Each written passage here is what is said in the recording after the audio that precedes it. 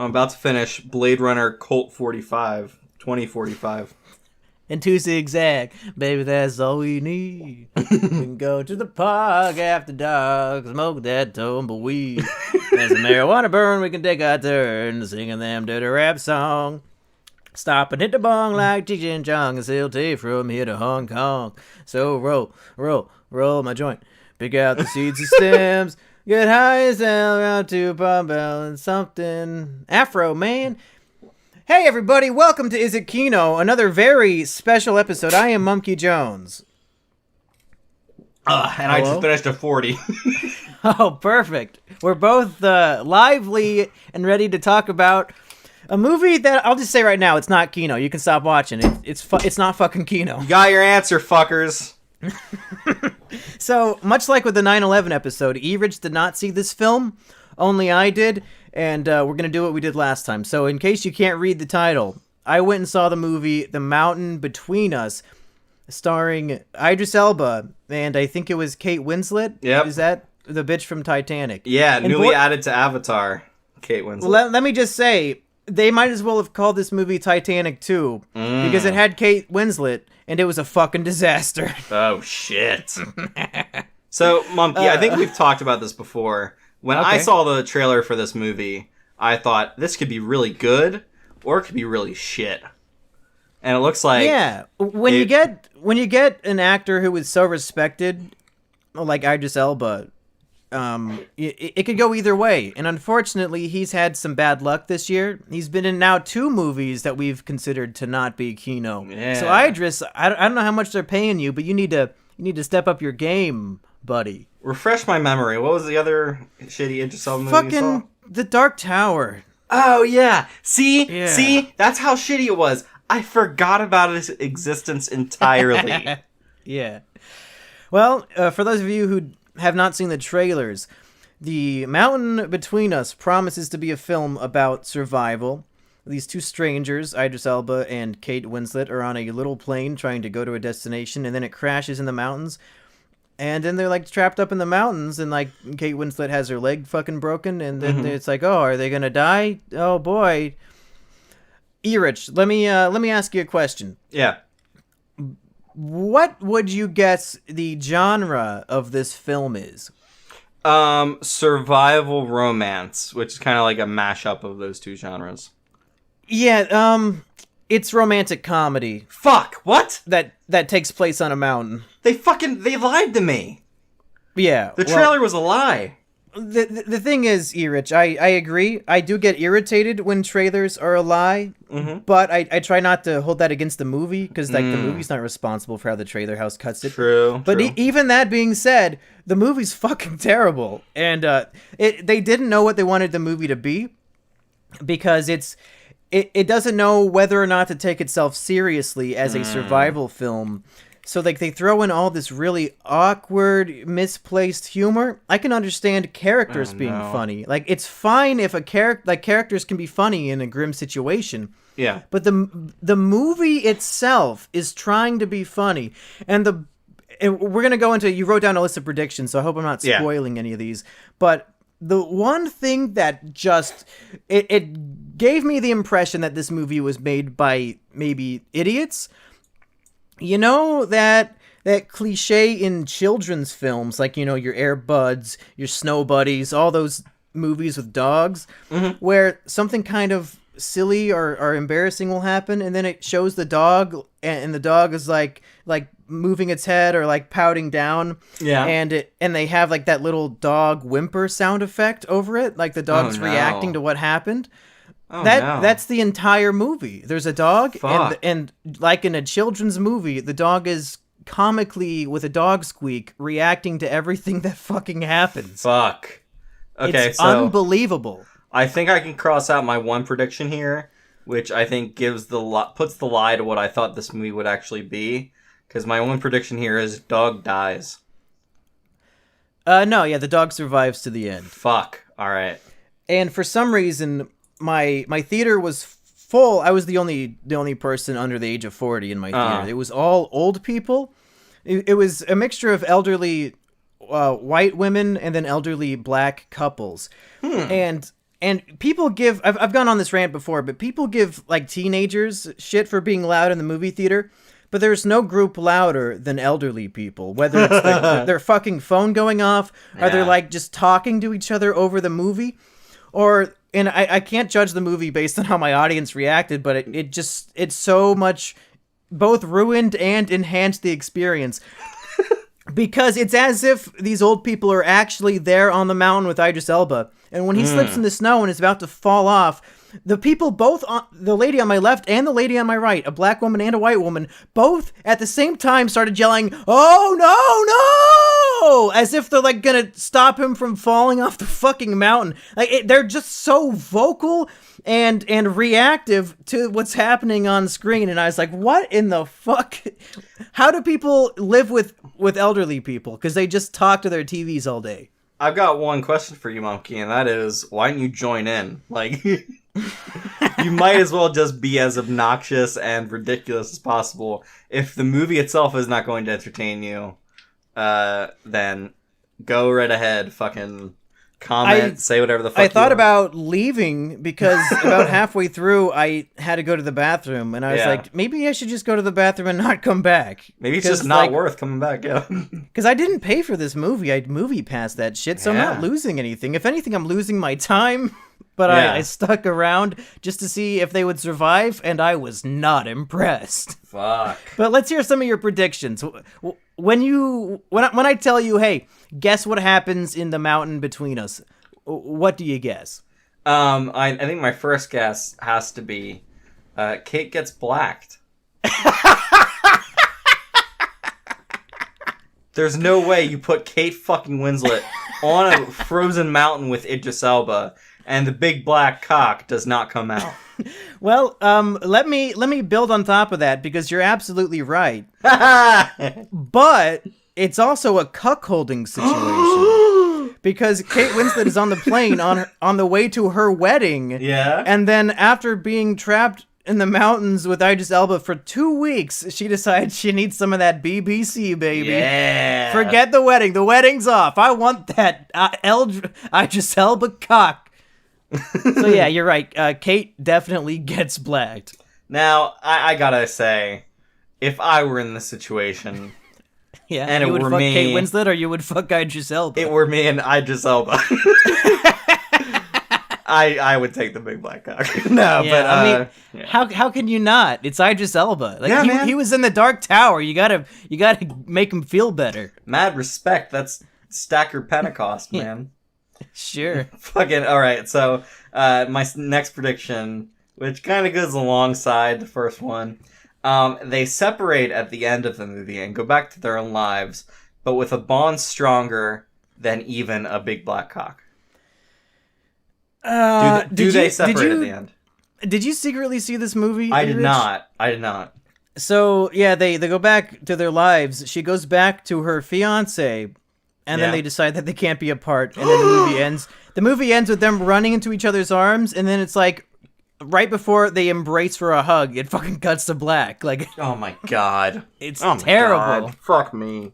Yeah. It's worse than I imagined. You're 2 for 2 so far. Let's keep it rolling. Okay, my third one is dog dies, which we Oh, no. However, that dog has to die sometime.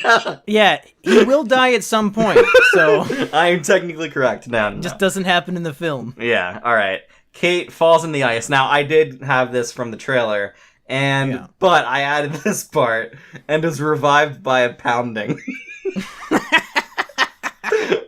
So, maybe not a pounding, but I'm sure the body heat, we have to snuggle together, was used.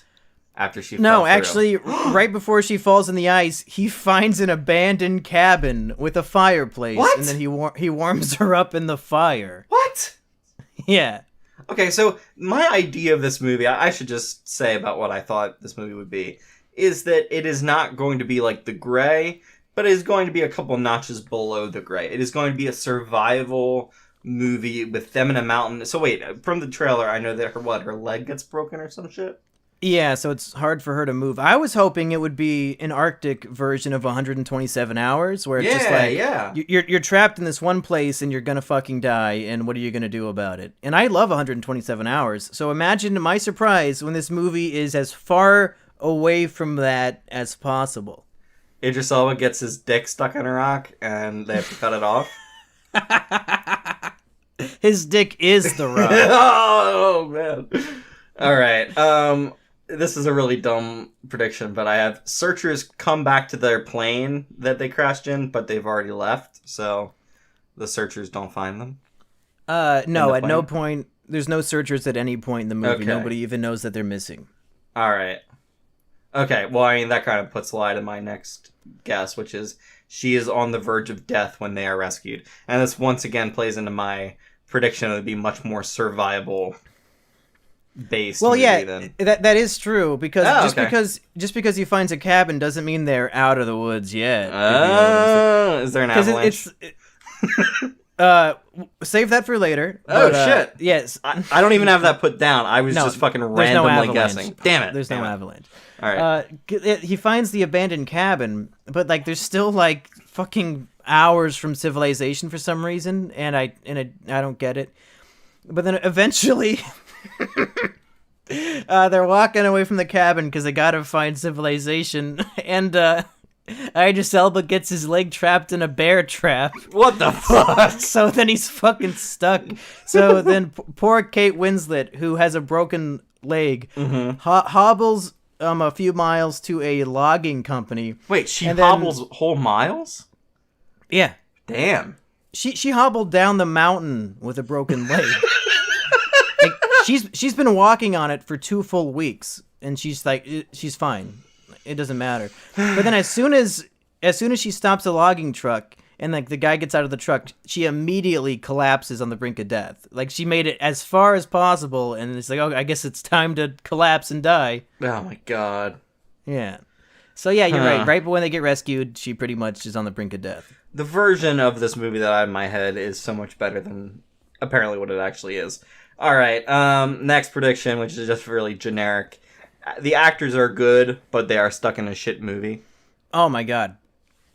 You're right on the money again. It's as if the worst part of the movie for me is the dialogue. It's atrocious. It's really embarrassing and sad to see these famous actors who are very talented in other things being forced to work with dialogue that feels like it was written by a 17-year-old, like an aspiring screenwriter. It's very much beginner level work, but they do their best with it. But the terrible dialogue shines right through the performance, and there's not much that they can do. But they're trying. They're trying. Yeah, this is really fucking sad. The best parts of the movie are when they're not talking, and it's Idris Elba like climbing a mountain and realizing how fucked he is. Like that's fine because he's not talking.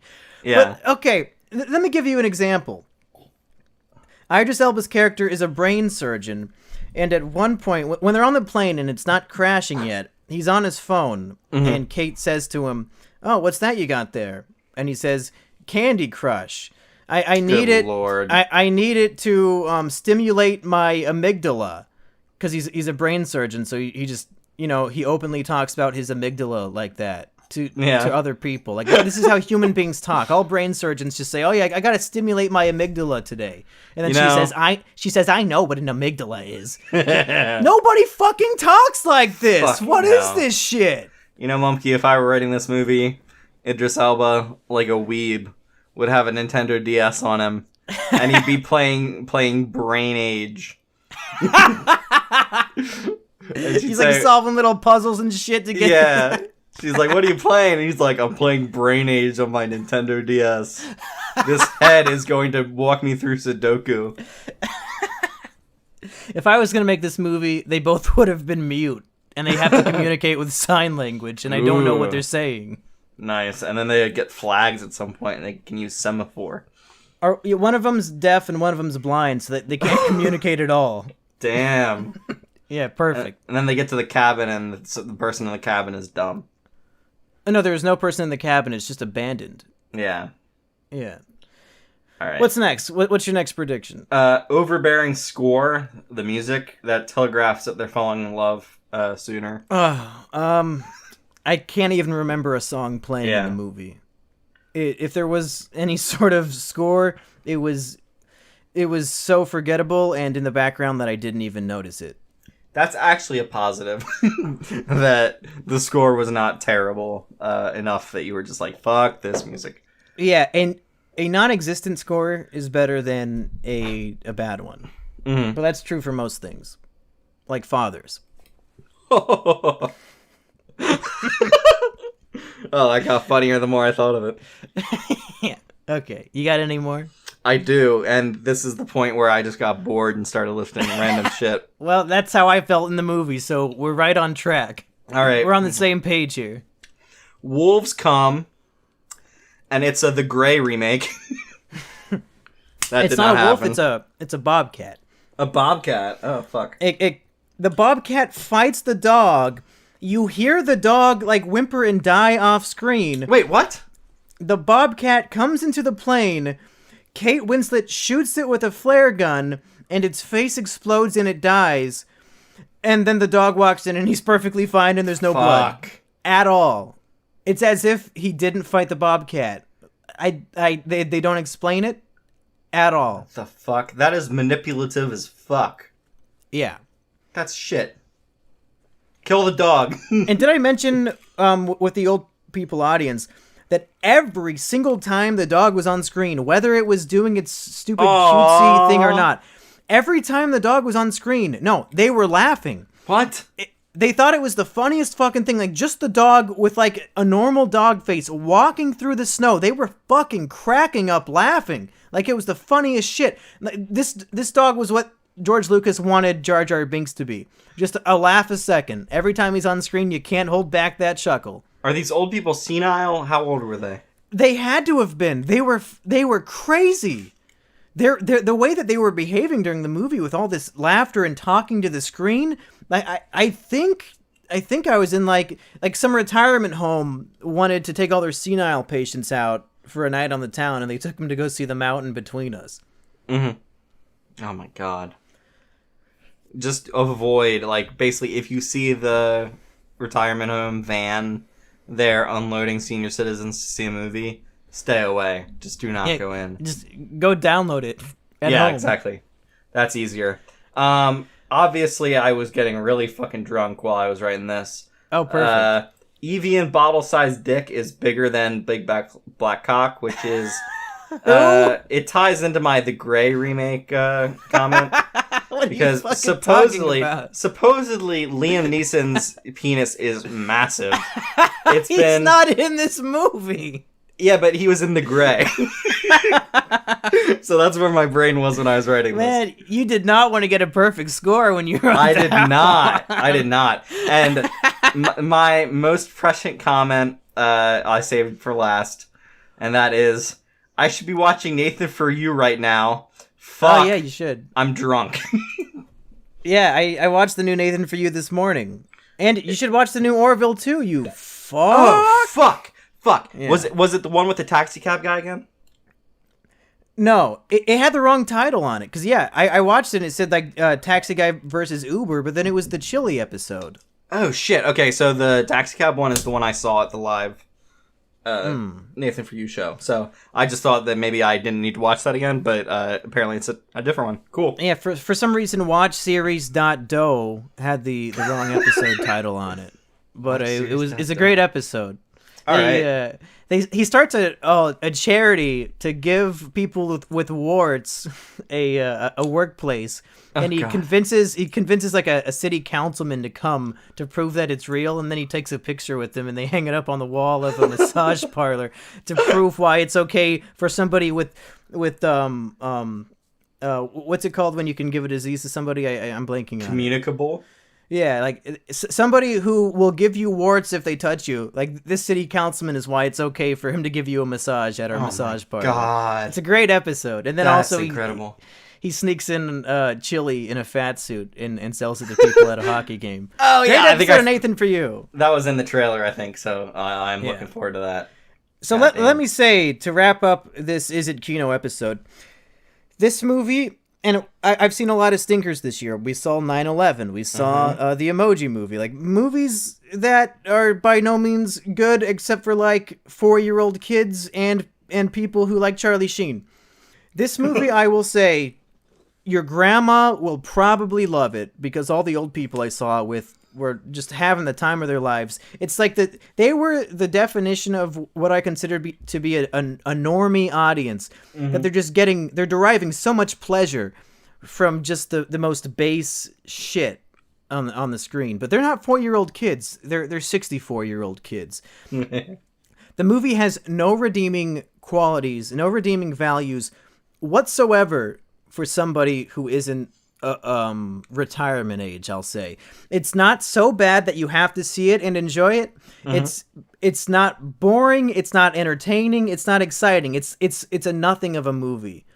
And it's bizarre in the clashes of different genres that it's trying to be, and it doesn't know if it wants to take itself seriously. I feel like one guy wrote a survival mountain story and one guy wrote a romantic comedy, and they said, hey, just fucking throw those scripts together. Who cares? They like hollowed out the survival story, stuck the romance in between the like guts of the survival story. Yeah. And just said, that's our movie. Yeah, so it's not good as a survival movie or as a romantic comedy. It fails on both parts. So I would highly recommend you don't watch the movie. Even if you're morbidly curious, it's not worth your time. Even if you have a movie pass, it's not worth your time. I mean, I'm not going to stop you from seeing it, but just know what the monkey said. It's go watch the Emoji Movie before you watch this shit. It sounds like you could find just find a dog. Just find any dog. It's the best part of the movie. And then bring that dog to a retirement home, and just watch those old people laugh their asses off at the dog. Holy shit! They're gonna think it's the funniest shit they ever seen. It's a fucking dog just sitting there. He's not even fucking playing tennis or some shit. He's not doing anything. Sometimes he was just laying down in the snow looking sad, and they were fucking laughing. This dog's not even fucking Beethoven. Beethoven. To God. Dog's not even Air playing Bud. piano, dude. Yeah. Yeah, what's going on? He's not even a rapping kangaroo. What the fuck is going on? He's not even Marley and Me. He's not Marmaduke. Marmaduke? He's not even Garfield. Marmaduke. He's not the alien from Flintstones. My Favorite Martian. 4. Yeah. Wait, Flintstones? Yeah. Fuck. Why do I know the fucking alien, but yeah. I don't remember. Kazoo. His name's Kazoo. Ah, yeah. I am the great Kazoo. Okay, everybody, I've had enough. Anything else you want to say about this movie you didn't see, Erich? Fuck the mountain. Oh, and let me say that the title is a lie. At no point in the film is a mountain between anybody. They're together the whole time. The mountain is never between them. So the title, The Mountain Between Us, doesn't make any sense ever in the film. Ever. Not even as a metaphor. Never. So, Monkey, would you say that this is a feature-length blacked movie? If Blacked wanted to pitch in and make an actual film, this is the plot. I think they just cut out one scene. One very key scene. One very Kino scene. That's enough. There's no reason why this review should be longer than the Blade Runner one, but it already is. So let's cut it at the knees right here. Hello, everybody, and welcome to Is It Kino? Yet again, we did not see the My Little Pony movie, but probably next time? Yeah. Probably next time. Probably. But there was an indie theater about 20 minutes from my house that was playing this movie, and I said, hey, Erich, you ever heard of this movie? And he said, I saw that movie 2 fucking months ago, and it was the best shit I ever seen. You gotta go see it right now. And I said, okay, Erich. So today we're talking about A Ghost Story. Mm-hmm. Dun dun dun, spooky, Assburger got ghosted, etc. Erich, let me just say, I'm glad that before we recorded this, I went out to dinner, and I had one too many drinks, and now I'm also drinking a beer, because I honestly don't think I would be able to talk about this film in a public setting, such as this podcast, if not for being remarkably buzzed. Yeah. Because It's the most mixed I've ever been on a movie in my entire life. Interesting. And there are a lot of extreme feelings I feel towards it. And if you want me to name them off, I will, unless you have some opening points to make. Yeah, I mean... You could explain what the movie is a little bit, because this movie's very under the radar, and most people don't know what it is. Yeah, totally. So this is I think it's a smaller movie. I think to call it indie. It's not quite indie. It was a $100,000 budget. It's an A24 release, so it's not quite indie, but I mean, it is not something you'd see playing in a theater every day. No. So this movie follows Casey Affleck. I think the beginning it's Casey Affleck, and then he dies at some point. I mean, that's not a huge spoiler, because in order for the movie to function... Because you know that he's the ghost. Yeah, he has to be the ghost. So he dies, and then throughout the rest of the movie, he's just a ghost. So he's like the stereotypical ghost, which is someone that has a sheet over top of them with eye holes poked out. And this sheet is gigantic. It works really fucking well. Like, you never see him under the sheet, even though you can see, like, his body and everything. You just see the sheet. You just see this, like, kind of amorphous thing that you know that Casey Affleck's in there, but you never actually see him. And it's basically him following around his wife, who is grieving his death, and just kind of haunting the space. She's hidden little messages throughout the house, and he's trying to get at those messages. And basically, he just goes on and on and on to different families that have moved in, house parties, all that stuff. And they loop around at some point. Oh god, Alexa's gonna fucking say something. Never mind. She lit up like she was called. But when did you say Alexa? Alexa, you cunt. Oh. No. She didn't say anything. How long ago did you see this movie, Erich? I'd say probably 2 months ago. Yeah, okay. Okay, so, I mean, you're close. You got a few details wrong, but for the most part, that's pretty much what the movie was. Let me say, folks,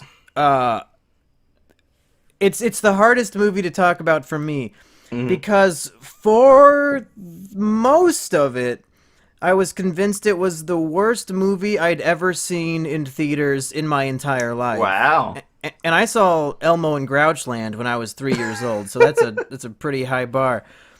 Let me tell you, folks, it's just terrible. For the longest time, it's just the worst thing you'll ever have to... The word that comes to mind is embarrassing. This film was embarrassing for me as a viewer in two very different ways, and that's why my brain is so perplexed when discussing this film, because these two different types of embarrassment are at opposite ends of the spectrum, and I'll get into that. Okay, so... First of all, I was embarrassed for both me and the audience. I was in an audience full of elderly hipsters, because this is only playing at the hipster theater 20 minutes from my apartment. And nobody, like, they were all talking before the movie, and nobody was really sure what the movie was going to be, because it's just randomly playing. And, Erich, I mean, there's no way we can talk about this movie without discussing the worst scene in film history. The pie. Which is the pie scene. No, that's Terrible. amazing. It's incredible. No, it's bad. It's very... So the movie, the first half of the movie is composed of... In the first half of the movie, it's probably 45 minutes, and it's composed of 5 shots. Just 5. The movie just holds a shot for probably 4 or 5 minutes each, where literally nothing is happening the entire time, and it's very dull, very boring, almost never is playing music. So, like, one scene, was the actress's name Rooney Mara? Yeah, Rooney Mara. Is that who that was? Rooney Mara is grieving because her husband died. So she sits on the floor and eats an entire pie very slowly, all one continuous shot. It's like a 5 or 6 minute continuous full scene, like if somebody saw that scene from True Detective episode 4 and thought, you know what, let's do this but the worst way possible. And we're just watching this bitch fucking slowly eat an entire pie, just as boring as possible, and then she runs and vomits in the toilet. And I get it. Oh, it's about the grieving process. Oh, it's beautiful art. No, it's dull and boring. And everybody in my theater became uncomfortable, and they started whispering to each other, and everybody could hear these audible whispers because the movie is so fucking quiet. And they're saying, the person right behind me said, "Why are we watching her eat a pie for 5 minutes?" And it's the closest I've ever come, because I've never done this before. It's the closest I've ever come in my life to walking out of the theater and not coming back, because the movie was so dull, and I thought this is fucking a freshman year of art school garbage, absolute garbage. But then, and I know I'm going on a whole tirade right now, Erich, but I'll let you respond when I finish. All right. So that was the first type of embarrassment, is that this movie is fucking terrible, and we're all in the theater suffering watching this boring dreck. The joke's on you. The joke is on me, because then my second type of embarrassment is that I'm weeping in the car on my drive home after the film, because no movie, and I'm scared to even talk about it because I don't want to tear up here on the internet, but I don't think a movie has ever emotionally devastated me much like this movie. Yeah. And it just destroyed me. And I'm glad I stuck around through those horrible opening scenes. but then again, I almost wish I didn't see the movie, because like even now, just thinking about it, it really hurts me on the inside. And that's the second type of embarrassment I got from this film. And now I'm getting emotional just fucking talking about it, so please feel free to go on. I will defend those opening scenes, the opening couple scenes that just go on for a long time, because Rooney Mara is not the only thing that is in the frame while that's happening, right? Because Casey Affleck is in the room with the ghost sheet on. Yeah. So basically what they're trying to show you is that life is fucking long and mundane, and it can be just someone mindlessly eating pie because they're so devastated by the loss of a loved one. And if you're a person living on this earth, you know that you will do crazy things, stupid things when someone close to you dies, and you also know that it can be boring as hell sometimes. Most of after grief shit is just boring as all hell, because you don't know what to do. You're just drained emotionally, and you've got nothing else kind of pushing you. The thing that has already happened. There's nothing you can do about it, and that's depressing as all hell. So this movie was able to capture like that moment of just pure dread, and just you're a void, and you're trying to fill that void in any way you can. And in this case, it's Rooney Mara eating an entire pie. But well, and that's why I said it's like a freshman film school movie, because like I get the point they're going for, and it's a good, kind of deep human point. But the execution is fucking awful, because it goes on probably 10 times longer than it needs to. You can get the same point if the scene's 1 minute, but when you stretch it out to 5 or 6, it makes the audience not want to watch your movie. And if you get to that point for any reason that the audience wants to leave, I think you've made a huge mistake in the film. No, but the other thing is, it's a very, like, when those things happen to you and you've got that moment of just despair and you're doing stupid shit, usually you're alone doing it. The point this movie is trying to make is, because Casey Affleck is tethered to this house, he has to sit there and watch his loved one go through this process, eat this entire pie, something that's like so just fucked up and personal to her dealing with this grief is entirely on display for Casey Affleck. And because it's a movie, it's us, the audience, watching it as well. So it is a lens through which we're seeing his experience as the ghost, which is he's trapped in this place. He can't go anywhere. I love the tiny portions where you see that there's another ghost in another house just doing its own shit. Like, that is a great, just mind-blowing experience. Oh, that was one of the saddest parts, was when that ghost disappears. Yeah. Oh, God, I don't want to talk about the end of this movie, man. Yeah.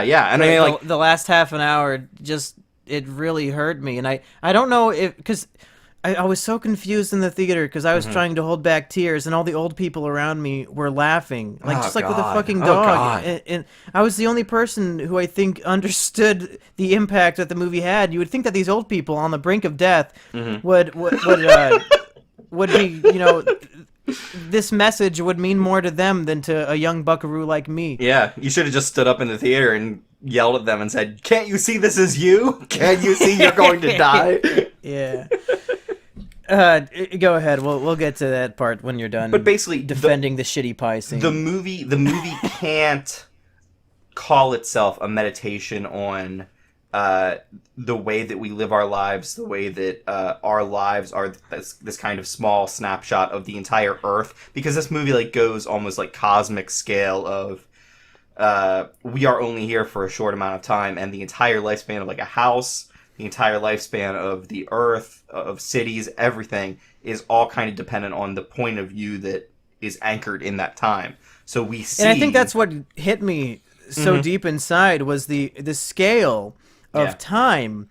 And I think I discovered a new morbid fear, and that's the passing of time on a grand scale. Yeah. Because to see him in this shitty little house, and then like for the ghost, time is passing at huge increments, and then suddenly the house is torn down and it's becoming a skyscraper, and then it's even bigger, and then like the whole city is like futuristic, and like he's just been sitting there waiting for aeons, assumedly, just waiting for his widow to come back to him, and he forgets what he's waiting for, and obviously she's not coming back because she's got to be dead. He's been fucking waiting for her for so long, and it's like this incredible passage of time where everything in the year 2017 isn't going to matter in 1,000 years. Absolutely. Everything we know and love is going to be completely forgotten, except for like, you know, the modern day Shakespeare's and those fucking like probably a Scorsese movie or two.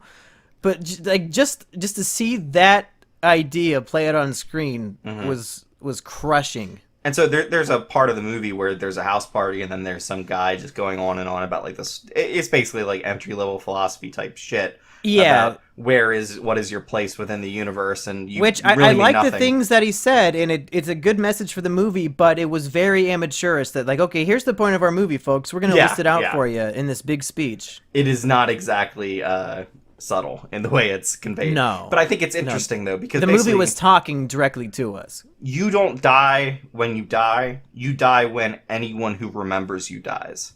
Like, basically, the only imprint you make the on second the world. death. Yeah. The only, like, trace you leave is your life. And then as soon as that's gone, you're gone. Like, that's all we'll ever have. That's all you'll ever know. But I think that's depressing, but it's also inspiring because you have to make the best of that time.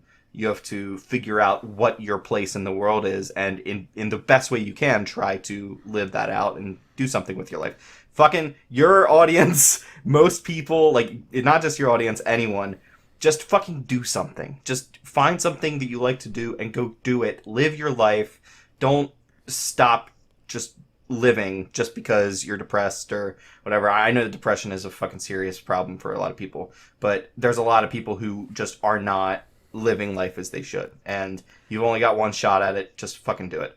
This is not supposed to be interesting an inspirational fucking podcast. Oh yeah, but I was gonna say it's interesting to me that you got an inspirational feeling at the end of the film, because I read some reviews when I got home because I had to see what other people thought, and somebody else, I think a few different reviews also said like, oh, the movie is very sad, but then it left me with a sense of hope at the end, and I didn't get that at all.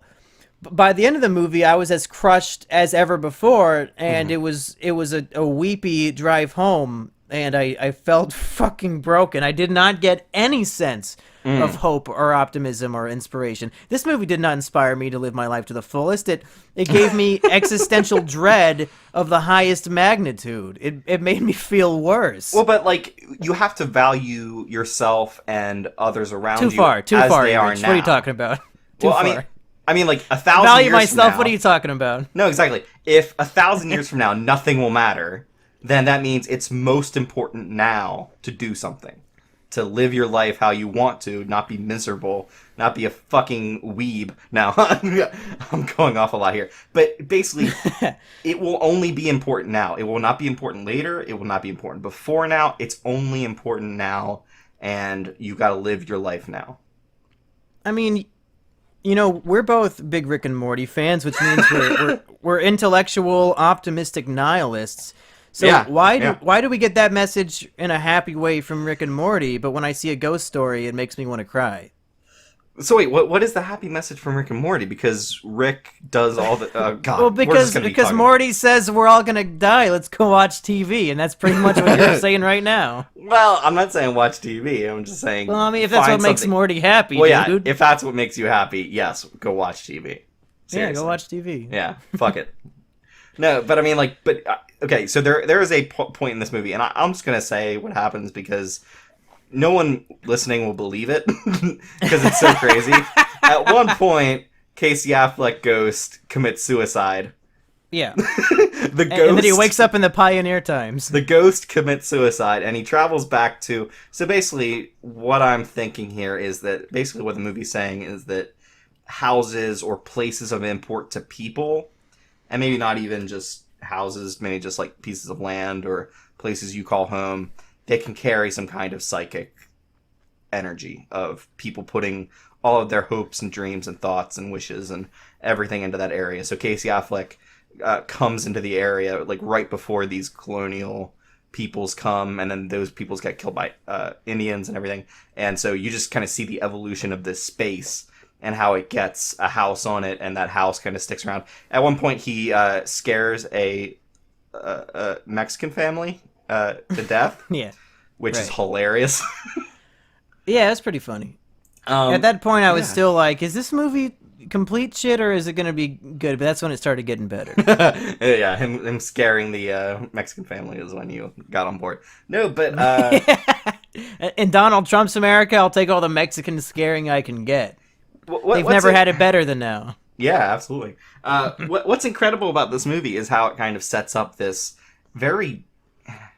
It's very vague, but it's like a world that it builds up with these ghosts. So Casey Affleck sees there's another ghost next door. When that ghost realizes that it's not going to find out the ghost is trying to find someone. The other one? He's waiting for somebody to come back, but he can't remember who. Yeah. Oh, God, that's sad as hell. And when he realizes, like, the houses get demolished, and he realizes the person's not coming, and then the sheet just collapses, and the ghost is gone. Yes. Tragic. And because Casey Affleck is searching for this message that's in the house, he kind of has to wait until the house has his wife back in it. And so he goes through again and basically sees his relationship with her before we saw it in the first place in the movie. And it goes back through, and he's trying to get this message still. The movie, I don't want to say when it ends, because it's just a beautiful moment. But yeah, it just makes you think about living, about death, about what the last thing I want to think about is living. Yeah, if I could just think about death, that'd be great. Yeah, but I mean, like, any movie that posits these ideas and makes you think about things and makes you deeply sad, even when it makes you deeply bored, like you were by the beginning of this movie. Oh, deeply bored. There is a point there, and I will even agree about like 3 or 4 minutes into that scene, I'm just like, okay, I understand. I get what you're trying to do. About a minute before it ended, I was just like, come on, like, why? But I mean, I think it's part of him as a ghost is just sitting there watching everything. And it's not all going to be redefining the boundaries of his relationship with his wife. It's not all going to be him scaring off these people, but it is him glimpsing this very personal, destructive moment of his wife and her grief, and trying to work through the pain of losing someone close to you.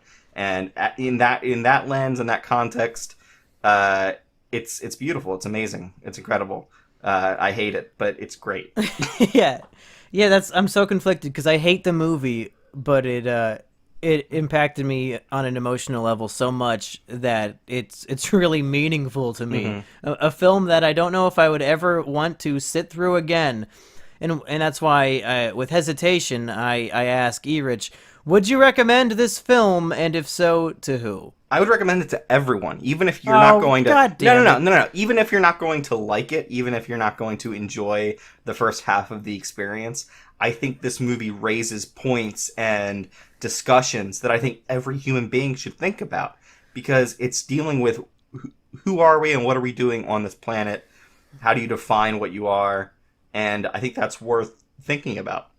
So Erich, insofar as I was in an audience full of people laughing at the scenes that made me cry. This is not a movie for everybody. Well, no, I'm not saying it's a movie for everybody. Not everybody will like it, but everybody should see it. Like, whether or not, and I'm sure, I hope that those people who were laughing at the movie will start to think about it more as it kind of hits them. I mean, they're old hippies who paid $4.50 to go to the hippie indie theater. I don't think that they're thinking too much when they go home. They're probably fucking dancing with beads and shit. Yeah. They're smoking dope. Yeah, they're too blasted out of your minds to even comprehend what's going on. But yeah, I think they thought it was supposed to be a parody horror movie, and then they didn't know what to think when she was sitting there eating a pie. I mean, it is a ridiculous scene on its face, and I just like things not even that on are its face, even in its body, in its toes, in its asshole. It's a ridiculous, terrible scene, and it's the bane of this movie's existence. And the reason why I don't want to recommend it to people is because they'll have to sit through that scene. I would say if you're gonna watch it at home. Grab your phone and go ahead. If you get bored at a scene, just jump on Twitter, jump on Facebook, play some Candy Crush. Wait until the scene change. Yeah. Because you're not going to miss anything. If you've seen the first 20 seconds of a scene, you've seen the last 5 minutes of it. You don't need to watch the whole scene. But then once Rooney Mara moves out of the house, I'd say, keep your eyes on the screen.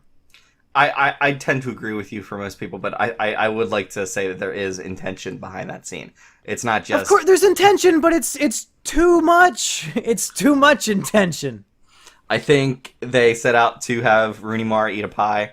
I think they accomplished that. I had heard beforehand that Rooney Mara ate an entire pie, and I just thought, well, that'll be a minute. There's no way that's all in one continuous shot with that'll no be a minute music, long. Right? Maybe 2 there's minutes. No way that's real. But I was shocked. Rooney Mara ate an entire pie. Well, we've gone on longer now than we have for Blade Runner, so is there anything else you want to say about Ghost Story? I love this movie. Like, it made me think deeper about existence than any community college philosophy class I took. And I think it will inspire people to have conversations about life and what living means and everything, and I hope that anyone out there who was at least interested by what we talked about will seek out this movie in some way. It's weird because as much as we complained about the long parts of the movie, it is very short. It's an hour and a half long. Yeah, that's the problem. Is that I always say like, oh, it's a 90-minute idea in a 2-hour movie. Mm-hmm. This is like a 25-minute idea in a 90-minute movie. This should have been a short film, but whatever. I'll take it for what it is. I would say my recommendation would be if you want to see a movie that emotionally devastated Mumkey, it might not do the same to you. You might be like the hippies at my theater. Then check it out, but beware of the first half. It's remarkably terrible. Wow. I did not expect to have that exact conversation. I thought that it would either be this movie is shit all the way through, or that it would be this movie was great. I didn't expect that. And that's why I didn't want to talk about it. I'm so twisted up in my brain that it's so hard for me to articulate about this movie, but I give it my best shot. Everybody, if we don't do ponies next, feel free to unsubscribe. How's that sounding, Rich? Is that fair to say? Oh man, the gauntlet has been thrown. Because me and Sheepover, we're gonna go see it tomorrow after work. So you better fucking get on it sometime this week. I mean, I have Columbus Day off tomorrow, so perfect. I'll pay to see Mother and sneak into ponies. Columbus Day is still a holiday. The SJWs didn't ruin that yet. No, apparently it's still on. Oh shit! Get it while South Park it's still here. Saved Columbus Day. In 1492, Columbus got a day off school, I think is the line from the new South Park. Oh my god. Yeah. All right, everybody. Butcher. We'll see you next time for some pony action. Hopefully the pony movie won't emotionally devastate and bring me to tears as much as the Ghost Story movie did. Mumkey, I used to wonder what friendship could be. Oh no. I've never wondered that, and I never will. Hey, every pony! Welcome to Is It Kino? I am Mumkey Jones. And Mumkey's constant companion, Erich. You're the Spike to my, what's Princess the name of the main one? Sparkle? Twilight Sparkle. Twilight Sparkle. Yeah, you're the spike to my Twilight, Erich. Fuck. Boy, howdy. Friendship between us sure is a magical thing. Hey, folks, we finally did it. We've been teasing you 4 episodes in a row saying, oh yeah, we'll do ponies next time. No. I swear, next time we'll do ponies. And then we do Ghost Story. But now here it is. Here it is. You finally got... For some reason, people wanted us to review and see this film so badly. I guess just because of, the big brony culture and how it's become such a meme and all that, even though it's being outshined now by Rick and Morty. I don't know if bronies have ever held a McDonald's restaurant hostage. Violently. I don't know if they've ever gone that far. So maybe Rick and Morty fans will overshadow bronies in decades to come. Yeah, bronies, other than fucking whatever, their BronyCon or whatever, haven't really had much of a in-public presence to show their full autism. So, yeah, the only thing that really bothers me about them, because, like, I get it. Like, you can be into something that society's like, oh, you shouldn't be into that. But then you're like, oh, fuck you, society. I'll be into it anyway. Like, that's admirable. Like, people think that, I'm too old to be into Pokemon, so I get that. But my problem is when you go to a convention full of children, and then you're gonna go talk. You're gonna go ask a question to the voice cast up on stage, and you say, and there's tons of children in the crowd, and you say, "Hi, Miss Voice Actress. I was wondering if you've ever read any of the fan fictions where your character Princess Celestia becomes a molester and is named Princess Molestia, and then they have to take the mic from him and tell him to get the fuck out because there's children right next to him." Yeah. That's really the only problem I have with bronies. Otherwise, it's fun to make fun of groups, Yeah, absolutely. Like, why not? I mean, sure. My brother flirted with being a brony for quite a while, and so like I have a lot of respect for the fan community there, where they've got like all kinds of crazy art and crazy music that they make and everything. That's fine. Like, you're doing it on the internet. You're fucking anonymous.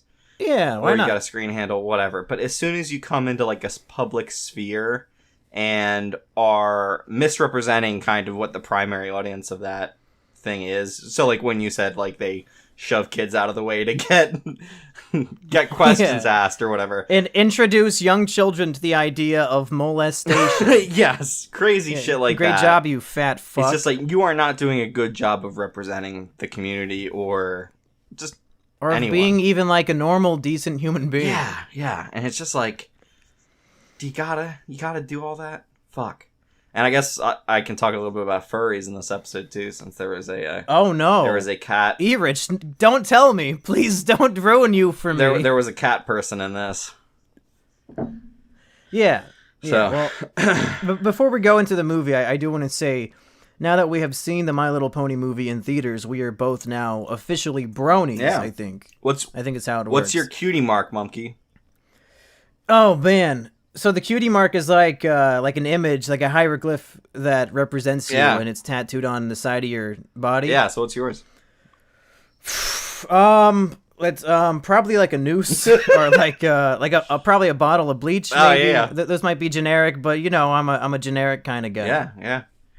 What about you, Erich? What do you got? I guess mine would be a copy of the Anarchist Manifesto. Okay, not Trivial Pursuit, like a real brony would do, a real intellectual analyst pony would do. Yeah, mine's actually Pickle Rick. You just know that has to actually exist. That's somebody's OC. The OCs for My Little Pony are maybe the worst since the Sonic fandom. Yeah, I was gonna say I don't think anything beats Sonic. Yeah. Have you ever done that thing where you Google your name plus the hedgehog and then see all the monstrosities that pop up? God, no. Just type in Erich the Hedgehog and then be ready, because that's who you are now. You have to be that hedgehog. Good, oh God. I can already should we talk about the movie? Yeah. So, I mean, like, I think in order to talk about the movie, like, have you ever watched the show at all? Did you? Yeah, that's a good question. Yeah. I've never watched a full episode. I've seen clips. I watched there was a Netflix documentary maybe 3 years ago about bronies, and I watched it. So there were clips from it in there, and I got a real good feel for what it is about. Mm-hmm. But I've never actually sat down and watched a full episode because I was just never interested enough, and I didn't really care. Well, so when my brother was a brony, we have this deal thing where we say, if I recommend this show to you, you get to do the same thing to me. And basically you just trade off things. And the thing that I had to watch was the first season of My Little Pony, Friendship is Magic.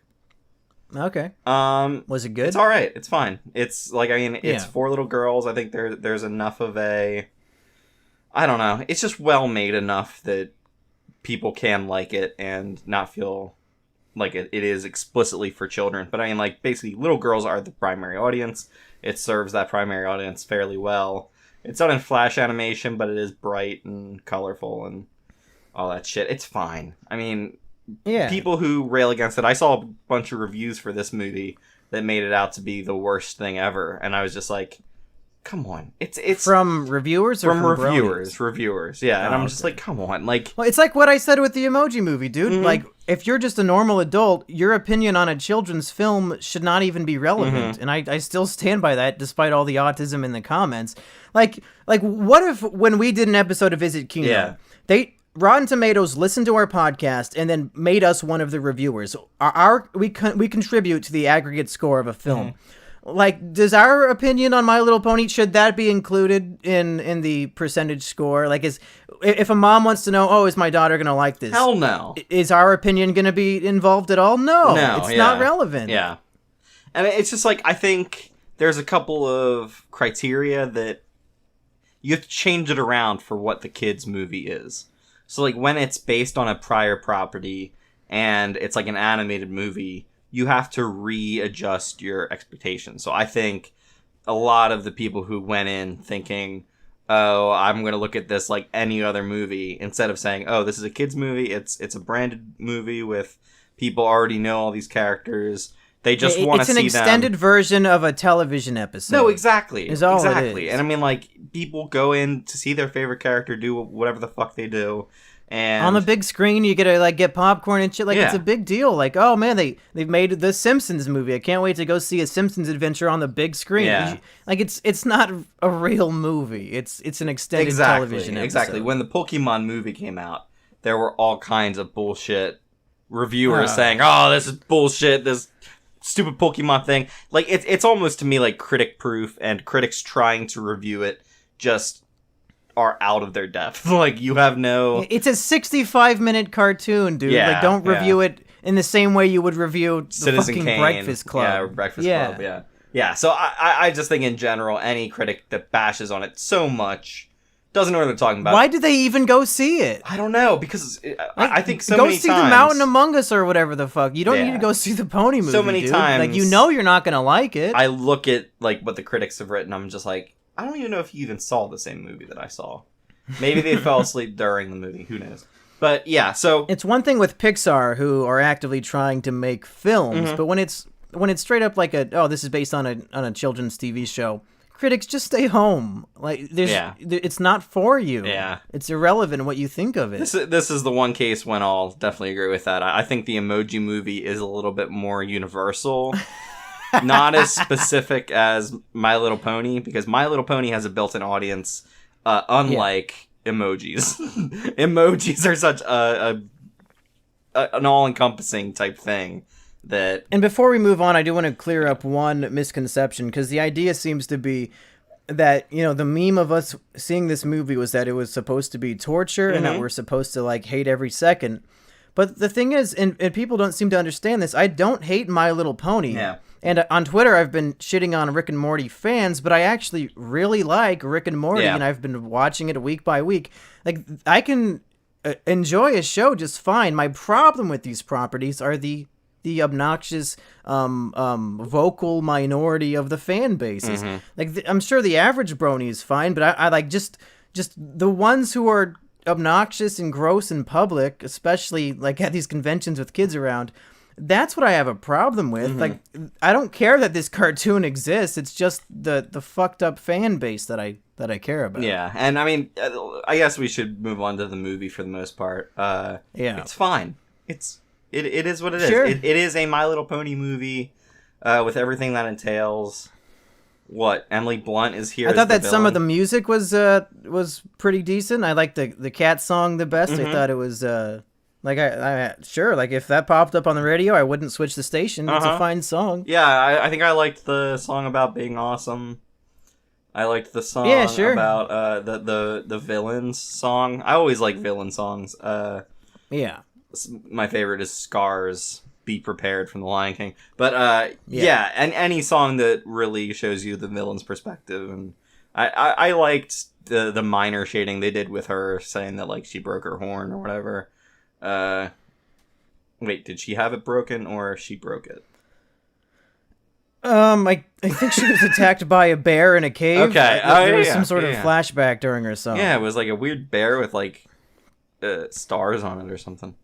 It's probably Ursa Major or some shit. But I mean, like, speaking of backstory though, evidently the show has a lot of weird lore because there's like all these different elements and at one point there was Lord of the Rings-esque exposition about like forming armies to go to war and controlling the elements and shit, and I was like, wait, like is this how the show is this, because it doesn't seem like it's for I little really kids. don't know.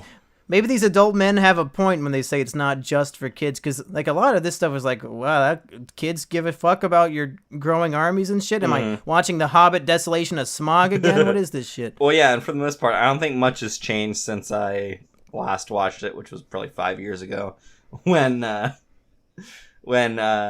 first season was pretty much over and they had a second one. But the thing with Twilight Sparkle, I think, did not have wings when I was watching it. I think that's the main princess, right? Yeah. And she now has Pegasus wings, so I guess that showed up in the show at some point.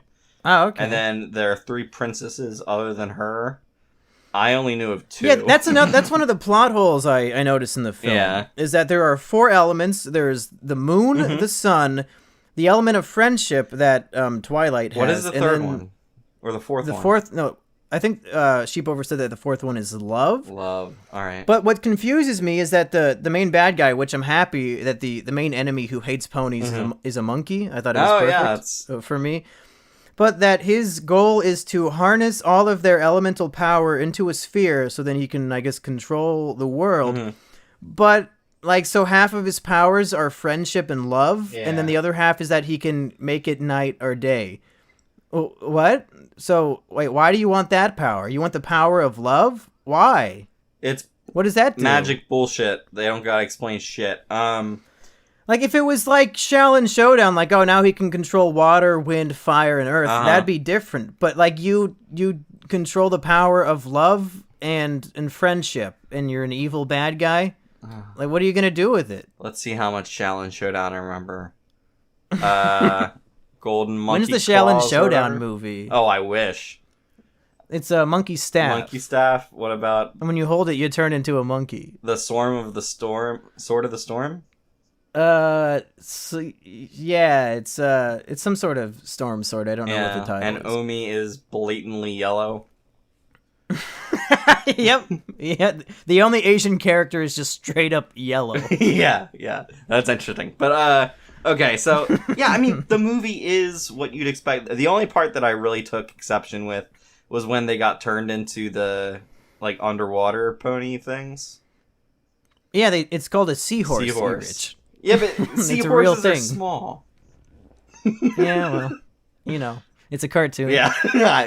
Well, all these plot holes in this My Little Pony movie, I can't take it seriously. No, but I mean, like, I just didn't understand what that was for. If that was some kind of permanent change, it just felt like it was there to sell the toys, and they were out. Oh, yeah, the whole point of the movie and the TV show is to sell toys. Mm-hmm.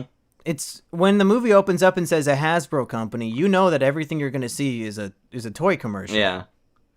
But like any sense of good music or plot or like funny characters, that's just icing on the cake. Mm-hmm. But at the end of the day, it's just a toy commercial. The long, proud tradition of Hasbro having movie tie-in characters, where in the very first Transformers movie, they kill off all of the main characters so they can introduce the new toys that you're going to buy. Is that what happened? Basically, yeah. Well, shit. But, okay, so who is your favorite pony, Monkey? Yeah, I was going to say, Sheepover said that since we're bronies now, we both have to choose our favorite pony. Yeah. Because that's hotly... debated. Debated in the brony sphere. I came up with my least favorite. I don't know about my favorite yet. Okay, let's say the least favorite on 3, because... Okay, hopefully there's not too much of a lag, but let's try it. I hope so. Okay, 1, 2, 3, Rarity. Fluttershy. Fuck! Ooh. Okay. Yeah, based on this movie, Fluttershy was completely useless and added nothing and was really just a burden on everything. Was never funny. I don't know what her character is other than she's like scared of things. She is literally and shy. I just want to say, is her character just that she's shy? Basically, is that it? Basically. I just want to say to all the bronies at home, if your favorite pony is Fluttershy, then I advise that you end your life because you have terrible taste. Awful. Monkey. Yeah. Are you? Wait, why didn't you like Rarity? Is Rarity the one that's like all posh? And, yeah, like the British one. Fuck Rarity. Monkey. I want to fuck Rarity. That's the point. Do you know? You just told me to kill myself. Fluttershy's your favorite? Fluttershy was my favorite one. Well, I mean, go grab that gun, buddy. You gotta do it. Yeah. If Monkey says so. Yeah, Monkey says. Monkey see, monkey do. I think Rarity is Sheepover's favorite, so it sounds like we've got some, we've got some alternative facts over here. Yeah, definitely. Okay, so wait, who is your favorite? I want to hear why you don't like Rarity, so I can think of an answer. I still don't have she's one. posh. She's dismissive of anything that isn't her way. I guess I don't like her voice either. Okay. And I am a Pinkie Pie agnostic. She is neither. What does that mean? She is neither the best nor is she the worst. She's just there. Okay. I thought that Pinkie Pie was probably the funniest character in the movie, but half the humor was obnoxious, but then the other half was kind of funny. Yeah. Applejack did nothing for me. I thought that was another boring character in the movie. The main one, I keep forgetting, Twilight Sparkle. She was, she was kind of the focus because I think she's the main character. She is the main character, but she is also the bland middle of of any character trait. I don't know what exactly. I think she's smart. I'm sure the comment section will be schooling us on what exactly My Little Ponies. I can't wait to skip this comment section because I don't care. All of your opinions. But one thing that stuck out to me is that Tara Strong voices two of the ponies, the rainbow one and then the main one. Okay. I forgot her name again. Fucking what's the fucking main one that we just talked about? Twilight Sparkle. Twilight Sparkle. I keep forgetting. She voices Twilight Sparkle, and what stuck out to me and kind of distracted me in the film is that her voice for Twilight Sparkle is almost identical to the voice she gives to the character Toot Bronsting from the show Drawn Together, which is a very... It's the raunchiest cartoon ever made, the most offensive, just balls-to-the-wall bonkers show that I've ever seen animated. And so just every time Toot is on screen and Drawn Together, she's like fucking cutting herself with like a rusty blade and yelling about how she's like a fat ass and she wants to fuck everybody. Is she the Betty Boop one? Yeah, she's the black and white Betty Boop one. Okay. So it was fun hearing almost the same exact voice coming out of this cute little pony character for children. Yeah. So I appreciated that. As for a favorite, man, it's Slim Pickens. I guess Pinkie Pie is the only one that really made me laugh. So based on this movie, I'll go with that one. All right. So this show is infamous for its like cameo ponies, where they'll have they had the Pulp Fiction guys in there. Yeah, so they had the Pulp Fiction guys. That was good. They've had a Doctor Who related pony with a hourglass on his. Was that in the movie? Yeah, he was in the movie real quick. Not for very long. But yeah, I just find it interesting that they do this. I know they've had as a tie-in for our Kino Brothers series, they have a Big Lebowski trio of ponies at some point in the show. Oh, that's funny. I don't know if it was in the movie at all. It might have been in one of the background shots, but who knows? Yeah. Did you get the impression that Emily Blunt's pony was designed to look like her? Because when she walked out, I knew instantly that was Emily Blunt's character, and she didn't even speak yet. I think it's interesting how they draw the characters. So yeah, you're right. Her pony is much more. Her face reminded me of Emily Blunt for some reason. Yeah, it's really interesting. They also have a Sia pony. Yeah, well, that's easy because that bitch just wears a giant hat that blocks her face. Yeah, so it's not too hard. Yeah, I don't know if I saw Emily Blunt in her, just a more villainous, more menacing looking design for her. Maybe I was just looking for it, and that's why I assumed. Yeah. You know, Liev Schreiber was the main bad guy in this? I was trying to figure out who that was. For a second, I thought it was David Koechner, but it was it was a little too far off. The first scene with him, I could not in any way place his voice, because like it was a very good out there, half comedy, half like standard menacing villain thing. But like, I mean, I think he did a great job of like, I did not expect to see that was Liev Schreiber, but that's Sabretooth in Wolverine, right? Yes. Yeah. I don't know, you Rich, like, what else is there to say? Like, we saw it's a fucking My Little Pony movie. Do you have any real points to make? I thought that the cat character didn't fit in with the art style. I felt like it looked like it was from a different movie. I think that was a gimme to furries. I think the furry community is going to eat that shit up, man. Probably. And I'm sure there's plenty of Rule 34 out there already. Oh, I do not doubt it one single iota. But, man, people wanted us to see this movie, but, like, there's not much to say about it. It is a decent animated movie. The people who it's made for will like it, probably. Fucking, I don't know, maybe they have retarded fucking quips and problems with it that it breaks canon somehow. Fuck if I know. But, like... What was your audience composed of? What did the audience you saw it Man, with look I like? slinked in there as quietly as I possibly could. Looked behind me, all children and all the parents with them. I was in the very front row to hide my shame. But yeah, it's fine. Like it does its job. I think maybe it's a little bit too long.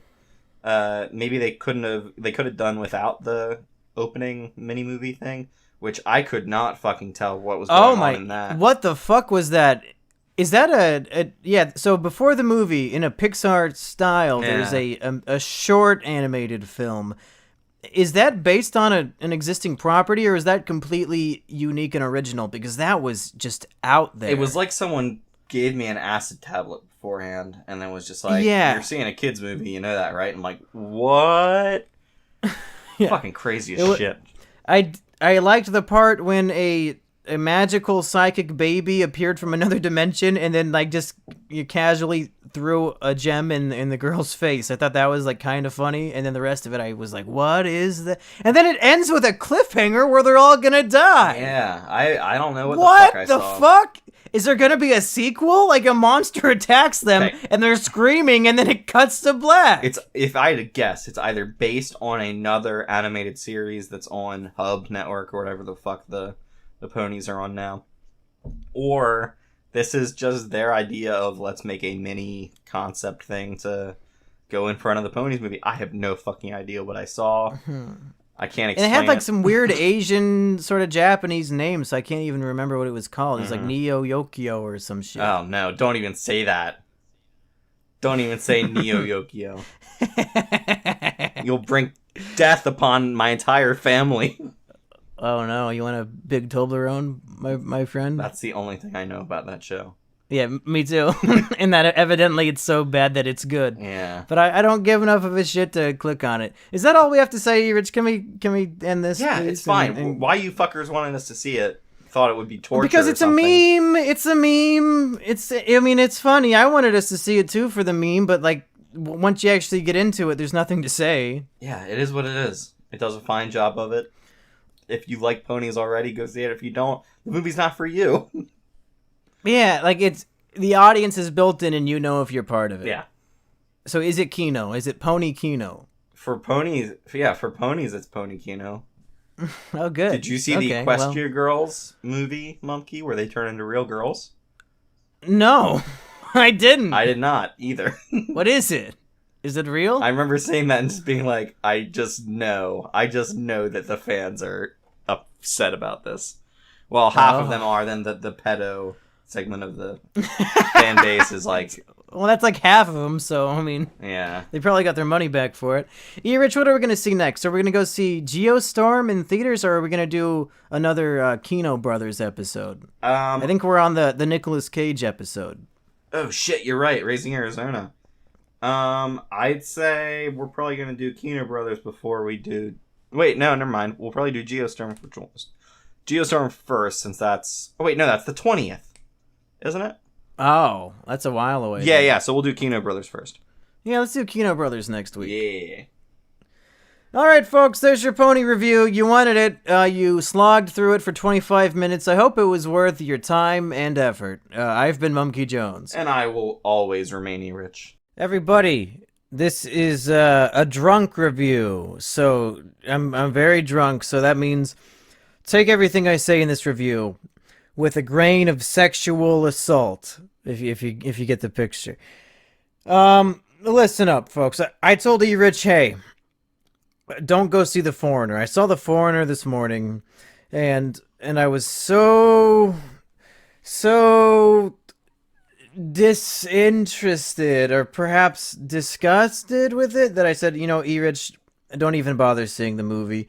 Let me handle this one. Let the monkey grab the bull by the horns. For those of you who don't know, The Foreigner is a film that is advertised as being a Jackie Chan serious revenge plot about Jackie Chan's daughter gets killed in a terrorist attack bombing, and then it's pretty much like the Taken, Liam Neeson's Taken, but with Jackie Chan. And he's going to go get revenge on all the people responsible for his daughter's death.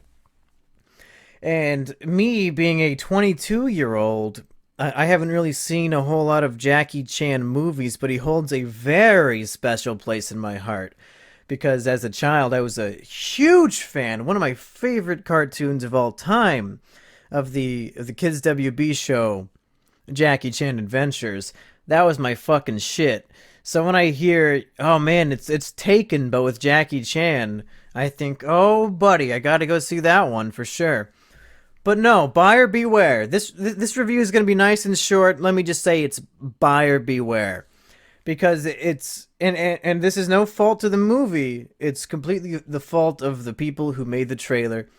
But no, the film is not Taken with Jackie Chan. Jackie Chan is in the movie for probably 25 to 30 minutes, and the movie's a good 2 hours long.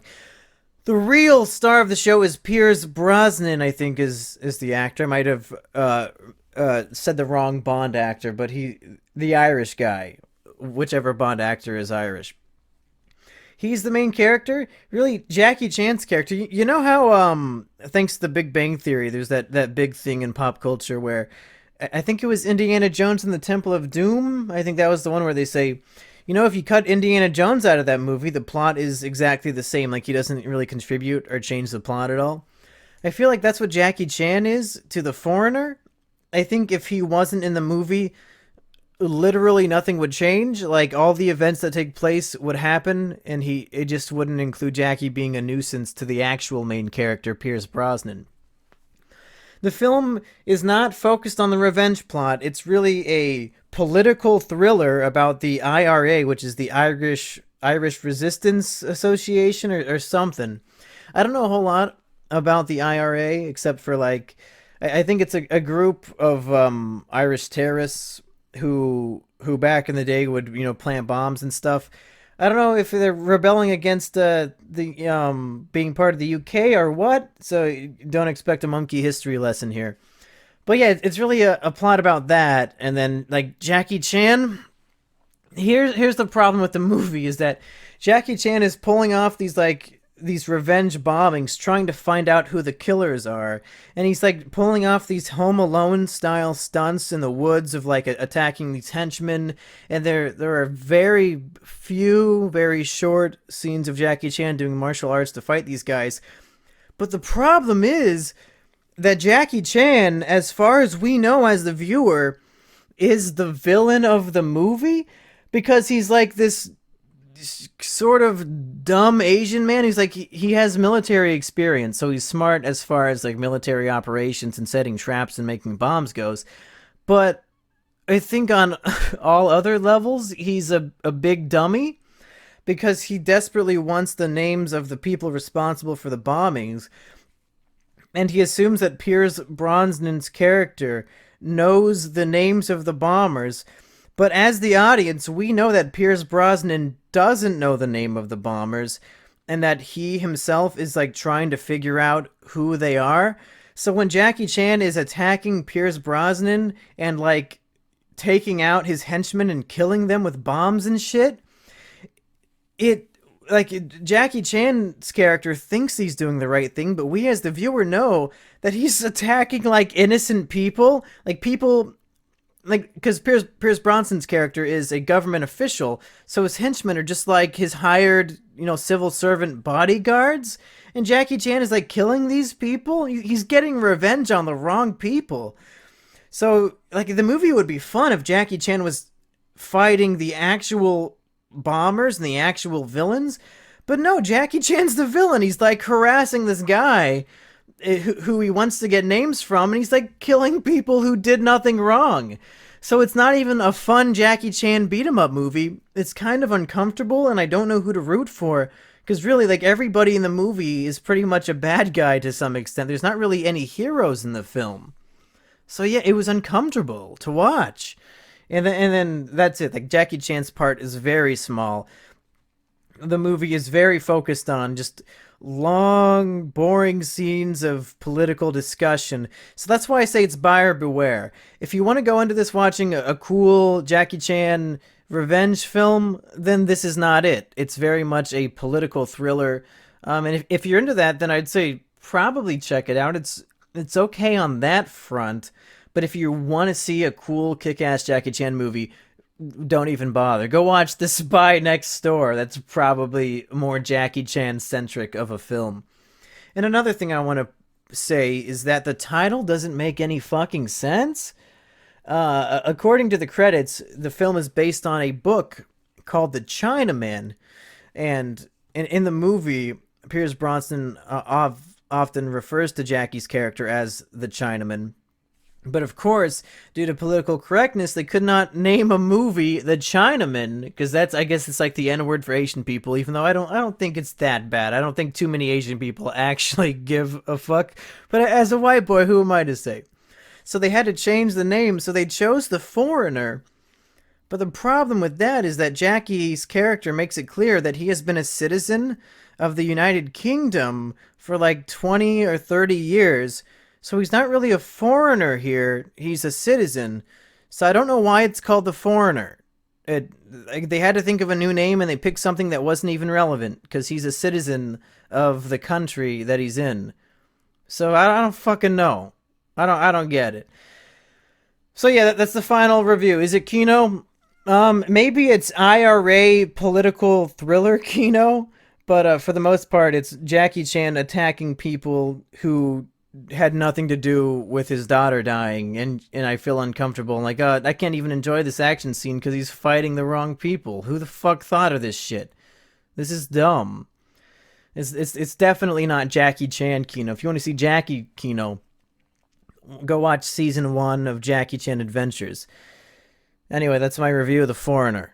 I probably got some facts wrong because I've been drinking, but at least when I get drunk and say bullshit on the internet, it's about a movie and not about one of my former work colleagues. Hello everybody, and welcome to Is It Kino? I am Monkey Jones, and as always, I am joined by my lifelong friend Erich. Hi, how's it going, everybody? I'm Erich. Erich, how's it going over there in Pennsylvania? I haven't heard from you in a while. Well, I just auditioned. I'm going to be auditioning to play the role of Benjamin Franklin out in the street. They're saying I'm fat enough. They're saying I'm fat enough I don't know. You are in no position to call Erich fat, you fuck. Oh man, I hit my mic when I laugh. I mean, I don't know what you look like, Erich. Oh, okay, good. I do know what your mom looks like, though. I'll tell you that right now. But... Oh no.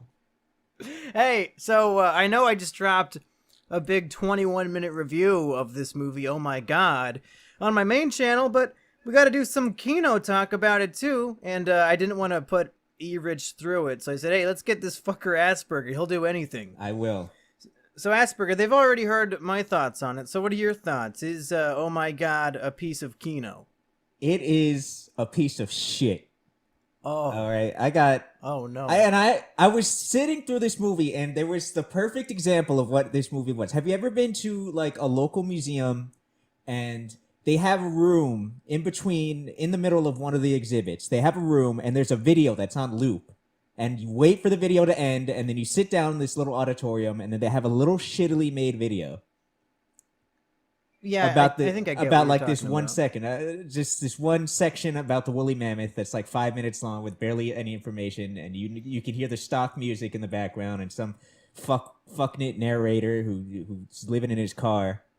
It felt like And somebody took 80 of those sits through the video. Yeah. They just they want to sit at the benches because they're tired of walking through the museum. Nobody actually watches those shitty videos. And it felt like somebody took 80 of those films and cut it together.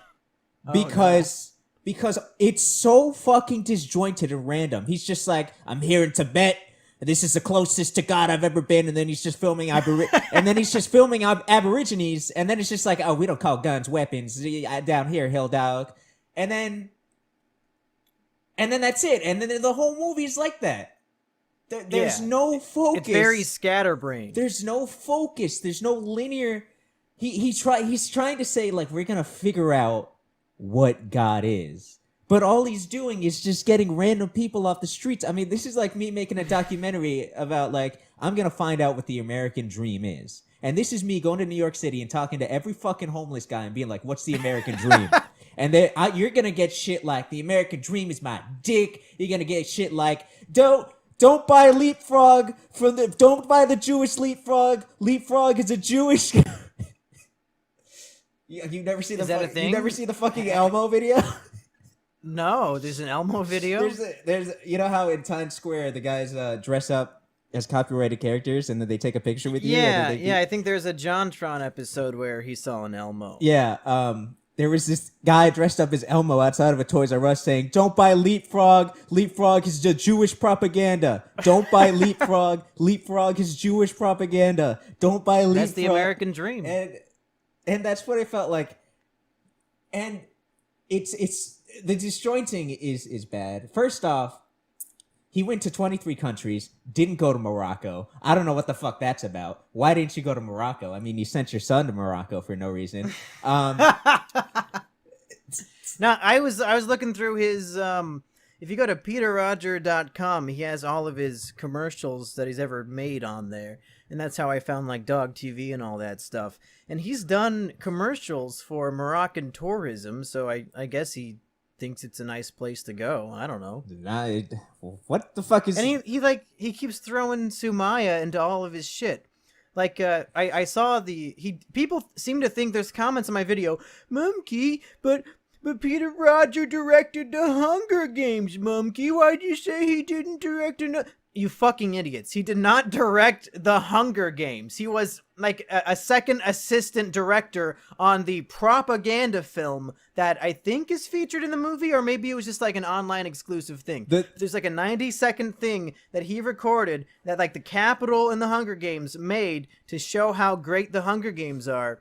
And he threw Sumaya and I'm pretty sure his son, not Elliot, of course, but his Jazz was in there. He threw them into the propaganda piece. So I guess they're in the Hunger Games. I never noticed. I know the reason for that. The reason for that is because the media called Elliot Rogers the Hunger Games killer, which is the dumbest thing to fucking call him. If you look up the Hunger Games killer, it's Elliot Rogers. Oh, because they did like a quick Google and saw that he worked on the movie. Yeah, so then they're like, oh, that must be the connection, that baby. That was his tagline before the version killer. It was the Hunger Games killer. And that's why I think whenever there's some sort of tragedy, don't even watch the news about it for the first 3 days, because they're going to be throwing shit at the wall. Like, the news has no idea what they're talking about. The first thing they think of is, okay, we Googled the dad, and he worked on the Hunger Games. I guess he's the Hunger Games killer. Such useless information, complete misinformation, just making shit up because they need to get something. They need a headline, and they'll just make something up to get it. You say the Hunger Games killer, you think like a guy was a big fan of a book, so he killed a bunch of people in an arena or something. Or like he was inspired by the movie that his dad directed. Yeah. Like, just stupid shit. Anyway, what were we talking about? Oh, yeah, we were talking about another disaster instead of the shitty adaptation of a book. Oh, my God. Oh, my God. Like I said, it's so fucking disjointed. First off, you can't film Aboriginals without their consent. I don't know if you know this. That's a big thing for them. They believe... No, what the hell? They believe that... I think it's something like taking a picture takes away their soul or something. I know because every other documentary I've seen... every time they have Aborigines, they have a disclaimer saying like we told them that we were going to film them because it's apparently a big thing. Just Australian Aborigines or what? Yeah, okay. Maybe they found a specific what all countries they're from. Maybe they found a specific tribe that is just like, all right, cameras are okay, but we got to talk to the trees. Are the Aboriginal people of Australia the worst people on Earth? What? Like, are they the worst people on Earth? Because first of all, they're hideous, and now it sounds like they're retarded too. Do they have anything? Like, is there any benefit to them? I actually went to Australia, and we went to an Aboriginal thing, and I will say that they their punishments are fucking hardcore as shit. So in Australia, the termite mounds are like 13 feet high, right? And they used to tell us, like, they took us to one, and they told us like if you break the laws in the village, what they do is they cut off the top of the termite mound and they put you in the termite mound. They fucking close it on you and they leave you in there. And I'm like, damn. And then Are we sure that they're Aboriginal to Australia? Because it sounds like they migrated over from the Middle East. Yeah, and then we saw the didgeridoos, and then my mom grabbed one, and he freaked out because women are not allowed to touch didgeridoos. You would think that women would be the ones primarily dealing with the big sticks, but no.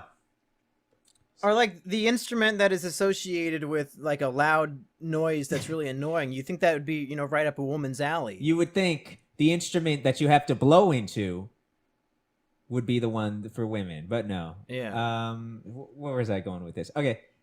The lack of focus is a big thing. Second... Kind of like this podcast so far. Yeah. Well... But we're not trying to prove any grand point about God. We're just here to talk shit. I want to prove a point that Peter Roger was biased towards Asian religions. Asian religions? The Asian religions. He does have yellow fever out the ass. This was heavily skewed towards Asian religions. Because if you look at for Christianity, what did he do? He met some fucking lady in a gun store and then never mentioned it again. Okay? He showed, I think, more atheists than Christians. Yeah. And then for Judaism, this one bothered me. Judaism, what did he do? He's like, free Palestine! The Palestinians are dying! We need a free Palestinian state! This place, they turn us away at every turn! This is Mad Max! This is a dystopia! They're divided! Yeah. This is East Germany! The Jews are evil! The Jews fired me! The Jews fired me from Hollywood! They blacklisted me! This is the only movie I can have because I angered the Jews! So, Assburger, no. What they said to him was, turn around and go away. Turn around and go away. Turn around and go away. Hey, can I... Turn around. Beep! Turn around. Beep! Turn around and go. Beep! Dude, when you added the fucking words, and when Sai had the fucking dog cut into him like 60 times, it was fucking cool. Well, here's a little behind the scenes action, folks.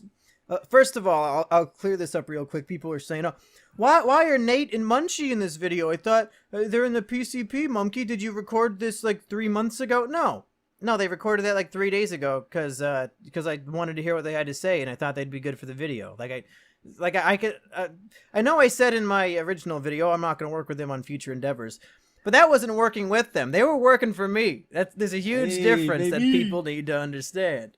And second of all, I told everybody I sent everybody who's going to be in it the same exact message. I said, hey, I'm making a documentary about God. Can you record a 30-second clip of why you do or don't believe in God?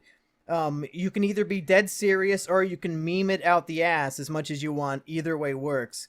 And then, so everybody has this time limit, like 30 seconds. And then I get fuckers like Sai sending in like over a minute-long clip of him talking about this fucking shit about church. And I'm like, okay, how am I going to cut this up? This is way too boring. And then I just threw the dog in 18 times and it worked. Well, so there you go. Well, Sai's Texan. But back to my point. So the Christian, he only shows a lady at a fucking gun store. And then Jews, he's just like, free Palestine! Free Palestine! Nobody mentioned Abraham. They didn't even mention Jesus was Jewish. They didn't mention the Torah by name. And then, for fucking Islam. They get shit on so hard. Holy shit, does he go in on Islam? It's my favorite part of the movie. He's like, violence, Islam means violence. Islam means violence. The word Islam means to surrender. But they're not surrendering. We need to get these people out of our country. We're going to have a travel ban imposed on 12 Muslim countries. I don't think he said any of that. The movie's from 2009. And they make fun of that guy. He's just like, yeah, I'll find it right now, motherfucker. Check this shit out. Which you got to admit, that's a great scene. That's a great scene, but how are you going to shit on one religion specifically? Like, at least get the Westboro Baptist Church in there too for some even. You know, that's a good point. I think he missed a lot of opportunities to interview interesting people. Because like, yeah, some lady who owns a gun store and is a Christian, like who fucking cares? Like, yeah, go interview Westboro Baptist Church, or like, if you're gonna review a guy like a Muslim guy with like a big old crafty beard who says like, oh, all Jews and Christians are going to hell. At least have that version of the Christians and that version of the Jews and like and all that. It seems he only sought out the crazy bad people in one particular religion. But he still painted Christianity. For Christianity, he showed fucking he went to a fucking rodeo and was like, "This is it, guys. This is Christianity. We have it on tape. This rodeo right here is Christianity. These people riding horses. This is Christianity." Well, to be fair, I think he is a Christian, so I don't think he was trying to make Christianity look bad. I think maybe he just agrees with all those things. Maybe. But then, to my other point, the fucking Buddhism was done. There was not a negative thing said about Buddhism. It was a beautiful portrayal of Buddhism. I mean, the most violent thing a Buddhist has ever done is burn himself down. I mean, no, I think Buddhism's one of the best religions out there, top tier. Yeah. But there was no, like, nothing bad was ever pointed out about it. And then the most damning for this was when he went to Japan. That montage in Japan was so fucking amazing. And it had all this utopian Shibuya shit, and they had the calligraphy, and like this is an age-old religion that dates back to centuries about how we are all parts of God. We are all one. The oneness in us. I am living in pleasure because of my religion. And then he does that for like 5 minutes, and then that's it. Well, so that was like the very tail end of the movie, because the movie's like 118 minutes, and that's like the last 10 minutes about. And I was just completely zoned out at that point. So I don't even know if I paid attention at that point. He just has footage of Japan, and it looks fucking gorgeous, dude. I mean, he should be doing tourism videos for Japan. Fuck Morocco. He hit that shit out of the park. I mean, in a way, I think this movie mostly was like tourist and vacation footage. So, you know, maybe that's what it was. That's all he could do. But yeah, I think there was a huge bias against Christianity, and especially Islam, and that was pretty anti-Semitic too. Even though I agree that, you know, Israel is fucking holocausting Palestine because they're fucking hypocrites, and that Raytheon needs to be taken to the war crimes trial. But even though I agree with that point, how the fuck is that going to be the only thing you talk about Judaism, man? In your film about religion. And then you know I got native. My ancestry is native. It's Incan. It's not Mayan. But how you gonna be going over to the Mayan temple and being like, hey, here's where they would take the motherfucker, and then the priest come out and cut his head off. And he's like, and that was the Mayan religion. That was it. Are you saying that Peter Rogers' 78-minute documentary where he goes into detail about every religion on Earth maybe didn't go in depth enough into the ancient Mayan religion? Oh, huh. I am. I'm saying you should have. You can't just go. He didn't even talk about any deity in that fucking thing. Yeah. They got like 800 deities, right? Like he's just like not human sacrifice. All right, the fucking Abos talk to trees. The fucking Mayans kill people. The fucking Muslims want everyone to die. Christians buy guns. Okay, we did it, boys. We answered the question: what is God? Well, yeah, I think one of the big problems is that Peter doesn't really set out to make a point himself. It's more of, I'm going to let all of the people I interview make all the interesting points. And then if nobody gives an interesting interview about fucking Mayan culture and religion, then there's nothing to say. Because he's not going to do the research on his own and do his stupid-ass pseudo-intellectual narration about the Mayan shit. Like, if there's no good interview of it, then it's not going to be represented in the movie. Here's what I think the film should have been. If you're going to pose the question, what is God, but you're not going to actually talk about God as a physical concept, you should have, and he reached for this in the scene where he exploited kids with cancer. Yeah. Genuinely exploited. I didn't even want to put that in my review because it's what's the joke I can put there? Like, oh man, Peter, you put kids with cancer in your movie to prove something about God. What a fucking hero. But this is something that as I guess I'm not gonna fucking label myself. I'm not religious though, but this is something that Just say you're agnostic, dude. No, because then it's a fucking label, and then the kids are gonna come out. Oh, you're agnostic. How about you stop flip flopping all over the place and make up your mind? Just say you're atheist. There's nothing wrong with it. No, because I don't have any proof that God doesn't exist. You don't. No, the burden of proof is on the people making the fairy tale claim. It's not on us. My biggest fear is that God does exist. To be honest, this place is fucked. This is mayhem. This is madness, dude. You should take we need to just call it like based shamanism, where you don't believe in God, but if there is one, you think he's a fucking dick. Yeah, this is fucking scary if there's a God, dude. Oh yeah, my God. That guy. But anyway, back to my point. He was showing what God meant to these kids with cancer. The God was hope. God was hope for the future. God was something that they could hang on to for strength in this dire time. And he even tries to end it by saying God is love.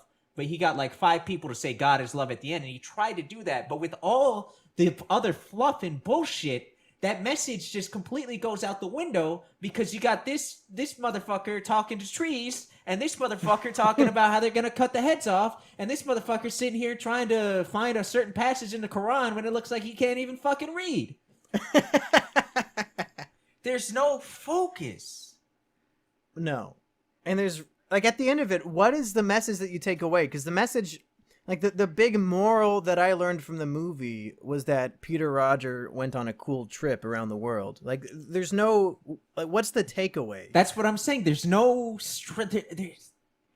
There's nothing. I saw the editor's name at the start. That man, what did you do? What did you do? He threw in as many random clips as possible over people getting interviewed so that it's not just an hour and a half of people talking to a camera. I'm trying to think, what other religions did he tackle? Because I've only been talking about the Abos and the... I gotta stop saying Abo. That is fucked up. Is that like the N-word for them or something? Yeah, I think so. I don't know Australian culture that well, but I know they're always fuck them. If they're scared of cameras, then they're probably not listening to this podcast. Oh, I can't... Fucking Abo took my lighter. It's like orphans. Like, what are they gonna do about it? Like, just make fun of them. Like an Amish person. Like, they're not watching this shit. You can talk shit about those types of people. What are they gonna do? Yeah, we're the Amish people who are living as the Bible is supposed to be. Where the fuck are those people? Well, when Peter posted on Craigslist, get interviewed for my movie, I guess they didn't see the post. You can just go to one of their furniture stores. Yeah. So, Assburger, what are we getting at? Is this movie Kino, or would you say it's probably not Kino? This is... This is not Kino at all. Oh. This is shit. This is a fever dream of somebody trying to act like he can put together everybody's idea about God into one single point. That God is love. Yeah. Because that's what I took away. That's what he ended on. He ended on that God is in love, and he's like, I don't know, Hugh Jackman or whoever the fuck was like, God's inside me, and I think he's inside you, Peter. Yeah, I think to give the movie credit, at least he like gets a lot of ministers and preachers and like religious thinkers interviewed, but then like when you get Ringo Starr and Hugh Jackman, like these people are famous for like acting and playing music. What does their opinion on religion or God have to do with anything? Yeah, like when he got the princess.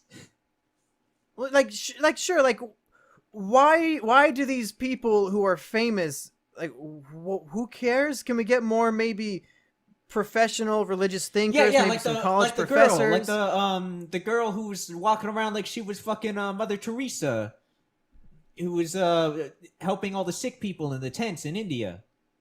Sure. Get more people like that. Yeah, I like the guy. Random people off the street and famous actors, I don't think they're really the authority because their opinion's going to be the same as anybody else's. I want people who are well versed and researched in these fields to be talking about it. Because just asking some random bitch in Hicktown, USA, what she thinks about it inside her gun shop, what is that? Like, what insight am I gaining from that? That Hicks believe in God? Because I already knew that. Yeah. No, he got the priest at the Vatican. He did cover Christianity a little bit more. I forgot about that guy. He went to the Vatican. So I guess he did really get that. But that guy was just like, well, the naysayers say that, living in a palace made out of gold is bad, but I think we do more humanitarian work than the secular government. That was good. He's trying to justify the Vatican being made of gold when they're trying to help people who are in poverty. That's pretty good. Have you fucking been to the Vatican, dude? I've barely been out of this country. It's mind-blowing, that fucking place. It's mind-blowing. I saw an organ made out of fucking gold. It's mind-blowing. The marble pillars are bigger than my fucking house, but they're vertical. It was crazy how fucking ornate. And then they got every Greek statue like ever found and every Roman statue ever found. And one of the popes, this is a true story. One of the popes, he said, I want all the dicks off these statues right now. And he also had every naked person have pants painted on Michelangelo's artwork on the top of the Sistine Chapel. So that was a real thing. That died. So next to the golden organ, was there a donation box? There were donation boxes. I do remember that. I'll tell you that. Yeah. A gift shop. Oh, there was one thing I wanted to talk about the movie. I made a note. Like fucking Ringo Starr or Bono or whatever scumfuck loser agreed to do this shit said, God is love, and even when you give out love to crazy violent people, you'll get a good reaction out of them. So I think this is a message to Elliot Rodger saying to the people who were around Elliot Rodger that you need to somebody needs to love this guy or some shit's going to go down in like 4 years. Yeah, that's all I had to say. I think I can't touch the camera. It's too cold. The camera's too cold. It's worth it, though. That's all I got. You got anything else for this movie, Asburger? There's got to be one other point. There was something that... And then... Oh, yeah. When he talked about... When he tried to, like... Because he had, like, 10 different points he was making in this movie. When he deconstructed religion down to 4 things, he was like, the fear of death. Like God, the only reason people believe in God is because they want eternal life. And then it was like a sense of where did we come from? That's the only reason why people believe in God. Do you remember that? When he had like 4 It's points? been 2 weeks since I watched it, so I don't remember all the different parts. I just watched it. Whatever. He was talking out of his fucking ass anyway. It seems like knowledge is everywhere, but it seems like wisdom is dying. Yeah. Like, All right, folks, we decided, oh my god, 2009, probably not Kino. Probably not Kino. Although it might go down in history as Peter Rogers' greatest film he ever directed. Wait, has he directed another film, though? No. That's his only directorial film. And I think it will, unless he makes his own Elliot Rodger documentary, which he might be doing. Not after he painted the Jews, dude. Not after he painted the Jews. I think that he ended his own career. All right, we'll see you guys next time. All right. Hello, everybody, and welcome to Is It Kino? I am Mumkey Jones, and as always, I am joined by my good buddy Erich. Hello, Mumkey. Now, Erich, before we get into this review, I would like to preface it with one quick thing. Yeah. Not including this sentence. Let me say, not including this sentence. The first person to say the phrase Groundhog Day gets kicked in the fucking balls over the course of this review. Not including this sentence. Okay. Anyway, hey, Erich, what do you think of this movie we saw? Happy Death Day 2017. I liked it when it was called Edge of Tomorrow, starring Tom Cruise. Fucker. That's the only other thing I knew what to say. There's an ABC Family direct-to-TV movie about it's like a Christmas movie where the guy from I think he was in Breaking Bad and he was in like episode 4 and he was the douchebag who Walter White destroyed his car. Ah, okay. I think he kept ruining Christmas for his family and had to relive it over and over again. Oh shit. Yeah, it's a real whatever that movie was called. It's probably called Christmas Day. Yeah. As opposed to Edge of Tomorrow, which was the only other movie like that. Christmas Day every day. Yeah. So what do you think, Erich? You saw the movie and you said Monkey, you got to go out and see this one so we can Kino about it. So clearly you have something you want to get off your chest here. Yeah, absolutely. So I am a somewhat fan of Blumhouse, I guess is the studio's name.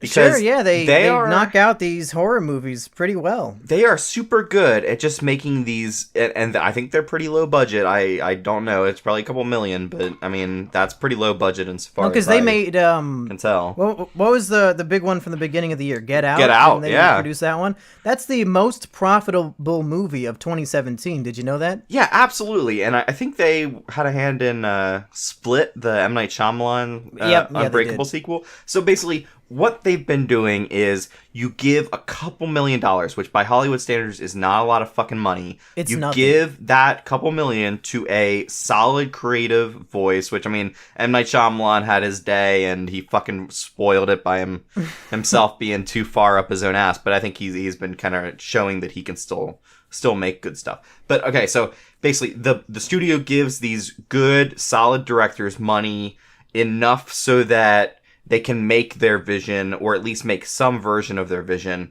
And it's not big. It's not fucking like a Marvel movie. It's not some like multi-billion-dollar investment where the studio wants it to make like billions of dollars in order to make their nut on it. Basically, you've got a very stripped down version of what you want, but you're creative enough and willing to take chances with some form of the genre so that they can make these really fun, really like small movies that make a shitload of money for their budget because it's really fucking well budgeted. And I love Blumhouse and their ability to do this. And so when I heard about Happy Death Day, I heard it was getting decent reviews. It wasn't as well reviewed as I thought it was. I think it was like at 68%. Yeah, that's pretty damn good though. It's good. It's way good. in the positive. Yeah. It's still as fresh. Tomatoes goes. Yeah. So when I saw the trailer, I was expecting it to be in the low 20s. So 68 is like a miracle for this film. I actually don't think I saw a trailer for this. I had just heard the word that I'm not supposed to say. You just popped into the theater and thought, what will my movie pass by me today? Oh, yes. Happy Death Day. Oh, I'm quite intrigued, Squire. I gave my movie pass debit card to the person and just said, put it all on black. Show me something. Wait, so what are we getting at? Is there a but to this statement? Like you love Blumhouse, but then you saw this one? Or no, there is no but. Like my faith in that kind of studio is one out again. I mean, I think Happy Death Day is very entertaining. It's a good example of you take a horror movie trope, which is fucking tired and cliched, which is the slasher, and then you put it into this engine. It's a great story engine. It's a pretty good character engine, especially when you've got a good lead actor in the role. Of basically just having them repeat it again and again and again. Which actor in the lead role would you say was the good one? The girl, the main girl. I don't think any performance was able to outshine the shitty dialogue, so I'm not really with you on that one. I think she carries it. I think you see her transformation. I think she successfully conveys the multitude of emotion that you'd go through. Just the pure frustration at your kind of lot in having to replay everything again and again and again. Well, I think in being cast as a bitchy sorority girl, and that's typecasting for any woman on the planet Earth, so it's not really that hard for a woman to just embrace her inner nature and be a huge cunt. Uh-huh. So it's not really even acting at that point. I think they just pointed at the camera and said, just act naturally, and then see what happens. But I think the point in the movie that she has to sell, which is that she would have this reversal at some point and say, I could actually start to be nice to these people and see what comes of it. And like, you can always argue that, like, in a infinite amount of times doing something, you would get around to that eventually, no matter who you were, just for fucking variety's sake of not doing the same goddamn thing again and again and again. But I just think that she does a good job of expressing this person who is not a good person coming around to seeing the world in a different way and kind of embracing the shittiness of her situation and just trying to become a better person out of it. And I think the movie is clever enough to subvert that in a couple ways. And I think they introduce an interesting kind of like stakes factor in this, which I don't remember as being present in other time loop genre movies. Such as? Live, Die, Repeat. Oh, okay. I'll just say the three fucking titles for that movie. Kill? All you need is kill. God damn it, you got them all allow there. me to reveal my cards. Yeah, all right, go ahead. I haven't stated what I think of the film yet. Yeah, let's see. By the end of it, there are 2 fake endings to the movie. Yes. And by the second fake ending, I was convinced that it was the best movie I've ever seen. Is that too far of a stretch, Erich? I think it's too far, but might be the best movie I've ever seen. I sense a big butt coming, though.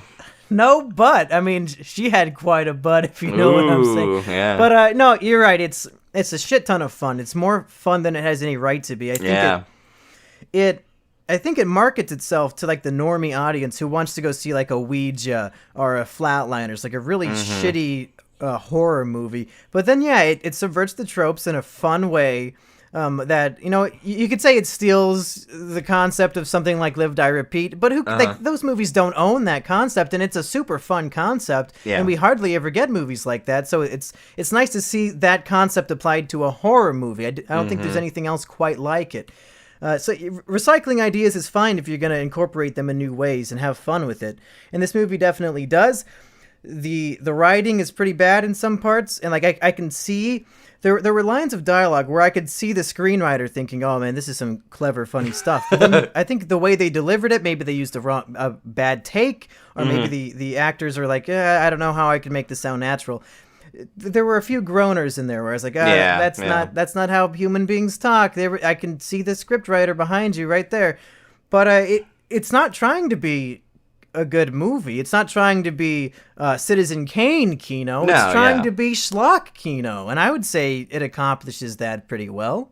Yeah, definitely. I mean, like, I think it's very much playing, and it's light. It's not exactly a heavy horror movie. It's PG-13 horror, which a lot of people instantly see that rating, and they just say, well, this is bullshit. This is the studio trying to get as much fucking people in the theater. You can get the little 12-year-olds to come in and watch this piece of shit. But I think...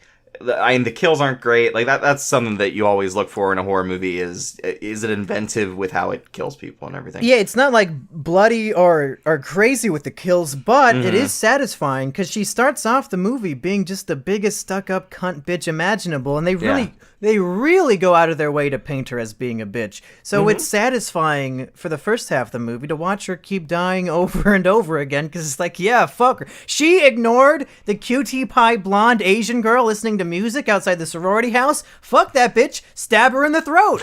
She deserves it. Fuck her. Yeah. And then she almost like I want to say Bill Murray. I don't know what movie it was, but it's like a Bill Murray type of character who starts some kind off of as rodent. Yes, like starts off as like an asshole, but then they live the same day over and over again, and then they figure out how to be like a nice person. It's crazy. 50 First Dates. That's what you're thinking of. I think that was the Bill Murray movie. Yeah. Yeah, and I mean, like, I think the actress does a good job with it. I just generally like this concept, seeing people go through the same events and then playing with those events, the timing of things that you're able to pick up on. People are basically going to say the same thing every time, but depending on how soon you interrupt them or wait for them to do something or like shut a door on them or whatever. I just like seeing that kind of restaging of the same scene again and again. So, and yeah. on that note, I will say that yesterday I listened to I'll mention him. I did this in the Apes podcast, and I'll do this again to rebut a little known reviewer called Your Movie Sucks, aka Adam Johnson, aka Can I Fuck Your Dog, where he reviewed the movie and he also really enjoyed it. Okay. But then like he got really picky. He's like, oh, but if she left the dorm earlier in this time, then how come all the things outside were still perfectly timed? It's like, dude. It's a stupid horror movie. Fuck off, it's dude. self-aware. It knows it's dumb. If you're trying to nitpick plot points in this this movie that knows that it's stupid, then what the fuck are you doing? Like it's not that type of movie where you should go in and try to pick out all the plot inconsistencies and the plot holes.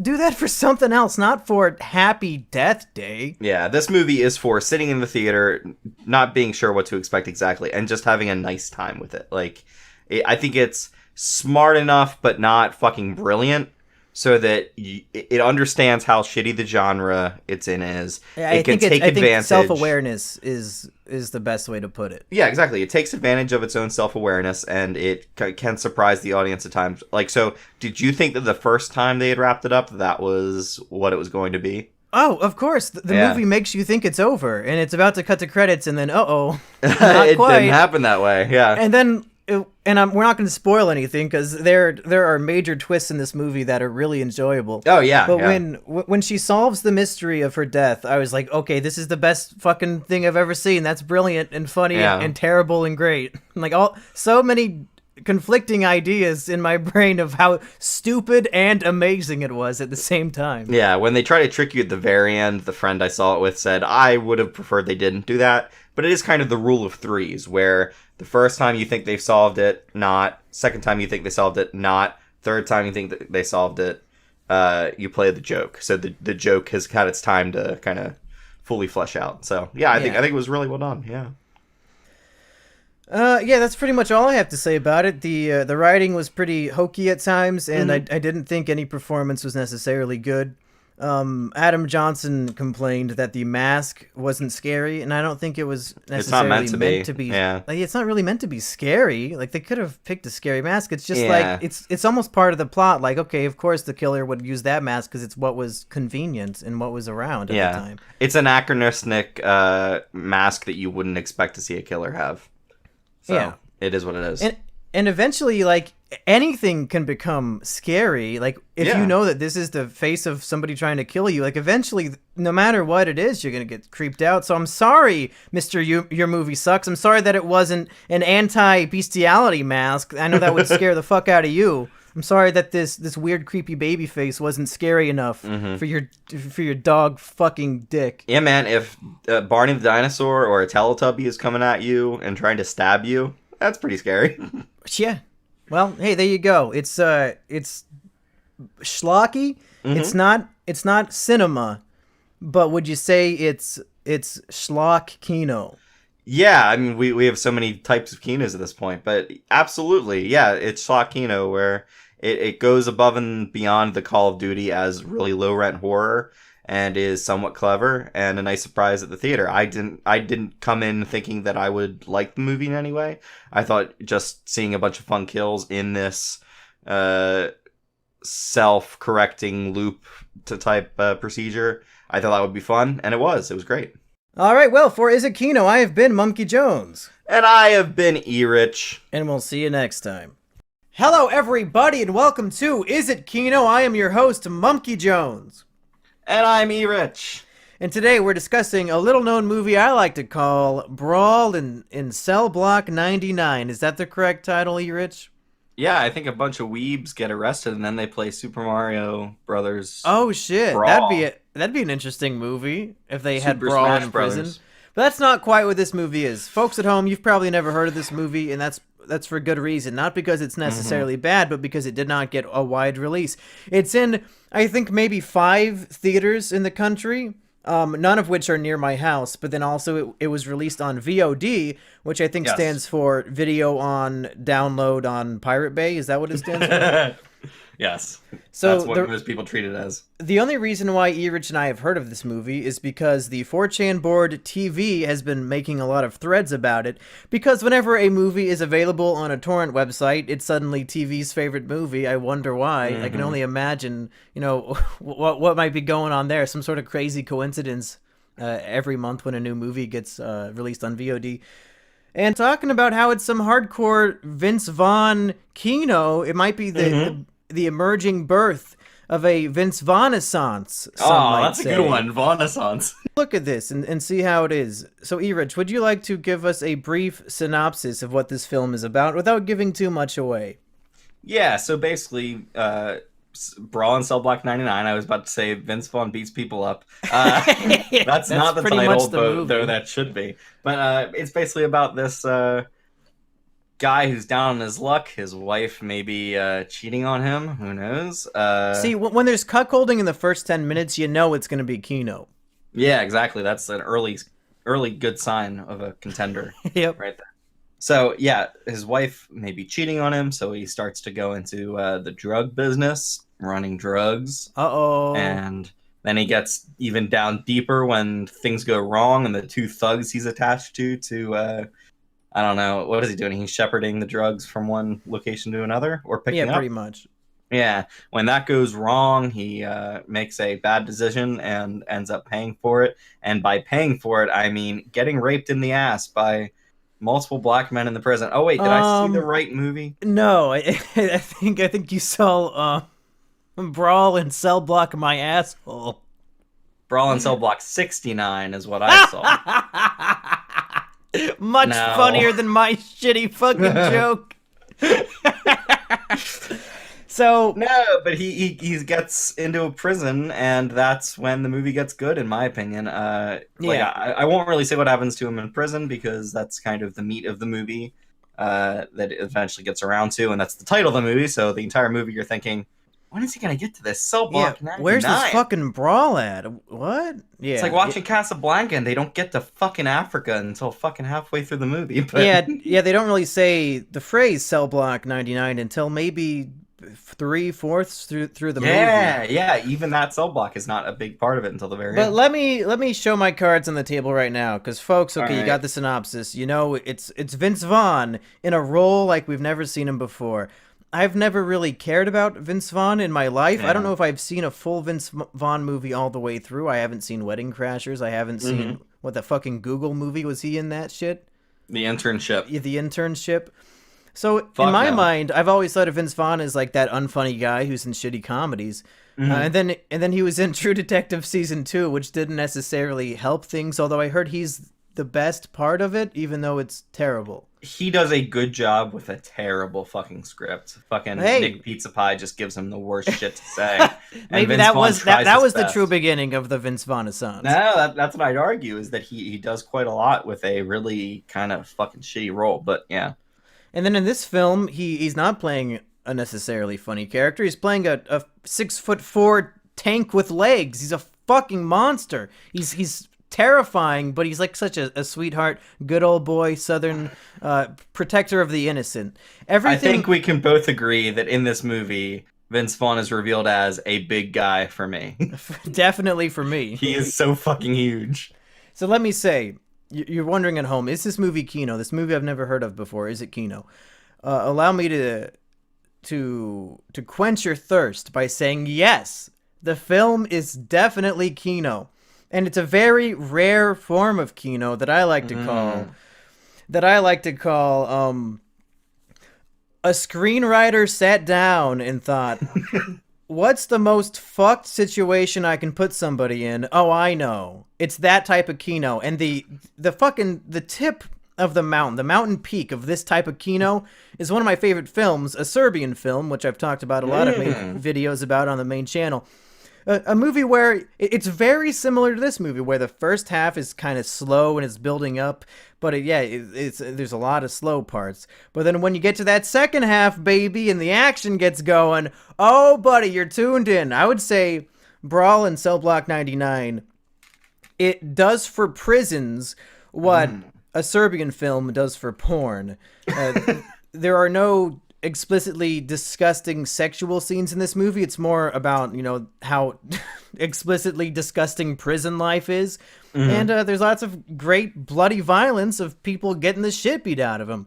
So, just right off the bat, if you don't want to hear spoilers that we'll probably get into later on, if you liked a Serbian film and you want to see a Vince Vaughn prison slightly watered down version of that, I'd say definitely check out Brawl and Cell Block 99 because it's definitely Kino in that regard. I'm very split on this movie, and I think part of the reason... No, that was an M. Night Shyamalan movie. This is different. Okay, I see. Yeah. Split. Oh, fuck you. I'll get a good joke in this episode at some point. Yeah, definitely. So, I'm right down the middle with this movie because, and I think part of it is my kind of problem, is that I went into this movie thinking it would be a very serious prison drama type movie, where it would be Vince Vaughn in a prison having to deal with the prison problems and beating the shit out of some people, and that would be the full extent of the movie. What I did not expect was a exploitation type movie, like a pulpy, more action heavy, or more violence forward movie. And for those at home who don't know what that means, what is an exploitation movie? So exploitation movies usually would play up certain factors, usually social issues, and it kind of made it full in your face, kind of full force, making you look at something as disgusting as it can make it. So like a bunch of blaxploitation movies, for example. Yeah, like Django, maybe. Yeah, the original Django movies, totally. So I did not expect to get that, and I guess the first half of the movie threw me off because I didn't expect for it to be about this man who was struggling to kind of, within this really shitty situation he had dealt to him, where his wife is cheating on him. There's a great scene. So we talked about in the Ghost Story where Rooney Mara eats a fucking pie, and that's the entire movie. Don't you dare compare the car destruction scene to that. In this movie, Vince Vaughn beats up a car. And the car that little mini game in Street Fighter 2 where you're between Blanca and Chung Li and you got to beat up a car for 30 seconds? That's in this movie with Vince Vaughn just beating up a fucking car. And I gotta say, just for that scene of him beating the shit out of this car, like, I don't mind the beginning of the movie. It's pure Kino. Even though I didn't care much for the first half, I thought the first half was kind of hackneyed, and a lot of to me there wasn't much character development. The fucking wife is a cheater, and that's kind of her entire role. She's later just pregnant. She's just pregnant wife, default pregnant wife. And he kind of has some interesting character decisions. Well, to make, he has one of the most interesting. Stupid. Yeah, let me say, let's go into spoilers a bit. So real quick before we go in, would you recommend this movie to anybody listening at home? Yeah, I'd recommend this movie if you have 2.5 hours to spend on it. And then don't expect like a serious character drama. Expect a kind of violent exploitation type gruesome movie. Gruesome film. It basically has to center around a great Vince Vaughn performance, which this movie has in spades. Like, if this movie didn't have Vince Vaughn, I'm not sure I would be recommending it. But Vince Vaughn just does such a great job of selling this character. His accent might come and go, as far as I heard. Which I think the character does on purpose because he wants to play up his southern charm for some of the characters. Okay, that makes sense. Okay, anyway, we're going into spoiler territory. So if you really fucking care about spoilers for this kind of dumb exploitation film, then listen no further. But here we go. I agree with you. This scene where he gets arrested, Vince Vaughn is in a position where the cops are fighting the two guys he's working with, and he can easily escape.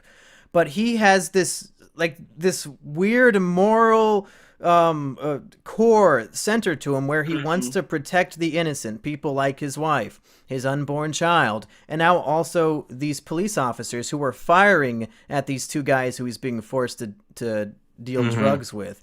And instead of running away, he goes and gets involved in the fight and kills the two Mexican partners who he's being forced to work with, and then gets arrested.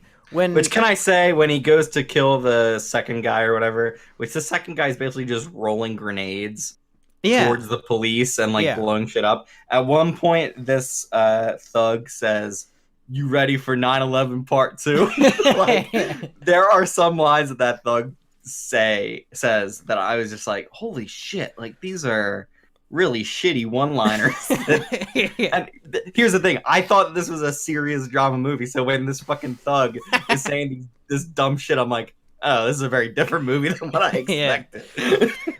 So the scene when Vince Vaughn makes the choice to go help the police and get arrested, I was in the same boat as you. I thought, this guy's a fucking idiot. How am I supposed to like this character when he's so clearly stupid? But then as the movie went on and I thought about it, I realized, that might not be the choice I would have made. But Vince Vaughn, like, those police officers are completely innocent, and he hates these two thugs, and he does not want these thugs to kill innocent police officers. And Vince Vaughn, he's an all-American boy. He's a patriot. He fucking loves his country, and so he's gonna respect a man in uniform. So of course this character goes to save the police officers. And I didn't like it at first, but when I thought about it, it made sense. It's just unfortunate that he had to make that sacrifice of going to prison and missing out on his child being born. But he valued those cops' lives so much, and I think that's respectable on some level. It feels weird, like, because he makes a point later in the movie that, like, he doesn't like hurting wives or children or women and children and everything, but he doesn't have similar compunctions about, like, selling drugs and shit, which is primarily what he does. And he basically, his drug running job has given him a lot of money. Him and his wife have this big house they're able to have. They have apparently solved whatever marital issues they were having that caused him to beat the shit out of their car. But he doesn't seem to have much of a problem with selling drugs. And it's because Vince Vaughn is a protector of the innocent. His wife is innocent. The cops are innocent. Somebody who's buying drugs, by definition, is not innocent, so fuck him. But like, if he doesn't like the dudes, and he doesn't necessarily want to be arrested. Like, I think if he had his druthers, he wouldn't be arrested. He'd want to spend time with his wife and kids. Yeah. He should just fucking shoot those two guys when they were on the docks, and then he should just run. Like, take the money and run. Well, I mean, then we wouldn't have a movie, so it kind of had to happen. Yeah. Mm-hmm. Okay, but then so let's when they get to prison. Yeah, let's get into the prison plot, because that's when the movie cranks up the Kino into high gear and gets really good. So the boss of the two Mexican guys who died kidnaps Vince Vaughn's pregnant wife, and at the threat of and here's the best character in any movie I've ever seen. This guy. He's so good. There's this, I think, is he Vietnamese? What is he? I thought he was Korean. Okay, so there's this Korean abortionist who is so talented that he can go inside to the fetus and cut off its limbs without killing it, so that when the baby is born, it will have no arms or legs. And they threaten Vince Vaughn and say, this is what we're going to do unless you get transferred to a maximum security prison and go into cell block 99 and kill this one specific guy who we want to be killed. This is the exploitation part of the movie, a big part of it, where, like, basically you have this abortionist who's doing this crazy, just something out of the worst nightmares. This guy can go into the woman's womb and fucking clip this fetus's arms and legs or whatever. It's fucking nuts. and of course we're in the spoiler talk, but towards the end of the movie, when the abortionist finds out he's not going to be able to do this, he's so fucking sad. He's so disappointed. It's the funniest shit ever. I loved that character. I don't think he even said a full sentence in the movie. He said 5 or 6 words throughout the entire movie, but he was great. The look on his face when he realizes he can't chop up this fetus. He is so fucking dejected and sad. It's and it was little things like that really kept me in the movie, because I just love little background characters that have kind of their own inner life and just want to do the thing they do.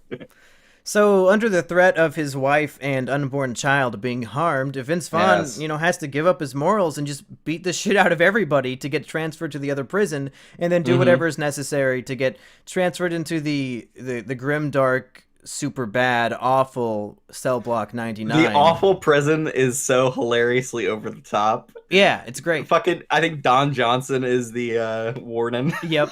Of this crazy prison, and he just has a lot of fun just kind of like skulking around Vince Vaughn and telling him about how terrible the place is, like the jackbooted thugs who are the guards there. It's just so over the top, it's hilarious. Like basically as soon as it gets to prison stuff, I kind of go full bore for this movie. I really liked it. Yeah, it's as if, the screenwriter sat down and he thought, okay, what's the worst prison Vince Vaughn can be in? What's every little thing I could throw at him to make his situation just so fucked? And they did it so well that I was enthralled by the film. It reminded me of a Serbian film in a lot of ways, where it's like, wow, this could not get more fucked. Oh, wait, it just did. Oh, wait, it just did again. And by the time he gets into Cell Block 99, it's just the saddest position that I think a character can possibly be in, especially once the twist is revealed, which I guess we might as well talk about because we're doing spoiler talk. The twist is that the guy who he's on a mission to kill doesn't actually exist, and the Mexican drug lord guy just wanted Vince Vaughn's character to suffer in the worst prison cell in America, and then also beat the shit out of him on a daily basis because the guards are getting paid off. Yeah, it's entirely to torture him and just fuck. He's got like a fucking like an electric belt on, so whenever they want, they can just shock the shit out of him. It's just the worst situation you can imagine being in, and I'm like, wow, Vince Vaughn's getting fucking tortured. What's he gonna do about this? And then he does something about it, and it's so great to watch. I was going to say, he gives as good as he gets by the time he's cracking skulls. And so before he gets into the Cell Block 99 place, the other prison, what Oak Leaf or Red Leaf or Red Oak, whatever the fuck. Something like that, yeah, before he goes there to get into the prison, he like fucking attacks this guard. He fucking snaps his arm like straight back. Like, and the bone sticking out. I got to say, the sound effects in this movie are great, where even when you don't think you should be hearing cracking noises and squelching noises and everything, that's right there in the sound mix. He's fucking like punching guys and you can hear every single bone fucking shatter. It's great. Again, Vince Vaughn is a force to be reckoned with. I never thought I would say Vince Vaughn looks menacing, but he bulked up. His 6'4" frame, it's hard to get that thing looking good, especially on an older man, and he earned this role. Well, he's always been tall, but he's usually pretty he didn't just get tall for this movie? No, yeah, he didn't get into the stretcher. Oh, shit. No. Wait, they have those? What the fuck? Yeah, I've been waiting all my life for that shit. Yeah, so he is very imposing. He's completely bald. He's got this cross on the back of his head. He looks pretty threatening in this movie. Like I really think that, and like I think the martial arts or the fighting he does in this movie, it's decent. I think sometimes it's a little bit choreographed, but I think there's some, like, you can't really do anything about that at some points. It's just going to look like he's going through the motions of it. Yeah, because it can't be like The Raid, where it's like these little Asian men who are super fast and nimble and shit. Like, Vince Vaughn's just like a giant dude who's slowly slugging out these huge punches at people. It's not going to be a fast-paced, crazily choreographed film. It's.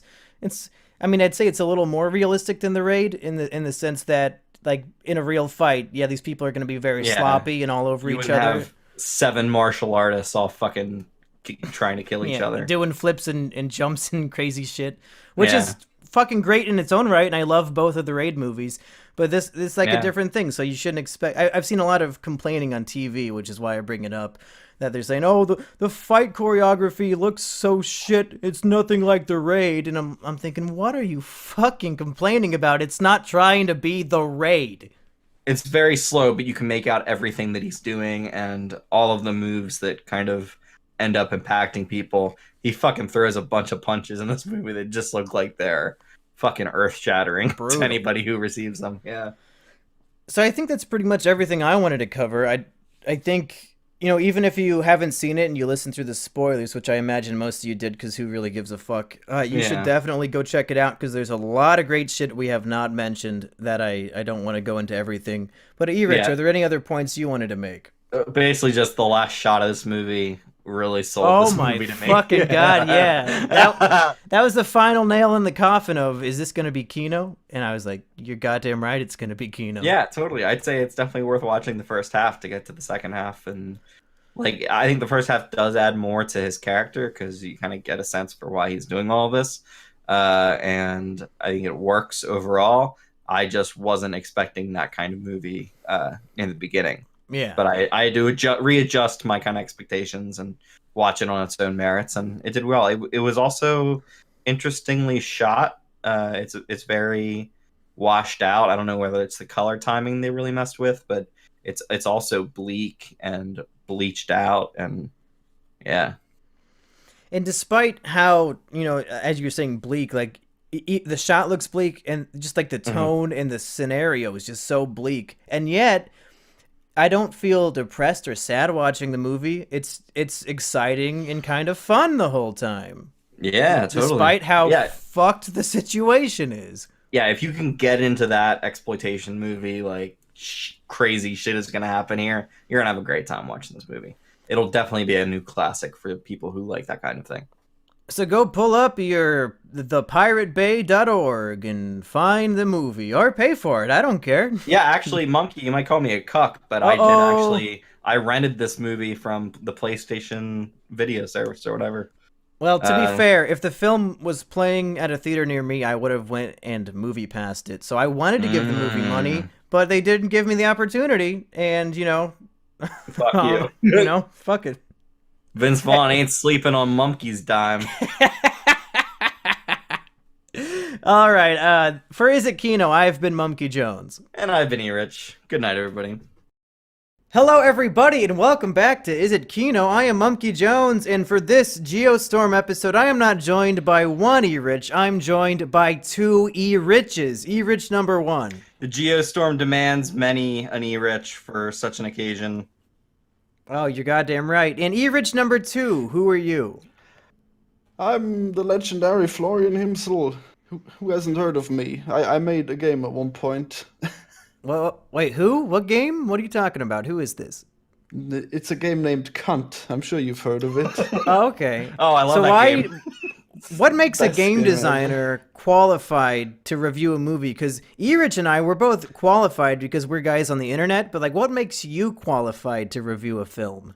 Well, in my opinion, the less qualified you are, the better qualified you are. If you look at Rotten Tomatoes, there's all idiots there. They're all completely retarded. It's like the negative of what the result should be usually, right? Well, if you've seen the reviews for Ghostbusters 2016, you might be onto something there. I couldn't bear to watch that movie, so I have no opinion on it at all.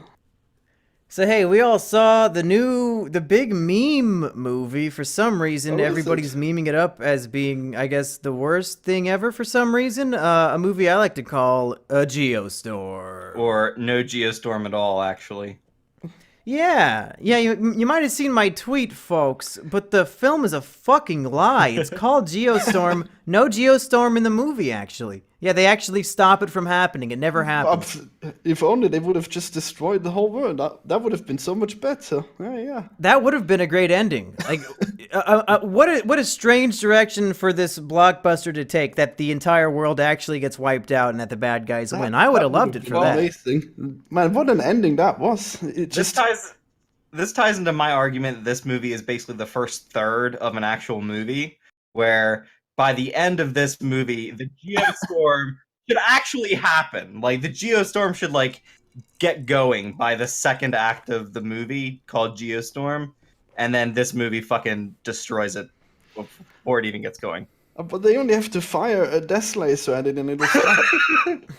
Yeah, the weather death laser, that definitely is there for a reason. So, Erich, would you like to give us a brief synopsis in case somebody at home doesn't know what this movie is? Yeah, what sure. The fuck is Geostorm? Geostorm is basically a whodunit movie starring Gremlin Battler, Gerard Butler, Gremlin Battler. What the fuck does that mean? That's his name. That's as far as I know. That's how you say his name. I only know him as like Soccer Dad, Bad Dad, or whatever they call him on the Flophouse. Yeah, definitely. So he is a no nonsense. What the fuck is he? Is he an engineer? What does he do? He's not no nonsense at all. He's very nonsense. So much nonsense. Oh my god. Does he build this drama? Himself? Yeah, he's like the king of Space Station because he knows everything about it except for where he placed the rooms because he always forgets. Yeah, okay, so he thinks everyone else is nonsense, but his nonsense is perfectly fine all the time, and nobody should be able to say shit to him. He's the smartest man alive. Yeah, just like any other character in a movie. And so he is sent up to the Geostorm satellite. What they call it, Dutch Boy? Yeah, Who not the sure fuck why. came up with that name? I think Dutch Boy's the name of a furniture company, so they might have a problem with this movie. Let's just send the furniture into space. All right. So Gremlin Battler is sent up to the space station to fix the space station because it's being sabotaged. We figure out it's being sabotaged by the Secretary of State. But they think it's... spoilers, Erich. It doesn't matter. Important it doesn't film. fucking matter. I let me say real quick that the Secretary of State, who is I guess if we're going into spoilers, the secret bad guy, is played by Ed Harris. And I would argue that Geostorm is Ed Harris's best film of the year so far. You'd put it over Mother? Yeah, he was Yes, I would. Ed Harris is good at everything. I'm just trying to piss you off, Erich. Keep going. It's working. So it's basically a plot by the Secretary of State to overthrow the president, and basically he wants to wipe out everybody in the line of succession after the president. So that would be the vice president, and then the vice president, and then the leader. This is not a brief synopsis, my friend. Florian, you want to take this over? Erich is off his rocker. I just love his motivation as well. He just, that point where he says, I just wanted to make America great again. and then his plan was to destroy the whole world, and that was his plan. Just the best fucking... It's Trump. It's basically Trump. The part where he removes his hood and reveals the "Make America Great Again" hat, that was a good reveal, I gotta say. I must have been in the bathroom during that scene because I don't remember that at all. At the core of this movie, the trailers promise us that it's going to be just utter disaster porn. Yes. Of the laziest magnitude. Like, because you take an environment that is one extreme, like, oh, it's a hot desert. Mm-hmm. What's the last thing you would expect in the desert? A blizzard and a tidal wave. Okay, let's throw that into the movie. And that's really what the movie is. The disaster parts probably take up 5 minutes of the 2-hour runtime because they're so short. And it's just a disgusting CGI fest of, let's take this environment and attack it with the opposite weather that you would expect to be there. Just like the laziest thing that like an 8-year-old kid would have came up with. Like, oh yeah, that'd be so cool if like at like Daytona Beach, what if it was really cold and then it was freezing? Oh wow. Man, that's a and then crazy. It causes a chain reaction that destroys the whole world.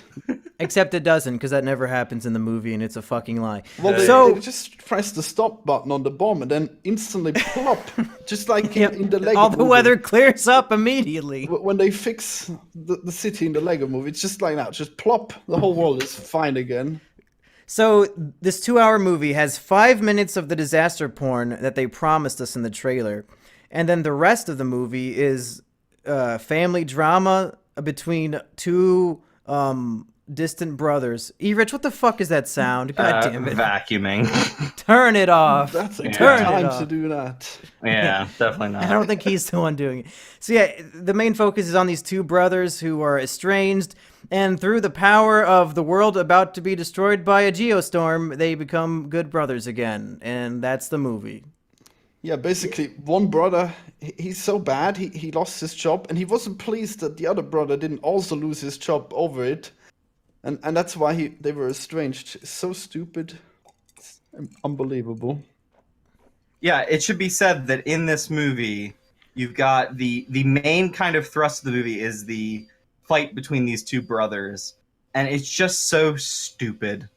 And it's just we've got two decent actors. One is Gremlin Battler. Who was the actor playing the other guy? Is Gerald Jim Butler's Sturgis. brother? It's Jim Sturgis, and he was in Cloud Atlas. He was really good in Cloud Atlas, actually. Oh, okay, that's what I knew him from. Yeah. He played the gay musician. No, he played the guy in Neo Korea or whatever the fuck who's Erich, running away. Every actor in Cloud Atlas played 6 different people, so I was correct when said he played the gay musician. He also played Tom Hanks. He wrote the Cloud Atlas sextuplet, you fuck. It was all the people. No, that's Ben Whishaw. No, fuck you. It's all the same. All right, well... And Tom Hanks played a racist, goddammit. I wish we would have watched that movie. Yeah, we should watch Cloud Atlas at some point. This goes into my bigger point about this movie, which is basically this is a Dean Devlin directed movie, partially because there were reshoots at some point, and they basically had to say, fuck off, Dean Devlin, we have to actually make a movie out of this. So you get the same kind of... So Dean Devlin is the screenwriter who wrote Independence Day, Day Resurgence, Godzilla, the Matthew Broderick one, and The Day After Tomorrow. So he basically is responsible for all of the disaster, big budget movies directed by Roland Emmerich again and again and again. And I think is his directorial debut, at least on like a big movie. And it's shit. It's terrible. Like it is not even the movie people want to see. The trailers basically have all of the big action moments in them, and it's just so boring for most of it. So which one was better, the reshoot or the way it was before? I think it was worse before the reshoots. The reshoots Jesus. Probably added like solid character arcs for every character and shit. Yeah, after watching this movie, solid character arcs in this.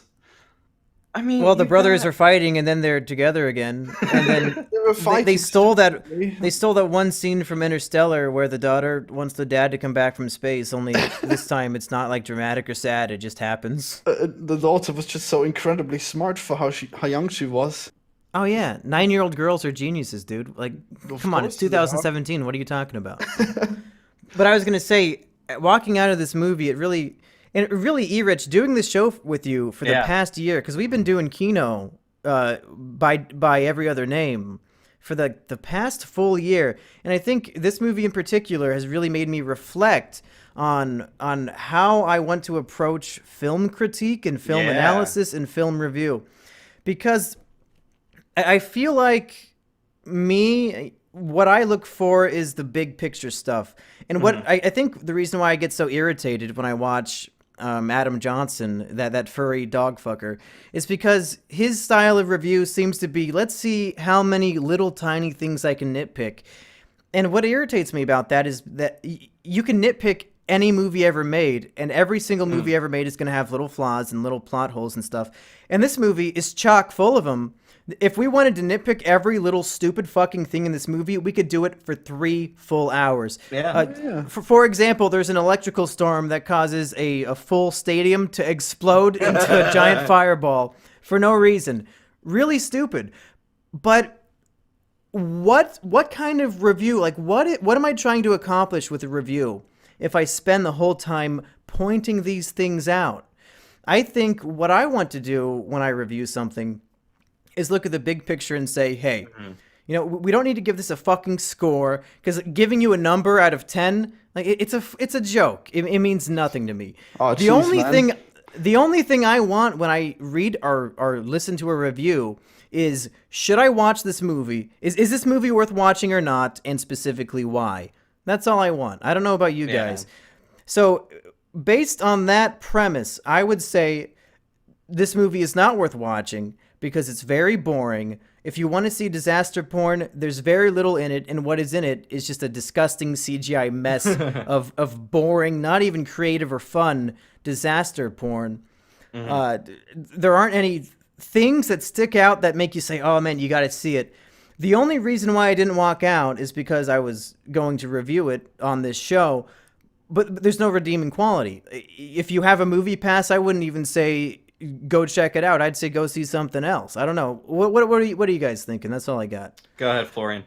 Oh man, so you basically aspiring to become Movie Bob in his amazing series, The Big Picture, right? Oh, sure. Yeah, I don't know what that is, but I guess so. Monkey's the piece new of heat Bob loves Chipman. the Movie Bob. Yeah, his You can call me series the was movie called monk. The Big Picture. That was basically it. I really liked it at the time, but it was really social justice warrior-y and crazy. Sounds right up my alley. Perfect. All you need to do is play a Mario game at your dad's funeral, and then you'll be Bob Chipman. Is that the guy who accidentally streamed himself masturbating, or was that somebody else?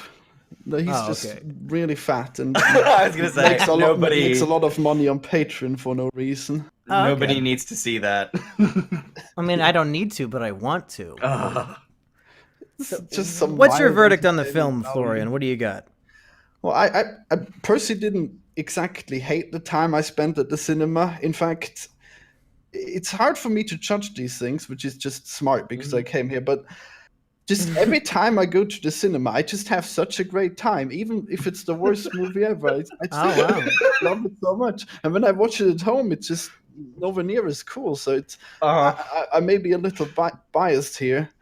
But well, I can just, if you had like a movie review site, it'd be really funny if like every review is a 10 out of 10. You're like, I just had such a great time, you know? Like I went to the theater and I could smell the popcorn and I was around other people for the first time in a week and it was great. I was amazed that images were playing on this screen and there was noise all around me. And what was this witchcraft? They had moving pictures on the wall. There was corn that was popped up into like clouds that I stuffed into my face. It was great. Yeah, I couldn't afford it, but it smelled really good. 10 out of 10. Yeah. There was actually no one there, not a single person. Oh wow, nice. What shithole country are you in? In the biggest room they had it was as well, and I was just all alone in that. What country are you in, Florian? I'm in Austria, but the thing is that they have these just atrocious German dubs that everyone goes to. Yeah. The very few ascended people go to the English versions, and apparently none of them like Geostorm. But I didn't. I did not. I don't think there's a big cross section between educated Austrians who are bilingual and also people who want to go see Geostorm. So I can imagine why it was empty. Well, surprisingly, however, there were like at least 5 people, and I went to see the Emoji Movie. Oh my God. That's because that's high art. It was so good. But Florian and I both agree that it's high art. Oh yeah. You fucking plebs. Speaking of being a pleb, Erich, tell us why you would recommend Geostorm. Before I say anything about Geostorm, Florian, say something to defend this movie. You did not defend this movie. He said he had fun at the theater, dude. No, you like going to the movies. Well, I think the effects weren't terrible, and I think the actual space stuff was kind of interesting. But yeah, the characters were shit, was retarded, and the fucking whole premise that you have this fake problem of climate change and you combat it with this fake science of doomsday death lasers, and then there's no fucking security.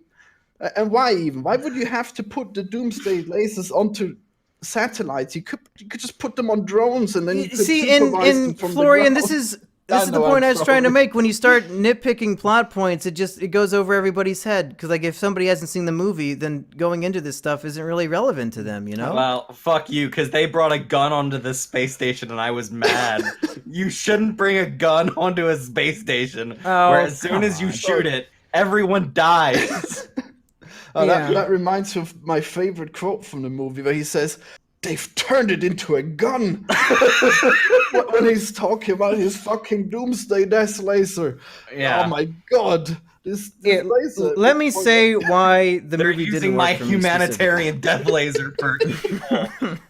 Here's the problem with the movie, is that a big crazy film about everybody on Earth dying from crazy weather and an actual geostorm happening, that would be a fun, schlocky, stupid movie. And I would enjoy it and I'd have fun. But that's not what they delivered. They delivered some sort of weird political mystery space movie that is a bunch of different things that don't work, all surrounding, it's all surrounding this core of a brotherly relationship that I never feel anything for. And the movie was focused on the wrong things, and that was my big problem with it. It could have been a big dumb piece of shit. Instead, it was just a normal piece of shit. Well, yeah, that's exactly what I was gonna say. Is that you saying it's not dumb? It's the wrong kind of dumb. Oh, I mean, That's something that people in the comments section don't seem to understand. On Is It Kino? When we say something is schlocky and dumb, that's a good thing, and when something is just normal dumb, that's a bad thing. There's the dumb for not necessarily intelligent people, but for people who just want to have fun, and then there's the dumb where it's like not enjoyable for anybody. Mm-hmm. So here's what I was gonna say. The trailer for this movie lays out what I'd assume to be the ideal shitty like disaster movie. Fun movie. Like in The Day After Tomorrow, Jake Gyllenhaal outrunning cold. Like, well, that's in this movie shit. a little bit. I know it's like this, but I've already seen that, so fuck this movie for trying it again. Sure. This movie does, however, have somebody in Dubai watching as a tidal wave comes out of fucking nowhere. Yeah. But I mean, those parts of the movie, the part the trailers sell you on, the part that the marketers know will get people to go to the theaters.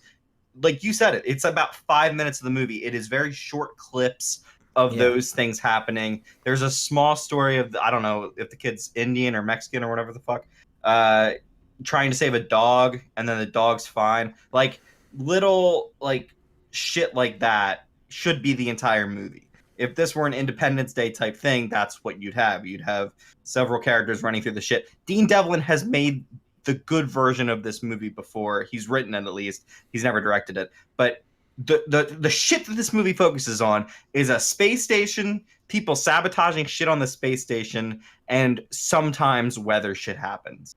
That is not good. For the people, for the audience this movie is made for, it completely fails on every level to deliver on anything that you haven't already seen in the trailer.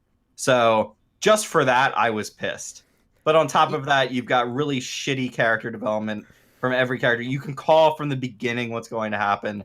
And like that's usually not a problem with these kinds of movies, but these kinds of movies usually deliver on the actual weather shit happening. This does not meet any expectation at all. I think our group Rotten Tomatoes small blurb quote that they'll use for our official Rotten Tomatoes review, since I don't know if I told you guys this, but Is It Kino is now going to be officially recognized by Rotten Tomatoes, and they're going to put us on their website. Oh, good. Yeah. Finally. Yeah, completely valid and true thing that I just said. Our little blurb for this movie would be a film that promises to be a visual thrill ride is bogged down by an over-plotty, over-dialogue-y script. How's that? Oh, that's good. I like that one. I made up words for it, but it's a fucking blurb on Rotten Tomatoes, so fuck you. They all made of gibberish usually, these blurbs. It's perfect. Yeah. So, Florian, tell us more about how much fun you had at the theater. Oh my... I'm just sorry. I just like the idea of nitpicking a movie.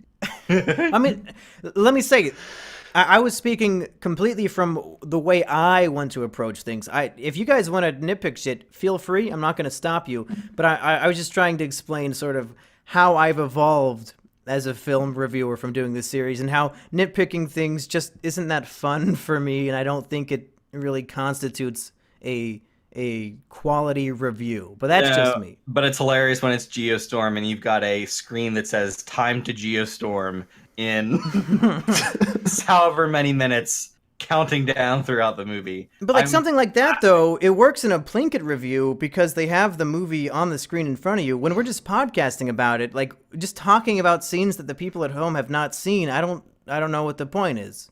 Like, it's a different format for me. If this came out on DVD, then we could make a fucking everything wrong with Geostorm 40-minute fucking video and show all these stupid things and point it out. Like, that's more fun than just talking about it. You know what I'm saying? The part in this movie when I completely gave up and just started openly mocking it and laughing at it in the theater was when Ed Harris, Secretary of State, pulls out a rocket launcher from his car randomly. It's great. It wasn't even made of gold. That's not gonna work. They weren't even planning on the president escaping. At that point, when they got the car set up, they assumed that they were going to be off scot-free, but he just happens to have a fucking rocket launcher in the back. Fun stuff. Who was your favorite character, Mumkey?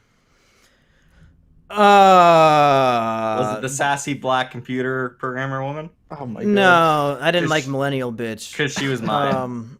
Mine's probably the Asian guy who gets hit by a car. Shang Lang or whatever the fuck his name is. I have no idea. That was pretty cool. Yeah. Well, I think that's all we got for Geostorm, unless you guys got some last minute ideas. We don't want to go on all night. Well, my favorite character is definitely the bad guy. I love that guy. Oh, Ed Harris. Ed Harris is the best. Yep. So guys, Geostorm 2, actual Geostorm.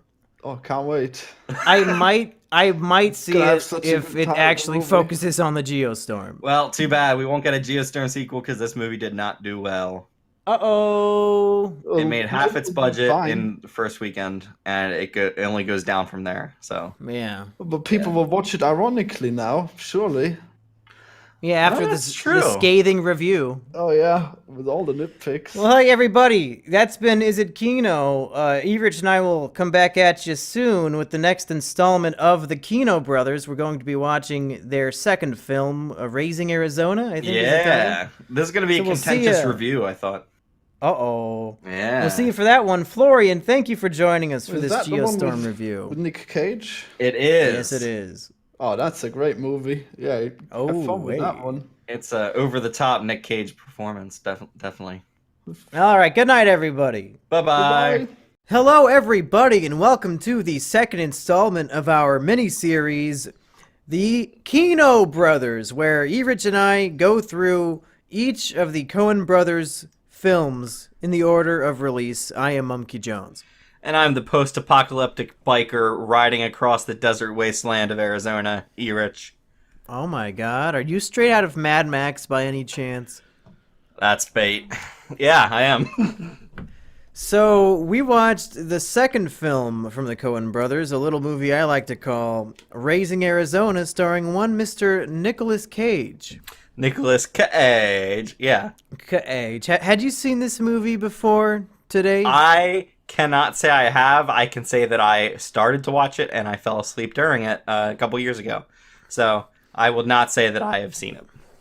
I haven't seen it either, but I think Fox made a TV series adaptation maybe 5 years ago that I saw previews for, unless it was just some sort of carbon copy ripoff. But I think it was supposed to be its own series, but I think it was very quickly canceled. Have Good you heard Lord. of that before? I feel like now that you mention it, I remember it, but god damn. Who's coming up with this shit? Well, I mean, it worked for Fargo, but I guess Raising Arizona wasn't as good of an idea. Erich, what did you think of Raising Arizona? 1987? 4? What year did this come out? Let me look real quick. I got the wiki page right here. I think it was 87. 1987, yeah. Yeah. So, okay.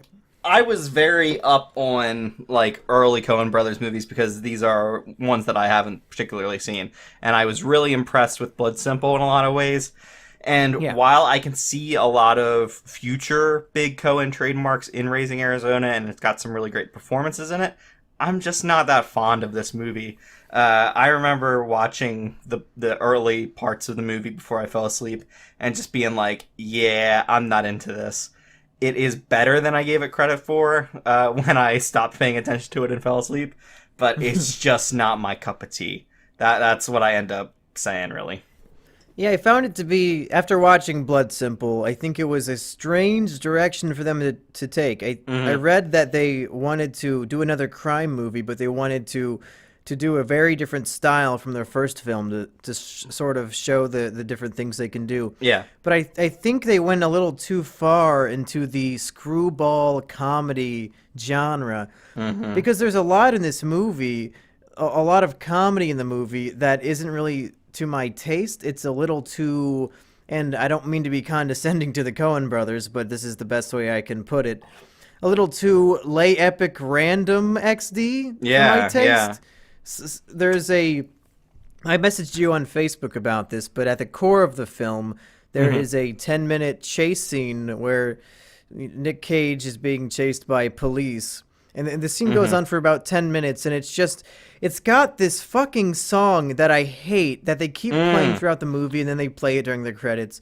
It's when you imagine like a movie that's trying to be whimsical and lay epic random, this is the song that you would hear in that generic version of that idea, and it's just infuriating to me. And it just keeps playing for 10 minutes. So, and then there's like, lay epic random, a dog escapes, and then it gets a whole pack of dogs, and now these dogs are also chasing after Nick Cage. So just dissecting that one scene at the core of the movie really encapsulates the whole film for me, where it's just a little too wacky and zany and cartoonish and not really... Yeah. I don't need a movie to be based in reality, but this was a little too far out there in trying to be funny in a style of comedy that I don't really get a kick out of. Yeah. I mean, I'll also point out that chase scene where I think it's a well-constructed chase scene. It's just that I don't care about any of the chasing that's going on, and the movie is just so not taking itself seriously, and so it can be a well-put-together sequence, but if I don't give a shit about anything going on, and since it's like a heavily more comedic movie, I mean, like, and it's so weird because this is Nicolas Cage in that crazy kind of Nicolas Cage role. His hair is ridiculous all throughout this movie, and it's kind of the perfect image of what you think of as screwball Nicolas Cage. It just doesn't connect with me. And he's got the two escapees. One's John Goodman and one's some other fat dude, William Forsythe.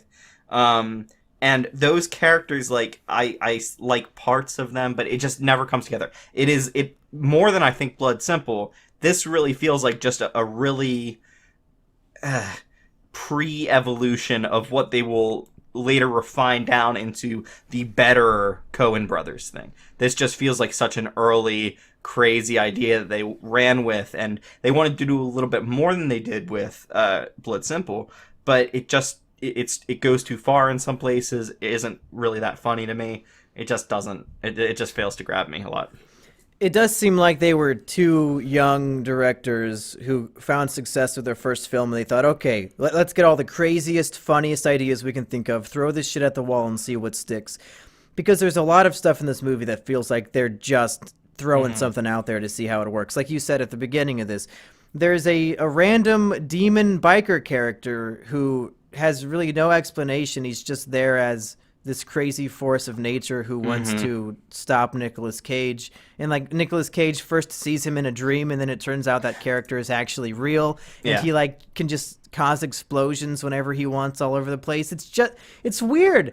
And yeah, like you said, the movie isn't taking itself seriously, so it's hard to feel invested in these characters, because the core of the movie is focused on the relationship between Nicolas Cage and his wife, but it's hard to feel invested in a relationship that the movie is sort of treating like a joke, that it's treating the whole thing like a joke. And like a good comedy has a serious base with jokes stacked on top. I don't think there's anything serious going on in the whole film, and that's not necessarily a bad thing, but it's just not to my taste, I guess. Yeah, and I mean, I think you could talk about some thematic kind of relevance with this movie, where you've got Nicolas Cage kind of, he goes on these long monologues where he talks about, like, he has some very lofty ideals about how his life is lived and the actions he takes, and then he's just a fucking convenience store robber, basically. And then you can kind of, he thinks about crime in a more glorious fashion, and they cut that around. The Smalls character, this like post-apocalyptic biker dude who's this big badass, you contrast that with Nicolas Cage's more small-time kind of crime. It just doesn't work for me. I like the idea of this post-apocalyptic biker going along during this like really different story going on, but then when the two kind of stories meet up, like they just feel like they're from two completely separate stories, and I just don't care. Like, it feels like a Bugs Bunny cartoon with Nick Cage being Bugs Bunny, and like that's like the big bad guy. But no matter how big and tough he is, you can't hurt Bugs Bunny, and he's gonna end up blowing you up with your own grenades. And I think in future Coen Brothers movies, we'll see different thematic kind of characters weave their way into different stories that they write. I know that certainly in Fargo season 3, I bet the Ray Wise character, who's this like Jewish angel death or something, comes into the story at some point, and like that's just this crazy character all of a sudden coming into the story. But I think they've done a much better job with something like that, and it's not exactly the Coen Brothers there; it's no Hawley, but I liked that as a crazy weird thing just happening rather than this Smalls character. And I think a lot of people really love Raising Arizona, so we might be pissing people off. Oh, but I don't care. Yeah, I don't give a shit. My ideas are my own, and fuck you. Yeah, like I watched this movie for the first time at the age of 22, and I wasn't into it. Maybe you liked it when you watched it as a kid. I imagine this is one of those movies that you probably liked more when you saw it when you were younger, because I can't confirm this. I'm sure if I looked it up, I would find it. But I got a lot of I don't know the word. The movie reminded me a lot of the show My Name Is Earl. I suspect My Name Is Earl was heavily based on this movie because it's like the guy who, he's a con. He commits all these crimes, and he's always giving these, sort of funny monologues, voiceovers over the scenes, and it has sort of the same style of humor a lot. And I know when I was younger, like 12 and 13, I really loved My Name Is Earl, and it was one of my favorite shows. But then when I watch it again when I'm older, it's suddenly not as funny, and it's more kind of dumb. Not in a good way. So I don't. This movie kind of reminds me of that. I think if I watched it when I was younger, I'd probably think it was funnier. But in my adult with quotes adult mindset, it just didn't do much for me. Well, and here's another thing is, this movie came out in 1987 and was probably very different, and the Coen brothers were these up-and-coming directors who hadn't really done much. So this kind of very confident, more assured, with a bigger budget style movie was probably like music to everybody's ears.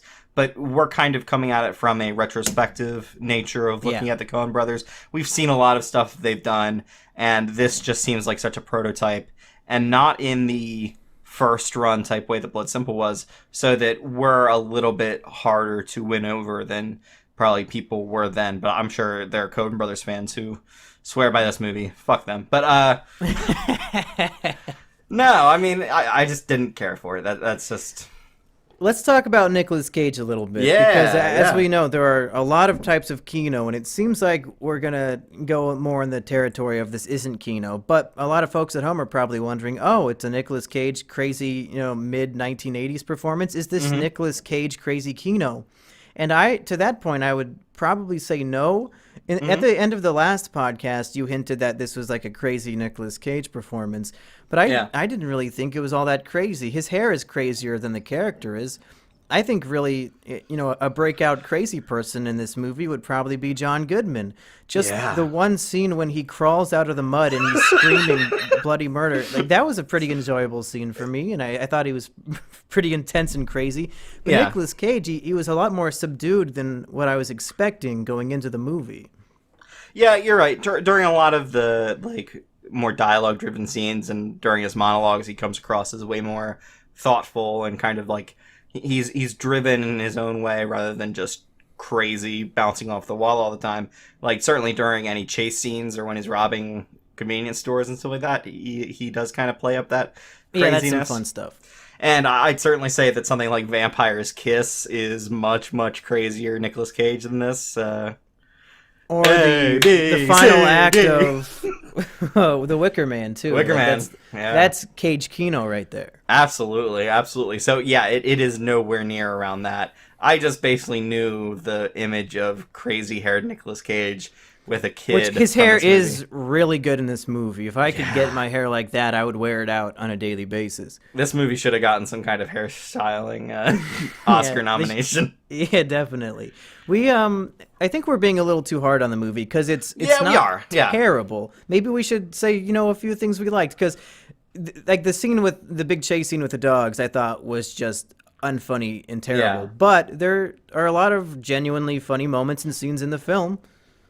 Yeah, I really like the scene where they're driving around with the baby in the car, the two escapees, and they're really starting to fall in love with this child. And then they leave it on top of their car and drive away. And then the whole way driving back after they've discovered that it's not there anymore, they're just screaming at each other. Like, I just think that is inherently funny. And it was fun. John Goodman is such a great character actor that he just, even as young as he is here, he just embodies that character so well. I would say that the elevator pitch for this movie was probably something like, a baby is so cute that it drives 6 people to absolute insanity. Because that's pretty much what the movie is. There is a lot of scenes in this movie where it's just a baby looking cute, walking around, crawling around, that kind of thing. Oh, and on a bad note, speaking of which, the scene when Nicolas Cage goes... Oh, we didn't even say what the plot of this movie is. That's bad of us. They'll either figure it out or... Yeah. So pretty much Nicolas Cage and his wife can't have kids. So he decides he's going to go kidnap a baby from a rich couple who just had quintuplets. But the scene when Nicolas Cage is kidnapping the baby and like all the babies get out of the crib and are crawling around, it gave me Baby's Day Out vibes in a very bad way. And that's another scene that is just like, okay, you're getting a little too screwball-y here. Let's stop trying to be so cute, maybe. I think our goal with this series is to rank all of the Coen brothers movies in order from best to worst. So I guess we have to go with these two. And I'm going to go ahead and throw out my line and say, I'm going to go ahead and put Blood Simple above Raising Arizona. What about you? Yeah, you're going to say Blood Simple and then Raising Arizona. I'm going to agree with that. This is probably going to be one of the easiest weeks we've got. Only having to rank 2 movies, so... It's not exactly a terribly difficult choice here. Raising Arizona probably will come in second place between these two.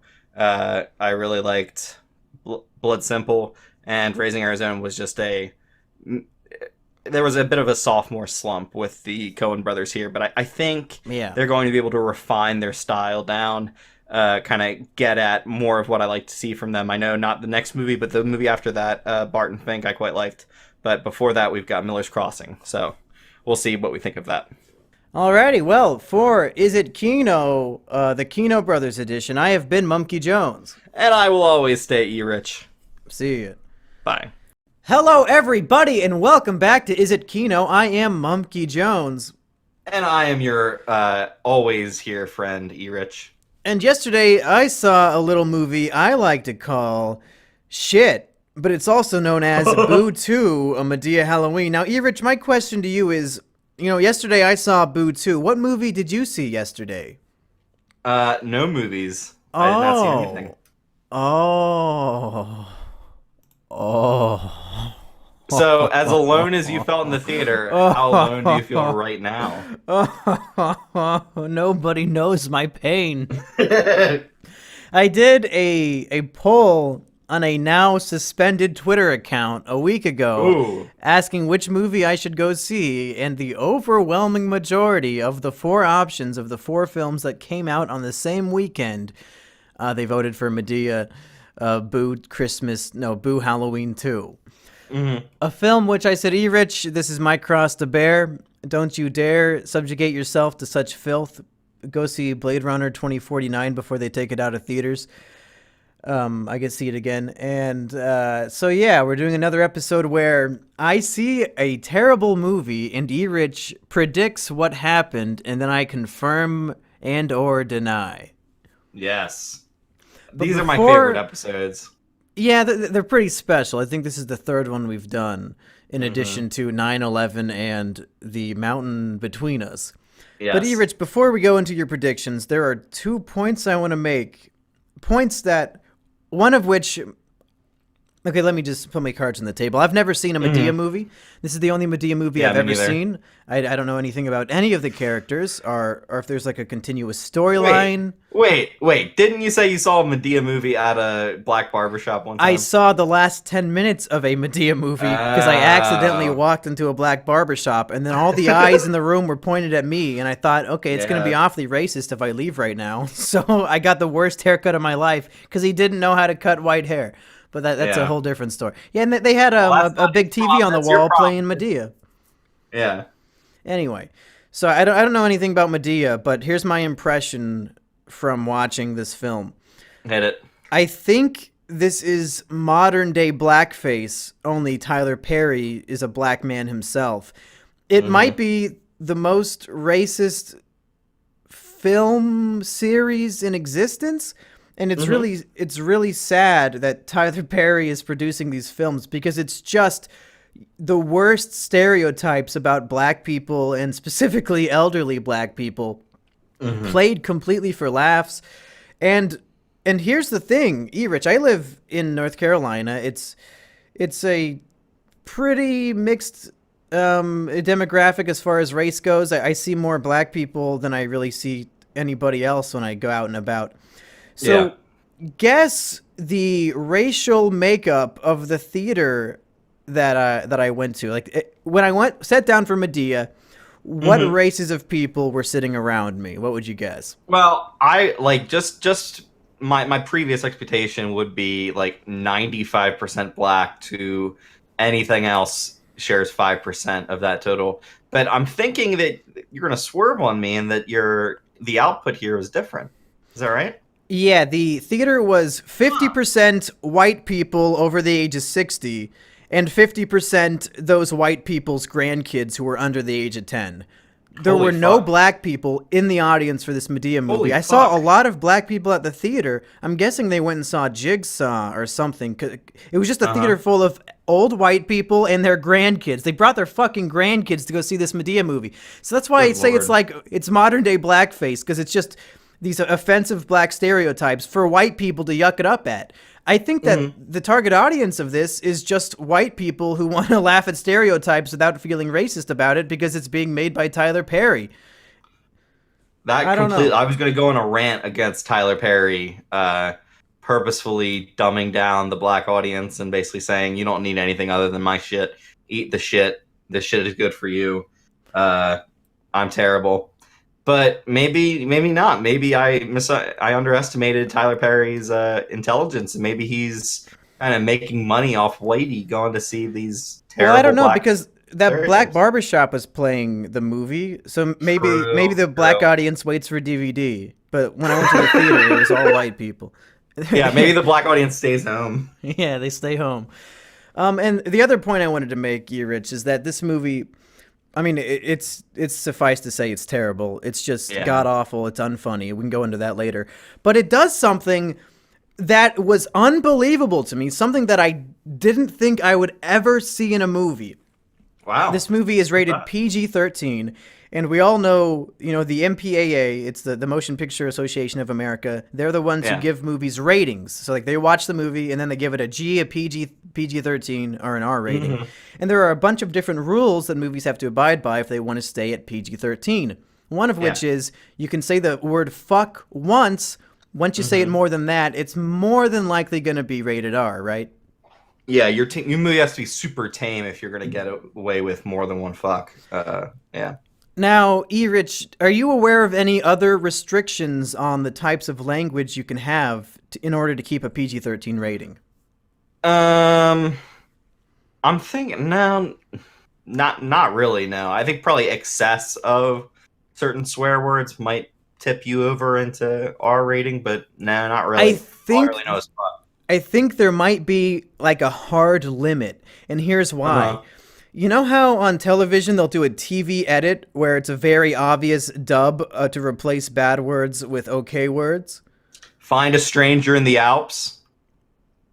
Oh, was that fuck a stranger in the Alps? Yes. Or in the ass, yeah. This is what happens when you fuck a stranger in the ass.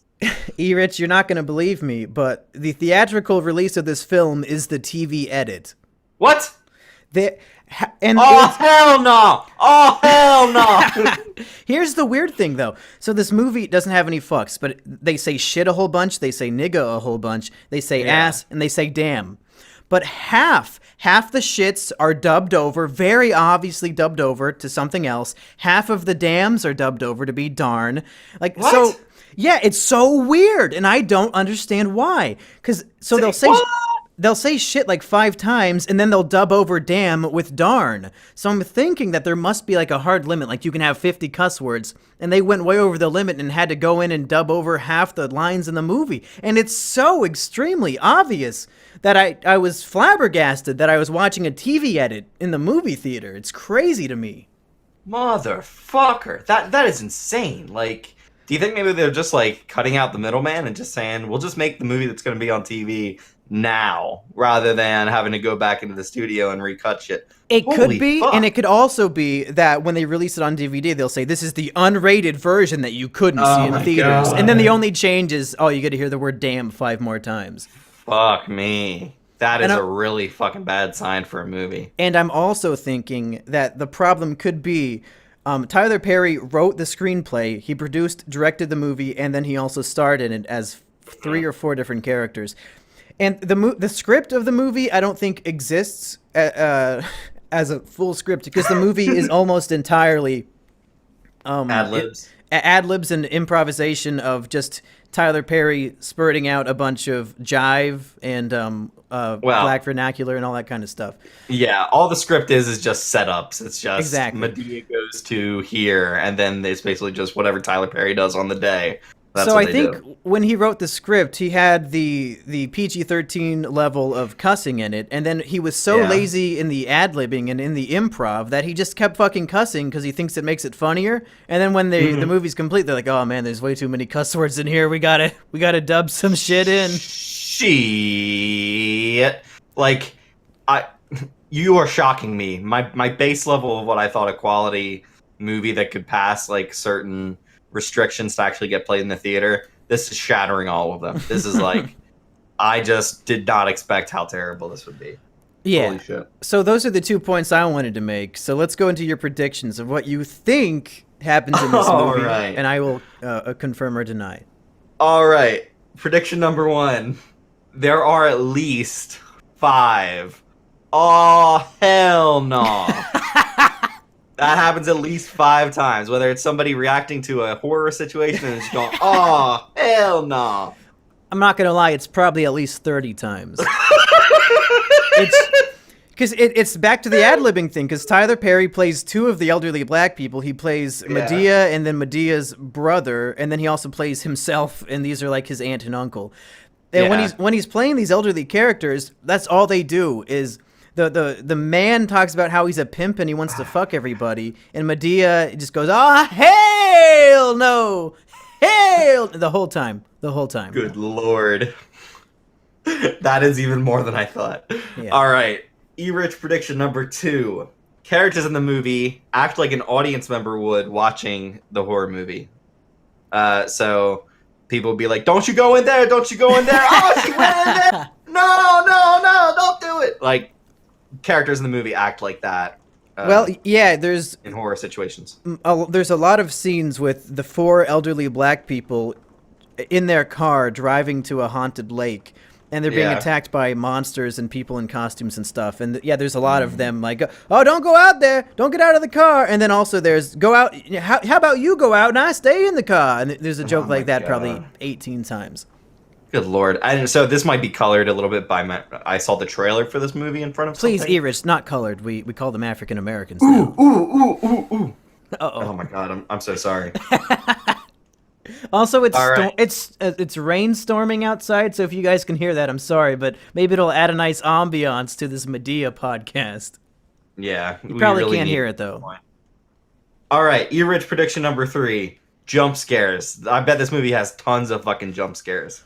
No, there's no horror in the movie. It's a No? comedy. It's straight up a comedy straight through. They don't even try? They don't even attempt? I mean, the characters are being, chased by like people with chainsaws and stuff, but it's not really played for horror. It's all played for laughs the whole time. Huh. All right. Interesting. And I haven't seen Boo number 1, The a original Madea Boo. Halloween, so I don't know if the original classic. Yeah, the classic from last year. So I don't know if that's also just played for laughs or not, but this one... Does he just make like 50 movies at a time? Does he just like... Maybe. He's constantly writing 5 Madea movies while I've done some he's research, and I think there are producing only... Black family movies. I think there are only 8 canon Madea movies, and then there's like 3 cartoon Madea movies that are literally for kids. There's like 3 PG rated Madea animated films that maybe we'll have to dive into later on. So, from what I know, I just figure there are a couple tiers of Tyler Perry movies. Madea movies where he like dresses up as a character and does character shit. There are black family movies where it's there's some kind of like conflict between black family members and they have to resolve it. And Tyler Perry is largely playing himself or a version of himself. He's not really a character. And then there are also Tyler Perry romantic thriller movies that are roughly about someone cheating and it might be like a slasher type movie. I think he's made some movies like that. I'm not entirely sure. Yeah, there was a trailer for one before Madea, and it's coming out in March, so we'll probably end up kinoing about it. I just feel like he makes variations. It's called Acrimony, I think. Acrimony. Oh my god. They've all got some weird ass title like that. Acrimony. Woo! Passion. All right. Compassion. Rated R. A Tyler Perry joint. A Tyler Perry film. All right. Number 4. Madea insults a slasher while they're trying to kill her. Did you see this movie, Erich? No, I did not. That is entirely based on what I think could happen. That's all she does is talk shit to people the whole time. Oh, don't you go there. Don't you go there. Yeah. All right, what else I got? This is kind of just something I want to see in most movies is a spit take. Is something shocking happens and someone is drinking and then they spit all of the liquid out of their mouths. Right. I don't recall that happening in this movie, no. Damn it. All right, maybe they're drinking some purple drink or... Erich, my God. Fago. Is Tyler Perry telling you what to say? Nah. Okay. All right, next one. So this is just what I want to happen, not necessarily what I predict would happen in the movie. Madea was the killer. No, but you're pretty close because the big twist, spoiler alert, is that so the idea of the movie is that Tyler Perry's daughter lies to him and goes up to a lake to go to a frat party, and he finds out about it. So then he hires people to pretend to be killers to scare all of the kids. Tyler Perry does. And then, but Madea doesn't know this, and she goes to go get the daughter back from the party, and then Madea gets spooked and scared by the people in costumes. Good God. I was so confused there for a second because I forgot that Tyler Perry played several characters, and I was just like, wait a minute, what? Yeah. Madea? And then Tyler Perry is a separate thing? Yeah, okay. All right. This is where my list just goes off course, and I just start... You'll probably end up getting half of them right anyway. Yeah. The movie is terrible to anyone outside of the demographic it's aiming for, so I would have said it was the black audience. But apparently I think I learned the white that audience as well. I think the demographic is just a white audience who wants to have some fun laughing at stereotypes. Yeah, you just play it up. Just fucking... And let me tell you, that theater full of 10-year-old kids, they were laughing hysterically every time Madea started screaming and would like run away from a monster. Oh, hell no! She'd run and scream. The theater was is fucking uproarious laughter. So loud, so enthusiastic. I couldn't believe it. Yeah. All right. Number 8 prediction. Tyler Perry is a hack. Did it come true? Was he a hack?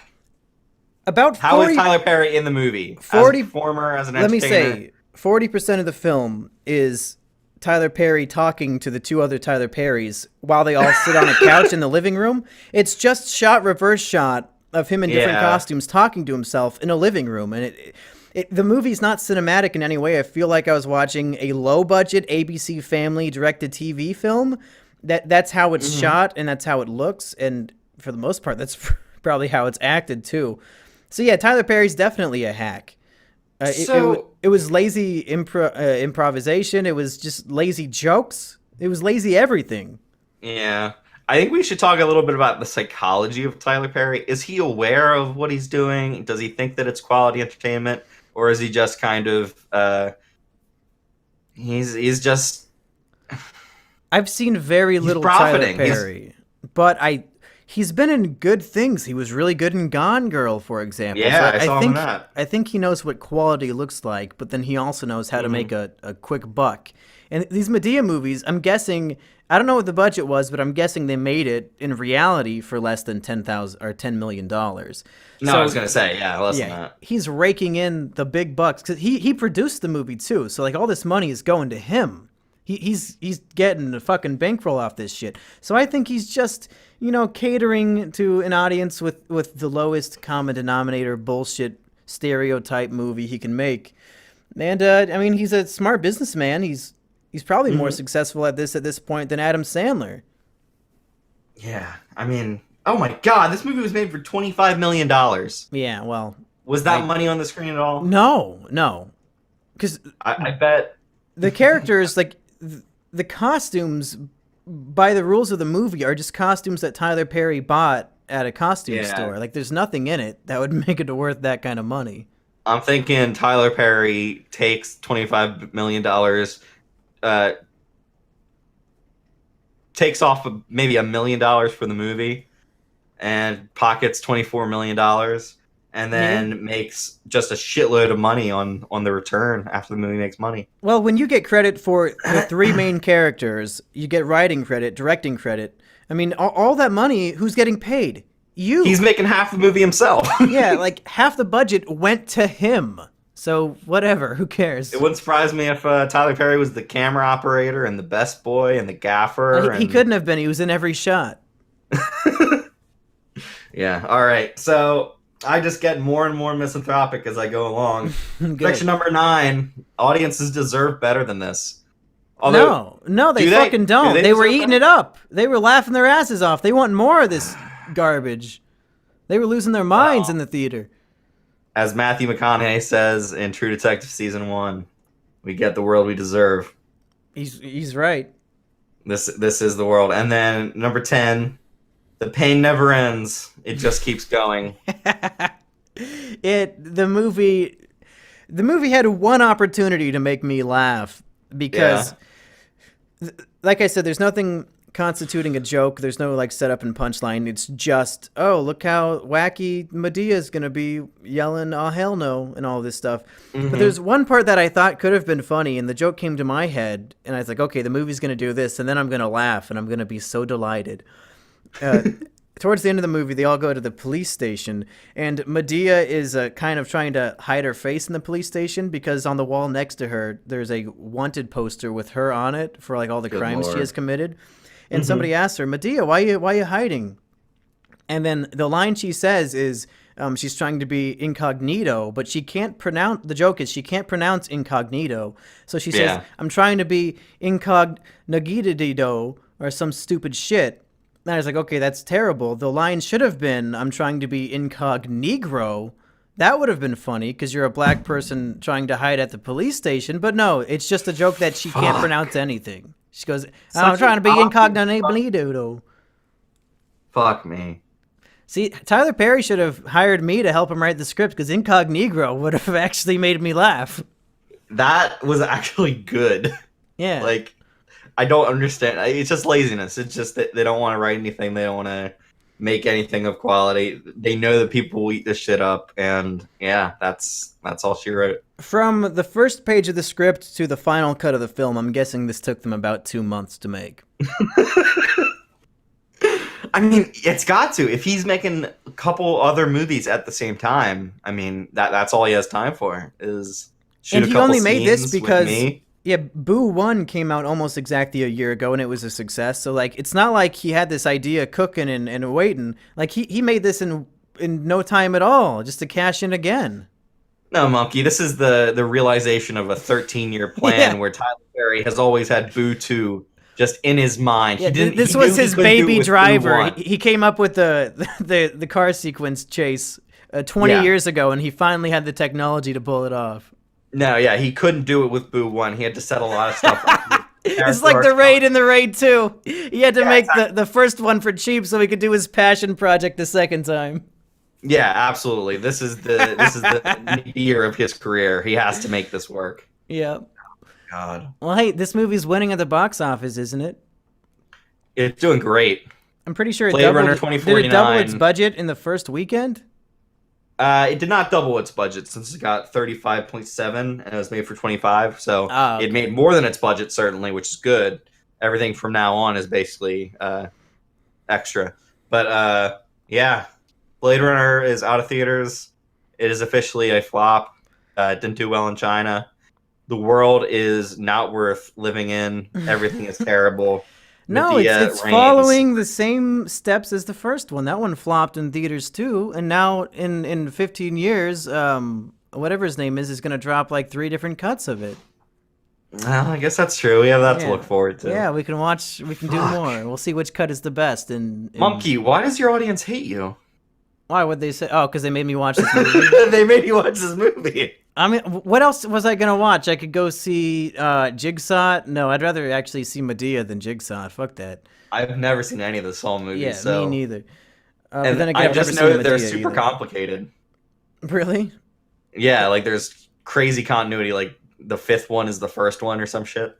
Wow. Well, it's too much for me to tackle. I think Adam Johnson. If you guys like fucking dogs and you like Saw, I think he has a good video about Saw. So go check it out. Oh, nice. Get the plugs in. I think that's all I really have to say about Madea 2. It's definitely not Kino. It's not worth watching unless you're, I guess, a 10-year-old kid out on a Friday night with your grandparents. Uh-huh. How would you compare it against the 10 minutes that you saw of the other one? I can't remember what happened. I was just so quiet and nervous about being in this black barbershop that I'm not supposed to be in. Yeah, I wonder... Is there any quality differentiation between these movies? Are there good ones and bad ones? Well, or is it just a pile of shit? I think exactly one of them has a 64% on Rotten Tomatoes and the rest are just abysmal. So maybe there might be one good one towards the beginning. Yeah, compared to the 7% or whatever that is this one has. Yeah. That 64 is absolutely glowing. Yeah, this is a record low for the series. It keeps getting better and better. Well, Erich, that's all we have to say about Madea Boo 2. My question to you is, next are we going to do Thor Ragnarok, or are we going to do something else? Let's do Thor Ragnarok, because I fucking loved the other 2 movies this guy did that I saw, What We Do in the Shadows and Hunt for the Wilder People. So I am looking forward to this movie. Okay, folks, you heard it here first. We'll see you next week with our analysis, our Kino-lysis. Kinalysis. Kinalysis. That sounds like some kind of fucking like kidney disease. Kinalysis. Well, this show is a disease on my life, so yeah. We'll see you then, folks. Hello, everybody, and welcome back to Is It Kino? I am your host, Monkey Jones. And I am Erich, the god of lightning. And Erich, let me just say real quick, off topic. I'm really excited. I caught up on a very famous TV show that I think we should review. Okay. I can't wait to watch the final season that's coming out soon. People keep recommending it to me, and I thought, I don't really want to watch that, but I just caught up. Is it Young Sheldon? No, the show, it's called House of Cards, and I think the final season is coming out soon, so I can't wait.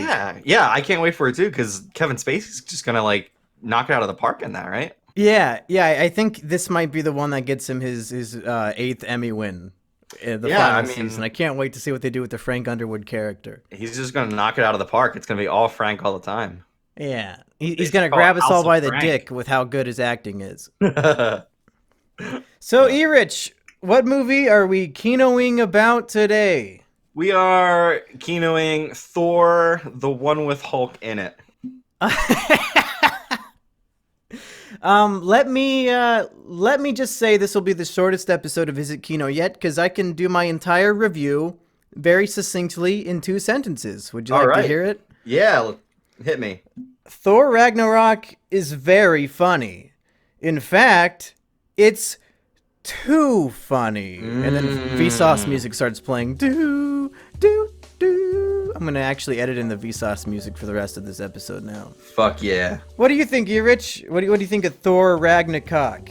I would agree with you that it is too funny for its own good, because basically they completely forget the plot of their own movie.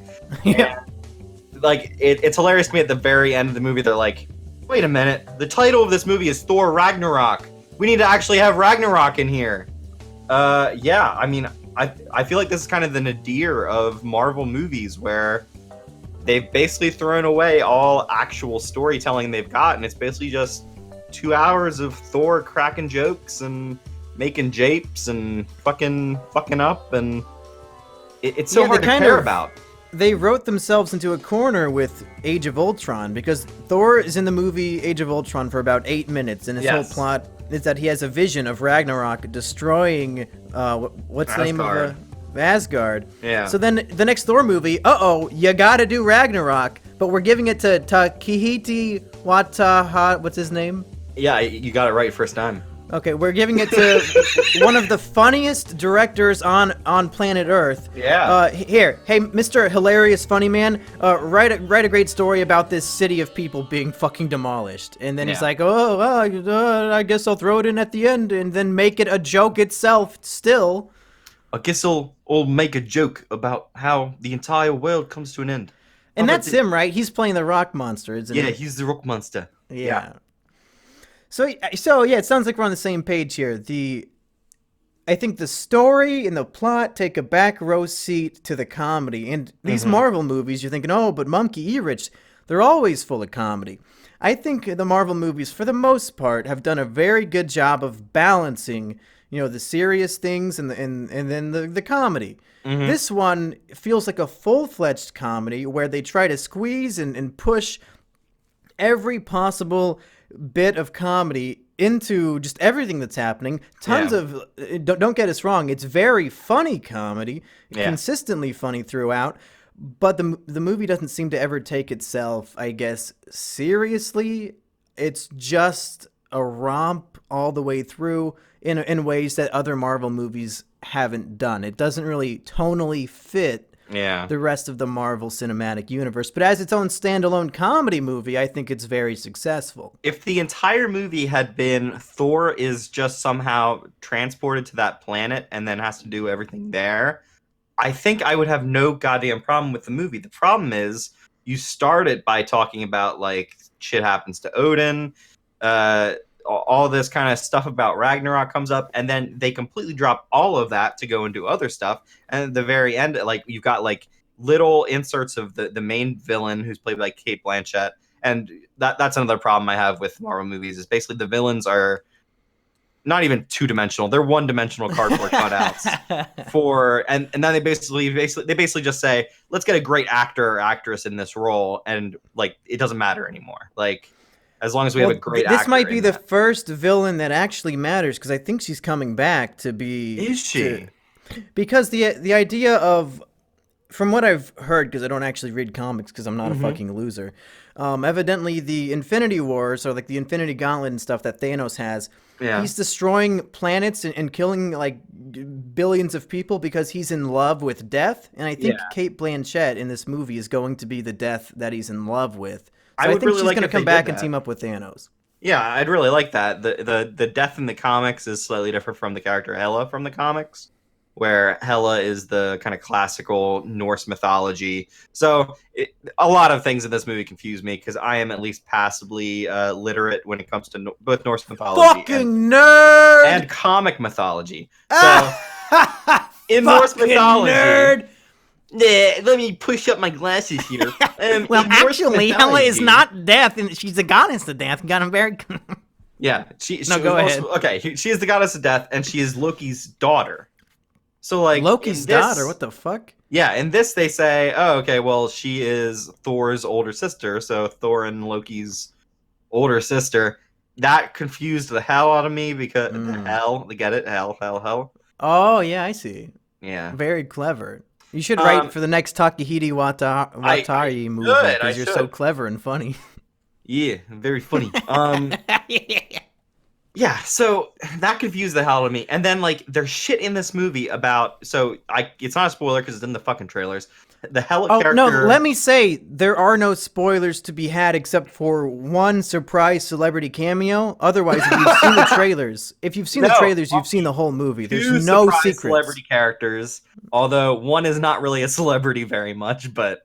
Wait, who is the second one? The guy who plays other Thor is Chris Hemsworth's older brother. Yeah, well, who fucking cares? I don't know who that is. Never really much of an actor. Yeah. Yeah, but okay. So the other thing that I just have a huge problem with is that Hela destroys Thor's hammer, and like I don't think it's so much of a spoiler to say that Thor still has. There are no spoilers in the movie. I swear to God, if you've seen the trailer, you know the entire movie. You're just missing all the jokes. Yeah. Thor has his powers in this fucking movie, but in the first goddamn movie, the entire point was that he did not have his hammer, so he did not have his powers. And they say so many fucking times, he who wields the hammer has the power of Thor. So, like, basically anybody who picks up that hammer can be Thor. It's just you need somebody to be able to, like, be worthy of it. In this movie, they destroy the hammer, and he basically just realizes, oh, I can do whatever the fuck I want. Yeah, this is that old cliche of, oh, the power was inside you all along. The whole time. Wow. It's just, they basically sacrificed any kind of essential storytelling so that they can tell jokes the entire time. Yeah. Which is great in the moment because this movie is funny as fuck. Like it's the funniest Marvel movie by far. I was laughing the entire goddamn time, all the way through. But then when you get to the very end of the movie, I'm just looking at the CGI action going on, and I don't know. I think just in general, CGI action just does not work for me anymore because it just does not impress me. You can basically do anything you want nowadays, and it just makes it not fun to me. I don't know. Yeah, when the entire screen is 100%, CGI effects, I also don't give a fuck anymore. Yeah, and it's just I don't know who, like, the only character who I know that has an arc in this movie is the Valkyrie character played by Tessa Thompson. And she's the only character that I think isn't just played for laughs. I think she's actually trying to be serious in the movie, which was refreshing in its own way. Yeah, and that's the thing. The other thing, you're right. Nobody in this movie is taking it seriously, which in the case of Jeff Goldblum is absolutely hilarious.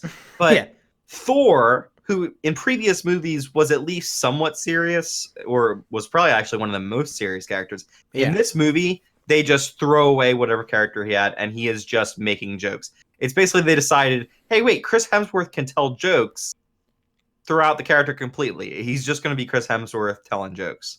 Like, it does not bode well for at least my interest in the movies when it just seems like everything that they've built up is basically, we'll just throw that all out so we can tell jokes. Well, my hope is that after the final Avengers movie, like Avengers Infinity War Part 2, I won't have to care about Marvel anymore, because hopefully they're going to reset it, and then it's all new people that I don't have to give a shit about. Yeah, all of your investment just goes away. Yeah. Instantly. So hopefully we're winding down on Marvel, because I think people keep talking about the superhero fatigue and how it's going to kick in pretty soon, and this one is pretty fatigue for me, Like, it's very refreshing and unique in the Marvel Cinematic Universe, but still, I was like, okay, they're still cracking quips. Yeah. Oh, man, he's going to go fight the CGI bad guy at the end. Okay. They somehow out-quipped Guardians of the Galaxy in this movie. Which was the previous funniest one. Okay, so Monkey, I got a question for you. What do you think of after-credit sequences, and did you watch the ones for this movie? I saw the mid-credits one. I don't know if there was one at the very end, but I did not stick around for it. Yes, the one at the very end, I don't understand at all, because just a giant spaceship shows up, and like, are we expected to think that's Thanos? We've never seen him on that ship. I have no idea. I have no idea what any of it means. That is maybe the worst possible excuse for an end credits scene I have ever seen, if only because we have no context for what the fuck is going on. Yeah. So it's just like, who cares? Who gives a shit? It's probably another one of those things where only the comic book nerds are going to recognize what it is. So I'm a comic book nerd. Like, unless this is some kind of like fucking famous Thanos ship I do not know about, I was fucking so surprised that they cut it where they did. Like, I just have no idea what's going on. Okay, so the very end credits thing is Jeff Goldblum. Basically, there was a revolution on his planet. Right. The people basically surround him, and he basically just says, hey, I was a part of the revolution because I was the one you were revolting against. And that's about it. Oh, so it's just like a joke again. Yeah, another joke. They crammed one more in there. Yeah, they just had to do it. Let's say, in the context of the Marvel Cinematic Universe, it sounds like we're kind of not super into what they decided to do with this movie. But as a standalone, let's pretend that we're not fucking nerds and that we haven't seen any of these other movies. I think that the movie works very well as a comedy, and it's very funny, very entertaining, very bright and colorful, unless your theater projector is broken like the one I went to, and everything was very dark and I couldn't see shit. Monkey, what you do is, if that happens to you, after the movie lets out, because don't not see the movie, you shit into your hand and start throwing shit at them until they give you a ticket to see the movie again. A true monkey solution to a problem. Yes. But yeah, I think I've covered everything I wanted to say. Like, I mean, if you're into Marvel shit, you've probably already seen the movie. Yeah. And if you're not, I guess if you want to see a super funny comedy, go for it. What do you have to say, Erich? I don't know why they decided that this had to be Ragnarok. Also, fucking Ragnarok is the eternal death and rebirth of the Norse legendary Asgard and all the fucking worlds and whatever. So, like, Asgard can be destroyed, but it'll just be renewed in a couple, however long. I don't fucking know. So I just don't understand why anybody doesn't know that. I'm apoplectic about the handling of anything in this movie. This movie ignored Marvel lore and Norse mythology lore. Yeah, because they had to get in favor of jokes. Yeah. One of the things that really pissed me off about this movie is that near the end, they set up that Hulk, once he turns into Hulk, he will never be able to change out of being Hulk. Oh, he's going to turn back. He makes a big deal about that, and then he just doesn't. Yeah. Like, there is no scene where he's surprised that he was, like, it's just completely dropped. I don't understand. They basically have sacrificed any kind of sanity in favor of telling as many fucking jokes as they possibly could. But I had a good time. I was entertained. Yeah, it's a good time. It's just it's underwhelming. Is this a dictionary definition of style over substance, maybe? Oh, absolutely. Also, this is the highest rated superhero movie of the year, Thor Ragnarok. Yeah, there have been a lot of superhero movies this year. I would say of the 3 Marvel movies, this is my least favorite one. I enjoyed Spider-Man and Guardians 2 more than this one, just because they were more balanced in terms of jokes and plot. Yeah, as much as I had problems with Spider-Man and Guardians, like, they at least tried to have some impact on the characters and really tell a story. Thor Ragnarok does not tell a story. I think Lego Batman had more balance between jokes and other things. It definitely did. Yeah, well, I mean, I think we're just talking in circles now, so unless you have any other big points, we can... I would like to see Thanos slip on a banana peel, and the entire movie is just a big joke that Thanos cannot do anything, and he just winks at the camera and shrugs, and...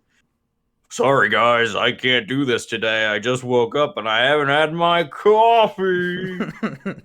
You're a big fan of this director, right, Erich? Oh, I love Taika Waititi. Do you think it says anything about the superhero genre that this director's worst film is the highest rated superhero film of the year? Probably. Yeah, I mean, this is very much his movie. Like, it is so him just saying, all the characters are going to be funny. They're going to be telling jokes, and it is very funny. Like, if you haven't seen Hunt for the Wilder People, I would say watch that. It's really fucking good. All right, well, we're not going to say this is Taki Watabla Kino, because he's had 2 better movies, and we're not going to say it's Marvel Kino, but it is Thor Kino, because the first 2 Thors are fucking dreck. Yeah. Oh, yeah. I mean, I actually like the first Thor movie, but I might be alone there. Yeah, I mean, it's serviceable. Then the second one is shit, and then this one is, I'd say, the best of the 3. Yeah. Taika Waititi.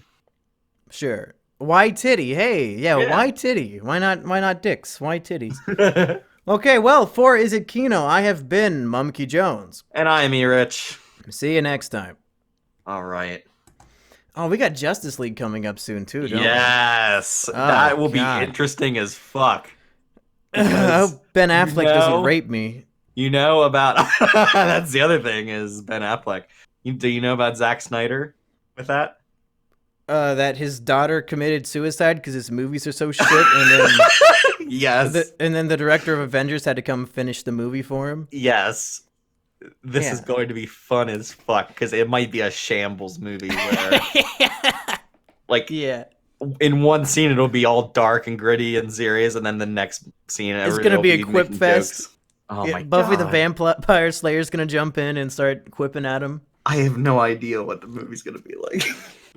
Chugga chugga chugga chugga chugga chugga chugga chugga choo choo! Hey everybody, welcome to the Is It Kino Express. I am your conductor, Monkey Jones. And I am the detective with the double-length mustache, Erich. Oh my God! I hope neither one of us has a dark secret about the other, and then it leads to one of us dying tragically. That'd be pretty rough. Rough waters on this train that has no water involved. Agatha Christie herself couldn't figure out which one of us did it. No, and she's an expert on detective stories.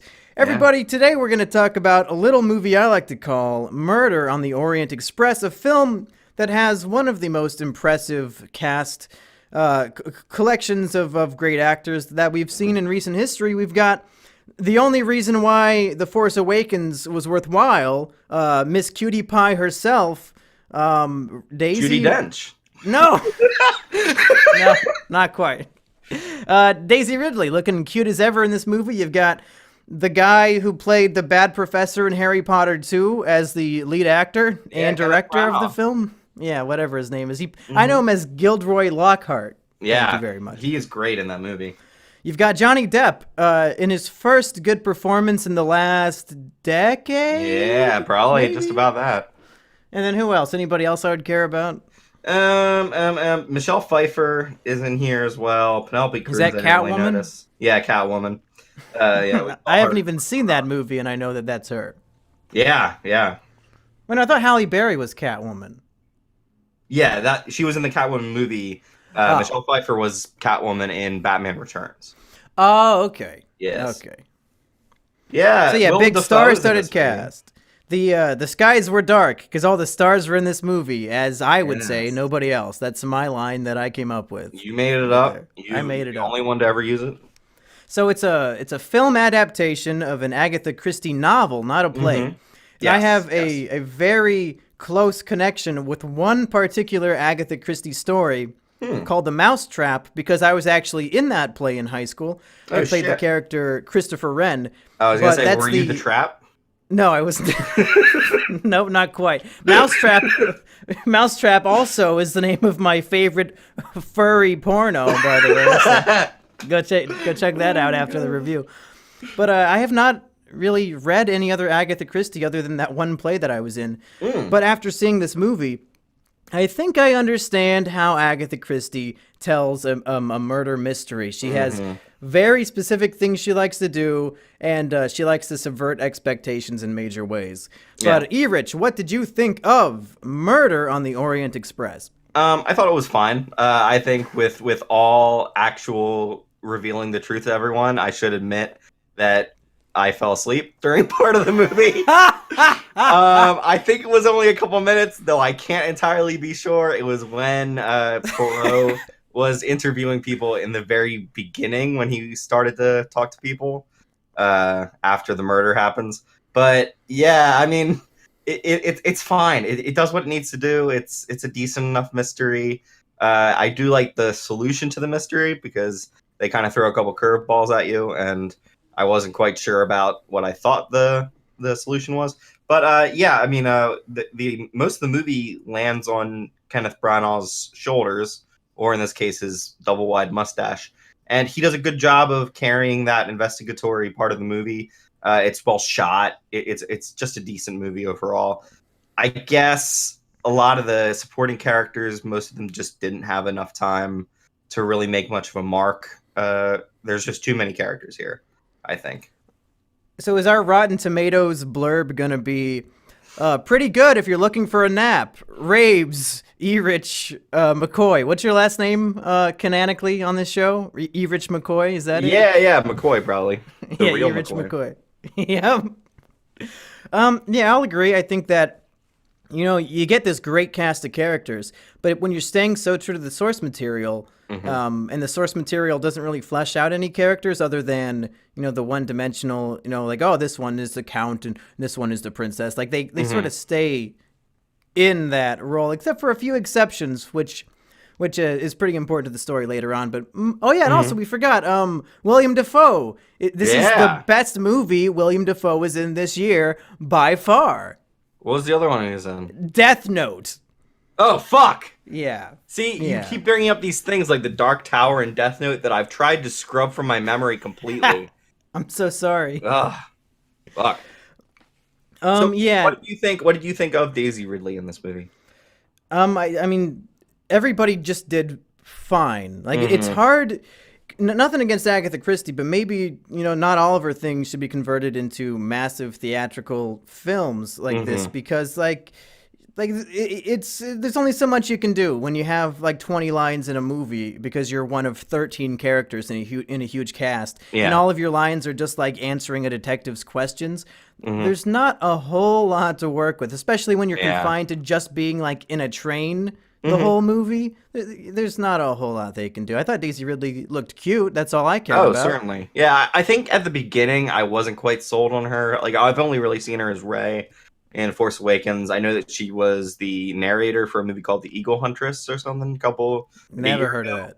But I thought she was kind of rough for the beginning of the movie, but then as soon as they got on the train, I kind of bought her more in the role. She was the governess, kind of.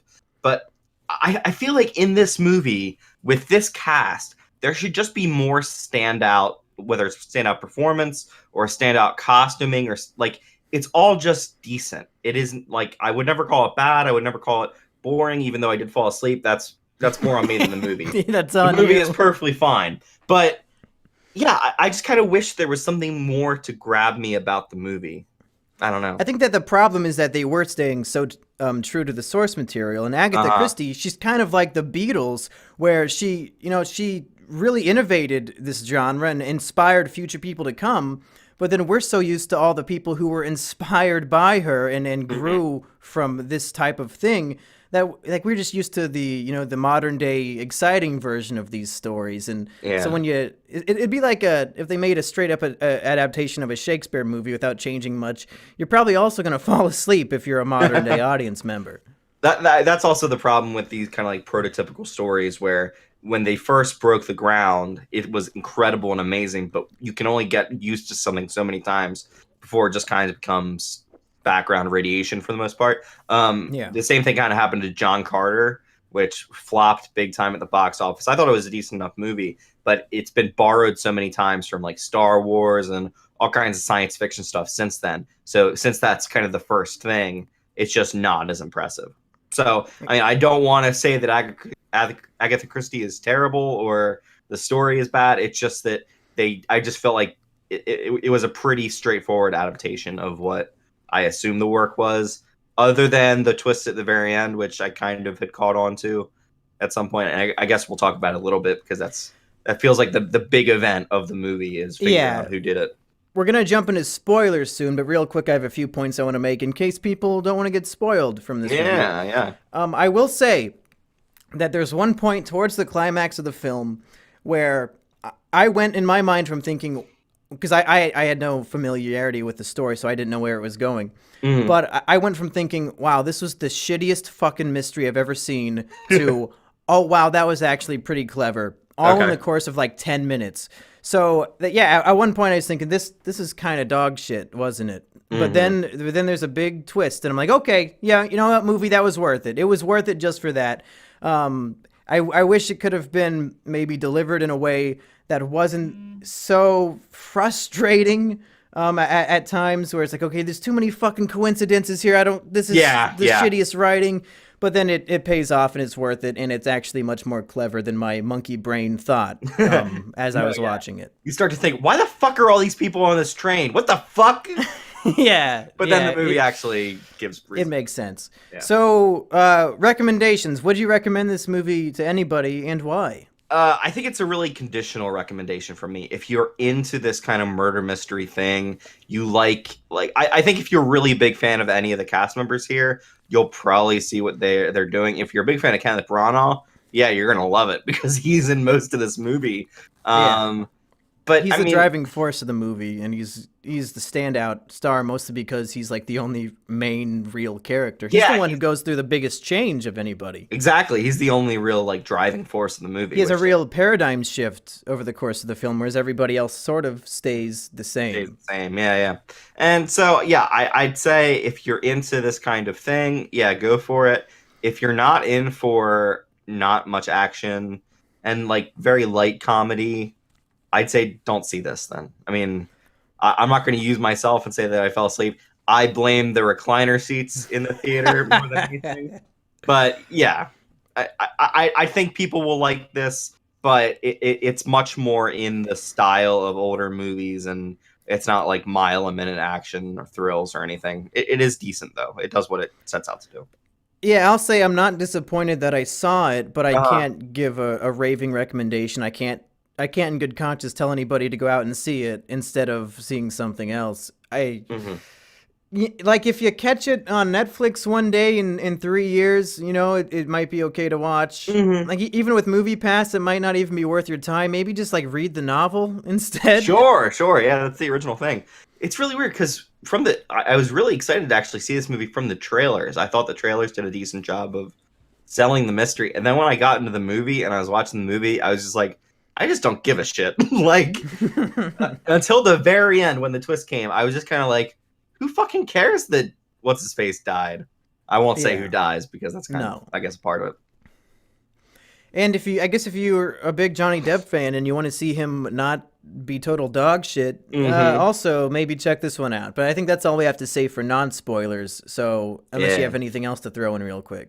Let's get to the whodunit. Okay, so if you want to get spoiled for this detective mystery and ruin the whole thing for you, keep listening. Otherwise, turn off the video. Guilt-free. Goodbye. Fuck off, idiots.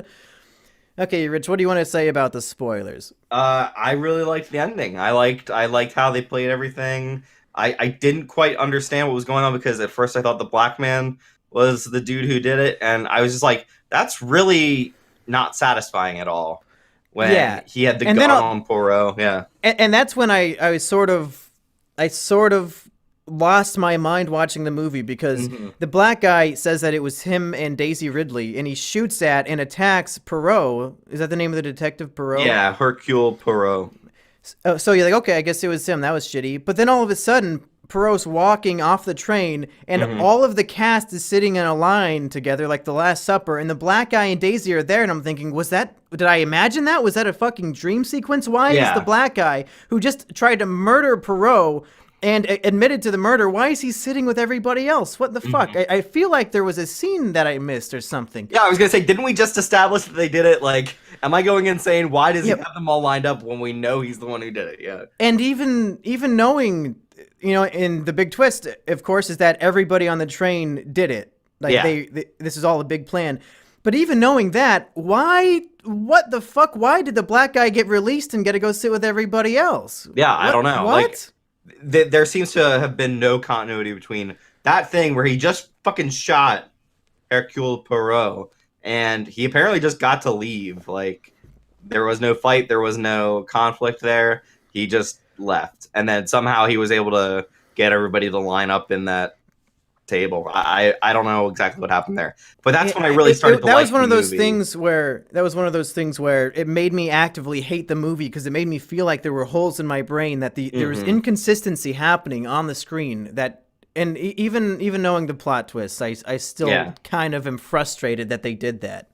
I'm kind of interested to see how the book depicts some of this stuff, because I feel like maybe I don't know, maybe there's something they cut out, or but that cut to him going over off the train didn't really make much sense to me. But then as soon as he started to put things together, and I had even had the thought in my brain, like, how the fuck are all these people like have something in common with this person? They all have some relation to a victim of a different crime that happened in America years ago. I'm like, what in the fuck? There's way too many coincidences. This shit is retarded. But then it's like, oh, they all came together to do it. That makes total sense. And makes a lot of sense. Like, I guess my thought would be, why would they be fine with this famous investigator guy coming onto the train with them when they knew they were going to kill this guy all at once? Well, I guess that they were really good at improvising because even William Dafoe just like faked an accent and pretended to be a different person to throw off the detective's track. Mm-hmm. Yeah, but I mean, like, maybe let him get off or something. Yeah. I don't know where Johnny Depp was getting off at, but like maybe just wait until he leaves and then do your murder. I was gonna, you know what? I just caught myself. I was gonna say kill the detective too, but then like the big moral implication of the film is like these people aren't murderers. They like what they did was almost justified. And it was like a really sweet, sad thing where the detective's like, you know what? There's no murderers on this train. I'll see you guys later. And then he lets them all go. And I thought that was really sweet. And it was like a nice twist to the movie. Well, yeah, and I think that's really interesting because the movie kind of builds up Poirot's character as kind of like he has a sure way that things should be in his mind. And this entire adventure kind of should knock him off course, where his idea of justice and his idea of how to take care of things, and there is a right way to do things, and everything else that he doesn't like, he doesn't like. Like, I think if they do a sequel to this movie, I don't know if they would. I have no fucking idea. I don't know if there's another... There's more Poirot novels, I guess. And I guess the end of this movie says he might do something on the Nile River. But, like, I think that's interesting for his character to be in this situation where he has to let these people who killed this man go, because it is kind of right in his mind that they were able to do it. But I love that part. The world's greatest detective no longer sees justice in black and white. He now sees these shades of gray after this great adventure on a train. Yeah, I love that part where he basically tests them and says, like, I will not let you go. I cannot, like, you basically have to kill me, or otherwise somebody's is doing time for this. But yeah, and she chooses to not kill him, but kill herself. Yeah. Yeah. So basically, nobody else went for the gun. She went to kill herself. He knows that they are kind of doing this out of a sense of like righteous justice rather than just going out for vengeance, basically. So I liked that final act part of it. I'd be interested to see if they can play off of that in the future, really test how he sees justice being done. Yeah, but I mean, like, that part really interested me. The rest of the movie, I was just kind of like, it's fine. Yeah, the first two acts of the movie are just very mild and adequate as far as, like, a film goes, especially when you have this great of a cast. It's like, it could have been better. The ending makes up for it, but it's hard to recommend people sit through all of that just to get to a pretty cool ending. Yeah, exactly. Monkey, did it ever go through your head that, like, if you take away the characters from this movie, it's basically a bunch of actors deciding that they're going to kill Johnny Depp together? They're tired of him beating up Amber Heard or whatever her fucking name is. They're tired of all these shitty Pirates movies coming out and making $300 million overseas. And then Kenneth Branagh lets them get away with it. That's the world I want to live in. Yes. No, I've got nothing against Johnny Depp.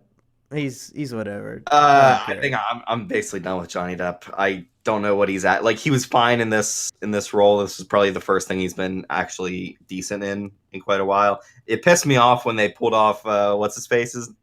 I'm gonna spoil Fantastic Beasts because if you haven't seen that movie, fuck off. When they pull off his face and it's Johnny Depp underneath, and I'm like, what the fuck? It's Johnny Depp?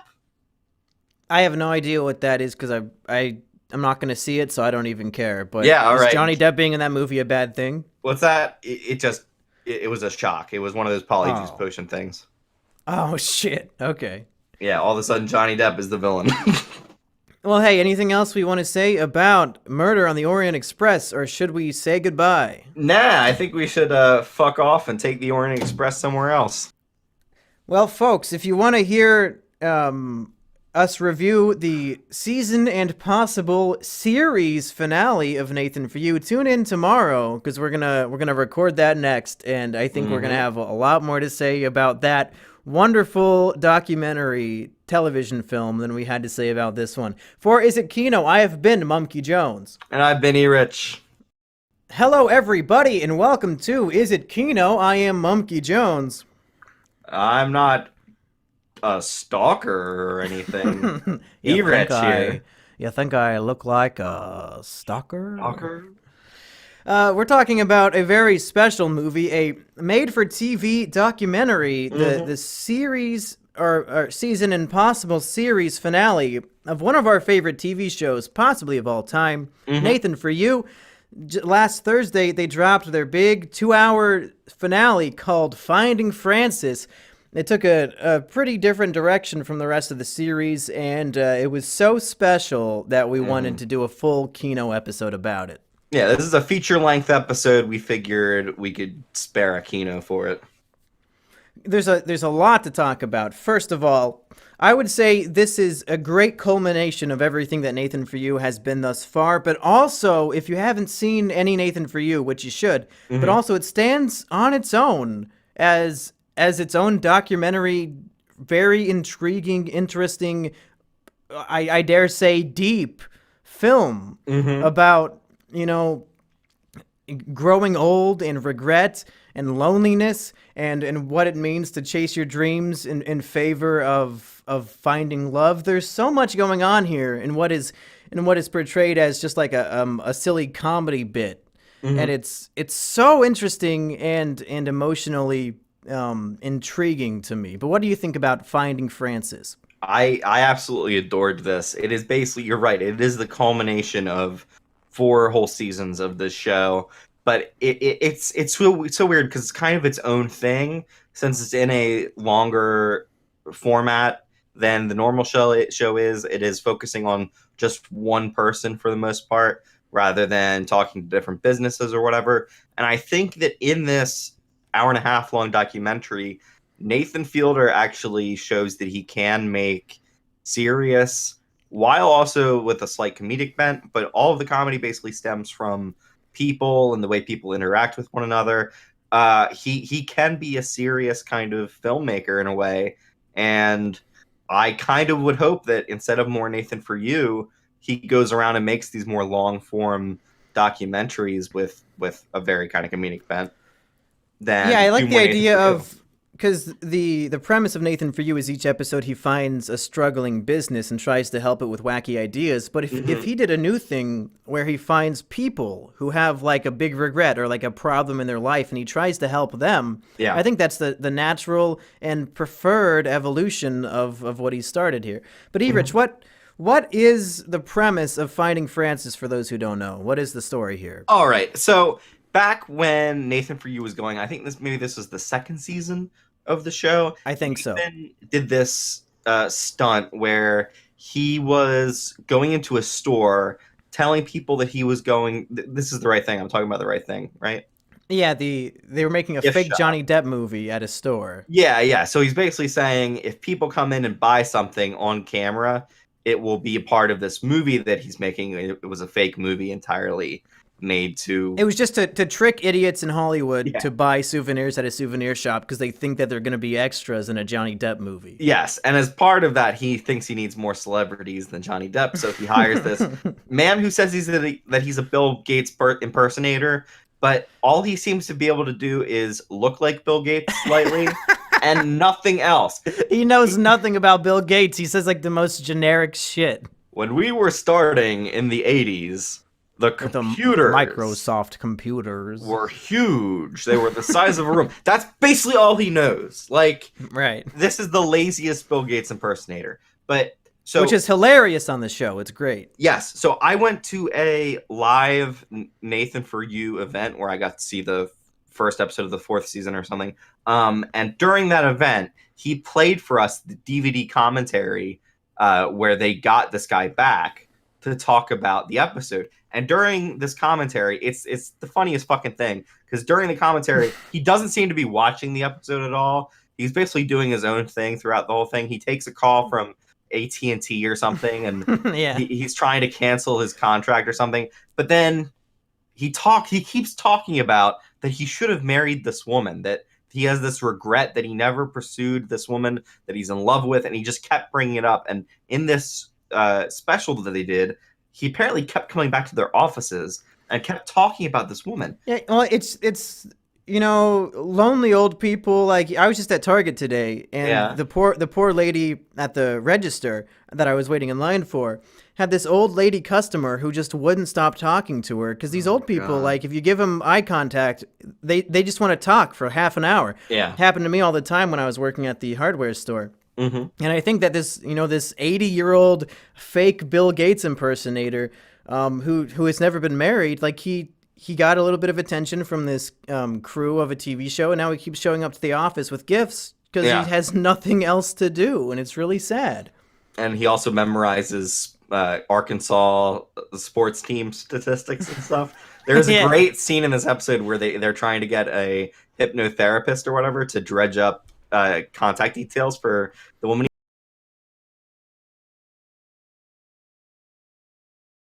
Thing. Oh, and in case we haven't made it clear, this show it's real. It's not scripted, as some people might say, like, it's got to be fake. No, this is a real dude.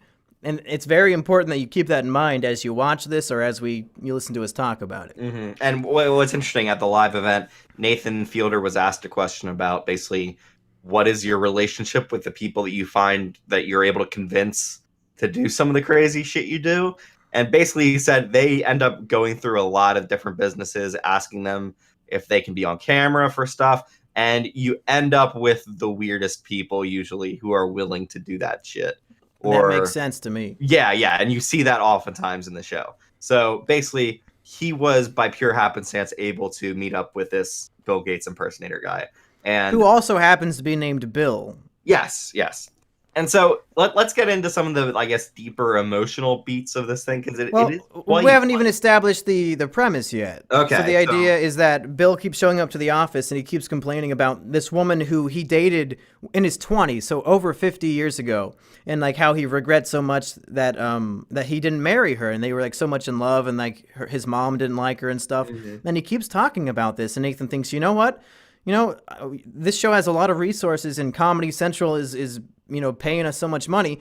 What if we do an episode where we help you find this woman who you don't have any contact info on, or you don't even know her name anymore, like you know her maiden name, but it's not relevant. Yeah. What if we just go find her, and that'll be the episode? And Bill is like, oh, well, let's do it, and that turns into a 2-hour incredible documentary. Yeah, it is quite a wonder to watch, and I'm wondering whether they intended for this to just be a regular length episode, and then they realized that they could really extend it and make it really weighty. But I mean, from what I read, they thought it was just going to be a normal episode, but then they had so much material that they asked Comedy Central, "Can we do this as a 2-hour finale?" And they said, "Yeah, whatever, who cares?" So then they just did it. Because they are able to layer in the kind of the normal stuff that the Nathan For You show entails. Like they throw a 57th reunion, high school class 47th reunion. All right. And basically, it's the shittiest looking event in a small church, and they get about 5 people to come in. And it's just kind of hilarious that they're able to do that. And then they say that they are the cast and crew of Mud 2. Never clean. We're just jumping around right now, but the shot of Nathan and this old fucking Bill wearing hats that say Mud 2 as if they're the panel on the casting of this movie was so fucking funny. And the lines they have the actor guy read as part of it. Oh my God. Clearly this guy who had a brief shot in Mud 1 never saw the movie because he's reading lines for Mud 2, and it's like the plot is that there's mud everywhere and they have to clean it up, and the guy is convinced that it's a real deal. I can't believe that this happened again. Mud is the name of the character. There's no mud in the movie. It breaches believability, but then you realize these are real people who really think this is going on. It's just some random guy who was in a background shot of a movie that was filmed in Arkansas. Like, you can't expect him to actually know what the fuck the movie's about. They do this to get into a school to look at their yearbooks, and the school basically just lets them in and lets them do whatever. Like, it's so weird because the lengths they go sometimes to do some of this shit is extraordinary. But then you also see how little people actually need in order for them to at least base level trust you to do something. And it's such a great interplay of, I don't know, what people want to do versus what they want to see. It's so great. Okay, so Bill is trying to find his love. At one point, they find letters that she wrote to him, and they reveal more and more detail about what their torrid love affair was exactly, and that Bill might be hiding a little bit more, or actually not remembering some things. He might have the rose-colored glasses on when he's looking back at this relationship. When it's revealed that like he kind of maybe was pressuring her to have sex with him, and she wasn't quite ready to go that far, or she was more religious than he was. I'm not entirely sure what the exact nature of that was, but it's such an interesting exploration of this man who, like, he was very good looking when he was young. So like, that's not something you apply to old people. You don't ever think this guy was really good looking at some point, and he was probably trying to get into a woman's pants all the time. That's just not something you think of when this old Bill Gates guy is talking about the computers in their basements and stuff like that. It's just, it blows your mind at so many levels. Yeah, it is sad but true that you kind of don't think of anybody except for the state that they're currently in. Yeah, because you're right. When I see old people out on the street, I don't really think of them in their heyday and like, oh yeah, they used to be a 22-year-old retard just like me. They were trying to milling about. Yeah, they were just trying to fuck. Now they're just old people in a retirement home trying. They're still trying to fuck. Yeah. Yeah.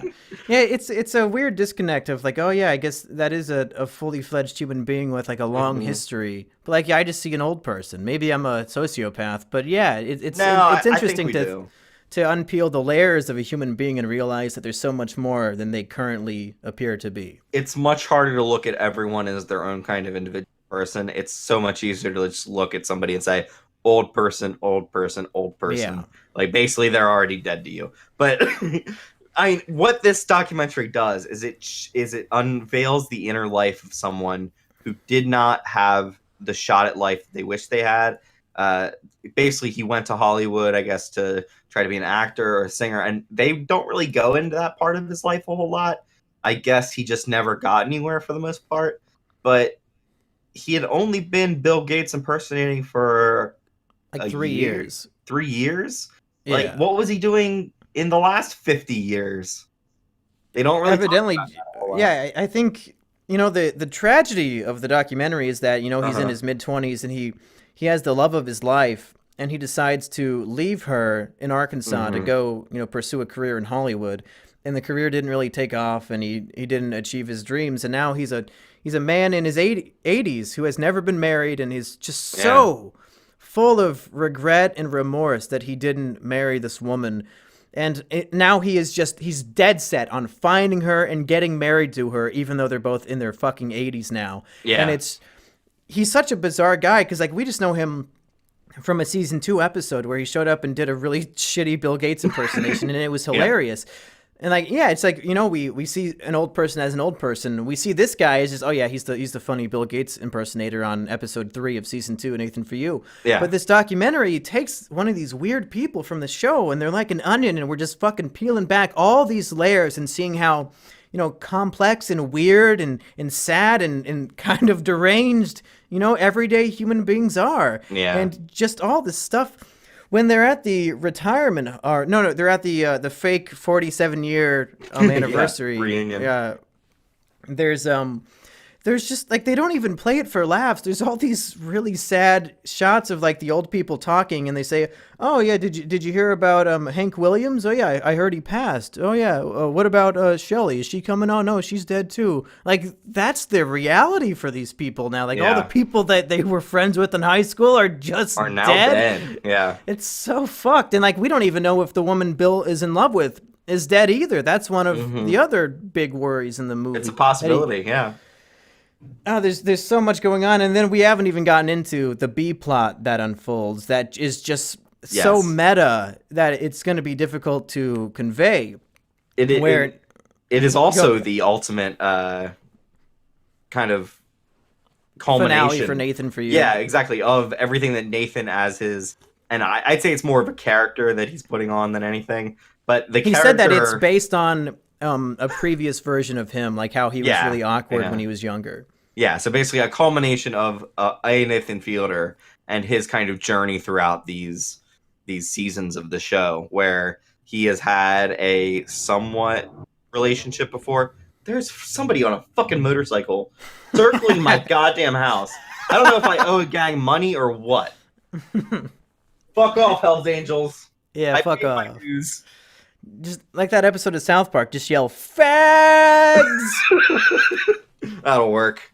Yeah, you'll show them. All right, so basically, like I think he's tried to have relationships before within the show, and then last season he dressed up as someone else, did a high wire stunt, said that I need to be your girlfriend's boyfriend for this amount of time, or something like that. Yeah. Oh man, it like basically you should watch the entire show. If you watch this, you can just watch this and be fine. But it is so worth it to just go back and watch the entire show. Yeah. It resonates emotionally on a whole new level if you've seen the entire show and see Nathan, try to grow out of being a lonely, weirdo who is really bad at socializing and just is so lonely, and he gets dubbed the Wizard of Loneliness at one point by the saddest private investigator as well. Yeah. Well, the other thing is there's a thematic tie between Bill and Bill's search for this love that he lost. I mean, like basically he didn't have this opportunity, and then Nathan is seeing this same thing, and this could possibly be him in the future, and he doesn't want that to happen, so he's going. And what's so deep about it is that that's not even like a part of the Nathan character. I think this actually means something to him as a person, that he is. Yeah. He's so invested in working in Hollywood and doing this sort of thing that his real life relationships are failing. Like real life Nathan, he got divorced 2 years ago, and I mean I wouldn't be surprised if it had to do with he's too invested in his work or whatever the fuck. So Nathan sees Bill made this choice so long ago when he was in his youth that has just devastated him for the rest of his life. And now Nathan is like, should I stop doing this show and invest myself in like having a relationship? And I don't know if you saw this, but there's like, I don't know if it was a deleted scene or a hidden code, but did you see that in the, what's it called when they put the text on the screen for a show, the captions or whatever the hell? Yeah, closed captioning. Did you see the hidden message in the closed captioning? Well, no, I don't think I did. Yeah, there's like lines of dialogue in there that weren't actually in the show, where Nathan and Bill are sitting in a bar, and Nathan is saying, I looked at this old man and saw, myself in him and how he abandoned, having love to have his dream in Hollywood. But then in the closed captioning, when nobody is saying anything, it says, it's sort of like me doing the same show for 4 years, or like something like that. I'm like, what? Did they put that in on purpose? What the hell? Why is that there? Is that a hidden clue that they're not? It might be a hidden clue that they're like not going to do the show anymore. Like this might be the finale. It wouldn't surprise me if this is kind of their last kind of effort on this front. I'd wish they do more stuff like this with the show, but it wouldn't surprise me if this is their last kind of outing. Yeah, well, I mean, it's a great way to end it, I think. But we didn't even get to the B plot. The B plot is that in his quest to help Bill through some shenanigans, Nathan ends up hiring an escort. And she charges $350 an hour. And this is when it starts getting super meta, because he is growing feelings for this escort, I'm guessing in character, not in real life. Yeah. And he keeps hiring her over and over again just to have somebody who pretends to be interested in him. And like she's an escort. She gets paid to pretend to care about this guy, and then when the time's up, she leaves. And she only wants to hang out with him if she's getting paid for it. And Nathan sort of realizes he's doing the same thing. He's the escort for all of these people who he gets on Nathan For You, where he's only pretending to be invested and care about these people because he's getting paid for it. And they sort of grow this weird relationship where they're leeching off of each other at the same time. Like she's the first person in Nathan For You history who has seen the show because he shows it to her. So she knows what's going on, but she still continues showing up and getting paid because she's getting the money for it. And then he keeps, paying her to use her for her company. So it's this weird, is it a symbiotic relationship when you're dependent on the other one, but you're like taking advantage of each other? Something like that.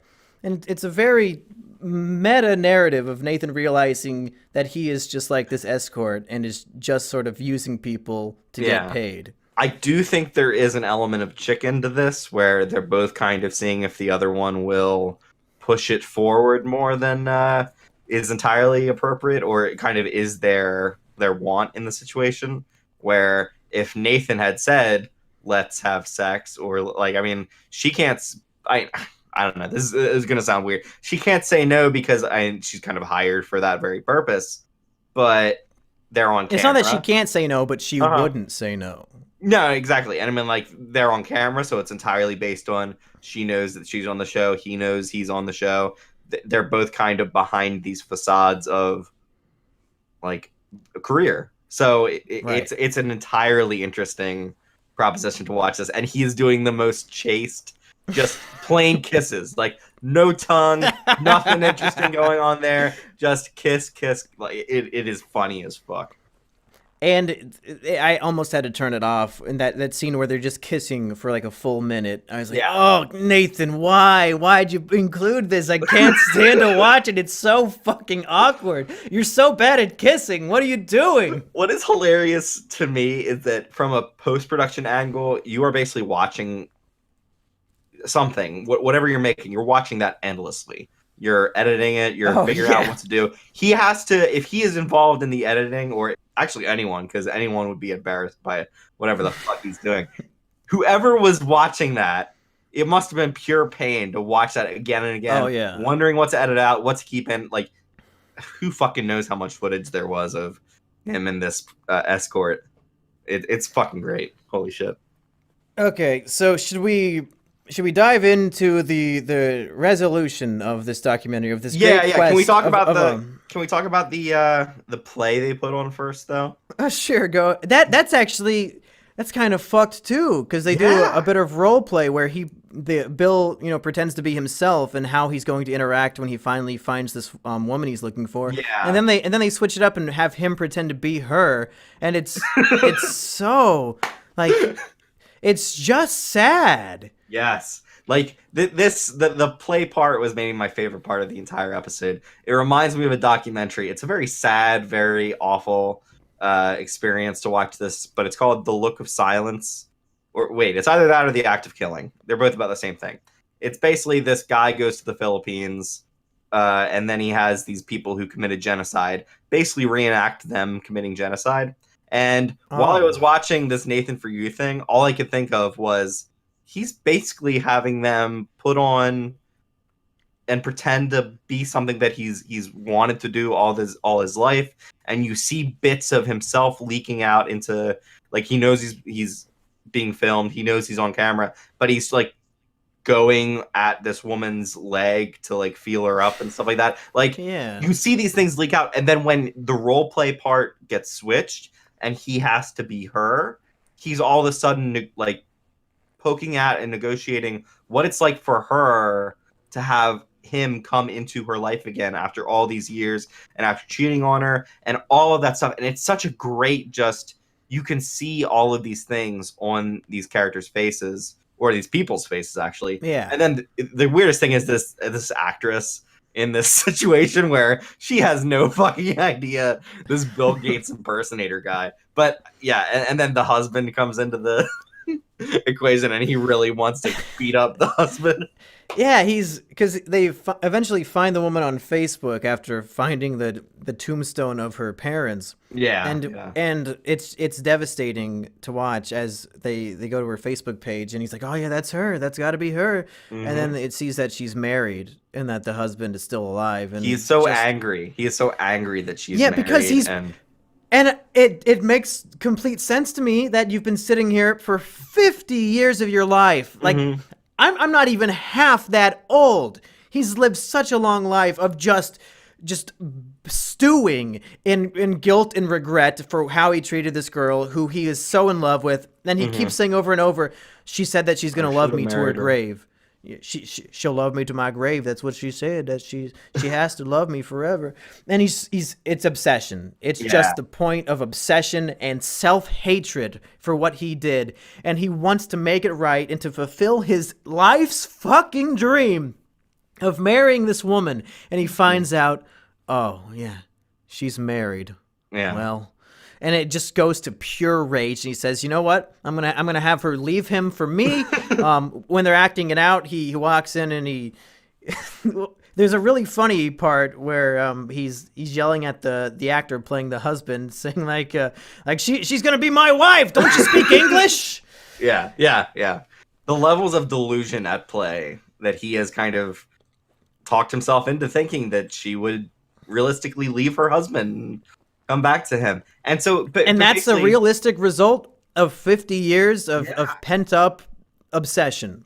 But as toxic as parts of like him reacting to things and him coming onto this actress woman who's like, all of that stuff kind of starts to fall away when it's him not being able to get out of the car and actually go to her. He chooses to call instead of so they find out her address from Yellow Pages or whatever, White Pages, and they drive to her house, and they're sitting at the end of her driveway, and she doesn't know anything that's going on at all. And Nathan says, "You know what? We're going to leave the cameras back here. We don't want to scare her or anything. Just go up to the house and say hi or whatever." Yeah. And Bill is too afraid to get out of the car, and they just sit there for 10 minutes, and he can't muster up the courage to do it. So they decide to call her first, and the conversation it goes on for a while, and it's like a boring on the surface. It's a boring conversation between two old people catching up, but now that we know all the context for it, every moment is just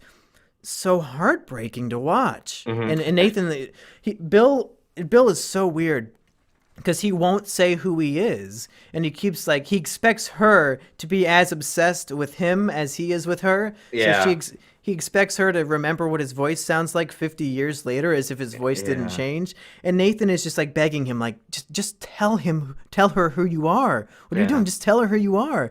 And it's so just sad and bizarre to watch this old man as his dreams are ultimately crushed. And this is kind of like the wildest dreams of documentary greatness is basically you have him at this huge turning point where the thing that he's been aching to do all of his life is right there in front of him, and he just can't get out of the car. He kind of has faced up to the reality of his life, and he's able to have this small conversation. And I kind of hope that he's able to call her still and maybe talk to her and become friends again. But he has to realize all of the crazy shit that is in his head, that they're going to get back together, that all of the love that he has for her is reciprocated. And I think she does recognize him. She does kind of understand who he is, but all of the fantasies he's got going on in his head are not going to actually come to be, and he kind of has to be okay with that. We should also point out the part where he says that Trump is going to win, which turned out to be completely true. It's great. Nathan and Bill are in a hotel together, and they're watching, I think, the first or the second Trump versus Hillary debate. And Bill just says, "Oh, yeah, Donald H. Trump," because he thinks his middle name is H. Donald H. Trump, you can't trust the polls. That guy's going to win. You'll see on Election Day. And Nathan's like, "Yeah, whatever the fuck, okay." So, you can just imagine that as they're editing this, post-election, and they see that clip, they're like, "We got to throw that in there." This is just a boring-ass clip, but given history, this is great. We got to throw this in there. Yeah. Well, I also think it's great that, as crazy as he is and as obsessed and as kind of he lives in a fantasy land as he is, he was able to call that fact out that Trump was going to win. And then I love the exchange between him and Nathan, where Nathan says, "Yeah, but the polls say he's not going to win." And then he says, "Polls and Election Day are very different things," or something. It's damn, he was right. Yeah, it was incredible because how much footage is there of people, saying, "Oh yeah, Hillary has to win. It's going to be Hillary," and then to see the opposite of this guy saying what actually is going to happen in the future. It's really funny to see post results. Yeah, I'm glad they kept that in. Yeah. So that's pretty much the whole thing. We have this again sort of deep and complex final scene of Nathan and the escort. He flies back to go have another date with her, and she's like, "Well, do you want to do this with the cameras off?" And he sort of has to think if I turn off the cameras, then the facade is over. I'm no longer in character. Do I actually want to spend time with this person off camera, Mm-hmm. and it's and like we don't. I don't know. It's just like an interesting, fork in his life of which direction is he going to go down? Is he going to keep doing this shit, or is he going to break character and be his actual authentic self and actually talk to somebody? Yeah, and the last shot is a drone shot of the camera pulling away and going out and out and out to like see the entire landscape of where they are. It's a great final shot. I kind of hope that's all they do, because it's kind of a great culmination of the entire show and kind of his journey and Bill's journey and just everything. It's a fucking great episode of the show. It's a great documentary on its own. You basically don't need to watch anything else to have this work. This is a great fucking piece of entertainment, no matter what. It's the Blade Runner 2049 of Comedy Central documentary films, where it's great on its own, but it's deeply enriched if you've seen the original. Absolutely. It is Kino. It's one of the most Kino experiences I've had on television. They said, as to hype people up for it, they said this is unlike anything you've ever seen on television before, and I was like, yeah, okay. But it really was. It really moved me. It made me think more than actual movies have done. Yeah. Oh, absolutely. Yeah. Well, and then the last thing I kind of want to say about the whole thing is, like, Bill is such a kind of tragic figure of a person. Oh, it's so sad. As a character. And if you just think he is one person, there's a shitload of people like that out there. Yeah, there's 7 billion of us. Yeah. You go to any fucking Walmart, that place is filled with people like that. Like, it's full of Bills. Yeah, yeah. So, I mean, that's just... A Bill is a small sample size of most of the population, most likely. So, and I'm sure, the vast majority of people have their own, dark past and these regrets that they hold. And the movie, in a way, is inspiring to, don't become the 80-year-old man who still lives with this terrible regret. Like, maybe act on it now before it's too late, and you waste your whole life feeling pain. Carpe fucking diem, man. Open the gates and seize the day. Don't be afraid. Erich, I think that's all I want to say, other than you should definitely watch Nathan For You. It's going to be the funniest television experience you have in recent memory. It's one of my favorite shows I've ever seen. A great place to start is season 3, episode 1, called Electronics Store, where he tries to rip off Best Buy. Oh, yeah. What this show needs more than anything is evangelists. It needs someone to go.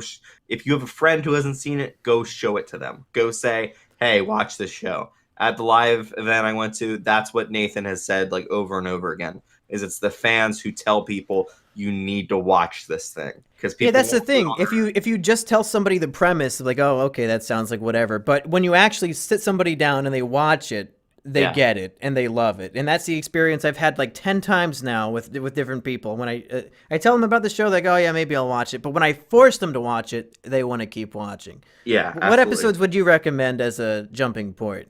I think the Best Buy episode, you're right. Like that, when I went to show a friend a clip of it, that's what came up, was him basically having all the stupid rules. Oh, also, I guess the episode where he takes people on a camping trip, basically, in order to redeem a gas. Yeah, that's the gas rebate episode. Yeah. That one is fucking great.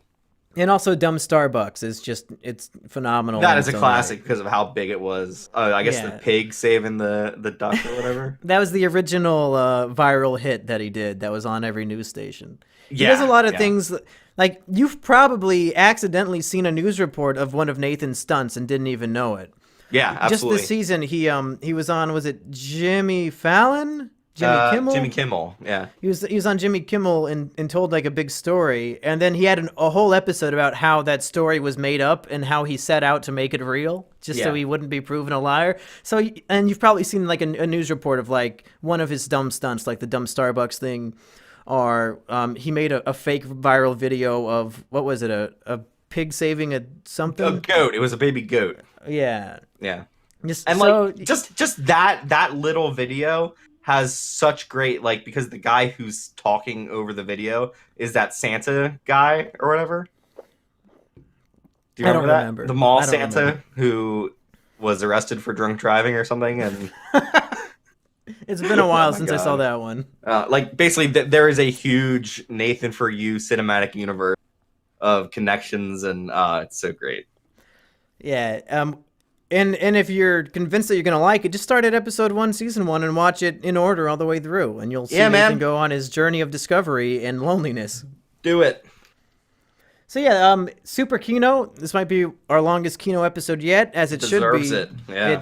It's just an amazing thing that everybody needs to go enjoy. If you're Yeah. depressed and you got nothing to do, you have no fucking excuse to not watch this show and cheer yourself up and have some fun for 22 minutes a day. Yeah, you're gonna have fun. You're gonna reflect on your life choices, and maybe you can make a better person out of yourself. So fuck off, retard, and do it. Yeah. All right, for Is It Kino, I have been Mumkey Jones. And I am Erich. Hello, everybody, and welcome back to Is It Kino? I am your host, Mumkey Jones. And I am the co-host who came back wrong, Erich. Oh, the co-host with not the most. What do you mean you came back wrong? Pet Cemetery, dude.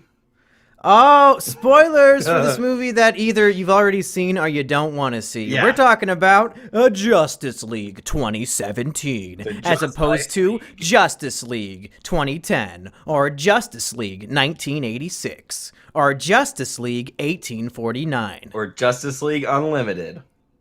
or Justice League XD, the Disney XD remake. Oh, fuck. Man. Asterios. Oh, no, fuck, I'm so sorry. Asterios. I've been editing that Asterios video all goddamn day. Erich, what did you think of the Justice League? Well, the same kind of thing as I said for myself. It came back wrong. They resuscitated this thing into, like, okay, so here's basically what I think. The thing we got is probably way more fun and overall way more what the studio wanted and way more what audience would have wanted from the movie. But in doing that, they've kind of like butchered a perfectly fine movie. I am a big fan of Batman vs Superman, and I was going to say, Man I thought that was Steel? going to be a point of contention. I was going to say I am a huge advocate for Batman versus Superman and that I genuinely love that film, so I'm glad you Yeah. feel the same way. yeah. So basically, I think the Zack Snyder vision for this movie would have been almost 3 hours long. It would have been more portentous all throughout. It would have been darker. It would have been less jokey a lot of the time. I think so. Here's what I think. Basically, the movie would have been lighter than Batman vs Superman because you've got all these new characters running around, and they are naturally more jokey. It's not just Joss Whedon came in when Zack Snyder's daughter killed herself, and he just added jokes. I actually like a lot of the stuff that Joss Whedon probably added. The problem is he added a lot of good stuff, but they also cut out a lot of very integral stuff. So it is very much a Frankenstein's monster mismatch of all this bullshit. So it's a very sloppy movie. I did ultimately like it, but it's a just barely like. Yeah, I would say for the first 2 acts, I was into the movie and I enjoyed it, but once they go into that final act where it's just a CGI nightmare fighting space bugs, I think I actually zoned out and stopped paying attention so much that I don't remember any of it except for a few funny moments. Yeah. Because it was just such a disgusting vomit nightmare to look at on the screen. And it doesn't help that I keep going to, I thought I found a Kinoplex, Rich. I thought I found a movie theater that was good for me. As it turns out, whenever you see a movie that also has a 3D release the same weekend, they fuck it up. They fucked up Thor for me. It was too dark. This one, Justice League, it was like watching in 480p on YouTube. It was fucking blurry. So even if the CGI nightmare looked good, which I'm guessing it didn't, it looked even worse for me. It was a nightmare. So do you only have access to 3D showings? Fuck 3D, man. Don't even do it. No, I saw it in 2D, but I good think Lord. because I've seen several movies at this theater, and the only ones that fuck up are the ones that are also in 3D. So I think that might be the point of contention, but I'm not sure. Okay. So maybe sleep on it. Bad Moms 2 looked fucking crystal clear. Okay, and I think I was in the same theater. That's the movie that they pay attention to. That's the movie you want to see. Hey, speaking of movies you want to see, I was in New York this weekend, and I saw a movie that Erich wants to see that we can't talk about until December. A little movie I like to call Three Billboards Outside Ebbing, Missouri, a movie that I would much rather discuss than Justice League, because I have so little to say about Justice League. I would trade so many of the movies I saw this year just to see Three Billboards. Holy shit. Not to go too much onto that movie, but it would definitely be worth the trade. It's my favorite movie of the year so far. But I'm not going to tease you too much. Let's go back to talking about, the jolly old Justice League. I will say for Justice League, the best part of the movie, of course, and I don't know if this was a Zack Snyder vision or a Joss Whedon vision. Mm-hmm. Have we explained on this show what happened with the directing on this movie? We've made some references to it, but I don't think we've spelled it out. So Zack Snyder was like 90% done with the movie, and then his daughter committed suicide because his movies are so bad. So then he's like, well, I got to go take care of that, I guess. So then Joss Whedon popped in and said, oh, yeah, I'll do the rest of the scenes and also write some new ones and also re-edit like half the movie. Yeah. So then, like you said, the movie's a bit of a Frankenstein monster of different tones clashing, and it doesn't really have a focused plot other than we have to collect these three MacGuffins before the bad guy does.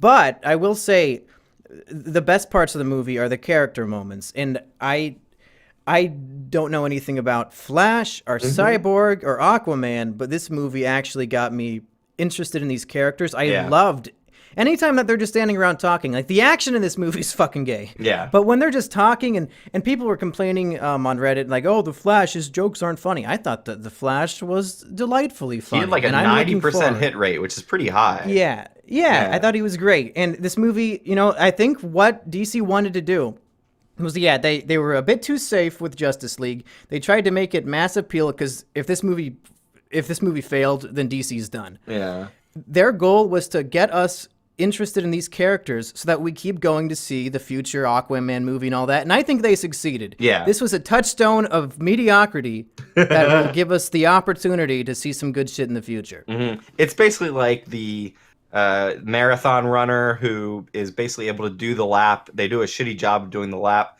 but they're actually able to hand over the baton and or is that and hopefully the next runner in the I whatever can't think the fuck of the that's name called. either. I'm not a runner. It's called the Baton Pass. Yeah. The next runner in the Baton Pass, hopefully he can make up for it, but at least he got the baton. Yeah, exactly. And I mean, like, I think in the most important thing that this movie had to accomplish was show us these characters on screen and make us excited about seeing their continuing adventures. I think it absolutely succeeded on that. The problem is it's a very just blah movie on its own, the story that they're telling here. It's just very rushed and very compacted. There are entire scenes that took place underwater in Atlantis that were cut out of this movie.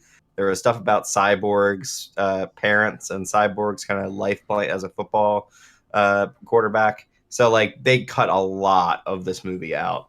And well, maybe they can just plug all those scenes into the individual movies, and then like it'll true. Because then it'll be less of like a mixing pot of what the fuck and more focused on the story. Well, the problem becomes they like reference almost those further scenes that we didn't actually get into this movie, and the scene with Aquaman and Atlantis in this movie makes no fucking sense. I am a comic book fan, and I understand shit about Aquaman and Atlantis. I had no fucking idea what was going on. They were talking about names and making references to shit, and since it's the first time us seeing this character, other than like fucking 20-second YouTube clip they showed in Batman vs Superman, like I had no reference of what was going on. It was insane watching that.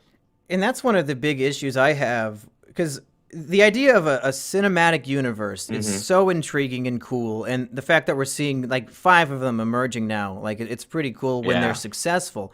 But one of the pitfalls that they've fallen into time and time again ever since Iron Man 2 is having movies that are just filler for the other movies. And movies don't even feel like movies anymore. They feel like episodes of a TV show that come out twice a year, and they're $200 million each, which it's not a terrible idea in its own right, but when I'm judging Justice League as its own film, and I've got fucking Atlantis scenes that if they weren't in the movie, wouldn't have changed a damn thing. Yeah, exactly. It's just there for the next movies.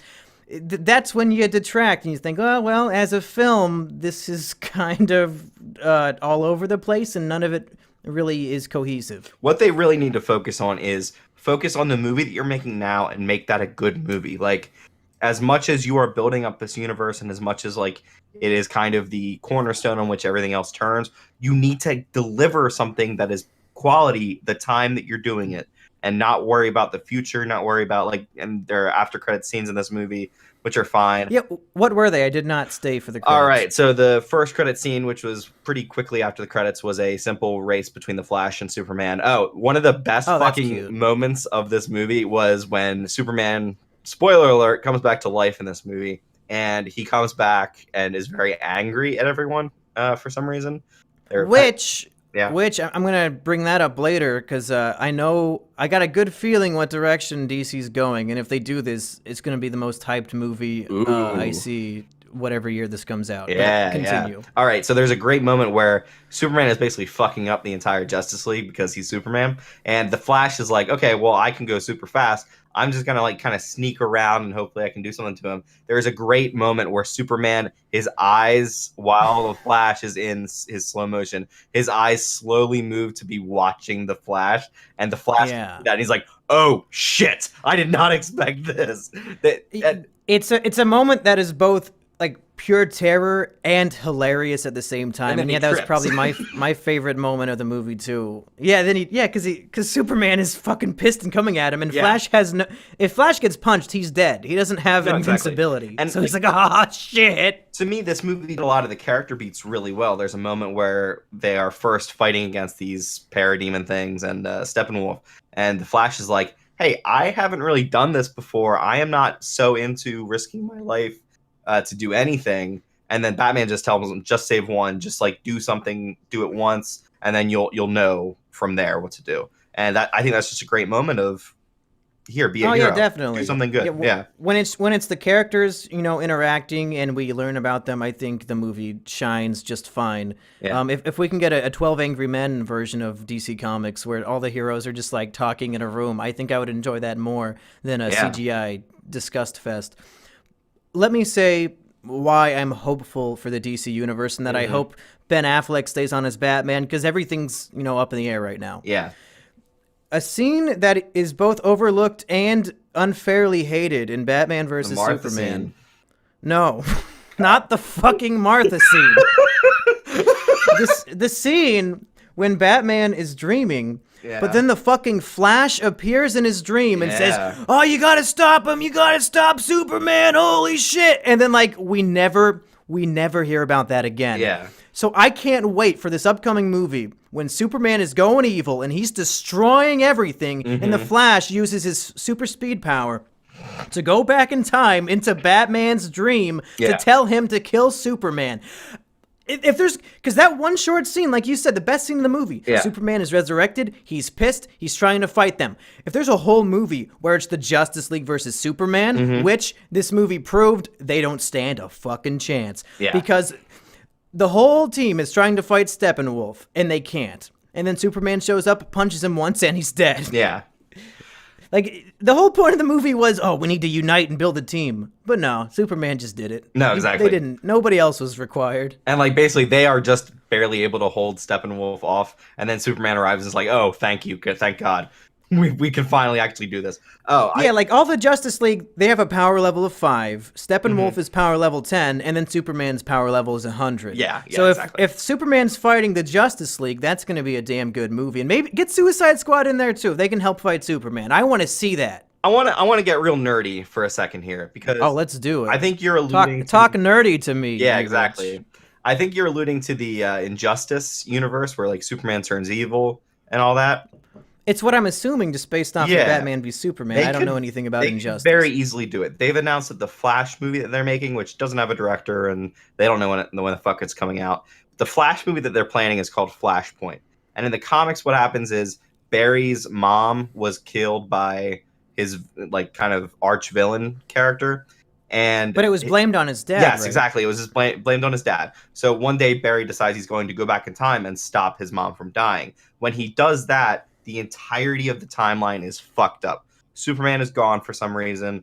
Batman never came to be, and instead of it being Bruce Wayne, it's Bruce Wayne's father, Thomas Wayne. And so both Bruce Wayne... Yeah, so basically, because Barry saved his mom, everything changes. So Yeah, so it's Batman's dad is Batman instead of... That sounds fucking amazing. Yeah, they could do that in a movie, and they could tie it into Injustice and have it be Lois Lane died and Superman's gone evil, and that's why he travels back into time and is able to tell Bruce Wayne, hey, Lois Lane dies and Clark goes evil, you were right about him all along and everything. They could so easily do that, and it would be great. Yeah. And just hearing you talk about it, and from the clues we've seen, like it might just be because I'm a sucker for time travel movies, but a movie about time travel, and it sets off a butterfly ripple effect where Superman is evil and wants to kill everybody. Just that premise, and I don't know if they're going to keep Zack Snyder or what, but that premise sounds like the greatest comic book movie of all time. Yeah, and I really loved that moment in Batman vs. Superman because it is right out of a comic. Like, you've got people going through time and doing all this bullshit, and I just love seeing that stuff. What I really want to happen, because they are probably going to recast Ben Affleck, is they will. He wants out. I don't exactly know why, but I'll let him sexually molest me on MTV if he stays on. I don't even care. Yeah, I think he wants out at some point. Well, then get Jake Gyllenhaal. Like, get somebody else who's great. No, yeah, I think they'll use that flashpoint to recast Ben Affleck and basically anybody else in the universe that doesn't want to be in it. It's like a soft reboot of the whole universe. Yeah, it will be. It will be. That's what with an in-canon, in-story explanation that makes sense. And it's also a good excuse for all these actors to get packing. Yeah, exactly. Which I think is a great usage of the universe to actually do shit that they want to do out of the universe. So yeah, that's what I like to see. Yeah, we spent a lot of time not talking about Justice League. Well, but the thing is, though, like, it's been out for half a week, and I've listened to 100 reviews, and I'm like, I don't want to just copy what everybody else said. But I get the good thing about the movie is it got me excited for future movies. I want to see the next Wonder Woman. I want to see the Flash movie. I didn't know shit about Aquaman. Now I think he's pretty cool. I like it when he yells, "Yeah, man," and all that fucking dumb bullshit. Yeah. So the best thing that this movie has done is not be a good movie in itself, but made people see that this can actually work. Like, going forward, the future for this universe can be bright. It can be more jokey. Like, I didn't mind the fact that they added more jokes because it was rooted in the characters. I think the Marvel movies have gotten into trouble now because it's more about the jokes than it is about the characters. And if the DC universe can keep the characters consistent while they're making jokes, fine, whatever. Yeah. So. Yeah, Marvel's making funny movies. Justice League is a movie with funny characters, which I think is going to be a big difference. And we'll see, who ends up balancing out the serious stuff with the comedy better as these universes go on. Erich, before we end, I want us to rank the DC Cinematic Universe films in order from best to worst now that we've seen Justice League. Ooh. All right. It's very easy for me, and I don't think anybody else on planet Earth will have the same opinion as me, but maybe. Oof. Okay, so I'm going to do mine from the bottom to the top. So okay. The bottom, the deep dreads of the DC Cinematic Universe is Suicide Squad. So, yep, exactly, Suicide Squad. Say we some kind of shitty movie? Shitty fucking movie. Yeah, it is a shitty movie. But so Suicide Squad's last. I'd say in fourth place is probably Justice League. As much as I did like it, I thought it was fine. Like, if I'm putting it above Suicide Squad, there is definitely a power gap between Suicide Squad and Justice League. So far, I'm on the same page as you. Okay. Fourth place is that. Third place, I'm gonna say probably Batman vs. Superman. Ooh, ouchie, ow. I love Batman vs. Superman. I cannot lie. I cannot tell a lie. But I think you like big Supermans and you cannot lie. I cannot lie. That's right. You other Batmans can't deny. I am sprung for that Martha scene. All right. Hey, let me do number 3 then. All right. Which is actually Man of Steel. Yeah, Man of Steel gets number 3. All right. Number 2 for me is Wonder Woman. Yep, same here. All right, and then number 1 for me is Man of Steel, and I guess number 1 for you is BVS. Yeah, Batman v Superman. We just have those two flipped around, which I think is it's pretty fair. Okay. And I feel like Man of Steel and Wonder Woman are kind of interchangeable for me.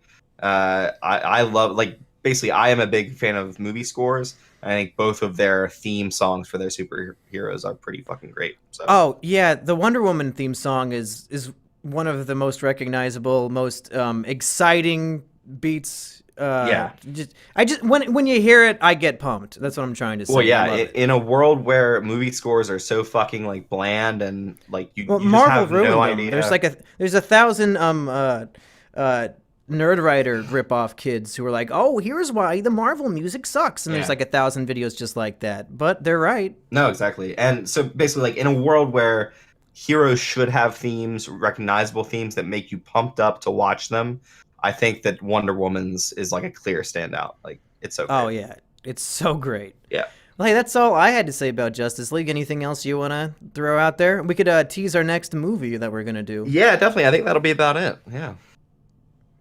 All right. Well, if you've been a big fan of our Kino Brothers series, where we watch each Coen brother film in order, then you'll be glad to know that next we will be viewing a little movie I like to call Miller's Crossing. That's the one, right? Yeah, that is the one. Yeah. So we'll see you in a few days with that one. I have the DVD copy in my hand right here. And I'll have a torrent copy in my laptop pretty soon. Excellent, excellent.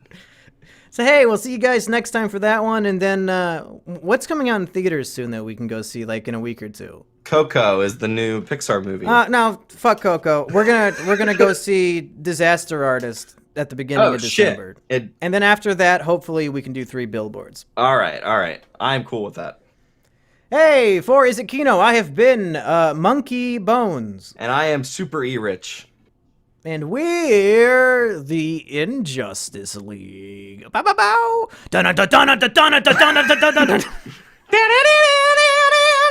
Yeah. Woo! Hello, everybody, and welcome back to Is It Kino Special Kino Brothers Edition. I am your host, Mumkey Jones. My name is Erich, and I'm here to say I like liking traps isn't gay. Also that. It's true. Erich, what Kino Brothers movie did we watch for this episode? We watched a little film by the name of Miller's Crossing.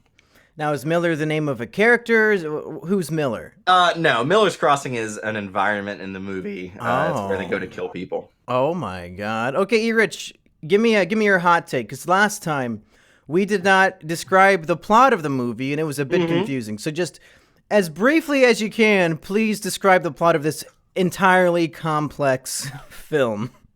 All right, it's actually it's less complex than it seems. Like once you kind of get the impression of what's going on. It's too much. If you don't read the Wikipedia summary before you see the movie, you're gonna have a rough time. Nah, they talk about a bunch of names, but not a lot of it's important. All right, so this movie is about a man named Tom Reagan, played by Gabriel Byrne, who is a kind of I don't know what his real job is. He's basically he's the right-hand man of a gangster named Leo O'Bannon. And basically You've already lost me with all these names. Yeah. So that's 2 names. Get ready for another 3. Fuck. So Leo is in a relationship with a woman named Verna Birnbaum, and she has also a relationship with another gangster who's the enemy of Leo, whose name is Johnny Casper, played by John Polidor. And both of these like big players are essentially in a war with one another, and Tom is switching between sides basically as much as the situation is best for him. So one of the big characters who everybody talks about is Bernie Birnbaum, who is this kind of snitch character who's also in it for himself. And it's basically just Tom ping-ponging between these 2 gangsters.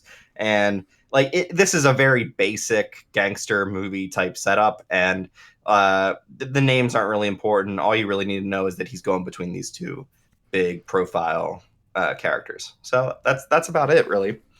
So with this film, were the Coen brothers were they hearkening back to a simpler time of, gangster noir films, and they were trying to encapsulate that genre with this movie? Yeah, and this is it is kind of a black comedy a lot. I think there are a lot of funny parts of it, and it's basically just a take on that. This is a genre that's been done to death in Hollywood. I actually haven't seen a lot of these kinds of movies, so just seeing the kind of very bare bones version of it in this movie, I think was very rewarding, because it's kind of those neo-noir gangster movies to a T. So you don't need much more than that, and it does a great job of it.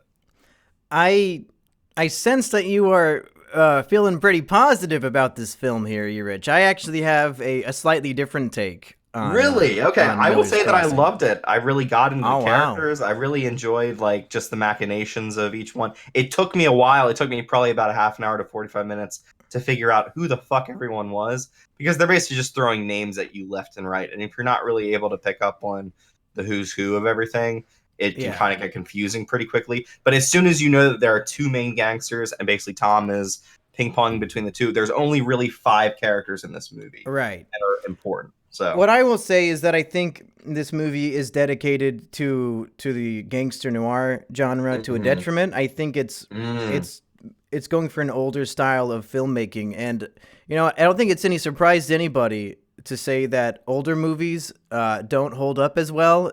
Not because they're bad, but because modern filmmaking has advanced so much. It's advanced for our ADHD, hyperactive, short attention span minds. So if a movie takes a full hour to set everything up, it's really hard for me to get into it. So let me paint a little comparison for you, and I'll see. It's not going to be a perfect comparison, but I think it's fair. One of my favorite movies is Martin Scorsese's The Departed. And what is so great about The Departed is that in the first 10 minutes, they set up everything. It's just a 10-minute montage setting up these two characters and exactly what's going to happen. Then it has, bam, title sequence, and then the rest of the movie is playing with this great setup. This movie, it's 2 hours long. There's about an hour of setup, and then once they go to Miller's Crossing, that's when the movie gets really, really good for me. And the last hour, it's just great. It's lots of fun watching all the ping-ponging back and forth, all the backstabbing and gangster mob stuff. But I feel like the setup for it just took way too long. It was very repetitive. There are probably 45 different scenes of the main guy telling his boss, hey, we should kill this guy. And the boss says, no, I don't think we should. And then he says, oh, I think we should kill this guy. Oh, no, I don't think we should. I swear to God, that scene happens 45 times. There's a lot of repetition that can be cut out, a lot of character stuff that, sure, maybe it's good for the character, but you could shorten it a lot. I'd say if we made that first hour, cut it down to 30 minutes, this movie would be way better for me. No, you see, I just disagree with that, because I feel like that is the setup that you kind of need to understand why everything past that. So you're right, it is a lot of Gabriel Byrne's character reiterating a lot of the same things to the mob bosses, but I think that's just going to show that the mob bosses are essentially forces that are really easily pushed into different directions by a dame like Verna, and like very, very simple facts will move them when things like Tom and his advisement, which is the smart thing to do, often doesn't. So like he's basically Sisyphus trying to push the boulder up the hill, and it's never going to happen. But he's going to try anyway until the very end. But I just think that set up well enough, and there is enough going on so that I'm a little bit confused, but not quite confused enough so that I'm like giving up on the movie and saying I'm never going to understand what's going on. I'll say in the first half of the movie, some of those scenes were one black and white filter away from putting me to sleep. Okay. But like I said, once they go to Miller's Crossing the first time, the movie really picks up and becomes a bit of a fun ride. So I think the standout performance in this movie is John Turturro.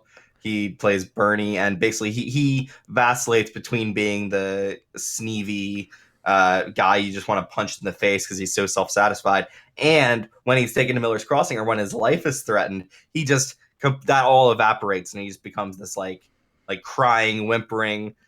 I don't know what he keeps saying, but it's hilarious. The question that the movie presents with this character is he actually a sniveling crybaby in that moment, or is he playing it up to save his own life? He's entirely playing it up. That is his basically like survival instinct kicking in and saying, okay, it's time to try to get them on my side as much as possible. And then as soon as the danger is over, he goes right back to that needling, wheedling son of a bitch character, and like it's just great. This is like a standout performance for him. I also thought John Polidor, who's that like the real gravelly sounding guy. Yeah, it's the best Danny DeVito role that Danny DeVito never played, right? Exactly. He is great in this. Like, I thought he was just a very throwaway character in this first scene here, but he's throughout the entire movie, so I just loved seeing him. Yeah, that guy's having a lot of fun being a gangster mob boss. And bossing around the mayor and all that stuff. Like stuff like that I really liked. One of my absolute favorite parts of this movie is just constantly bars are being raided by the police. And so Tom, like, this happens 3 or 4 times in the movie, and Tom, the main character, just basically like walks by as all these police are shaking out this place and like guns are going off. It is just such a well-staged joke scene. It just made me laugh every single time. Yeah, they do have lots of good humor. So it's the idea that Tom he's just like in it with the police at that point. Like the police are with whoever the stronger mob boss is, and he just happens to be with the stronger mob boss every time. Yeah, no, exactly. So like whichever boss is in control, the police work with, and there are many scenes of just the boss sitting behind a desk while the police chief, and so I think they're actually political bosses or mayors, basically, even though they are like in charge of crime and everything, which kind of confused me. I thought they were just straight up mob bosses, but they're actually political bosses. But yeah, so like basically the police are completely behind whoever's in control at one point, and they're basically constantly raiding the other bosses' hideouts and everything. Yeah. And it's just the funniest possible thing. Yeah, it's pretty funny. I'd say it's funnier than the previous comedy film, Raising Arizona. So how do you like that? This gangster noir film is funnier than their straight out comedy film. Mm-hmm. And I think they are playing up the black comedy in this movie. It is very much a winking version of that neo-noir movie. These movies have been done to death so many times that they kind of can take the genre for what it is and just say, oh, this is funny how he constantly is switching sides and how he keeps advising people and nobody listens to him. I mean, it does have a good time with that setup, and that's really what got me into the movie. If it was a straight up and out neo-noir movie and it didn't have those winks and those nudges, I'd probably be more like you, where I was just saying, it takes too long to do anything. There is some fun here, but yeah, but I ultimately end up saying I absolutely ended up loving this. I guess I'm not familiar enough with the genre to know when they're winking and nudging at me, because to me it was kind of slow and pretty unenjoyable for the first hour. Okay.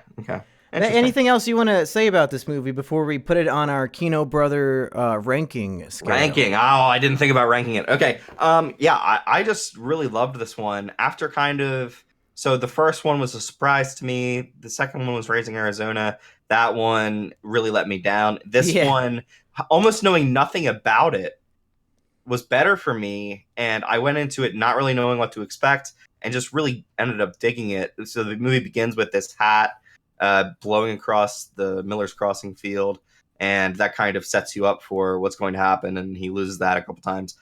You just go on a journey with this character. It's just a movie about a guy who wants his hat back, God damn it. Exactly. Those are the best stories. Every story like that just wins me over.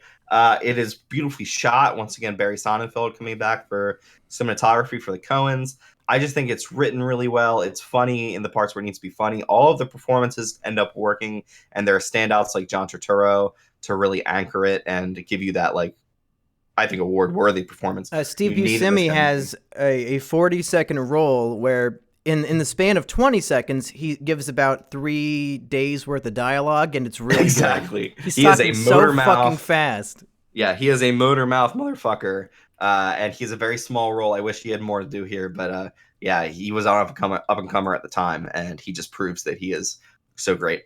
I really enjoyed this one. I think this is one that I will be revisiting in the future. Oh my god! I don't want to say a Coen brother favorite for now, but depending on what we see in the future, very possibly could be. You're gonna go to Miller's Crossing and buy a Blu-ray of Miller's Crossing. That's right. I wonder if this is on the Criterion Collection. I hope it is. Alrighty, Rich, it's time for the moment of truth. We have set up our Kino Brothers ranking. In first place, it is currently Blood Simple. In second place, it's Raising Arizona. And now we have to squeeze this movie in. Are you going to put it at the top, in the middle, or at the bottom? I am putting it at the tippy top of our no! It replaces Blood Simple. I really like Blood Simple, but I liked Miller's Crossing so much more. So for me, it's going to be Miller's Crossing, Blood Simple, and Raising Arizona. 1, 2, 3, bada bing, bada boom. I'm gonna have to alter my list because I think I enjoyed Blood Simple more throughout the entire film, and that this one it did feel like a chore to sit through at times. So I'm gonna have to put it in the middle. It's better than Raising Arizona because I think I actually hate that movie. But I hate Raising Arizona, but I'm definitely a negative on that. Yeah. Miller's Crossing, you can squeeze right, you can cross into the middle, baby. Welcome.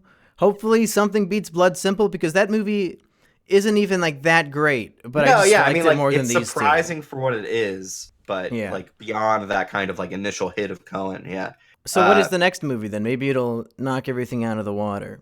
The next movie is called Barton Fink. I have actually seen this one. It stars John Turturro, so I will be rewatching this one. Cool. These days, all he does is like Transformers movies, right? Oh my God, we can talk as we get to the end of this Coen Brother retrospective of the rise and fall of John Turturro, because holy shit, never has such a great actor had such shitty roles in shitty movies. Yeah, I've never seen him in a good movie until now, so it'll be exciting to see him in his prime. Oh shit! And Barton Fink is where we start getting Roger Deakins' partnership with the Coen Brothers too. Who's Roger Deakins? He is this famous cinematographer who just composes the best shots, and his movies look so beautiful. Yeah.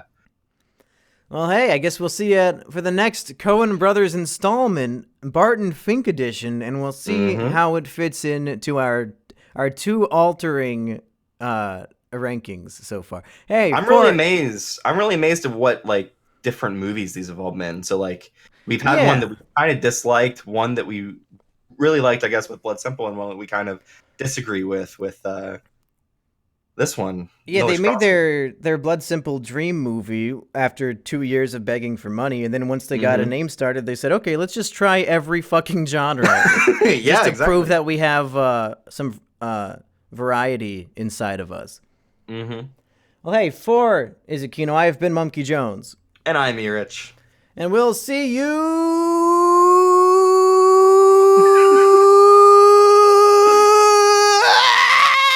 hello, everybody, and welcome to Is It Kino? I am Monkey Jones. And I'm Erich, singing that Martin McDonough can have me however he wants. Let me just say, folks at home, you might not know what this movie is that we're about to talk about, but let me paint you a picture. If you've ever wondered what would a Rule 34 edition of Is It Kino be like, look no further, because this episode we're just gonna be sucking dick the whole time. Oh yeah, whose dick are we sucking, Erich? Marty McDonough's, the writer-director of 3 Billboards Outside of Ebbing, Missouri. A film that both Erich and I, immediately after seeing, decided it was our favorite film of the year, just without question. It is definitely. There's a whole month of films that have not come out yet, and I'm convinced this movie will take the cake. It's up there even for movie of the decade for me. Oh my god. There have been some really fucking great movies. But better than Avengers Age of Ultron? Really? Ooh, that's a rough one. Yes, it's better than Avengers Age of Ultron. You were telling me before the show that this cast was like the good actor Avengers for you. It is. So we were talking earlier about Caleb Landry Jones. He was in American Made. He is in this movie too, and he is fucking great. Which one is he? He is the guy who owns the sign place. Oh, Red.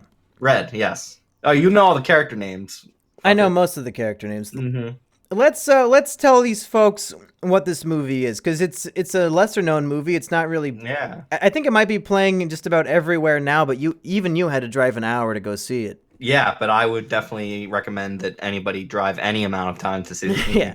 So followers of my Twitter know that I saw this movie in New York a week ago, maybe like 10 days ago, and I said that the 10-hour train ride to New York was worth it just for seeing that movie alone. I could have skipped out on seeing Asterios and just went home, and I would have been satisfied because of how much I love this movie. Yeah, it is that good. So this movie is about a woman who buys 3 billboards that are on a bumfuck road that nobody cares about, and she puts on these billboards. Let's see here. A big fuck you to the. and still no arrests. And how come Chief Willoughby? So it's a big calling fuck you out to the police department of the town that has so far not captured the man who raped and murdered her daughter. So it's immediately this is a very emotionally driven plot. No, it certainly is. But to me, there is the thing itself, which is already a great idea. But then there is all of the fleshing out that goes on around it, which is basically that this is a problem that does not have an easy solution. She is upset because the police haven't found the person who murdered and raped her daughter. The police chief is dying of cancer, and he's also not happy that they haven't found the person. But after so much work and so much some crimes just can't be solved instantly like that. Right. And let me just interrupt you real quick, Erich, and say we should do a no spoiler review, and then we'll get into spoilers, because I think the best way to see this movie, as most movies are, is to go in not knowing anything about it, like I did. I actually watched the trailer after I saw the movie because I just wanted to see the scenes again, and the trailer made me angry because of some of the things that it showed. I was like, if I would have saw that before I saw the movie, I would have been pissed. So let's do a brief, quick dick suck recommendation, and then people who want to go see it without getting spoiled can stop listening. How's that sound? That sounds good to me. So, for me, this movie basically hits every single mark it can in the highest way possible, in the very best way. So you've got a great script. A movie can be made with a great script and everything else can be shitty and it's still a decent movie. But this movie has a great script, actors who are at the top of their game, able to perform that script to the best possible kind of result. You've got Martin McDonagh, who already has his... Time out. All right. There are a few, and I don't want to nitpick the movie too much because I love it and it's my favorite of the year so far. Yeah. But there are a few actors who I think were miscast, and that the dialogue they were saying was good dialogue, but the way they delivered it was a bad character. I'll be interested to see who you're talking about there. Take a guess. It's somebody who we've talked about on this show before. The son? Yep, our good friend Lucas Hedges from Manchester by the Sea, who I thought was very good in Manchester by the Sea. In this movie, he looked like a kid who was reading lines that were above his pay grade, and I did not buy his performance at all. But that's the only thing I can say to neg this movie. Everything else I thought was fucking stellar. I'd say he's about 80% there. I noticed it sometimes, or just maybe he's not quite cut out for some of the material he's given here. But I mean, he was kind of one of the standout parts of Manchester by the Sea, and I think it's not a mistake to give him something like this. Maybe he's a little bit more rough than what somebody like Martin McDonagh can really do with you. There's one line in particular that I think they should have used a better take for, when he's in the car with his mom and he says something like, "Wow, Mom, great. I didn't want to know how my sister died, and now I know she got raped and murdered. Just great, Mom. Gosh, man, that sure does stink." And I was like, oh, come on, you're delivering that so poorly. It's almost like the script is off screen and you're reading it, dude. What are you doing? Why did they choose this take? Yeah, I kind of agree with that. However, I think he kind of fits in that teenager who's really just fucking done with his mom. Teenager who's really bad at acting. Her attitude. So, one thing I got to point out here is that none of the characters here are perfect. They all have flaws and problems, and they most of them have a character arc that they go on. One of the best characters in the movie we haven't even talked about yet, which we'll probably talk about in spoilers. But played by I Sam think we're going to Rockwell. give a whole fucking analysis. I'm going to give a Digibrony level analysis for some of these characters pretty soon. Yeah, but basically everyone here is just so good and so committed to what they're doing. And Frances McDormand as well. She just, her character is so off the wall at times and yet so sad.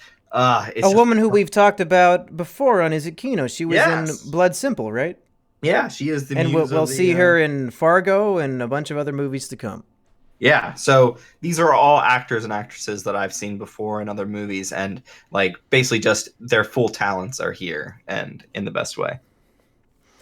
You were saying these characters, they have a lot of flaws, and that's one of the best parts of the movie for me, is that I don't know who most movies, you know who the good guy is, there's a protagonist. Who are and you an rooting antagonist. for, basically? Yeah. Exactly. This movie, there isn't any. Like, everybody, on some level is doing something that I disagree with. And some people I think are a little bit crazy, but I understand why they're doing what they're doing. And it's like, it's not a battle of good versus evil. It's a battle of, you got 8 different people, all with their own, ideals and goals and different ways of approaching it, just sort of interacting with each other and going ping pong, ping pong, ping pong, just bouncing all off of each other and reacting to each other and causing more mayhem and destruction. And it's so, the storytelling is so, I just had the word on, it's on the tip of my tongue. It's organic. It's organic.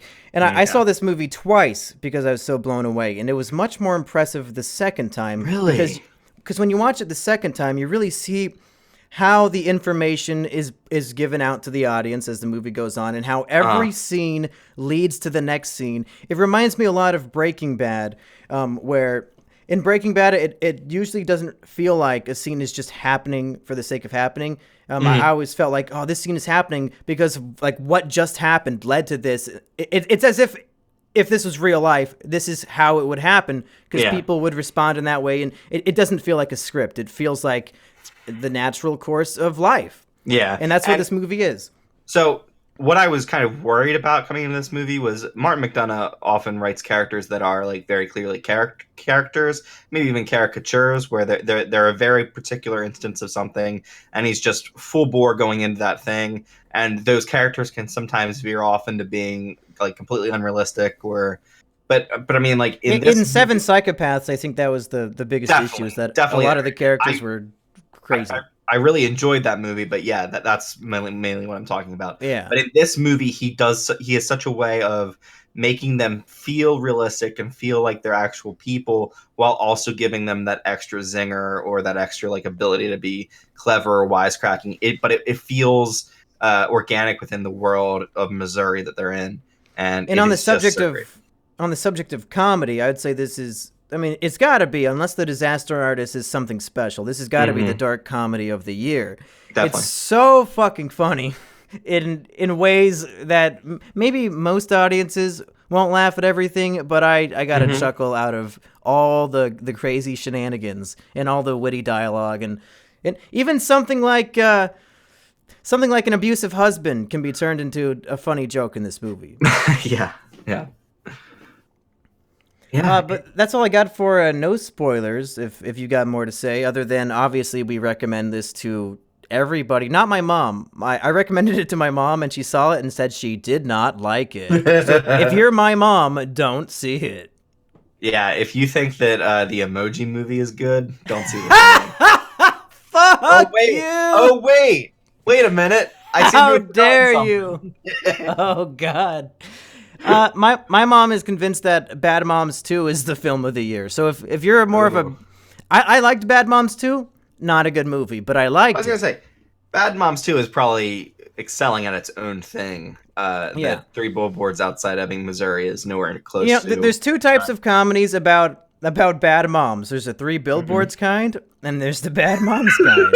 If you want to see a movie about a bad mom being funny, flip a coin, I guess. Yeah.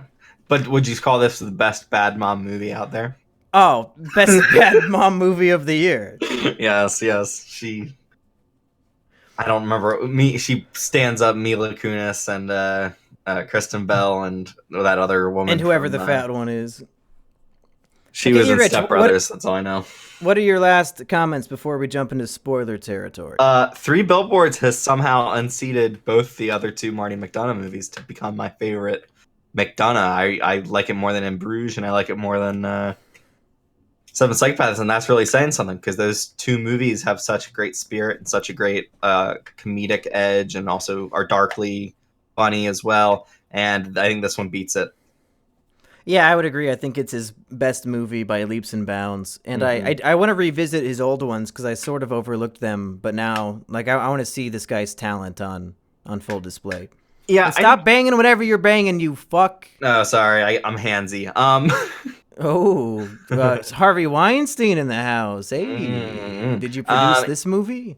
Yeah, I didn't care as much for In Bruges. I loved In Bruges, don't get me wrong, but everybody seems to like absolutely adore that movie. I like it slightly less than everyone else. I should probably give it another try though.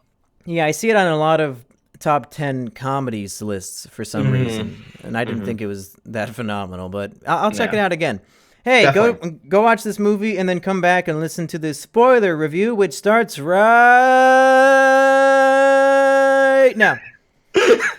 You cut out right before you said now, and then you cut back in as soon as you said now. It was perfect. All right, so who's going to win the Oscar for this movie? Who's going to win the Oscar? Everyone should. I think Frances McDormand is definitely going to be in Best Leading Actresses for this year. They still have that category, right? They didn't combine them yet?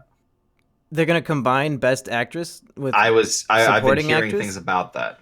Oh, that's dumb. They shouldn't do that. Think? I think Woody Harrelson should be up for Best Supporting, and maybe Sam Rockwell as Best Actor. Yeah, that's the problem, because Woody Harrelson gets top billing over Sam Rockwell, but then, and we're in the spoiler territory, Woody Harrelson dies halfway through the movie by shooting himself in the head, and then Sam Rockwell becomes the main character. So it's like, it's murky water. Because typically the supporting actor role, it's easier to win that one if you're really good. So maybe if you're really good in a small role, like it's so simple. But also like it's fucked up because they'll say that a best supporting role can sometimes be like such a big part of the movie. Yeah. So it's possible they'll give best supporting to Sam Rockwell here. Yeah, they might give it to him because they think he can win it better than he could win best main role. Yeah, exactly. It's going to be more of a political thing than like him actually getting the award he deserves. Yeah. But maybe there's going to be a better leading performance, and it would be better just to place him in the supporting actor role. Yeah, who knows? They fuck around with calling The Martian a comedy sometimes, so who knows?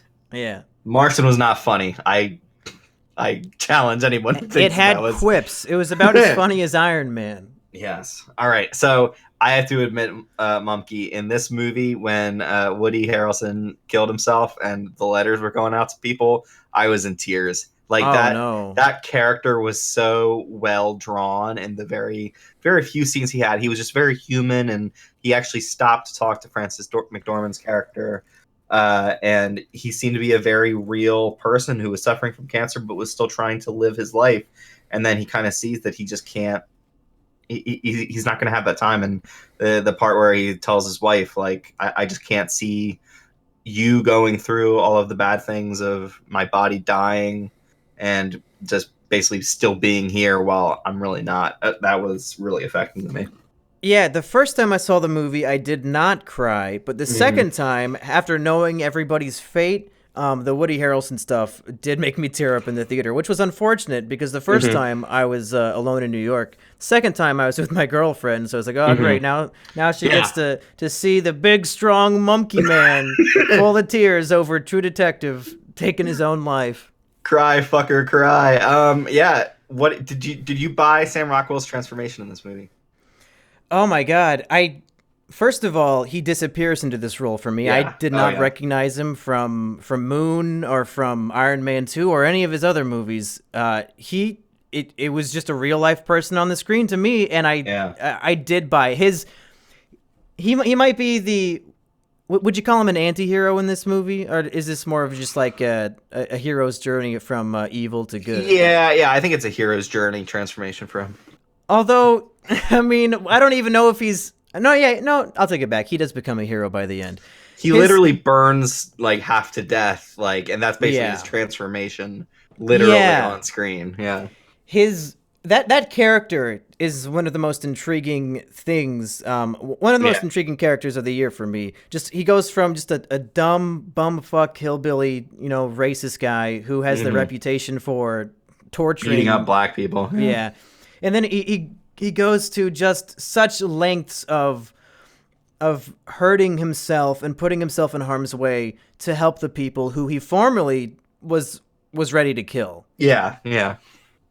And there were a couple good twists in this movie where many fucking twists. Like I had no idea where any of it was going the whole time. Yeah, where when Woody Harrelson shoots himself, I yelled, "What the fuck?" I saw that coming. You did? Yeah, I didn't think he was going to be in the whole movie. I just don't see how their kind of conflict comes to a head in a realistic way between what's her face and Willoughby. Yeah. Mildred. Because basically, I was really worried that like they were going to definitively find the killer and rapist, and then kind of like hunt him down and then get revenge and everything, and that very well could happen. But it's off screen, which I love that decision by the end of the movie. Oh yeah, it's one of those great Inception endings where it could go either way, and you just have to use your brain a little bit, and you'll figure out the truth. So, Monkey, do you think that the guy they found is the actual guy? No, you don't. Because they said that they interviewed his commanding officer, and he was out of the country, so it wouldn't surprise me if this sick fuck could have easily been over in Afghanistan burning girls and fucking them. Like, it's a massive coincidence, but that's life. Nah, but I think that's such bullshit. I think the army could very well say, no, he wasn't around. They're kind of covering for their own. The things he was saying in that bar were just way too specific. Yeah, but I think that's one of those things, though, where this movie is really a reflection of life and real types of people, and like crazy coincidences like that I think happen all the time. So like I think it fits the theme of the movie, where Mildred is sitting alone with a deer and she says like there is no God and it doesn't matter all the terrible things we do to people. Like it's just something that happens. Yeah. Well, no, I also think it's fine if he is, but they don't know for sure. Like I always love that uncertainty on their kind of and we don't know, and we also don't know if they go through with killing him or if they learned the very specific lesson that Woody Harrelson taught them in his suicide, and they turn around and go home and realize that anger only begets more anger. Yeah, as the ex-husband. As the bookmark once taught us.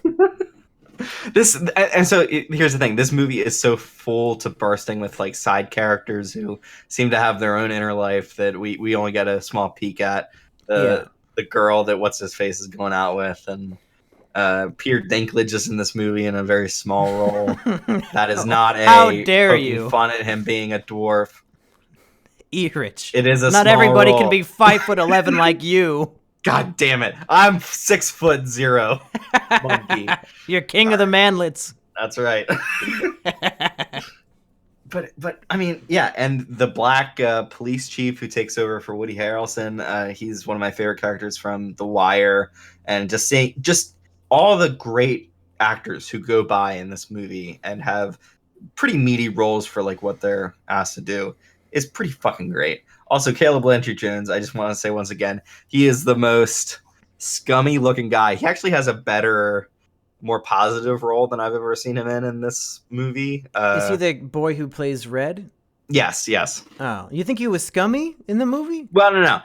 I think he looks scummy, and he can't do anything about that. He was finally playing a good person in this movie. Yeah. For the most part. And you're naming off all these like minor characters, but so many of them go through like huge changes, or not even necessarily a change, but like character moments where they kind of blow your expectations out of the water. And one crucial scene in the film is where Dixon, the racist cop, has beat... First of all, there's a great tracking shot of Dixon going into this advertising firm, breaks the glass on the door, walks up the stairs, beats the fuck out of Red, throws him out the 2-story window, slams the woman in the face and tells her to shut up, goes back down, kicks him in the street, and then walks back into the police station. All one continuous shot. Super impressive. I don't know how they did it. A Yim Yams Monsters of Folk song. Oh, so much of the music in this movie fits the scene so well, and I looked up the soundtrack and I've been listening to it a lot because I just want to see these scenes again, and the music was so great. So Red, after this brutal beatdown, is in the hospital. And then Dixon gets burned up in the police station arson, and he's put in the same hospital room, and Red doesn't know it's him. But when he finds out, I'm thinking, oh my God, he's going to get his revenge. Dixon's the shit out of him, yeah. Dixon's going to get so hurt. But then Red, he's just like, he freaks out a little bit and he calms down and he gives him an orange juice. And I thought that's all you have to know about the character. Like he's so forgiving and kind in the face of somebody who brutally, mercilessly beat him for no reason. But also, he said he was sorry too, and he seemed to mean it. So, like, I think that means something. it means that Sam Rockwell's character is kind of like turned a corner, really, and like the letter that he read while the police station was burning down really kind of struck a chord in him. Like I feel like he's a really aimless character who kind of stuck with this police job because that's kind of what came his way. His mother pressured him to follow the career. Yeah, and I mean, like, it's so easy in that more southern setting to just fall into old racist behavior and beat the shit out of black folks because that's kind of what you do.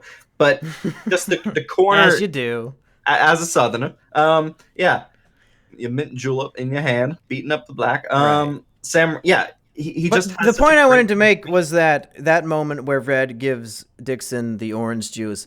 In a film that's going to have a reputation of being very dark and dreary and depressing, it's such a heartwarming moment, and it really encapsulates the theme of the film, which ultimately, and I think it's great that the film hands you the theme on a golden platter of a joke with the bookmark, anger only begets more anger, which is just those moments where we see that in action.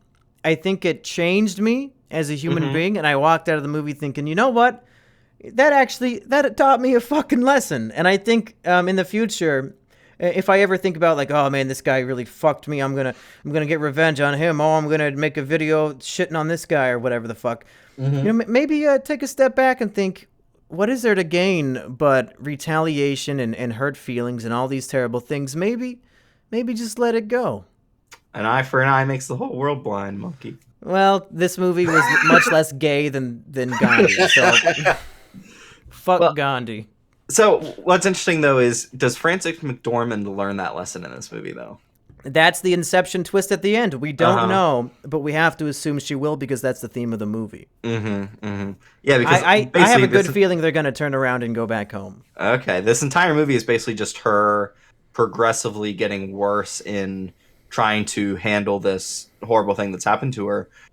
She burns down the police station and doesn't really face any retribution for it. That's the moment. That's the moment where I'm convinced that she will learn the lesson because she's in the car driving with Dixon to go kill this guy in Idaho, and she tells him that she burned down the police station, and the fact that he was just like so offhandish about it, like, oh, who else could it have been? And like he's not angry at her. I think that's the moment where the switch flips in her mind, and she's like, wow, if this piece of shit guy can forgive me for this so easily, maybe there's room for forgiveness in my heart. I don't know. I kind of think she's going to go and kill the guy. You really do? I mean, think about the correlation here, the connection. We've got, she wants revenge on a guy who burned her daughter to death. She just burned up this guy almost to death, and he forgave her. I think there's enough of a connection in my mind that she's going to learn this lesson and go home. Dixon didn't rape and burn her daughter. Right, but she pretty much committed the same crime that the guy who killed her daughter committed, which was, burning somebody up. Like, not to the same degree, obviously.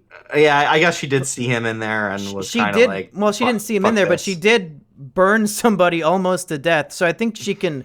she's in the same position, sort of. I mean, she didn't rape and murder somebody, but she did burn this man who is now forgiving her. And I think she'll see the light. Huh, interesting. We took some separate things from that, but I can't believe you have such a dark look on the outcome of the movie. I thought it was pretty clear that the message of the movie was they're gonna turn around and learn that the anger does beget more anger. But I mean, like, what anger is there to get from killing this guy? They're gonna go kill that guy and then go to prison and then lose their families. I think they're gonna not do that. Because they know that they're not coming back. They're in Missouri. But they know they're not coming back from this. Like, they pretty much say goodbye to their loved ones and they're off. See, I saw it as basically the whole movie is Frances McDormand, like, doing worse and worse things in order to work through this terrible thing that happened to her. She might kind of, like, feel that she's not really getting anything out of it and she can do these ridiculous things. But, I mean, like, also... good things did happen from her putting up those billboards and everything. There was actually some progress made and everything. So she is kind of just, I don't know, helplessly fucking things over as much as you can in order to feel something and try to move forward. But yeah, I feel like even if that guy didn't do it, they'll get some happiness. Even if he's just a rapist or a murderer, not the specific murderer, they'll get something from going and handling him. But how does that fit the themes of the movie for you? Like, why would they even set up an open-ended ending like that if it's just going to be what we already expect? But it won't help them, basically. Like, they can go and do that, and they might feel some shred of better because they were able to do it. But since they don't have the evidence to prove it, and since, like, there is no actual way to know whether he did it or not, they'll always have that doubt. They'll always, like, they're never going to get over that. Right. It's the kind of thing you can't get away from. I guess from a screenwriting perspective, I think to the final lines of dialogue in the movie, the final lines aren't, do you think this will make us feel better? Oh, I don't know. It's, do you actually want to go kill this guy? And then they reply, oh, I'll think about it on the way. Yeah, so, like, they say when they get there. That's the question that the movie asks. We'll figure it out when we get there. Yeah, the question they're still going there. The question isn't, will this make us feel better? The question is, do we actually want to go through with this? I think it's open-ended, and let's leave it to the let's see what the comments think. If you've seen the movie, jump into the discussion. And it's good that a movie can make, two like-minded people have completely different interpretations of the ending. I think that's great. Here's the deal. I actually think your reading is probably more valid overall, because I think the movie is trying to say something a bit more positive and a bit more kind of redemptive than I like to think it is. But yeah, that was just the impression I got after seeing the movie and coming out of it. One thing I do want to mention real quick.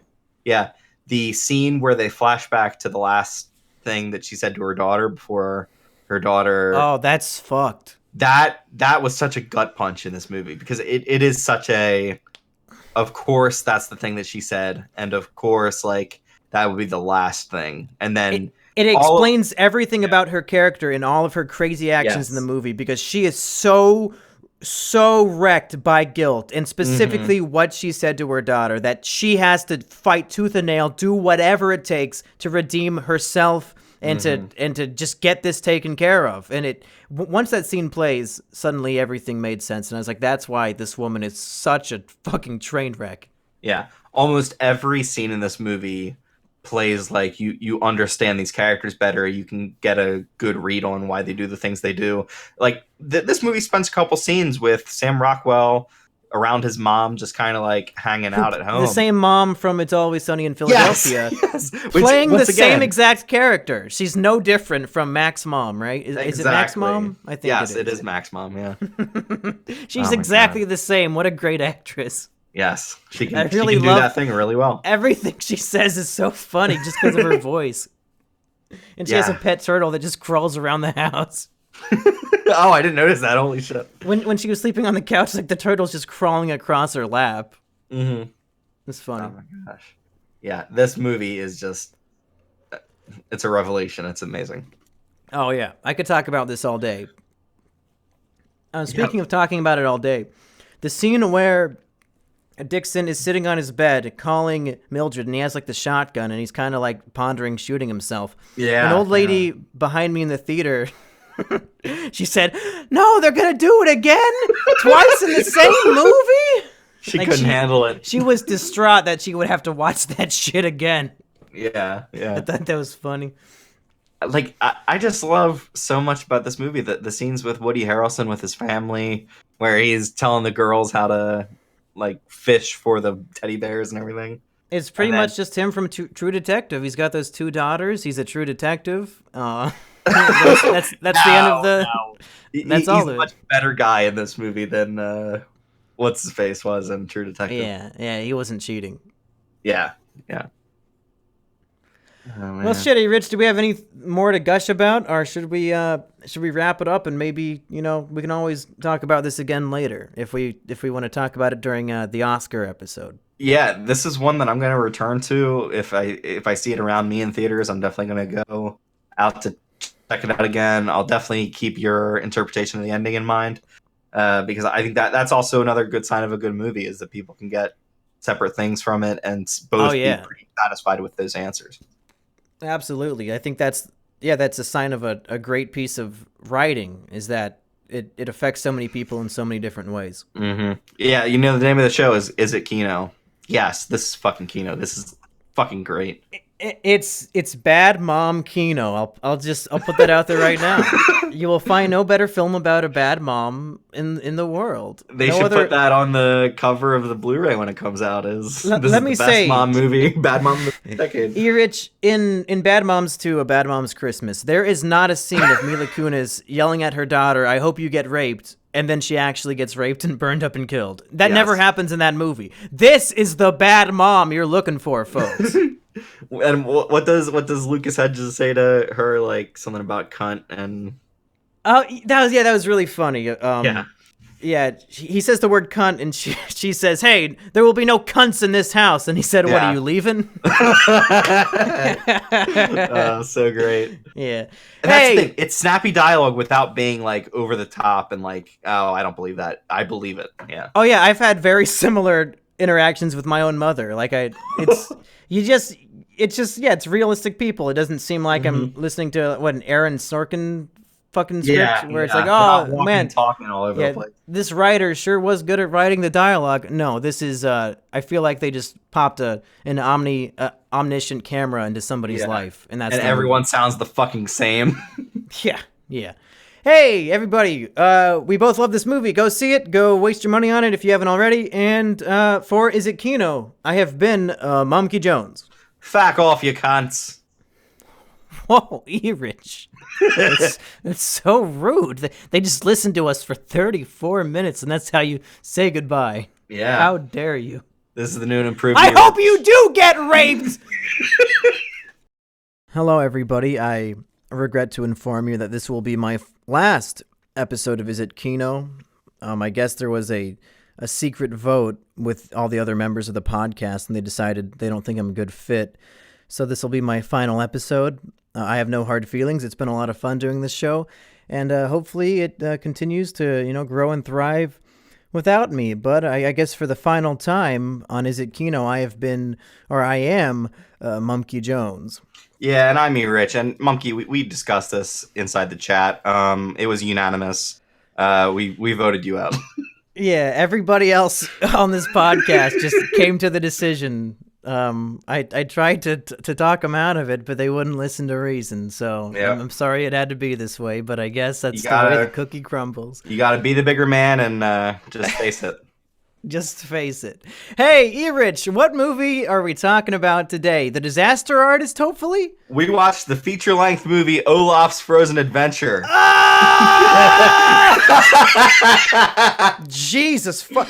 I heard so much about this, and I was like, first of all, I was not planning on seeing Coco, and I kept, seeing on Reddit and Twitter all these people bitching about, oh, there's a 21-minute Olaf Frozen short film before Coco, and I'm like, okay, how bad could it be? As it turns out, it's fucking horrible. Yeah, as it turns out, worse than people made it. God damn it!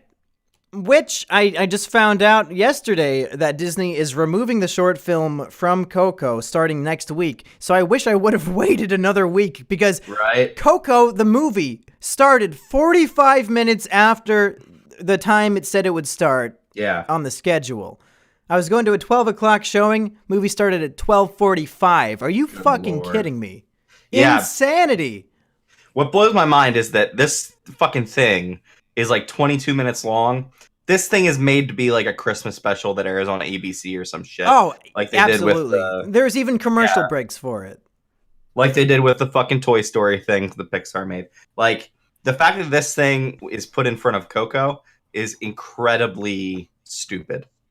Like I've never seen such a shitty. And we fucking watched Emoji Movie or the My Little Pony movie. Oh yeah, I think it was My Little Pony had the little short before it. That one was gold. Weird. That was gold compared to this. Yeah, it was really weird and out there, but it was 3 minutes long. Yeah, exactly. Some kids in the theater, like, they got confused and started talking to their parents, like, did we go to the wrong movie? Like, I saw some guy and his little Mexican son walk out halfway through the Frozen thing. I don't remember them coming back in. I think they just left. I bet they were just upset to see all the white people on the screen when they thought they were going to see a bunch of Latinos running around. Yeah. What's up with Disney pushing their, alt-right agenda with their most popular franchise only featuring white characters? How dare they? All right. Well, I think we've talked way more than it deserves to be talked about for fucking... No, I'm not done talking about the fucking Olaf adventure really? yet. Okay. First of all the songs, they're unmemorable as shit. Just fucking, They phoned it in. They're all bad. There's like 8 songs in this 20-minute short, and nothing. I can't even think of any of them right now because they were so forgettable. Mm-hmm. The story, there is no moral. At least Frozen, you get like a bit of a moral. The moral in this one is that the sisters like Olaf. That's it. What am I supposed to take away from that? We already knew that. Yeah, we knew that from the first fucking movie. The fact that they keep him around in the first place is enough. Yeah, the fact that they put up with this bullshit is evidence enough that they like him. Yeah. And it was just, I really like Josh Gad because I'm a big fan of the original soundtrack to Book of Mormon. Yep. Yeah, and never heard of it, I think he's been good in some movies. Like I saw a few months ago that the movie about the black justice, the court justice, he was in that. Marshall, it was called Marshall. He was okay. That. Huh, I didn't see that one. But just cut it out with the Olaf. I know you're making $1 billion, but you don't need to stuff it in front of one of Pixar's best movies of all time. It really. Well, maybe I liked Coco so much because it was juxtaposed with the shittiest fucking short film I've ever seen. It's very, very possible. There was an entire song about cultural appropriation where he went around and like stole people's fucking shit and was like, "We'll do this." Fucking stupid.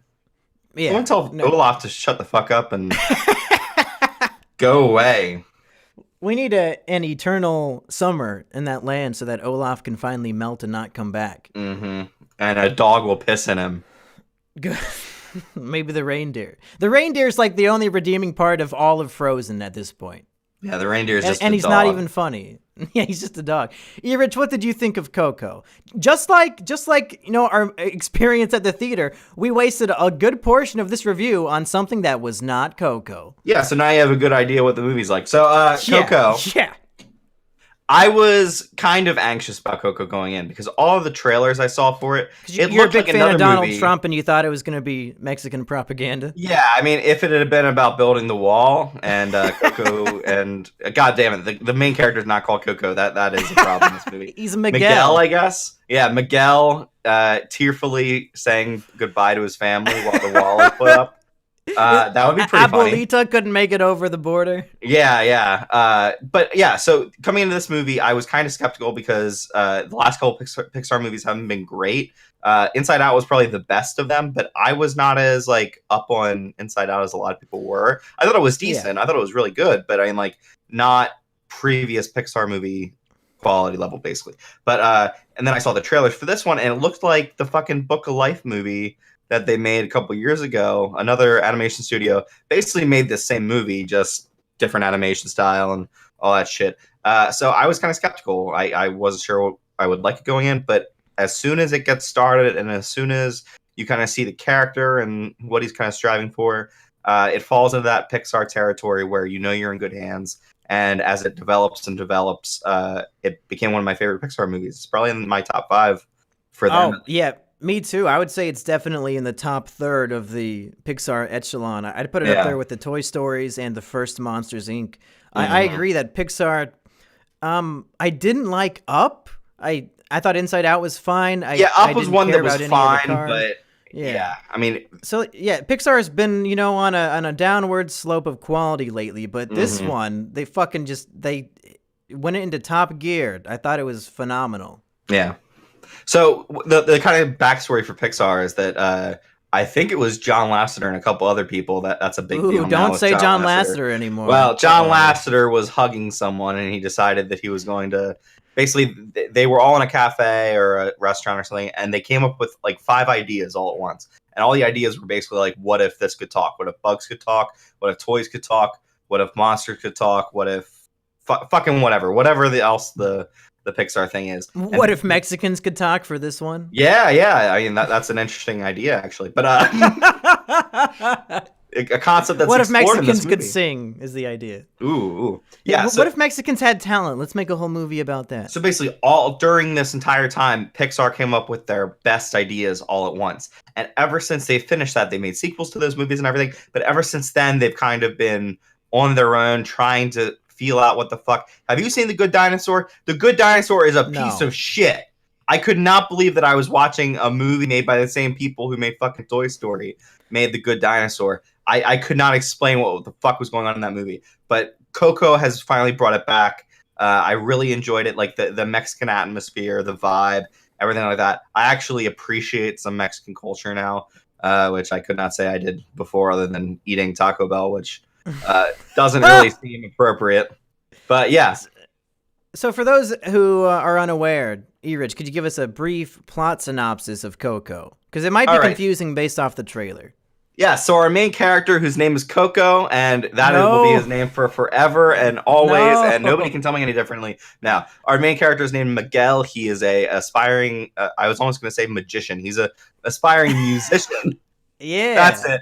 Except that he can make the wall disappear. His family hates music because his great-great-grandmother, I guess, was left completely alone by... She got ghosted. Exactly. Yeah, he went out for a pack of, not cigarettes, a pack of music performing, and he never came back. So their entire family hates music, and they make shoes. So shoes is like the entire thing that they do in their family. It's a real Footloose, the town hates dancing situation going on. Yeah. So they don't want him.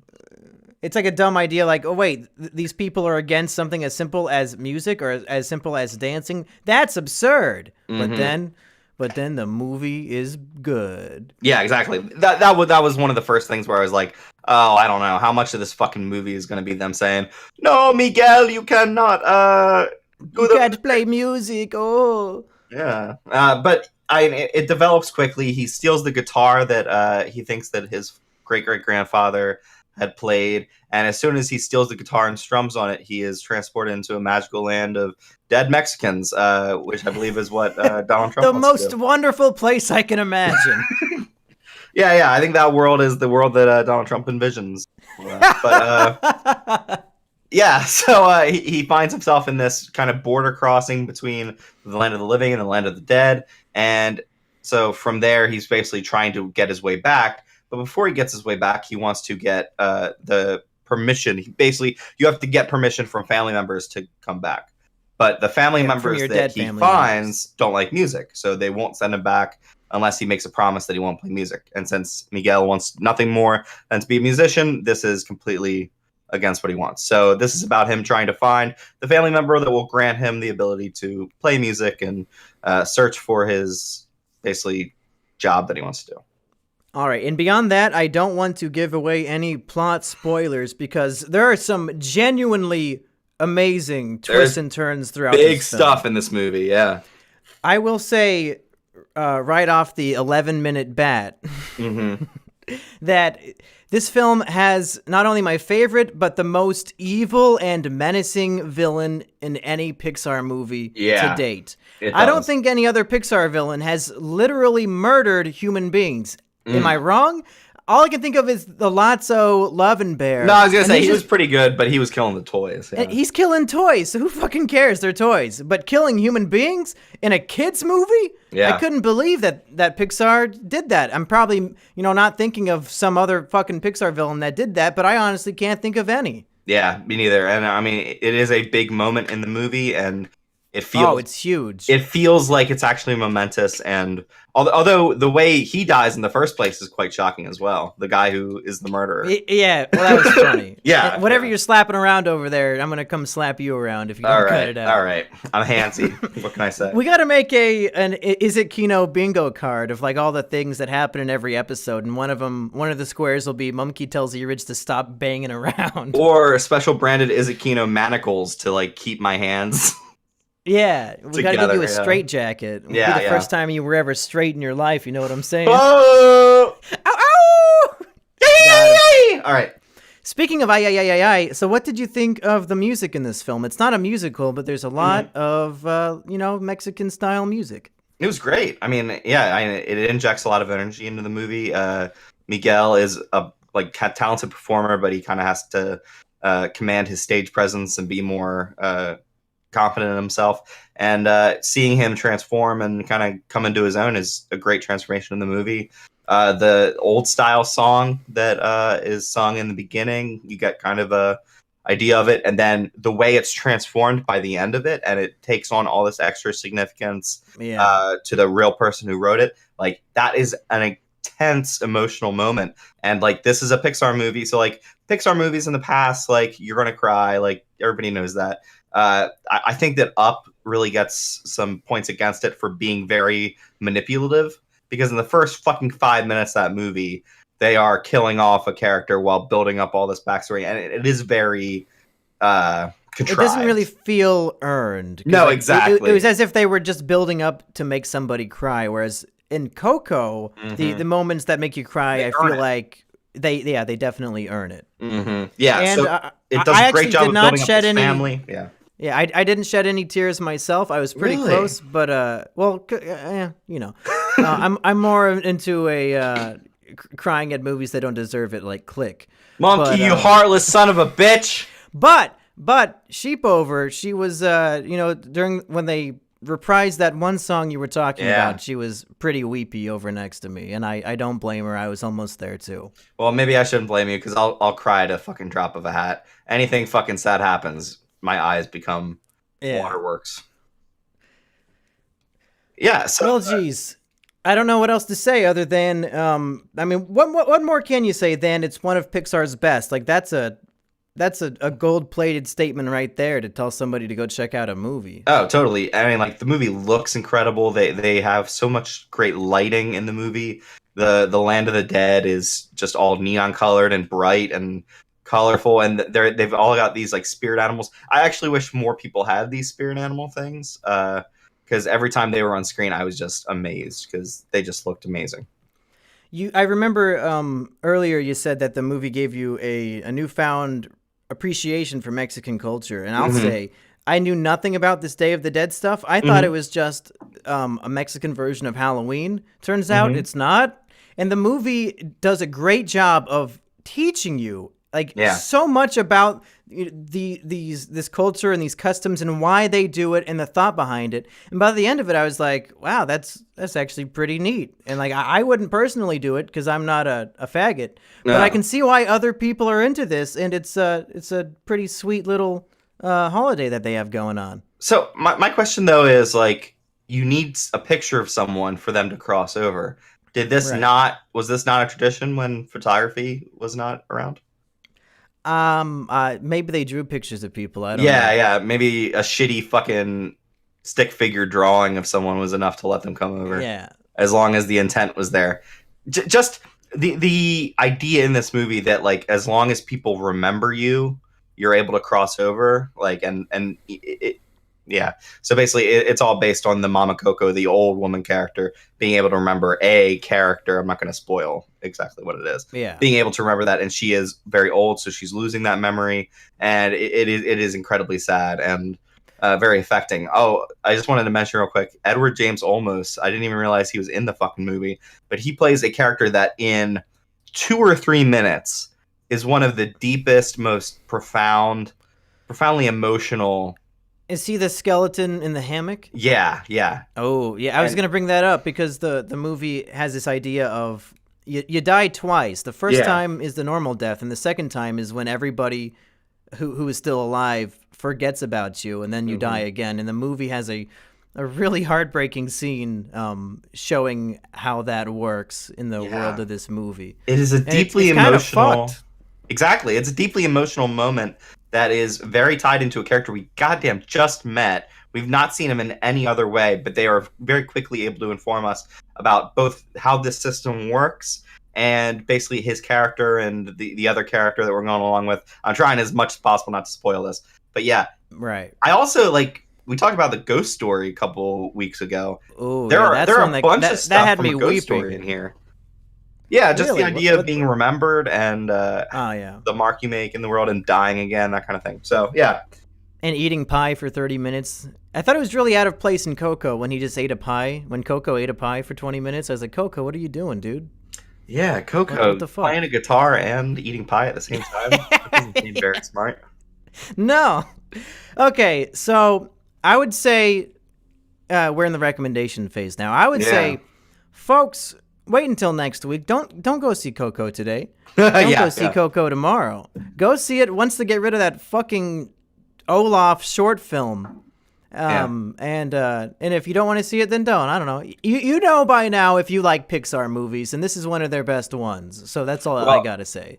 I would certainly advise audience members to vote with their wallet. Tell fucking Disney we want Pixar shorts, not fucking Disney animation, 50-minute long fucking short film bullshit in front of their Pixar That's movie. just there to sell toys. Exactly. The Pixar movie is a fucking fine restaurant steak that is just the highest quality. Every year or two it comes out and you can go and have it. And the Pixar short before it is the nice little aperitif. Like it's that little thing that you get before the main meal, and it's perfectly well encapsulated and fine. This fucking thing was like eating a fucking blooming onion and feeling disgusting. How dare you? And then looking at a full course meal coming after you and being like, oh god, I feel like shit because I just ate an entire goddamn blooming onion.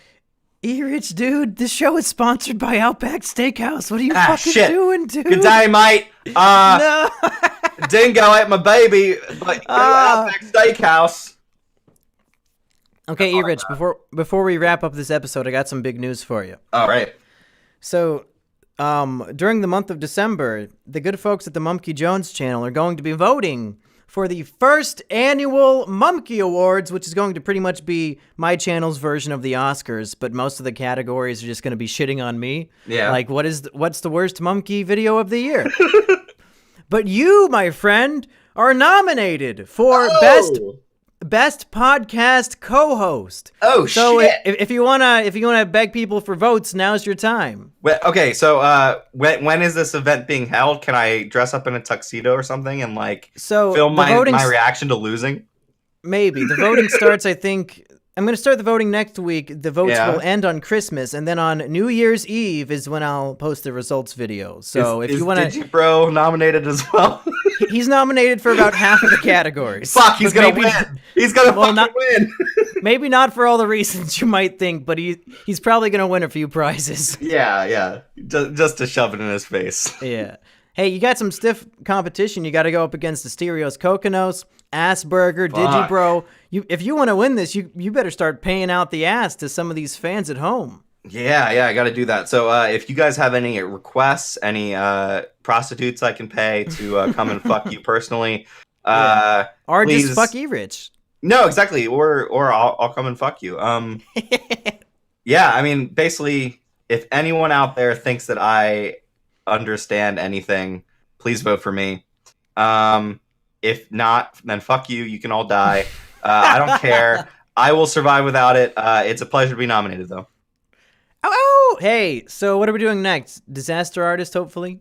Yeah, hopefully. I think my fucking hour away theater has it next week. So, or wait. And I also think somewhere around the end of the year, we should do a 2017 wrap-up with all the films that we didn't do a full episode about, because I've seen movies we haven't talked about, like Marshall, and what's that one I just saw about the chick, Lady Bird, and others that I have forgot that I saw, but I did see them. And I saw The Book of Henry. Oh my god. It was awful. Speaking of Jacob Tremblay, I just saw Wonder, and I thought that was awful too. Oh, really? Okay, yeah. I mean, he's got a fucked up face. That's the movie. I read the book, and I thought, okay, yeah, the book's okay. I'll go see the movie. And I saw it yesterday, and I left about an hour and a half into it. I was like, you know what? I know how this ends. I'm going to go home. We should make a remake of that movie, except it's just you. Wearing the monkey mask. Yeah, instead of the astronaut helmet. Yeah. You're a wonder. For Is It Kino? For the last time, I guess I've been Mumkey Jones. And I'm Erich. Erich, who all voted against me? Who else is on this show? There's you. Yeah. No. DG Bros here. Oh, he's part of Is It Kino? Yeah, he's always here. Oh, but you said it was unanimous vote, so I'm just wondering, why did you vote the way you did? I just felt like I had to change things up, shake things up. Well, it's pretty popular to fuck you up. Yeah, it sure is. I'll see you next time, folks. All right. Hello, everybody, and welcome back to Is It Kino? I am Mumkey Jones. Oh, hi, Mumkey. This is Erich. God damn it. I was just about to say, if either one of us try to pull off a fucking rickshaw, hinky-dink, rumply-dumptious, shitty fucking Tommy Wiseau impression, then I'm going to kill myself. You are tearing me apart, Mumkey. You immediately jump into it. Disgusting. So every fucking YouTube reviewer thinks they have to do it. Fuck. What's his name? The guy who tried to rewrite Batman versus Superman, and everybody made fun of him. Oh yeah, that's hilarious. Chris Stuckman tried to do it. Sounded like shit. Tell that to Zod Snap Neck, Monkey. Yeah, Ralph the Movie Maker tried to do it. Sounded like shit. Angry Joe tried to do it. Sounded like fucking awful garbage. Why do these people think that they can do it? James Franco barely pulled it off, and he's a professional actor. What in the fuck? Folks, anyway, we're talking about how's your sex life? Yeah, I'm gonna turn off the show right now. Now I wish you guys really did vote me off. Is It Kino? Because I don't even want to be here anymore. Yeah, guys, we watched a little movie I like to call The Disaster Artist. Mm-hmm.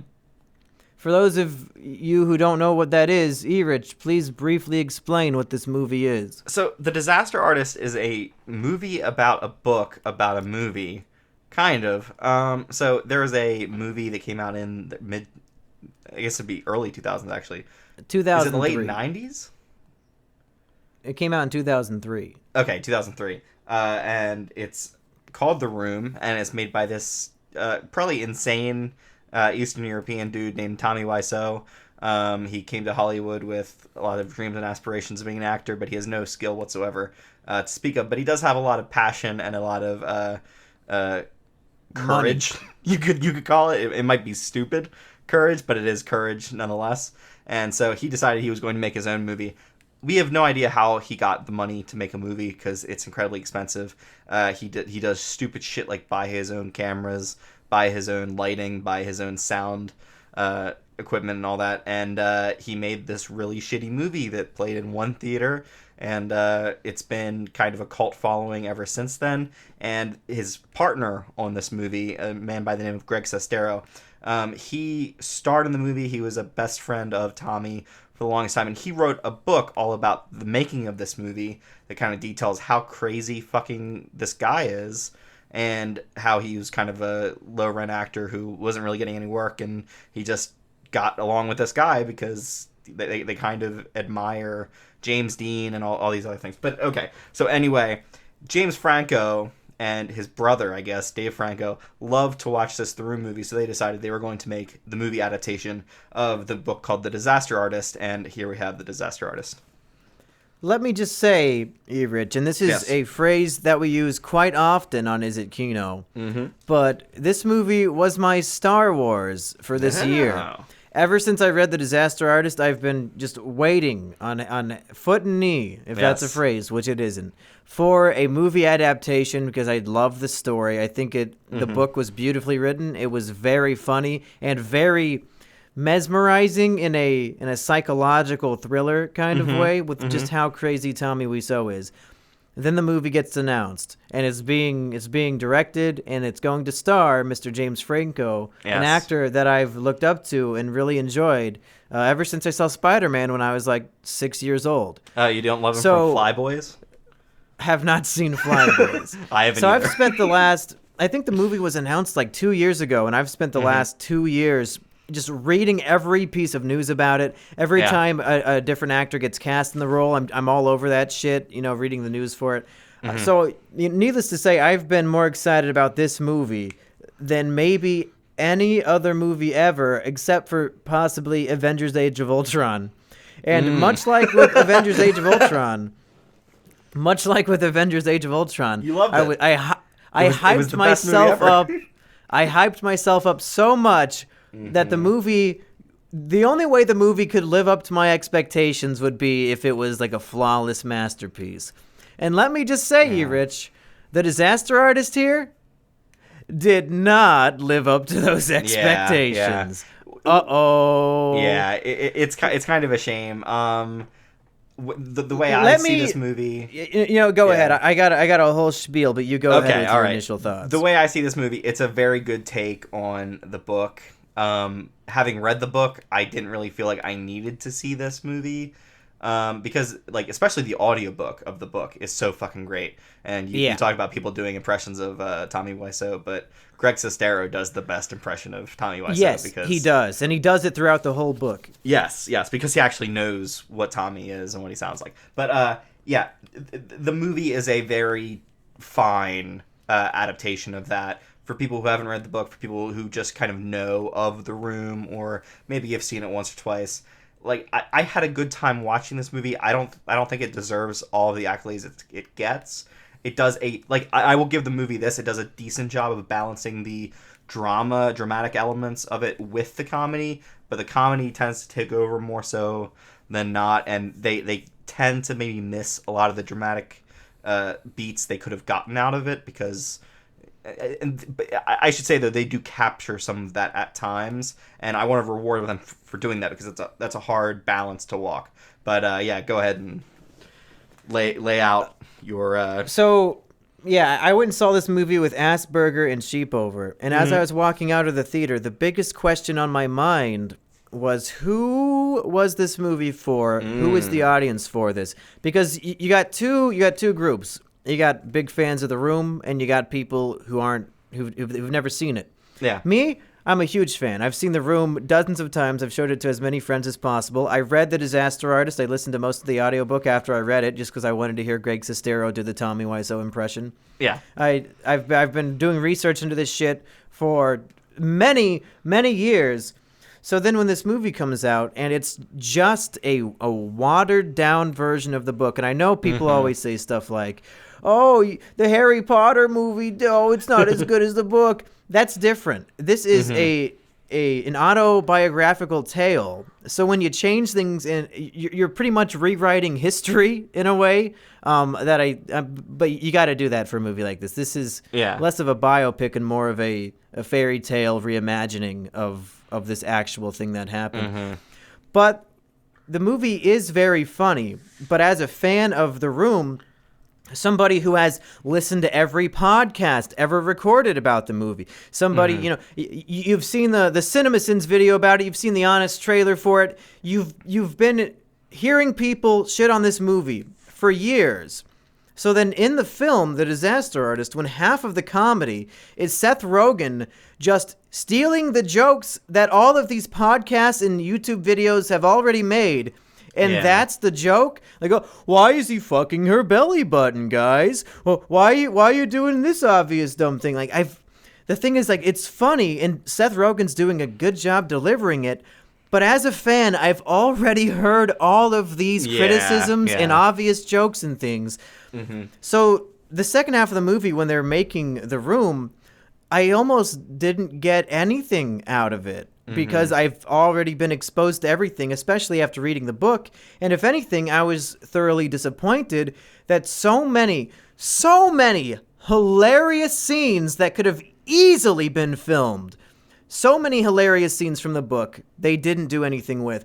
I've been waiting for years to see that 9/11 scene up on the big screen when it's the 1-year anniversary of 9/11 and Tommy makes the entire crew of the film have a full minute of silence, and they keep fucking laughing, and he starts it over, and they stand there for over half an hour so that he can get his moment of silence, because fuck that bastard Osama bin Laden. Why? Why was that not in this movie? Instead, it was just like the super obvious surface level jokes that I heard on fucking CinemaSins 4 years ago. Yeah.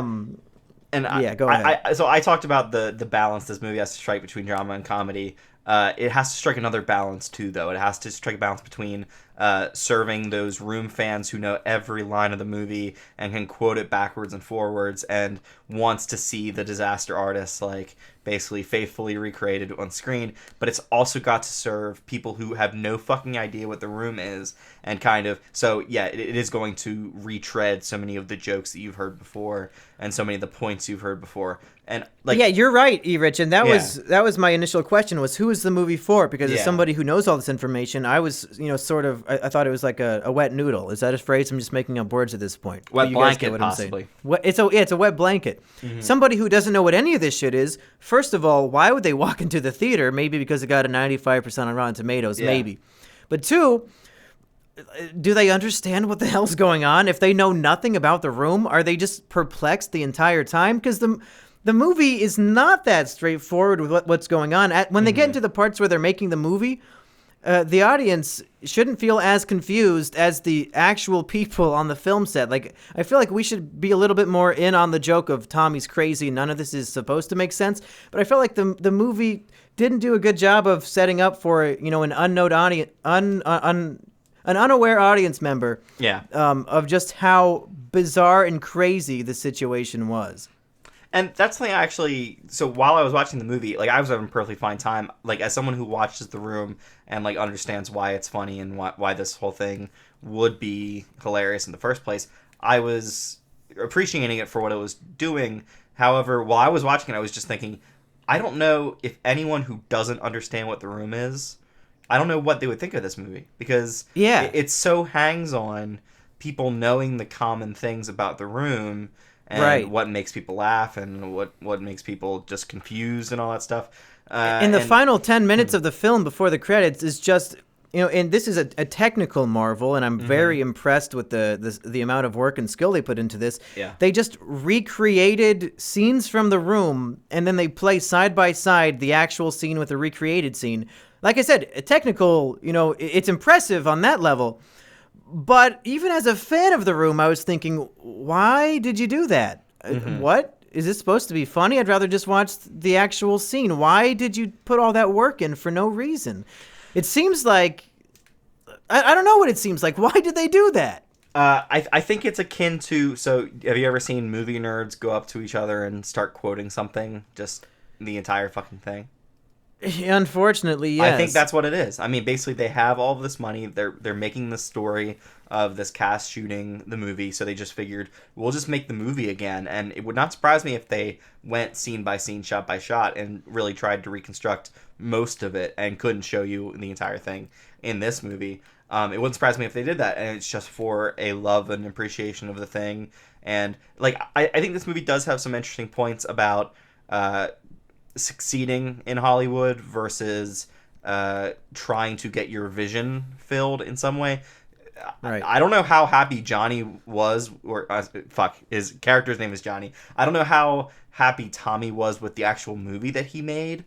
I don't remember that part of The Disaster Artist. Do you remember if he was somewhat happy with it? I don't think he ever really... I don't think Greg ever... truly knows how Tommy felt about it. Yes, but I could be wrong. He did have a big premiere for it and everything. But there's this idea in Hollywood that basically you could make something and believe with all of your heart that the thing you've made is great, but it's actually a piece of shit. You've been slaving over this thing and trying to make something good, and it's actually been terrible. And Tommy Wiseau has basically done exactly that, but he's parlayed that into an actual success. Because he says now, it was a comedy, it was meant to be a comedy. We know he's lying through his teeth and all of that. Yeah. They bring up some, like, theories about, like, who is he and why this story. And basically that, like, probably a lot of this stuff happened to him in some way, shape, or form. But he basically doesn't give a shit. All he wants is fame, attention, and basically just having all that money doesn't actually do that for him. Which I think the movie does an interesting job of trying to layer on some mystery about who he is and why he's doing all of this, and some of that is in the movie, even if it's not as good or as layered as the book tends to portray it as. It's very much watered down to the point where it feels like a Spark Notes of the book, and I'm missing like the core. I'm missing, the meaty stuff. I'm just getting the bare surface.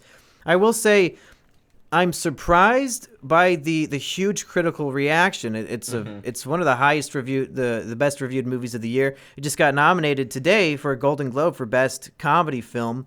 James Franco got nominated for Best Actor in the role of Tommy Wiseau. My thoughts on that are that I never thought the film really achieved anything above, averageness, except for one moment that I think crossed the threshold for me, and it really spoke to me, and that's the scene when they're at the premiere of the movie, and everybody's kind of snickering, and then and James Franco, he's like, Tommy Wiseau just starts like crying, and he's like so visibly upset. That was one of the few times, and I've heard a lot of people say, "Oh, James Franco disappears into this role." I never got that impression. He did a good job, but I always saw James Franco. It's hard to hide James Franco, even with that amount of makeup. It was always just James Franco doing a pretty decent Tommy Wiseau impression. Yeah. But that moment when he breaks down in the theater and he realizes everybody's laughing at his masterpiece, that's when the movie transcended and crossed the threshold for me. The rest of it, I felt like, was just average. Well, here's the thing. Hollywood loves movies about Hollywood.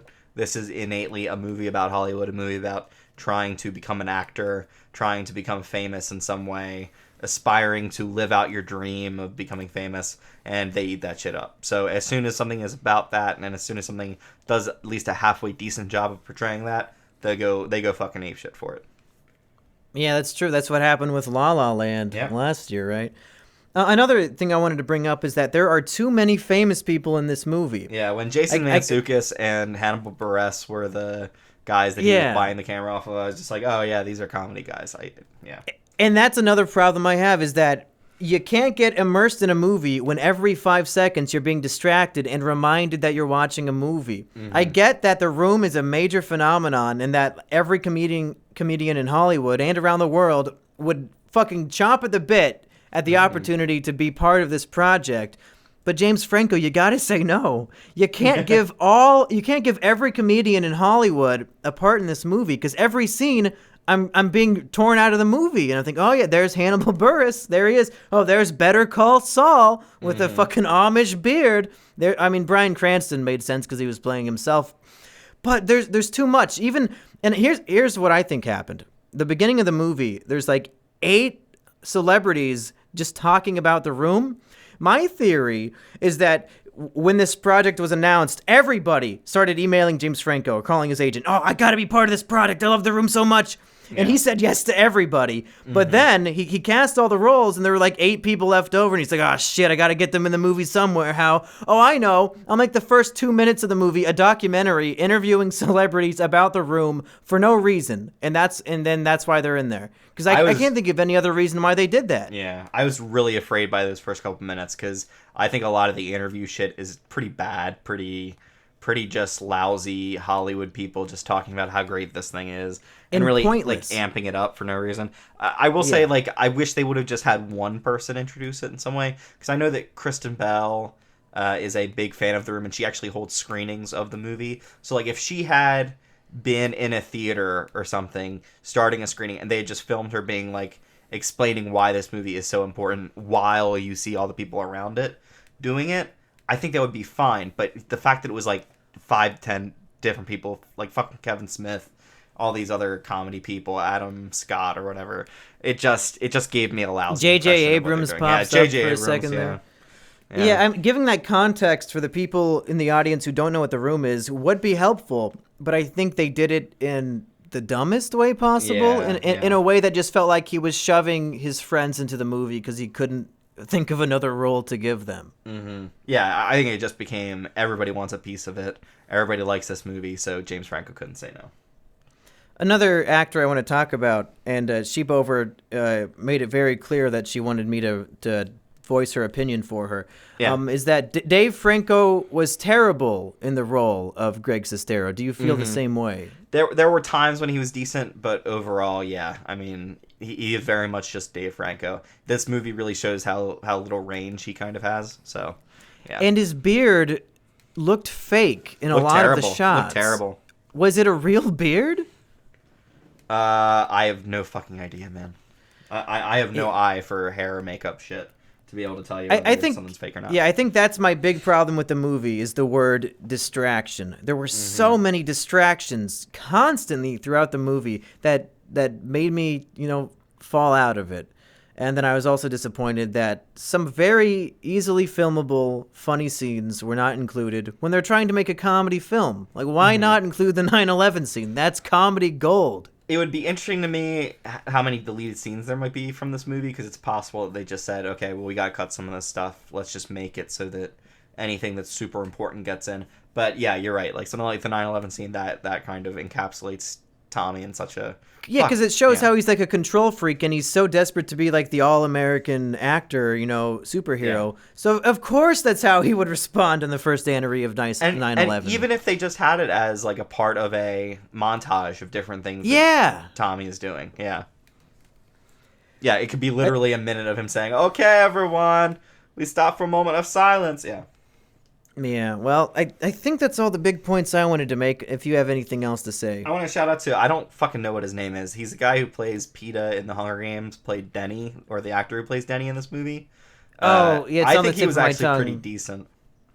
Is it Josh Hutcherson? Yeah. Josh Hutcherson, that's right. That's right. And I thought Zac Efron was really funny, too, in the role of Chris Ard. Yes, I did not... So, was that actually him in the scene where Chris Ard was super... aggressive. Yeah, that was Zac Efron. Oh, and we forgot to mention our good Kino buddy favorite, Nathan Fielder. Yeah, from Nathan For You. He was in this movie. Yes, and he did a pretty good job. By that. And that was one of the things where I was taken out of the movie because he's just so obviously Nathan Fielder. Yeah, he's just himself. Yeah. I mean, it's brilliant casting because he looks and sounds like the guy. Oh, but totally. Peter. For us, it's pretty distracting. Yeah. I think I should say I think I liked this movie more than you did. I can definitely see your points. I was not coming out of it as super positive as everyone else was, but I did have a good time since I don't think I'm as big of a fan of room commentary as you are, so a lot of the jokes tended to land easier, I guess, on me. And it was just, for me, a pleasant movie watching experience. I wasn't so caught up in it. I really wanted to see it, but I wasn't like, oh, this is going to be the best thing. It's going to be so huge. So right. I think this is a great time at the theater. I've been shitting on it because I just wanted to get my feelings out, but I also really enjoyed the movie. I think it is going to be an Avengers Age of Ultron where I got my expectations too high and the first viewing was not perfect. But then the second time I watched Avengers Age of Ultron, I didn't have those high expectations. I knew what I was in for, and I actually could enjoy the film. Yeah. So I think The Disaster Artist on my second viewing, I will, I'll enjoy it a lot more. And overall, yeah, it is a good movie with mostly good performances, too many distractions. I don't think it should be in the discussion of winning Oscars. I think that's insane. But yeah, if you're a fan of The Room, I guess, I'm not sure who the movie's for, but I guess check it out. I would definitely say if you're a fan of The Room and you haven't been able to get your friends to watch The Room, have them watch that movie, and then hopefully from that movie they'll want to watch what the fuck this guy actually made and I think it would make a great double feature. Oh, definitely. Yeah, and the thing about The Room is it's really tough to get through for those first 25 minutes. Yeah, because it's basically three just sex scenes. Exactly, it is shitty sex scene after shitty sex scene, one after another. Yeah, it's funnier to talk about those scenes than to actually watch them. They're actually quite painful. Well, and the other thing is, once you've watched the movie a couple times, those become incredibly hilarious. But the first time you're watching it, it's just like, what the fuck? I think Greg Sestero in the book said he has to leave the room, and he has never watched those scenes in their entirety. Oh man, that's so great. You know what? Fuck the movie. My recommendation is read The Disaster Artist. It's one of my favorite books. Listen to The Disaster Artist. Or listen to it. I think it's free on Audible. You can get one. You can get one. If you type in the JonTron Audible code that he puts at the end of every episode, you can get one free audiobook. I'd say go get that one. Maybe we should get sponsored by Audible so I can actually make money off this recommendation. That'd be incredible. It's too late. What would your offer code be? Suicide? Yeah, probably suicide or autism or... Okay, Erich, before we go, Yes. we got to talk about something we brought up in the last episode. All right. I just announced today the first annual Mumkey Awards, and you are nominated for Best Sidekick, a.k.a. Best Yes. Co-Host. And I hate to break it to you, Erich, but currently you're sitting in last place with like 3% of the vote. So I am. please I have been take jobbing so far. You've got a lot of ground to make up. But hey, at least 60 people voted for you over everybody else. So I mean, That's you got true. some fans. But if you wanna earn your victory, you better start lobbying hard. All right, so let's see here. Who the fuck else is running for this? Jumpkey? What is Jumpkey? Jumpkey just a fucking stuffed animal. Mumpkey's got sitting in a fucking corner. I don't even know if he's a real person at all. Fuck that shit. Asterios, whatever his name is, something Greek. He's a fucking boy fucker, I bet. All those Greeks are that way. Fuck him. Go eat some baklava. Fuck I bet off. his economy's terrible. Yeah, go fucking, I don't know, steal money from a bank or some shit. Jeez. They have plenty Erich of is fucking vicious. Greek bank money there. Who the fuck else can I shit on? There's Digibro. Digibro? Fuck him. Isn't it short for Digibrony? Yeah. Either own up to that shit or fuck the fuck off. Are you a brony or not? Come clean, fucker. He's All right, Schrodinger's what else? brony. He's both brony and not a brony. Yeah. To brony or not to brony? That is the question. I Who don't else? remember who else is on there. Whoever they are. Oh, Fuck Assburger you. is on there. Fuck you, Asperger. Fuck you. Wow. I don't want to say to kill yourself, but He probably would, so Yeah, maybe yeah. I'm maybe not keep gonna your stupid recommend that. comments in your pocket. Asperger, don't kill yourself. Please, please, please don't. If you're standing by a ledge, get the fuck off of there.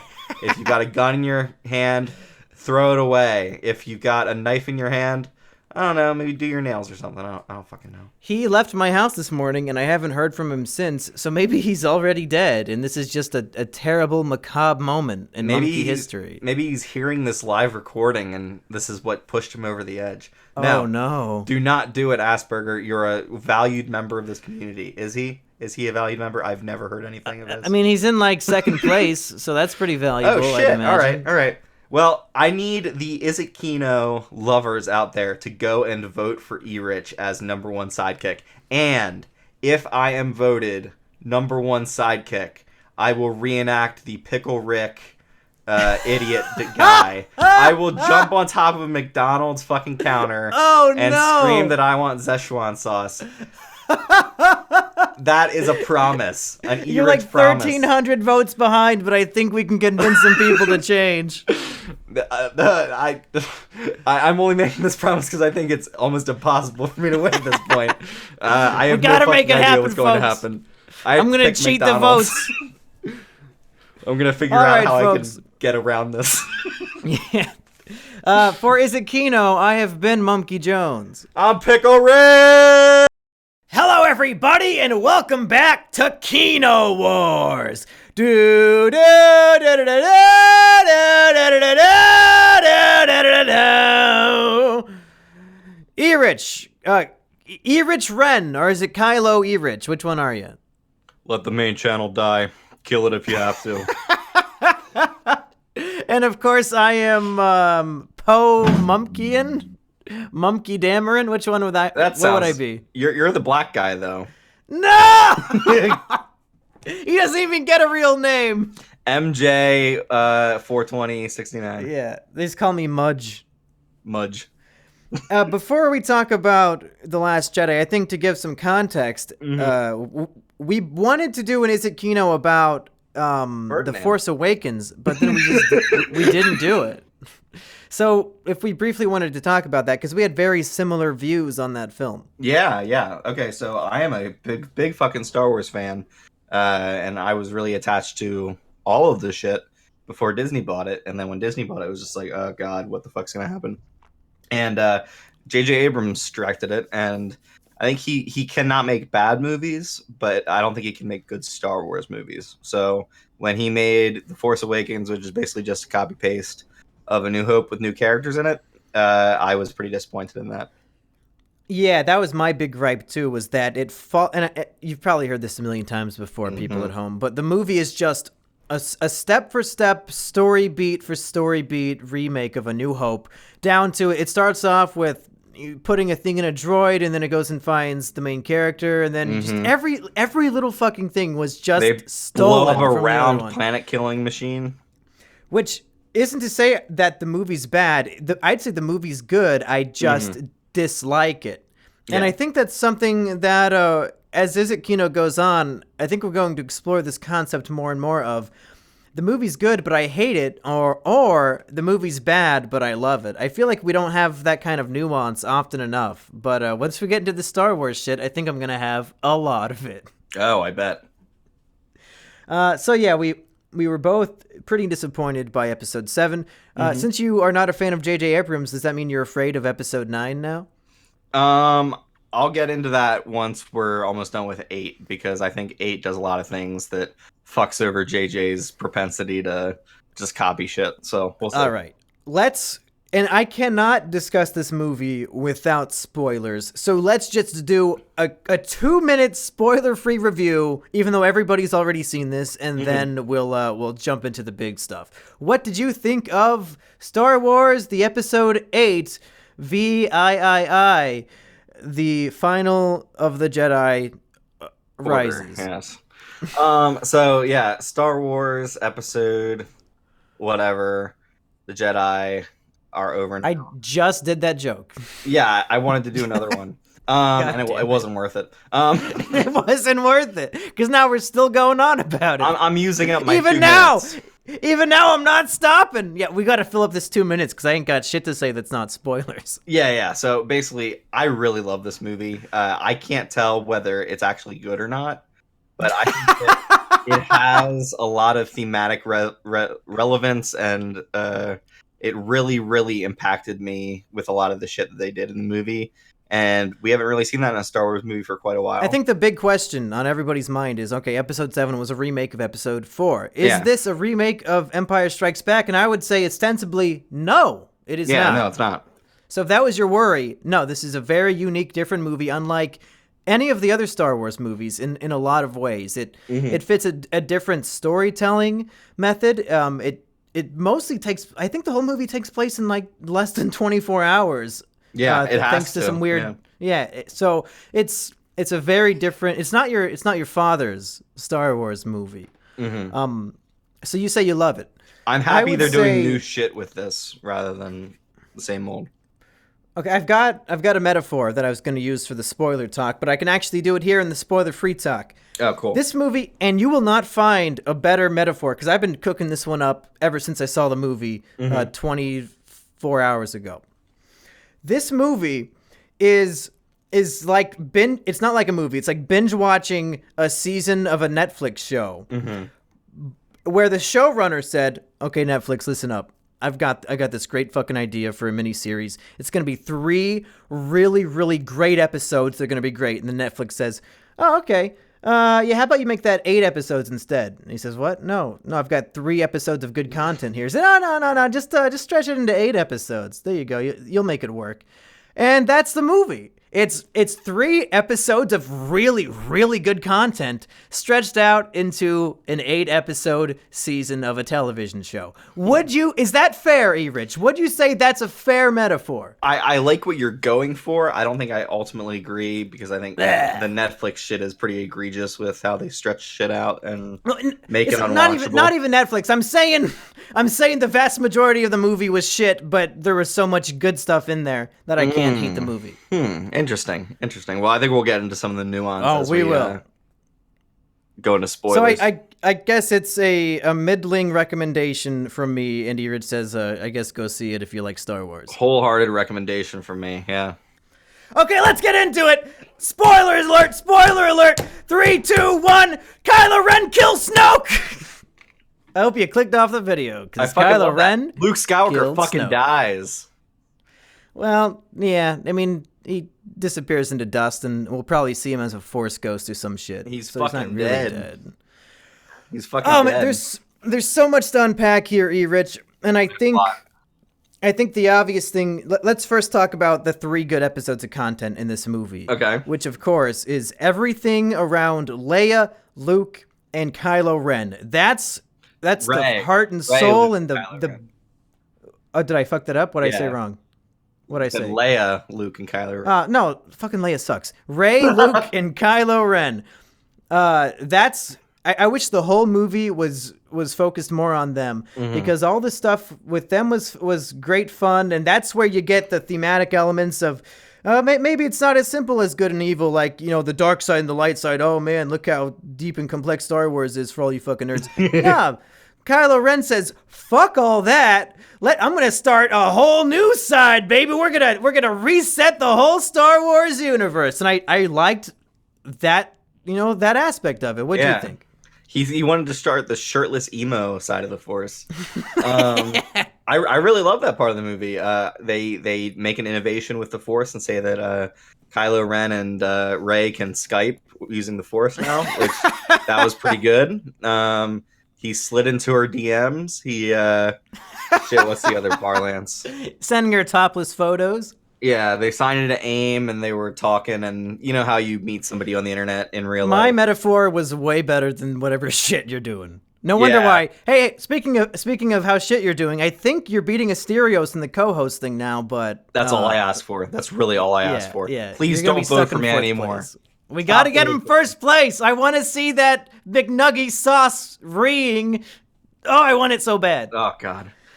The biggest fear is I have no idea how I'm going to dead jump onto the counter. I might need a step stool.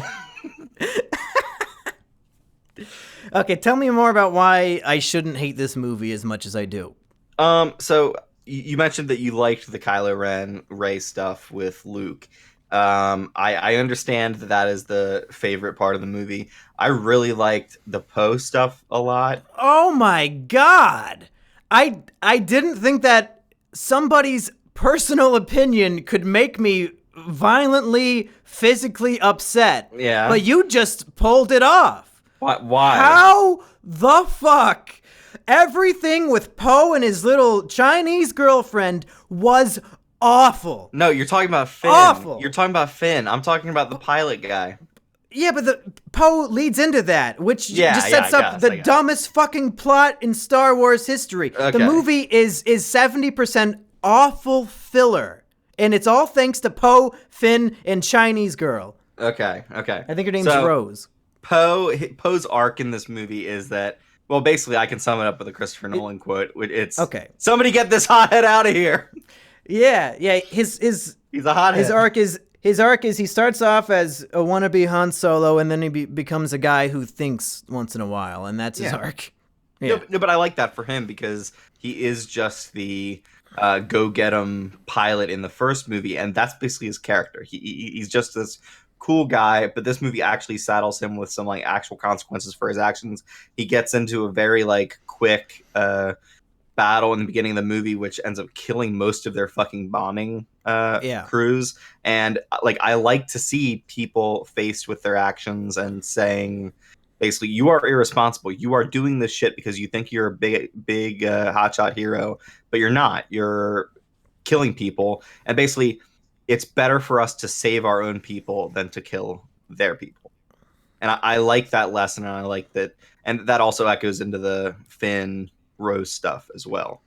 I like story arcs where characters learn lessons. I like themes in a story. What I don't like is awful storytelling and terrible pacing, and when my movie turns into a live action cartoon. Those are things I strongly dislike, and 40% of the movie is the good stuff with those three characters I mentioned. 60% of the movie is you got an episode of Friends style terrible misunderstanding plot that leads on the dumbest space adventure of all time with characters that are terrible and a big cartoon 30-minute sequence of horses running through a casino, and it's as bad as anything in the prequel movies. And I seriously mean that. I'm gonna say something that's gonna make you shit your pants and explode out of your mouth. You agree with me? No. Oh. I liked that part of the movie. Oh. Because it reminded me of the prequels and just the crazy batshit insane parts of the prequels. I really liked it.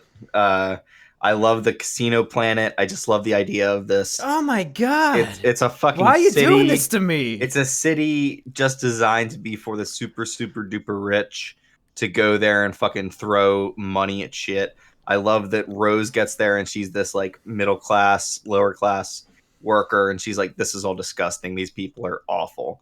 And Finn is just overcome by, "Oh, it's so glamorous and shit." But then they look and you see that not only are these people war profiteers and they're selling shit to both sides, they're also abusing animals. And like, I love what this movie does with animal rights, where you've got about 4 different groups of animals, and basically depending on how the animals are treated is whether you should like that grouping. So the fact that you've got the stable kids who are basically being whipped by this guy, and then the Fathier space horses are being whipped too. I just ate it all up. I love it. I love Star Wars. I think the problem is that this movie is the longest Star Wars movie It is. at 2.5 hours. Mm-hmm. And all of that stuff, I just made me think, when are we going to go back to the stuff with Rey and Kylo? If you would have, it's okay to have this dumb, pointless subplot that doesn't add anything to the story in the movie, like, because you got to have these characters do something. You introduce, all these characters in the first one, and then the second one, you have nothing for them to do. So you make up some dumb subplot that literally does not impact the story because it was just a misunderstanding. Because some dumb bitch who took over for Leia didn't want to tell Poe the truth, and then it sets off fucking an hour and a half of bullshit. Okay, I also it's okay like to do that part stuff, of the but movie. it doesn't have to be. It doesn't have to be half the movie. It could have been 20 minutes, and you could have got the same points across that, it's bad to whip horses. And I also it's bad like that to part be of the movie rich. because it once again subverted my expectations. Because when this Tumblr-haired old woman played by Laura Dern, a great actress, comes onto the scene, I just think this bitch is going to be terrible. She is going to be such a hateable character. I am just going to be like so pissed. I still do hate her. What are you talking about? No, I still hate her. He was fucking right. There's a mole in their operations. You can't be telling everybody your plans if it's being leaked to the fucking First Order the entire time. If they know exactly how you're jumping to hyperspace and all that shit. So you can't tell people the plans, and you have to keep these people who are fucking desperate for any kind of resources. Everybody's being killed all around you. It's fucking desperate times. So, like, this woman who steps up and takes control because Leia fucking did a spacewalk and now she's in a coma. Yeah, that was the cringiest, worst part of possibly any Star Wars movie I've ever seen. At the beginning, Leia gets blown up and shot into space, where she freezes to death and dies, and then uses the magical power of the Force to Superman fly back into the ship and come back alive, only to collapse and die again, but then be brought back to life, when really they should have kept Leia dead, because now the actress is dead. So they fucked themselves. They've done a great job of killing off all of the actors that are actually alive and keeping alive the one actress who is dead. Yeah, they really wrote JJ into a corner with that one. Funny how that works. Monkey, the part What did where you think Leia... of the terrible, ugly CGI of Leia using the Force to fly through space? I loved it. I thought it was magical. My audience was groaning in disgust. Oh, And really? These are Star Wars fans who went to the midnight showing premiere. Yeah, I loved it. It's very split down the middle. People either really like it or really hate it. And everybody I was with really loved it. But I've been wanting to see Leia actually use the fucking Force for forever, because she has technically the same abilities as Luke should have, and she's never goddamn used it except to like say, "Oh, I know where Luke is because I can fucking magically find him." Yeah, I loved this part. It was for me the culmination of, I don't know, fucking 15 years of me being like, "Oh, well, Leia should be able to use the Force too because she's sisters with Luke." It was great. Yeah. They could have done that in any way that wasn't her being able to survive the vacuum of space and then flying with terrible CGI. All right. You can survive the vacuum of space for about 40 seconds to a minute, and she's a Jedi, so she can survive for longer. I don't know why everybody thinks like 5 seconds after you're out in space, you fucking die. It's wrong. Yeah. All right. I'm done. That part was retarded. Yeah, I know a lot of people think that, and But you know what? The The impression I'm getting is that all the shit that I thought was retarded, you enjoyed, and the instinct people have is to, on the internet, like, oh, I gotta prove him wrong. I gotta prove that my opinion's better than his opinion. But what kind of a cruel, heartless monster would I have to be to try to convince you that you didn't actually have a good time and that you don't enjoy the thing you like? Well, it'll be only fair because I really lambasted you for liking the Emoji Movie, so I should have just let you like the Emoji Movie. Not everybody's as evil as you. Not everybody's as evil as Erich. I think it's fair for us to have different opinions without butting heads, without having a Kino war about it. So you're saying that I am the Kylo Ren and you're the Rey, and you're just trying to do you want me to join you in destruction and pain, and I'm like, fuck that. Yeah. So let's talk about the part that you probably really liked when Kylo and Rey teamed up to fuck up Snoke. I did like that. Yeah. However, Snoke might be the worst written Star Wars character in history. Mm-hmm. Worse than Hayden Christensen in Episode 2. No. No. Listen. Listen up, you motherfucker. Episode 7. And here, let me ask you a question, because I don't know. When they're planning this trilogy, did they get like a team of 20 people to plan out the story beats for all 3 episodes, or are they doing these one at a time with no idea where they're going? They have no idea feels where like they're the going. latter. Yeah, they have no idea. They basically go to the next person and say, okay, what do you got? That's not good storytelling at all. It provides a unique experience, but for the overall trilogy, that's fucking awful. But that's why I love this movie. Because it basically really shows in this movie. It takes everything in episode 7 and it just says, nope, fuck all that. We're doing our own thing now. I mean, subverting expectations is fun, but it doesn't automatically equal good, especially on a storytelling level where the message of the movie is literally, fuck everything else that has ever happened in Star Wars. We're going to do something else. It's about time. It's about time that happened. It's a refreshing take, but on a storytelling level, on a narrative structure level, I mean, you're a learned man. You've been to college. Don't you know a thing or two about how storytelling works and that this is retarded and backwards? No, but here's the thing. When you've got a character like Snoke, who is not a character at all, he's the CGI monstrosity that they strap into. But in episode 7, they're building him up to be the next fucking Palpatine. He's such a mysterious, dark, evil figure who Andy Serkis in interviews said he's more powerful than Palpatine and Darth Vader combined. Why would they even give him that information when he's just like, he's the Mandarin from Iron Man 3, where he's just a joke, evil character who they're building up in all these trailers and shit for no reason, because they just kill him off in a second. No, but you build him up so that when Adam Driver, Kylo Ren, is actually the villain, which he is now, Kylo Ren now has all of the development that you need for him. So he's the only character in the movie with development. Snoke becomes the most one-dimensional fucking garbage character I've ever seen in a Star Wars movie. I just shared this on Twitter. Kylo Ren is the best villain in movies for the past, probably 10 years.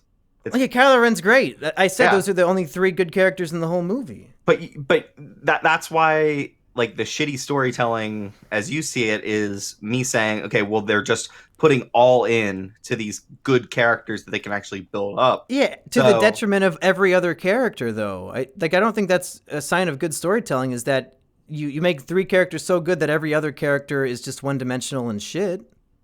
I mean, that's kind of what Star Wars is. I mean, it's a bunch of shitty background characters. I never said Star Wars was good. That's true. That's true. After this movie, I don't even think I like Star Wars. I mean, the first 2 movies are good movies, but everything else about it, I think I just don't like. As a Star Wars fan, you have to accept that basically only 1/3 of the movies are actually good.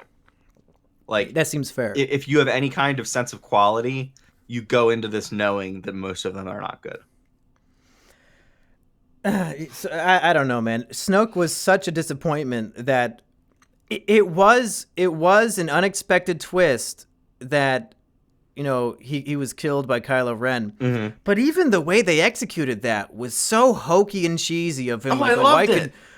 Okay, so here's the thing. Fucking every time in this movie they try to repeat shit from the other movies, they subvert it. So as soon as Snoke goes on his Palpatine type rant, and he's got the saber right next to him, just like Palpatine had the saber right next to him. Kylo uses that to his advantage and fucking like ignites the lightsaber right there. I love shit like that. I love it. Yeah, but even the dialogue was just like so ham-fisted, like he's about to kill his one true enemy and he's gonna stab him with the lightsaber right oh, it was me. It was hokey and it was too campy for me. I don't know. That is Star Wars. Star Wars is camp. When Palpatine is on the fucking Death Star, he's having a grand old time. He's fucking laughing. He's fucking like, I can't believe this all worked out. It's the best. Erich, what did I text you last night to ask if you had seen this movie? I don't remember. I said, when are you going to see the new Marvel Wars? And you know why? Yes. Because these aren't being made like Star Wars movies, like the classic old Star Wars movies. These are Disney bought this and they're making more Marvel movies out of them. The quips in this movie are fucking outrageously terrible, cringy. It made my skin crawl how bad they were. I like Poe Dameron. We both know that I would suck Oscar Isaac's dick. I'm really happy that him and his Ex Machina co-star, whatever his goddamn name is, Domhnall Gleeson. I those two in Ex Machina, I loved them so much, and when they got cast in Star Wars, I wanted them to have a scene together. This movie, the opening scene is them having a little banter back and forth, but the quips that Poe Dameron is throwing at him, he says like, he's making jokes that don't even make sense in the Star Wars universe, pretending he's like a telephone operator saying that he's putting him on hold, and then he says he's gonna fuck his mom? What?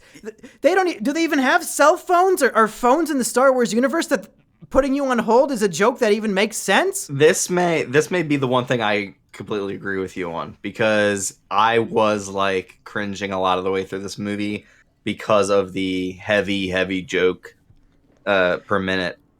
They won't let a scene be serious. They have to plug in some dumbass Marvel-esque quip every 5 minutes. You can't even enjoy a serious scene without them ruining it with a joke. The one moment of attempted levity that really got to me as being great, and that I've seen a lot of people complain about it on Reddit, but I was like, no, that's the moment that I fucking loved, is when, and this whole scene is great. It's one of my favorite scenes in all of Star Wars from what I've seen. It's when Luke is fighting the forces all alone, and they fucking blast him for a full minute with weapons, and then he walks out of the dust and he like scuffs his shoulder. And he brushes his shoulder off. It was so great. Like, that's the one time I laughed out loud in the theater during this movie. In a testament to Jay-Z, you gotta get that dirt off your shoulder. That was I've been talking a lot of shit, but I want to talk about the 3 Netflix episodes worth of great content that are in this movie. All right. And oh man, the most beautiful shot, the most amazing, it's going to be every Star Wars nerd's desktop background for the next 2 years, is that over-the-shoulder shot of Luke staring down all these giant evil robots that he has to fight. And you know what shot I'm talking about? The most beautiful shot in the movie? I mean, I know the one that he's silhouetted against, so it's like the sky is like yellow or orange or something, and it's his silhouette, and you see all the giant like silhouettes of the big walkers and stuff like that. Is that the one? Yeah, he's like staring him down. Yeah. It's an intense, beautiful, and just it gets your blood pumping because it's so gnarly looking. Yeah. I want to watch that scene again because it was great. It is seriously great. The way this movie, so basically the movie starts and Luke Skywalker is he's over everything. He's just like, fuck this. I'm not a Jedi anymore. Fuck off, Rey. I don't want to see you. Take your bullshit somewhere else. And basically he is eventually won over, including a really weird scene with Yoda that I could not pay attention to because it was just like, holy fuck. It's Yoda. Also, the Yoda puppet looks fucking weird. Yeah, they intentionally avoided doing the prequel CGI and went back to the traditional puppet Yoda, which is a choice that I was okay with. I was like, you know what? Maybe as Yoda ages, he looks more like a puppet, and maybe it makes sense in universe. But that didn't bother me. I thought it was a nice callback. But the thing was, like, I don't know whether it was they were clearly trying to do this, but he was very clearly a puppet, and like they almost didn't give a shit that people could easily tell it was a puppet. Like, it's almost the level where I could see somebody's hand sticking up Yoda's ass, moving him around. But yeah, I mean, it was so crazy. I couldn't even tell what was going on in the movie because I was just like, holy fucking shit, it's Yoda. But Luke is eventually won over. There's a couple great moments that I was initially like, oh, fuck this movie for doing this. Where it's the Rashomon thing where they tell the story of how Kylo Ren went bad for good. And they show fake flashbacks. Yes, and that's a great choice, and that's something that Star Wars has never really done before. But I really thought that Luke pulling the lightsaber on Kylo Ren, young Ben Solo, that was a bridge too far. Like, basically, Luke Skywalker, his defining moment is throwing the lightsaber away and saying that I am not going to fight. I am going to win my dad over with peace and love and understanding and be a Jedi. Right. And him picking up this lightsaber as soon as he suspects that his nephew has gone to the dark side, that is so against. But have you seen Mark Hamill talk about this? Yeah, basically he said they really fucked this character up. Yeah, he said he disagreed with every single decision they made about Luke Skywalker for this movie, but since he's an actor and it's job, he just had to go with it. And he said he wishes they would have asked George Lucas for advice because he hated it so much. I initially completely agree with him, but as I see the movie play out, I am on board with it. Because here's the thing, Luke was never a good Jedi. He's always a shitty version of the Jedi. He didn't do much training with Yoda. He just flipped over a bunch of rocks and floated some rocks, and Yoda told him about the Force and shit. So in that moment when he fears the worst, that Vader could come back in some way through Kylo Ren, through this nephew, through basically his best friend's kid, and just that thought, and basically just for a second, he lets that through and lights that lightsaber up, and he said instantly he knew it was a mistake. That line that wins it over for me. And then, but yeah, go ahead. Yeah, I'll say why I'm also okay with this, because the original Star Wars trilogy takes place over the course of 3 or 4 years, maybe? Yeah.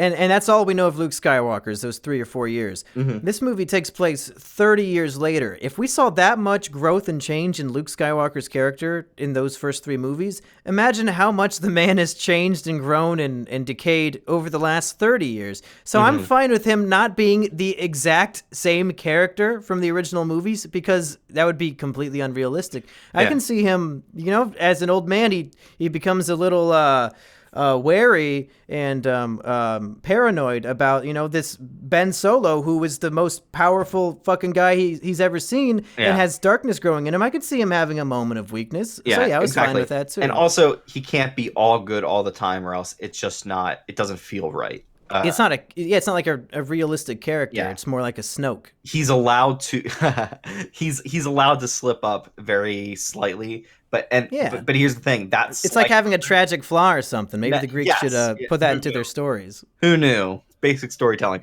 But but fucking just that one moment is enough to fracture Ben that much that he basically goes down this dark path and slaughters all of his. He fucking Columbines the Jedi Temple. And I saw somebody tweeted they rewrote the opening lines of Elliot Rodgers' manifesto, but to make it fit Kylo Ren, and I wanted to retweet it, but I didn't want to spoil the movie too much this soon, so maybe I'll go find that in a week and retweet it, because it was really fucking funny. So, and then here's the moment when this movie became one of the best Star Wars movies ever. Probably in the top 3. Probably not as good as Empire Strikes Back. Not that hard to be in the top 3 best Star Wars movies. That's true. Probably not as good as A New Hope. However, the moment when Luke Skywalker steps out into Crate with all of these First Order walkers and all this machinery, and they all fire at Luke Skywalker, and he's still there, and he's facing off against Kylo Ren. Yeah, my favorite moment. It is basically Luke Skywalker doing the impossible, being the hero, being the hope. The first movie is called A New Hope. This movie exemplifies that Luke Skywalker is They should have called it A New Hope. A newer hope. The newest hope. But that's the thing, is Luke Skywalker is able to stall this entire huge military apparatus so that his friends and his allies can escape. and he does it without firing a single shot, without swinging a sword, without doing any of this. Because he's not really there. No, exactly. And like that is such a cool trick and I'll have to watch the movie again, but people have said like, so basically the planet is covered with salt, and underneath the salt is like this red dirt. So whenever anybody walks, you can see a red footprint go into the dirt. It makes it so much more visually appealing, and it's Absolutely. it adds to the beauty of the scene. It looks really cool. But you'll see in this fight when Kylo is fighting Luke, and Luke's just a hologram, basically an astral projection. But when Kylo is fighting him, Kylo is making all these smudges in the ground, and the red is going everywhere. Luke does nothing. Like Luke is not there at all. That is such a great fucking visual. Like Rian Johnson just has mastery of visual language. Yeah. Yeah, another thing I didn't even notice till towards the end of the scene is that Luke has the same beard from when he was younger. Yes, and then when yes. It's like, oh, I was thinking, like, did he dye his beard before he came to meet up with Leia? What the fuck? He looks way younger now. No, but he's also using the lightsaber that they destroyed earlier. Yeah, why did he choose to astral project himself as a hologram of his younger self? Because the younger self is the strong Jedi that they fear, not the beaten up, old, rotten guy that is. But basically, it is that. It is he has found a way to recapture his old self, the self that will strike fear into the bad guys, give hope to the good guys. And then the movie ends, and so I had read all of this shit online before I saw it. And so the movie ends with a scene where some of the stable boys that we saw earlier in the movie, they're being mistreated by their master or whatever. One of the stable boys is telling the story of Luke Skywalker facing against all this army and basically just being the hope. And he very quickly, like, you have to really see it in the movie. Everybody in my theater saw it because they're all gasped. Okay, yeah, this little kid very subtly pulls the broom to him with the Force, and then he holds it aloft like a lightsaber. Luke Skywalker is his hero. He's inspiring this whole new generation, and the movie ends there. And that is such, like, I got chills. I was in tears partially because it is the ultimate iteration of Luke Skywalker. He is the hope for this entire universe, and even though he's dead now, even though he's gone, he has served his purpose. He has not been able to fully bring the Jedi back, but he has given hope to everyone, and I just adore that so much. Yeah, I thought that the ending was a nice little cherry on the half shit Sunday of the movie. Yeah. It seems like it would have been a better like finale to the entire thing. Yeah, rather than like a middle chapter ending, because then you have the question of, well, so does the next movie, is it going to be a big time skip and we're going to see like these kids grown up or what? I think there should be. Maybe not. The really? You want to see like Rey and Finn and all them like in their 50s with makeup on? No. It should be like a 3 or 4, like basically between the original trilogy movies, about 3 or 4 years passes. I'd say between 8 and 9, they should have maybe 3 or 4 years pass. Yeah, probably, because this movie, like we said, takes place over the course of one day. And like that, I'm not going to bash the movie for not feeling like a Star Wars movie, because I was also begging for it to be different. But it seems less like a big grand space adventure when it happens just in a day. Mm-hmm. Well, yeah, and the other thing is The Force Awakens took place over a very short period of time, and this movie takes place right after it. So like all of these events happen so goddamn quickly. Yeah, we waited 2 years for like to see what happens the next day. Yeah. But I don't know. I adore so much that this movie does. I have to watch it again to like, I don't know. Maybe the jokes will work. Here's the thing. Star Wars. The jokes will not work. Here's the thing. Star Wars has always been, you're saying all this ridiculous space shit, and most of the time the actors are just fucking like trying to get through it. So like Han Solo, Harrison Ford famously said, "You can write this shit, George, but you can't say it." So basically, most of the time when Harrison Ford does a line reading, he's just like, yeah.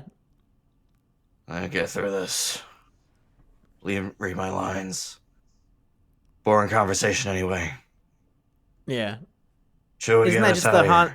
But it adds to the Han Solo character, is that he just doesn't give a fuck and he doesn't believe in the hokey religion anyway. But basically the Poe saying, trying to get in touch with Hux in the beginning of the movie, I think that could work if I see it slightly differently, because it is not the I'm way okay that with I him think. being a cheeky guy because he's trying to like distract him and just like give him shit, but like making a yo mama joke at him and saying, "Oh, I'm on hold. It's the operator. I'm on hold," and the guy's like, "Oh, can you hear me? I can hear him. Can you?" It was very Marvel tier schlock, terrible jokes. Did he say this big ass door at some point at the very end?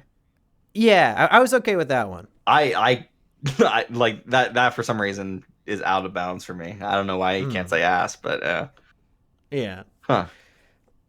Well, we've gone on about this one a long time. I guess should we wrap it up with our final thoughts? Yeah, go ahead. I'll just reiterate what I've said before. There are so many amazing scenes and sequences and shots, such beautiful, intense, amazing shots in the movie. We ruined them all for you. I love all that stuff. I wish that the movie was 90 minutes because there's so much filler, unnecessary bullshit. And the entire Rose character doesn't need to exist. She was terrible. She was so terrible. I don't know what they were thinking with that character. I guess they wanted to break the boundaries of having a black guy and an Asian romantic relationship, because that's never happened in a movie before. There's so much shit in the movie, just rotten shit, but so much great stuff with those three core characters somewhere buried in that shit. So it's if you've enjoyed Star Wars so far, of course you're going to see it. You have to see it. Just don't expect it to be as great as like Empire. I wouldn't say this is the Empire of this trilogy. I'm hoping the third one is going to be the good one. This movie, over half of it was bad. Okay. Yeah, I think this is one of the better Star Wars movies. Not up to the level of Empire Strikes Back, not up to the level of New Hope. I think it is partially doing the best it can with a bum hand. J.J. Abrams created some decent characters in The Force Awakens, but he put them all into situations that were pretty contrived to be exactly like they were in the original Star Wars trilogy. What Rian Johnson does here is really subverts putting them into those same situations, because he twists it every time. Every time you think you know what's going to happen, something twists, and it does not end up the same way. And he plays that well with the characters. He plays it well with the environments. I love almost every place we spend. There's a great scene in this movie that's completely silent, where the purple-haired Laura Dern character basically fucks the shit up of this giant Star Destroyer ship, and using some kind of hyperspace trick. These new movies have used a lot of hyperspace tricks. I don't know why, but because they're fan fiction, Erich. That's true. Yeah. These are literally fan fiction. If it's not being written by the people who wrote the originals, it's being written by the fans 30, 40 years later. Yeah. We're watching just the highest quality Star Wars fan fiction imaginable. That's why they're just throwing in hyperspace sing trick here, and it's I don't know. It rubs me the wrong way that they are going into this, writing them one movie at a time instead of having like a vision, and that they're writing fan fiction. It's crazy to me. Here's the part where I reveal my power level. Oh no! I have read every single Star Wars book. That can't be possible. There's thousands of them. How the fuck? Every fiction book I've read. I'm not gonna say I've read every single one. There's non-fiction Star Wars Wars plenty. books? There's all about the makings of the movies and all kinds of shit. And I've read a lot of those too.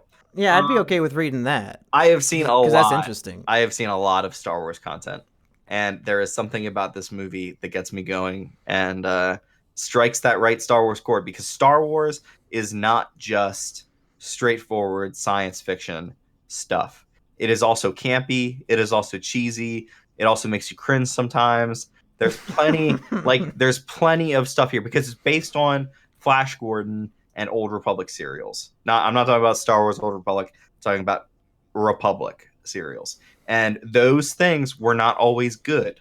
Those things were sometimes bad. Erich, have you ever heard the argument, I was only pretending to be retarded? Yeah. Why? No reason. It just popped into my brain. Oh, man. But I think Star Wars always deals with odd quality shifts. Some of the parts are going to be better than others. That's just a part of it. I think The Last Jedi accomplishes a lot on a thematic level, on a design level. I love like basically the look of this entire movie, basically. Oh yeah, it's Rian Johnson knows how to get a good looking shot. For Definitely. I have a soft spot for a lot of the shit, the prequels. I can say without a doubt that they're terrible movies.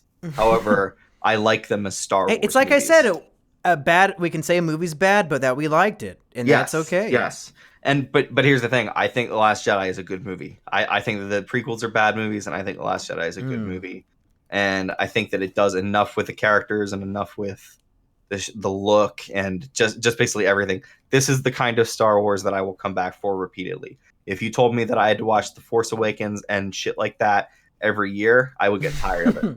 But if you I've got good news for you, Erich. I know. Rian Johnson, or is it Rian Johnson? Is it Ryan? Ryan, yeah. He is, and you already know this, but in case anybody in the audience doesn't know, he is directing an entirely new Star Wars trilogy under his belt, which I am excited for, because what rubs me the wrong way about this one is that he is jumping into the middle of an already established story, and he fucks with it in ways like with the Snoke stuff. Like, if this was a grand vision, that doesn't make any sense. But if he has complete creative control over an entire trilogy, his own story with his own characters, that could be pretty cool with, breaking, subverting expectations and all that stuff. So I'm looking forward to that trilogy. I think this one, it's going to be...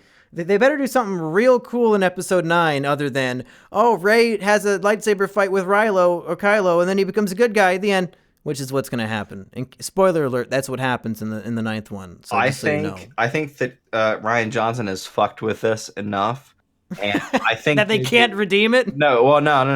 I mean, fucked with in a good way. I mean, J.J. Abrams set it up to be very plainly Star Wars all over again, and Rian Johnson but said, JJ's directing the next one. He's gonna fuck it. He's just gonna go back to stereotype tropes and fucking garbage. Like, unless he resurrects Snoke and has fucking Kylo. I hope he does. I hope Snoke comes back as a Force ghost and he's actually a character.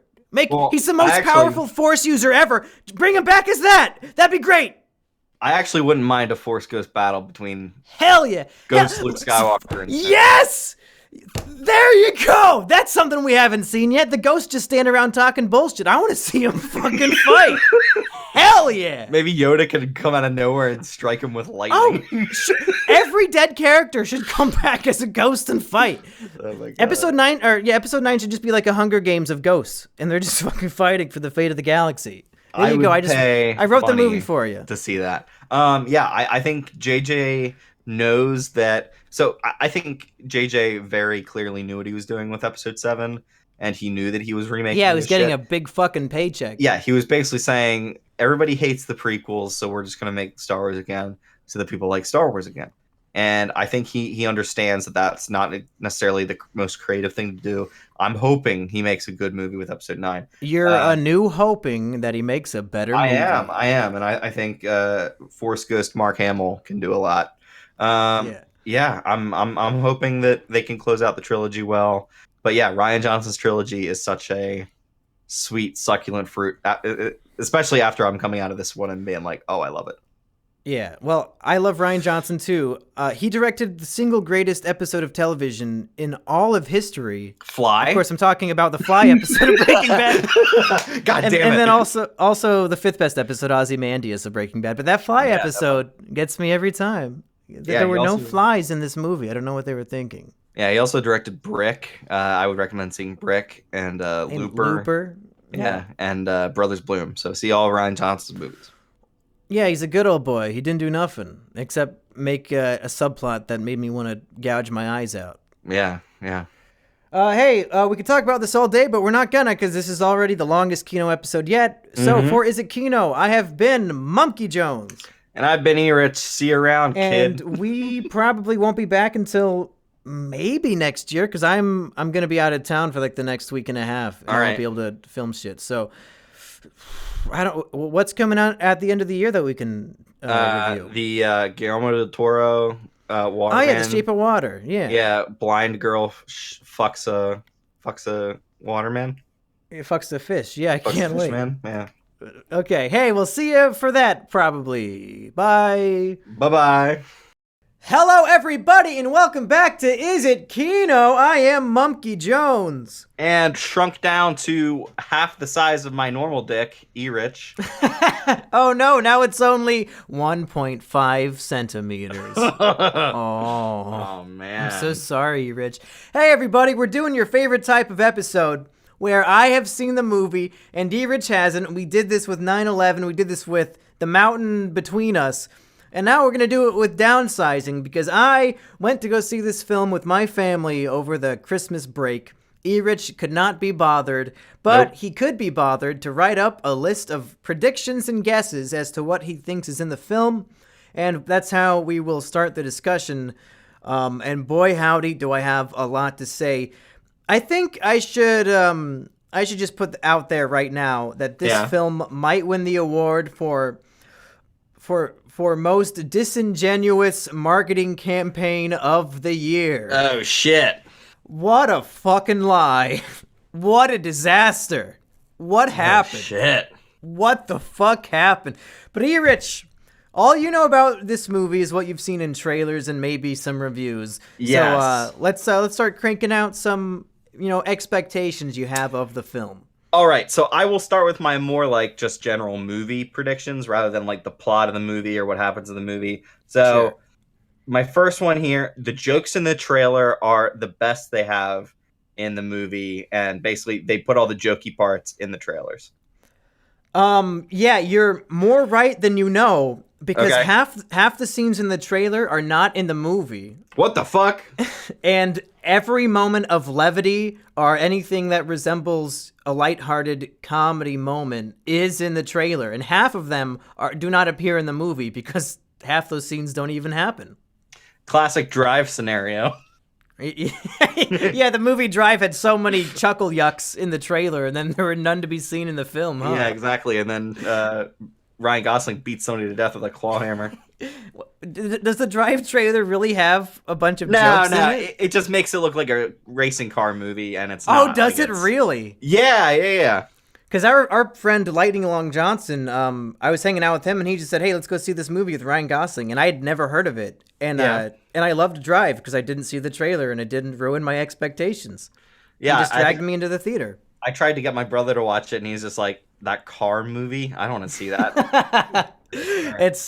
It's barely about driving at all. It's about what drives you. Yes.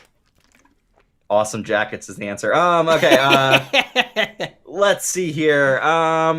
Matt Damon is good in the movie, but he plays a shitty character, as in like a not a well developed, well drawn out one. I'd say you're wrong. I'd say Matt Damon does a fine job, but he is outshone or outshined. Which one? You're the genius here. Is it outshone or outshined? Outshone. Why not? He's outshoned by, of course, you can't beat Christoph Waltz. I mean, he's the best actor who ever lived. Yeah. And then also this Asian woman who I don't know who she is because they all look the same to me. But Wong Tong Chin. Yeah, Wang Tang Chong. She was really good in the movie too. So Matt Damon, he did a fine job, but he wasn't up to the caliber of these other people. As for his character, his is arguably the only one who gets character development and goes through an arc. And it's an arc that you have to see to believe because it's fucking insane. You will have to tell me about this because we're gonna talk about it the next 25 minutes. Okay, so you mentioned Christoph Waltz. I put Christoph Waltz is barely in the movie unless he's a villain, in which case he is in the movie. He's in it a considerable amount of time, a good amount for a supporting actor. I'd say he gets a good 30, 35 minutes of screen time, if not more. All right, yeah, that's not bad. Mm-hmm. That's pretty good. That's much better. I will say on Christoph Waltz, though, I mean, if you've seen Inglourious Bastards, you know that that's one of the best performances, I would say, of all time. Is that hyperbole? Is that crazy to say? Maybe. I think it's funny that in 2008, they dropped The Dark Knight with Heath Ledger, and it's a villain role they're trying to make it the best villain of all time, and they try so hard that Heath Ledger literally dies. And then the very next year, Christoph Waltz beats him and then starts a whole new career out of it. Which Yeah. How do you like that, Heath Ledger? Christoph Waltz didn't have to fucking die to beat you doing a villainous role, you stupid fuck. Got him. Yeah, Got Heath Christoph Ledger. Waltz. How will he ever recover from my scathing review? He is Christoph Waltz. rolling in his grave right now. Yeah, he's Heath legending in his grave. I will say, Christoph Waltz, unfortunately, is better than every script you could give him other than the 2 Tarantino movies. He's above it. He's so much better as a performer than the scripts that people are giving him. Like he was in that Green Hornet movie. He was in Horrible Bosses too. He was Nothing wasted stands a in Spectre. chance. He's wasted in everything. So in this movie, he's doing a good job, but the writing does not live up to what he can do, which no movie can unless your name is Quentin Tarantino. All right, so you just mentioned the writing. Based on that, I said script is a mess and tries to do too much while also doing not enough with the premise. Oh my god, did you read the reviews? Because that's No, I did not. If you thought The Last Jedi script was a fucking mess, which you didn't, but I did, this might be the messiest, most what were you thinking script ever. It tries to do, like you just said, so much. 3 different movies worth of ideas. Oh my god. But then each concept is explored so little to make room for the other 2 that nothing substantial comes from it. And it's just like a jarring, bizarre film. This makes it sound even more interesting to me, though. This kind of makes me want to watch it just to see what the fuck they even made of it. Hey, I haven't said if I would recommend it. True. I'm just saying it's fucking crazy. I should hold off for a little while. Okay, so I also say the movie is wildly atonal. It doesn't really have a solid tone about it, and it switches between comedy and drama awkwardly. It's never even comedy at all. It's always it switches between drama and like horror and oh my god, what the fuck? And like quirky, unfunny quirk. You know what I'm saying? Yeah. It's oh man, just keep going. We got to get through all this. Right. I got so much to say about this nightmare. It tries to have a sappy message, but it fails to strike emotional resonance. Oh, the message is the worst part. The worst. Are you aware of a film called Birdemic Shock and Terror? Yeah, I love that movie. Yeah, it's a great movie. What is the message of that film, Erich? That we should save the planet and help the environment, and birds are gonna kill us if we don't. It's the same thing! The same thing! Holy shit. And it's just as out of place and cringeworthy in this film as it is in Birdemic Shock and Terror. Holy shit. It might even be worse, and I'll tell you why when we get into the plot. Okay. Well, I'm gonna start to get into the more plot heavy predictions. So the tiny people, when they're miniaturized and shrunk down, I wrote that they are split into like incredibly rich and very poor people as well. So like Matt Damon starts out with the rich people, and there's also a poor group of tiny people, and Matt Damon tries to help the poor people.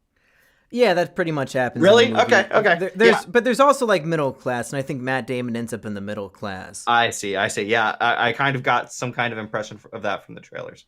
Yeah. Okay. I also have the Talking Heads song that's played in the trailer for the movie is not in the movie, which is a fucking shame. Is that the song As the Days Go By? Yep, Is that the one?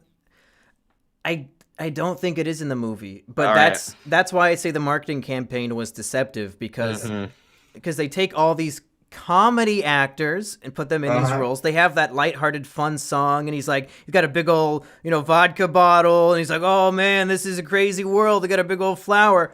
Half those scenes aren't in the movie. The giant bottle of flower Absolute is not in the movie. The flower is the giant bottle of Absolute vodka, not in the movie. That shot is not in the movie. But they have all this lighthearted stuff with all these comedians, and then the movie is so dark and depressing. Wow. And it's like a dystopian at some parts, and then the message that they try to shove down your throat of global warming and saving the environment, but then they take it to the most bizarre step I've ever seen in a movie. Yeah, so I don't think that song is in the movie. Wow. All right. So I've got 2 more predictions. One is a funny prediction. One's a regular prediction. My one prediction, since I've loved him in a movie called it's the one with the giant monster, Colossal. Jason Sudeikis is the best part of the movie, possibly. See, there's so much that's bad about it. Anything that's even resembling good is great. Jason Sudeikis is barely in it though. Okay. And he's not really that great either. So I would say no, he's not the best part of the movie. But I do like Jason Sudeikis. Yeah, the more I see of him, the more I like him. All right, and my funny prediction: Monkey would fuck hairless Matt Damon. Oh yeah.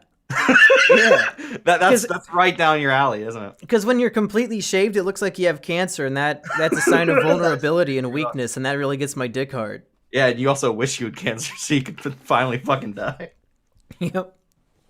All right, that's all I got. How many predictions did you get right? We got to keep a score. All right, Monkey would fuck hairless Matt Damon. That's right.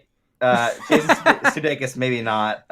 Jokes in the trailer are the only jokes, I guess, is right. Yep. Matt Damon tries to help poor people. Yep. People are split into rich and poor, kind of, I guess. Yeah, you got that right. Happy message. That's right. Talking Heads is not in the movie. Is right. Christoph Waltz is barely in it. That's wrong. Script is a mess is right. Movie is wildly tonal. I don't know about that one. You're definitely right about that one. Okay. And then Matt Damon is good in the movie, but plays a shitty character. So I'd say probably 9 out of 11. Hey, 9/11, baby! Hey! Oh, my favorite fraction. Yeah. All right, Erich, let me give you the hot scoop on this movie. All right, give it to me. Boy, howdy. I've had so much time on this movie. I've been taking hot shits all week, dude. You don't even know. Oh, shit. Oh, shit, indeed. So, the first trailer of the movie makes it look like it's just going to be a fun romp about little people. Yeah. I think you liked it. There's a tweet that somebody sent me where they reviewed the movie and they said that it's exactly like Ant-Man, but it's not as funny. Yeah. And I thought that was the funniest fucking thing I've ever seen because it has absolutely nothing to do with the plot of Ant-Man whatsoever, except for the plot of people shrinking down. Nice. Otherwise, they could not be more non-alike, more different. The movie that the trailers sell you almost seems like it's like a start of a sitcom. Is like he becomes small and like you get into all the small adventures and then you compare them to the big people. All that shit. So like the movie barely really like dwells on that. The movie has. I feel like the writer. I don't know what he was going for. I know he made movies like Sideways, which is about the guy from Big Fat Liar drinking wine. Yeah. Yeah, he's blue and he's drinking wine.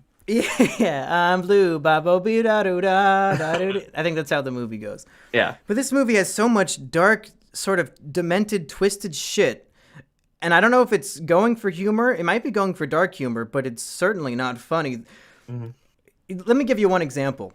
When people shrink, here's 2 examples.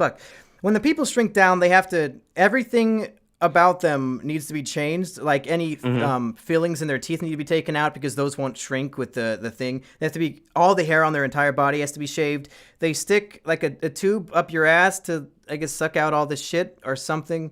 And they go through the entire process step by step, the dental work, everything. And it goes on for about 20 minutes with no dialogue.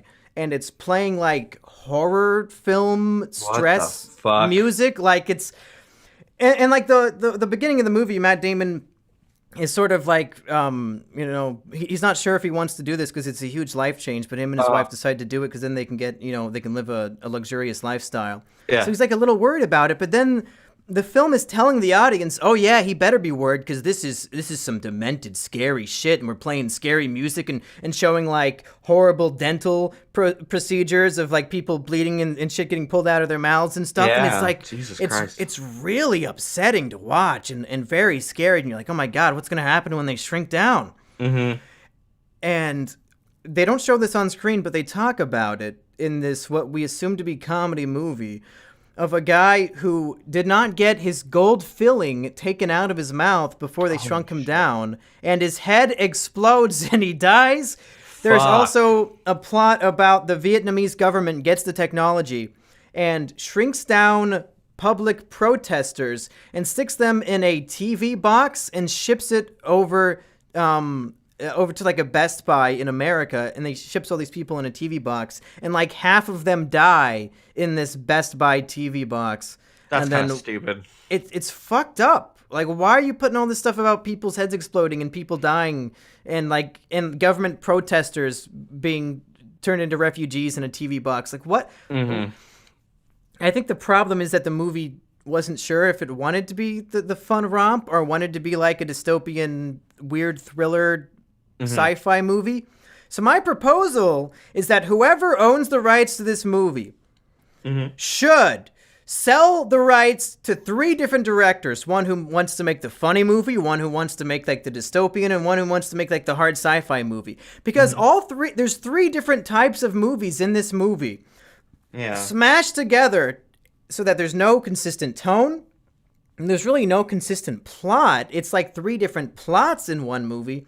And there's no consistency. So I think this would make 3 good movies of completely different tones, but the one that we got was a nightmare. So you're saying you want the Downsizing cinematic universe. You want the comedy downsizing. The Downsizing alternative dimension universe, where you see the same movie by 3 different directors. And I think that would be really cool.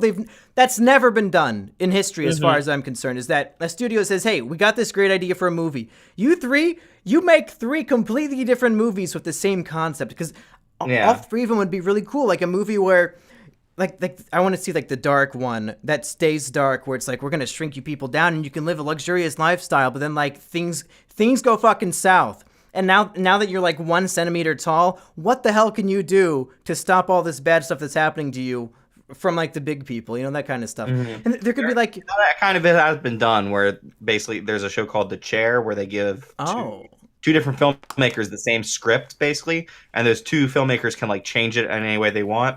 So they basically show how the different directors handle the different things they want to do. That sounds pretty cool. Is that I would like to see that. Yeah, done with something like this. Downside. Where can I watch that show? I think it was on Showtime, possibly. So.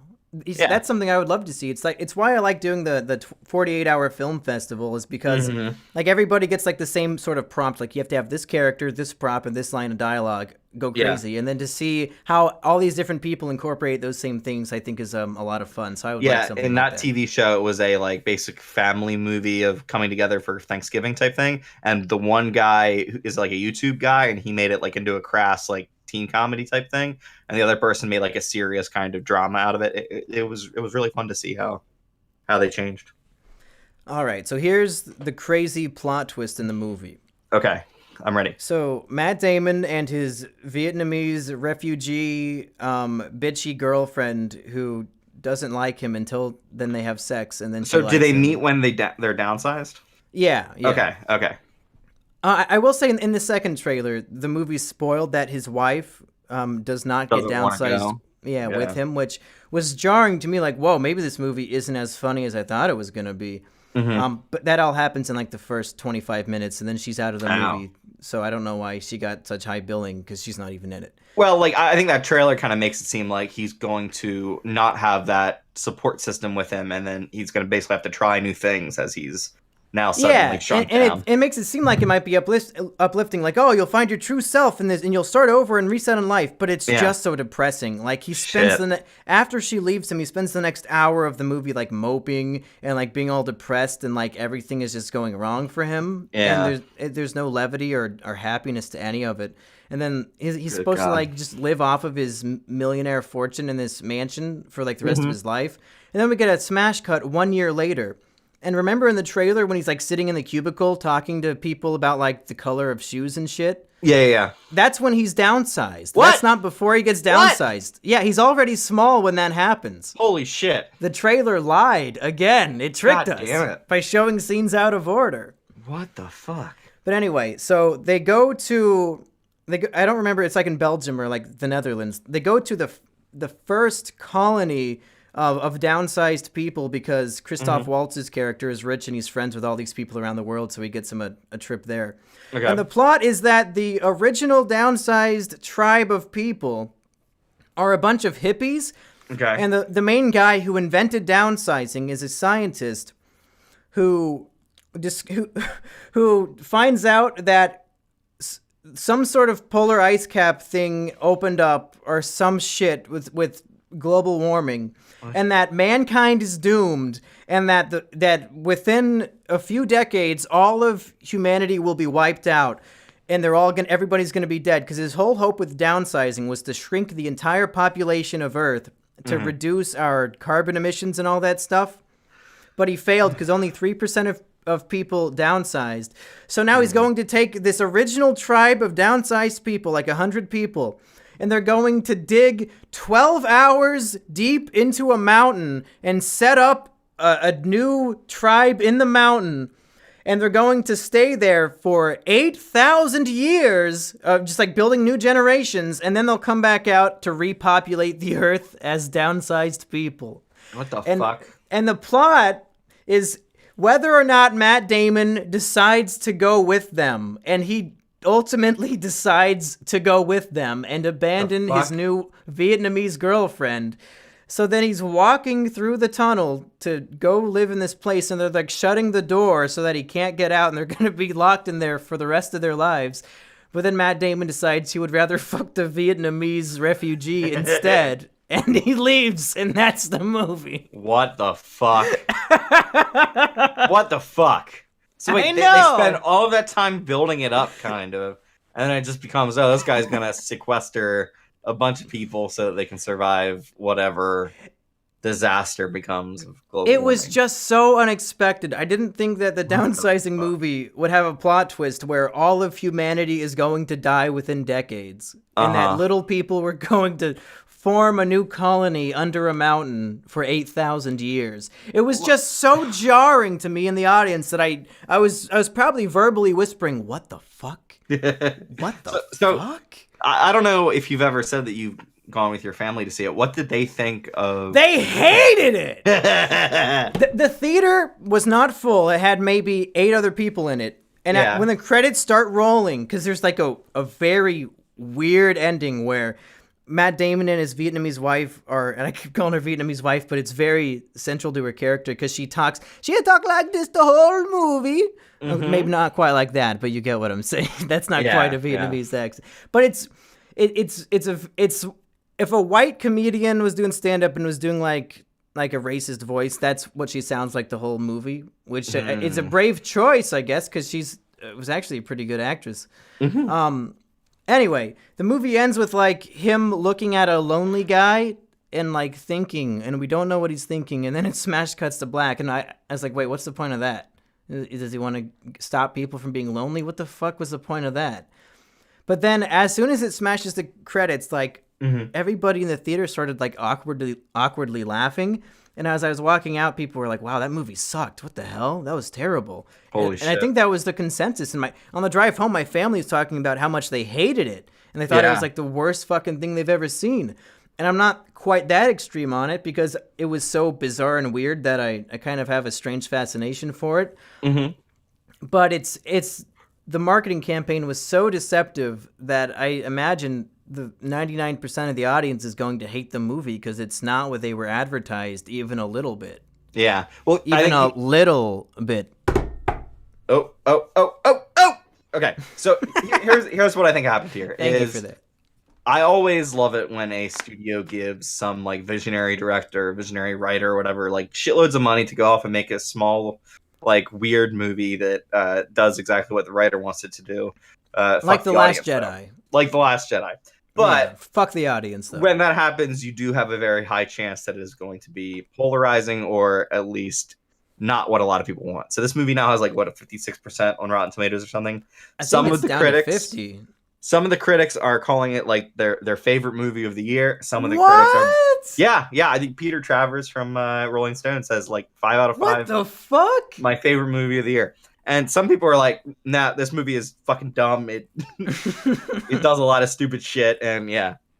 So it sounds like you were more negative on it than positive. I was just blown away by how bizarre it was. Yeah. And it's not really good as a movie, but I would recommend just seeing how crazy it is and like watching it for yourself and making your own judgment. There's some conceptual ideas in there that I kind of jive with and think are kind of neat, but overall, it just seems like such an odd bird. Oh, what I was going to say is the studio got in the movie and they were like, fuck, how are we going to sell this? And they realized, okay, well, we'll just include all the comedy scenes and make people think it's going to be some kind of fun. No, but even from the beginning, in the movie. Casting, they casted comedians like Jason Sudeikis and whatever the wife's name is. Like, they casted these talented, funny people in unfunny roles. So I think it was a level of deception even from the casting of the film. Famous comedian Christoph Waltz from my favorite comedy, The Green Hornet. My favorite comedy, Horrible Bosses 2, Horribler Bosses. Which Jason Sudeikis and Charlie Day and Arrested Development are in those Jason movies. Bateman. And those movies, the first one I really like. I don't remember if I like the second one as much, but I love Horrible Bosses 1. That's my comedy movie recommendation of the day. Yeah, Horrible Bosses 1 passed the seeing a comedy movie in the theater bar, which is a fairly low bar, and that is that it has to make me laugh in the theater. It did, so... Hey. Comedy movie. So is that it? Did you have anything else to... You were going off on some sort of tangent. No, I basically just wanted to break down what the studio thought of it, and they basically gave this guy money, realized, oh shit, how are we going to sell this? So they just made it seem like it was going to be a funny comedy. Yeah, I'll say this. I'll reiterate my point. Remake this movie 3 times and stick with one tone each time, and I will watch all 3 of those movies, because it's a great concept. You know, in mass, people are shrinking down and forming new societies. You can do so many different types of movies with that. You shouldn't try to shove every idea into the one movie. It gets fucky, and it gets weird. Have you ever seen the Animatrix Monkey? No, what is that? It is a prequel, kind of, to The Matrix, the 1999 cyberpunk movie. They basically just give a bunch of animators and shit like, hey, play in this universe for a little bit. They use different kinds of animation, different kinds of stories. I would definitely recommend that. That sounds almost like what you're saying they should do with the downsizing idea. Yeah. Downsizing. Take a page from Animatrix, and from Animaniacs too, and anime in general, and from anime in general. Lots of sexy girls. Yeah. Matt Damon should be a sexy anime girl. I would say downsizing. Maybe if you have a movie pass, go check it out. Don't give this movie your money. I don't want to support such dreck. Maybe torrent it when it gets the Oscar screener for best film of the year. Just torrent it then. Oh God, I can't imagine that. I will recommend an Alexander Payne movie he made called Nebraska a couple years ago. It's got Bruce about Stern. the old man who wants to cash in his lottery ticket. Is that what it's about? Yes. I think I saw part of that. It's in black and white. I don't remember why. Mm-hmm. Okay, yeah, go watch that one instead. Yeah, this guy can make good movies, but they are not called downsizing. No. They're called upsizing. Hey, for Is It Kino, I have been Monkey Jones. And I remain Erich, despite the protests of fucking people who voted for not me in the best sidekick category.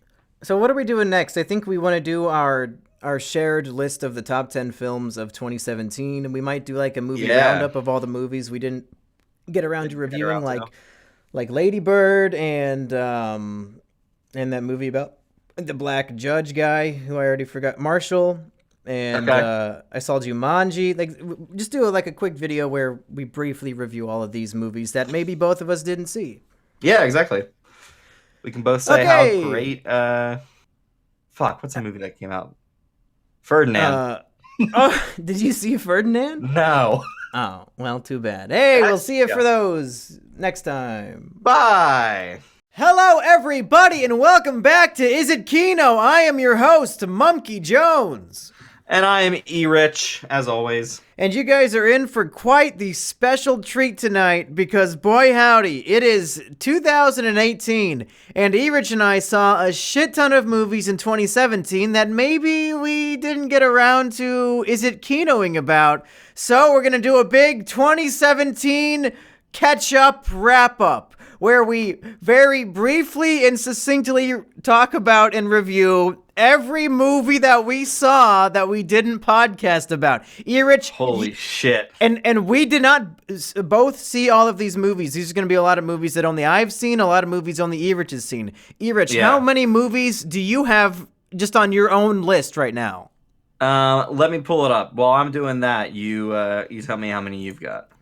All right. Well, I want to, and we're not sponsored by MoviePass, but I really, really wish we were, because it's probably my favorite thing that's happened to me in the last 22 years of my life. It might be the best.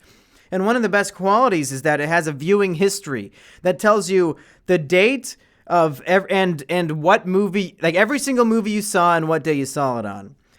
So pretty much anything that I saw in 2017 before the month of September, I will not be discussing on this because I don't remember what the fuck I saw. But luckily, there's plenty of stuff in my viewing history. I've probably got like a good 12 movies that I'm gonna spout off for you.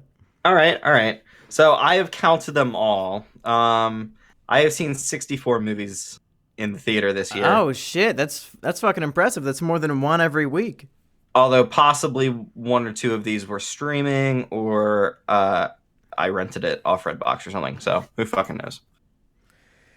Well, it sounds like you have more than me, so I guess you go first.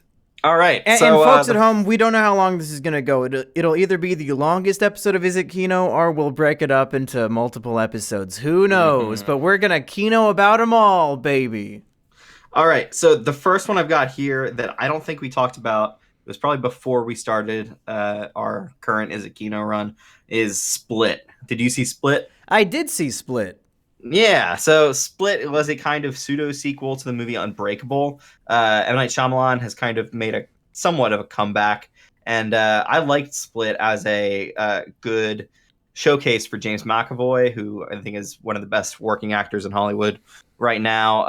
I think he's probably the best part of it. The girl in this movie, who I really love in The Witch, she does a good job too, but James McAvoy is kind of the main event here.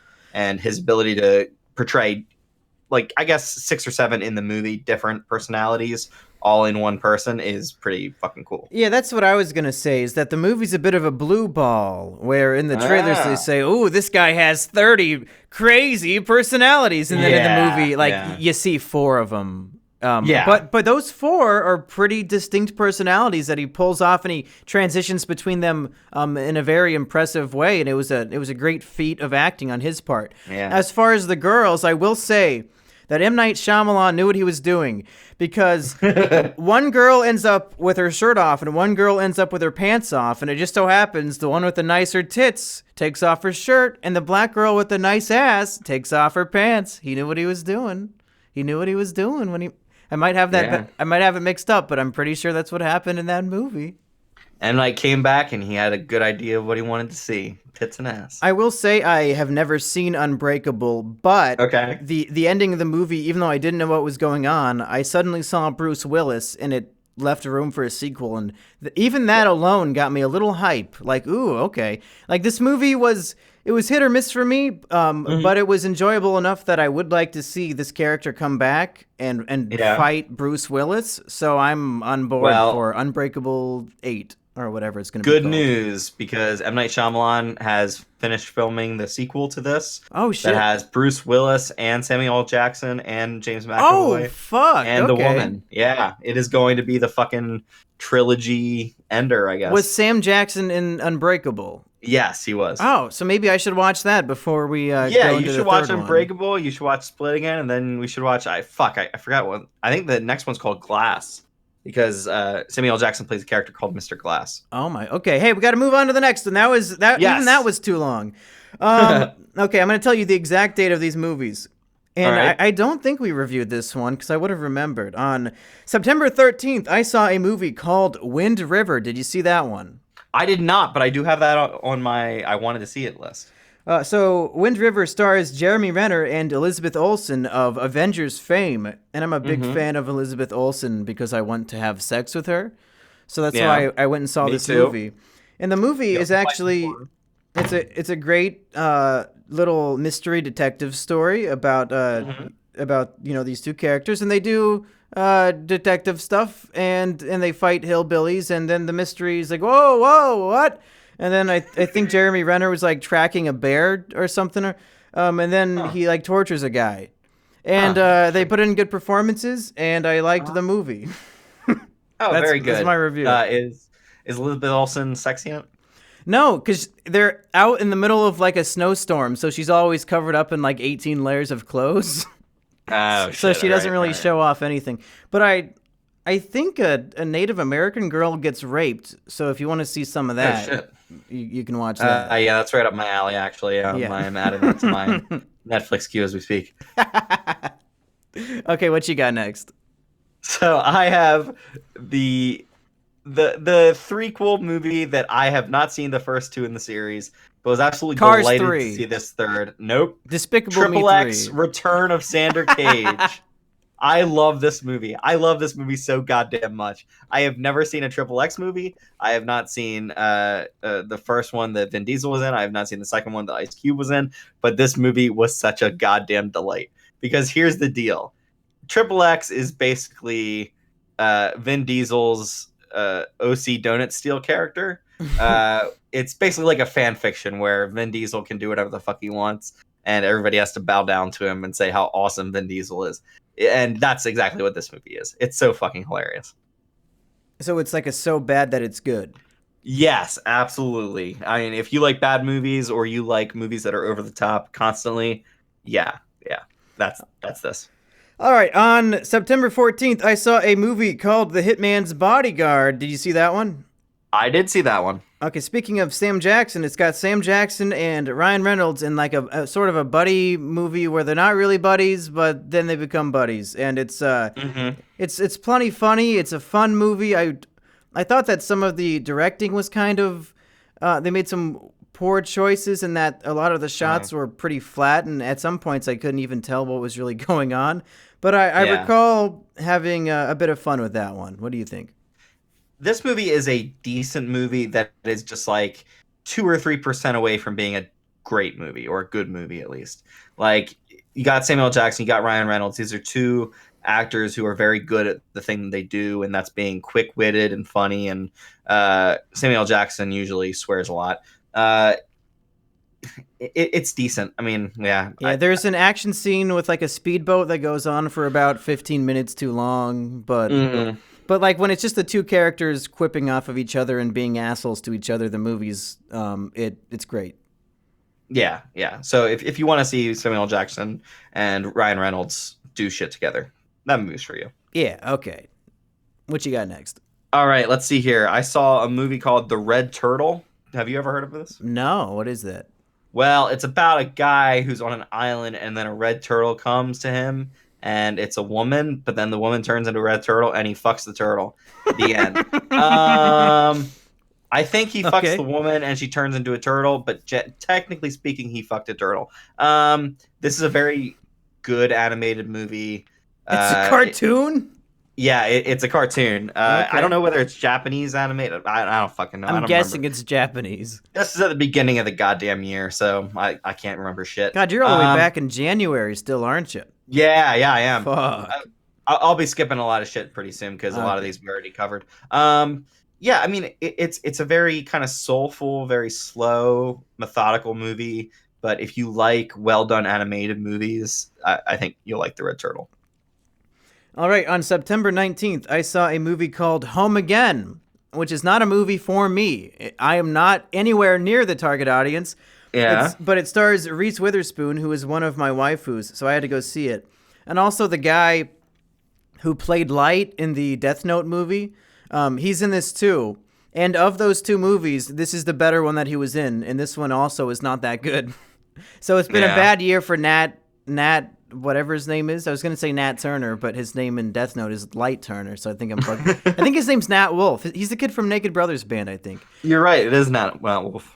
Home Again is a movie that your mom would probably like. It's about a woman in her 40s who has a 25-year-old hot guy fall in love with her, and then they have like a weird relationship, and then her ex-husband comes into the picture, and it's all sorts of complicated, but the young guy and his two friends want to make it in Hollywood, and then they move into her guest house because her mom invites them, and then they're friends with her kids, and it's just like, it's just 2 hours of just watching these people's lives and all these strange relationships, and there's not really any like big story structure other than they're all just living in the same proximity and that the two characters want to fuck.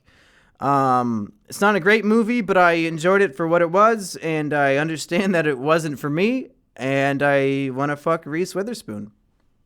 I also agree with that. I did not see this movie. Based off what you said, I do not want to see it. Yeah, so, don't. There's no reason for anybody to ever see this movie. It's not very good. You know what I say when I hear the title "Home Again"? What? To market, to buy a fat pig. Home again, jiggity jig. That's it. What stupid fucking weeb shit are you quoting? It's a fucking nursery rhyme for the English people. What movie did you watch in February? I Am Not Your Negro. This is a very good documentary. If you dislike black people, do not. Because it's all about how it sucks to be black people. Yeah. It's based on this author, James Baldwin. He wrote a lot of great literature and essays and stuff like that, and basically it just uses his essay outline to basically recontextualize around recent events and Black Lives Matter and all that shit. If you're interested in seeing how black people have been portrayed in media and how that kind of echoes into the future and the present and all that stuff, see this movie. It's very well made. Would the director of that film think that Cuphead is racist? See, I don't know. I don't think that they would care about Cuphead because it's a video game, but possibly. You'd be fucking surprised, dude. A lot of people think Cuphead is racist. That makes me angry. Yeah, Cuphead it makes me angry racist. too. Okay, well, if you want to watch some documentary about blacks, I guess just go to my backyard. You know what I'm saying? I got some slaves. That's my edgy joke, guys. You guys like my? Did we talk about the movie Stronger, starring Jake Gyllenhaal? We did not, although I am interested in any Jake Gyllenhaal. Did you didn't see this one then? No, I didn't. No. So it's the true story about the Boston bombing, the Boston Marathon. Yeah. And you remember that picture that was all over 4chan and then other places of like the guy with like you see his bone sticking out because his fucking leg got blown off. Uh-huh. Yeah, it's the story of that guy played by Jake Gyllenhaal. Wait, that guy in that picture got a movie made about him. Yeah, well, I mean, I have to assume it's him because not too many people got their legs blown off. Not that, I mean, the bomb wasn't very big.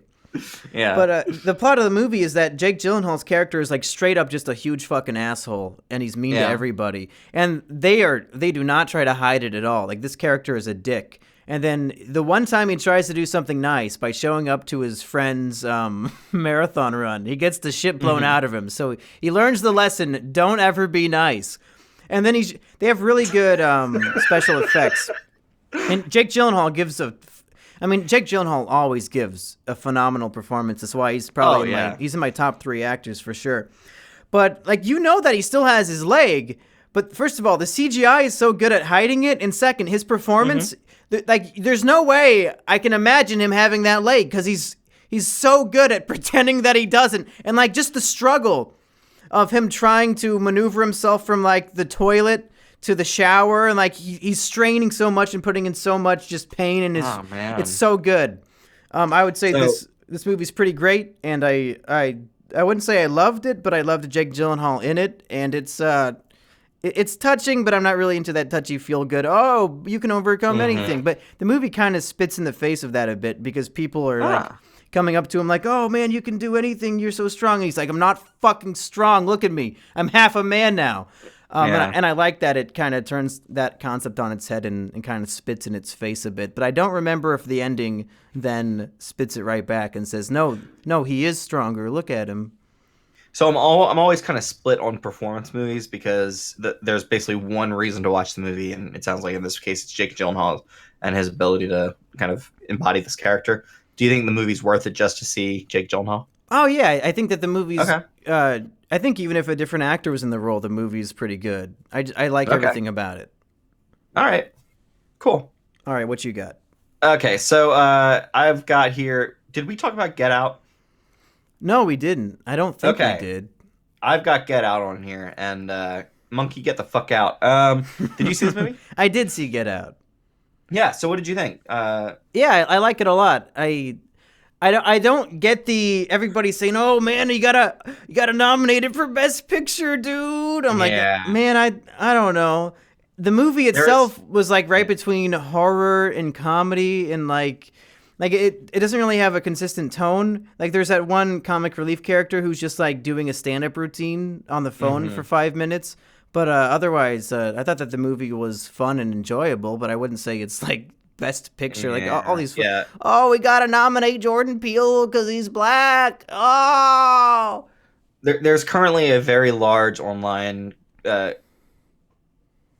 effort to get this movie nominated for Best Picture. I don't understand that at all. It's insane. I thought the movie was very good.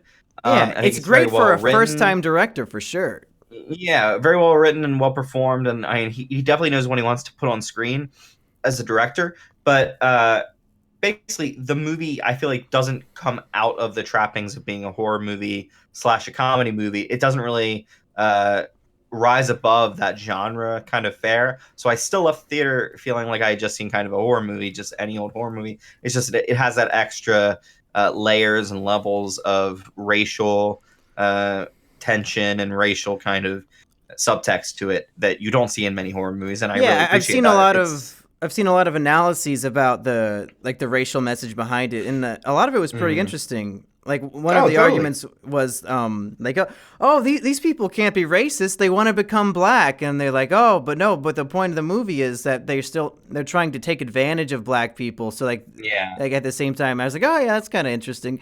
Of course, when I heard somebody talking about this, it was much more eloquent and articulate than what I just said. It's about owning their bodies, or kind of like you don't see them as people, so you just use them as whatever means you can use them as. It's definitely interesting, but basically, like, I don't think the comedy generally, like, near the end of the movie, it's fucking ridiculous, all the shit with his friend and everything. But I mean, it is quite good. There's a great moment at the end, which I've heard a lot of people say, like, you can tell which people in the theater were white and which ones were black based on their reaction, which at the very end, when he walks out of the house covered in blood and all the white people are dead, and you see a cop car pull up, all the white people on the theater are like excited, like, oh yeah, he's finally safe, and all the black people are horrified, like, oh man, he's going to prison, they're gonna think he did it, which is it's a weird thing, because I thought he was fucked. So I don't know who's making this comparison that blacks and whites are thinking different. I was like, no, it's obvious the black guy's fucked in this situation. Yeah. Oh, totally. Speaking of black guys getting fucked, on October 17th, I saw a film called Marshall, which is another true story about, what's his name? Thurgood Marshall? Mm-hmm. He's the first black Supreme Court guy, but this is a story that takes place back when he was just a normal lawyer. And first of all, the movie's very good, and Chadwick Boseman playing Marshall. He was so good that I was like, wow, this is a great actor. I need to go look this guy up. And then I was astonished that it was Black Panther. He's Black Panther, I had no fucking idea the whole time. He completely changes his look, his tone of voice, his accent. It's so different that I was like, wow, maybe I should be excited for Black Panther. This guy's a phenomenal actor. But definitely, when he approached, sorry. No, go ahead. When he approached Black Panther, he wanted to like add a African style accent onto it. So he basically changes completely how he talks and how he moves. So like, his Black Panther T'Challa role is going to be different from anything else he does. Well, he's really good at embodying whatever role he's doing, because he just disappears into the role of Thurgood Marshall. But I will say, my problem with this movie is that when you base a movie on like a real life person who has a deep and rich history, there's an expectation I have that you'll choose for the movie at least one of the good stories. And this movie keeps hinting at the good stories. The trailer says, he's the first black Supreme Court guy. He was the lawyer in Brown v. Board, the biggest court case in American history. But then, like, they just pick, like, some random run-of-the-mill trial. He talks in the movie like, oh, man, I've argued in front of the Supreme Court 3 times. I'm thinking, why can't we see that movie? Like, this is just one small trial that he did. And then when I was thinking about it, I realized that Thurgood Marshall isn't even the main character in this movie. The main character is Josh Gad, who I love. Ever since I heard the Book of Mormon soundtrack, I love to see Josh Gad and things. He was in the Murder on the Orient Express. He played the big fat guy. Mm-hmm. But Josh Gad, I realized, is actually the main character because he's the one who goes through the hero's journey. And Thurgood Marshall is the Obi-Wan Kenobi of the story, who is like the mentor to the Josh Gad character. And then when the final day of court, when they say what happens, Thurgood Marshall's not even there. He left to go do a different case. Like, of all the different court cases that they could have made a movie about for Thurgood Marshall, they chose one where he wasn't even there for the end of it. So the movie's great. If this is like, if there's a planned sequel where they're going to show Brown v. Board and they keep like the same crew and the same actors, this is a great setup for that character. This is like the superhero origin story for for Thurgood Marshall. This has me interested because I'm such a history nut that I think I'd be interested in a Marshall movie, but it sounds like they didn't really do it that well for Marshall. No, the movie's great. I just wish that they would have picked a more interesting court battle because it's sort of interesting, but it doesn't deserve its whole own movie. They should have chose a better story for the source material. But overall, the movie is great, and I don't have any other complaints about it. All right. So my next movie on here, and tell me if we did an episode about this. I don't fucking remember. Kong Skull Island. Did we talk about this? No, because I did not see that movie. All right. So, yeah, I guess when I came out of this movie, I was just a little bit disappointed. It's a beautiful looking movie. I think there's not a whole lot to the plot or the characters. Basically just them trying to take down King Kong on Skull Island. So there's a lot of like monsters and dinosaurs and shit. I don't remember anything about this movie, to be honest. I came out of it slightly disappointed because it wasn't anything other than spectacle watching King Kong beat shit up. Yeah, and I heard that the characters are like paper thin. Yeah, I couldn't really... Oh, actually, wait. Now I remember. There is one good character in this Is it movie. John C. Reilly? It's John C. Reilly. Yeah! And, like, one of the best roles he's ever been in. Like, and he is clearly the main character, or at least, like, the character you're supposed to, like, go on an adventure journey with. And he is great in it. I can't believe I forgot about him because he's the best fucking part of the movie. They should give him his own spin-off movie of him surviving on the island. But, yeah, other than that, it's fine. If you want to see King Kong beat the shit out of stuff, yeah, that's the thing for you. But I would have liked something that was a bit more character focused or really contextualized King Kong in some way. It's just a lot of pretty colors for the most part. Would you say it's better than the Peter Jackson movie? I don't remember much about the Peter Jackson movie other than I'm still watching it right now because it never fucking ended. Yeah, you're right. It was the Titanic of giant ape movies, only it was longer than Titanic. I think it was 4 hours long. Good Lord. They could have cut 2.5 hours. Yeah. It was almost as long as the final sequence of Return of the King and of Battle of Five Armies. Oh, God. That was 3 hours long for one scene. My idea of hell is being strapped down and forced to watch the Hobbit movies. Oh my God. On repeat. I will attest that they are worse than the Star Wars prequels, and I'll punch anybody in the nose who disagrees with me on that. I completely agree with you. Fuck the Hobbit movies. On October 24th, I saw a movie called Only the Brave. Did you see that one? Is that the one about firefighters? Yep, it's the Josh Brolin, Miles Teller film about firefighters.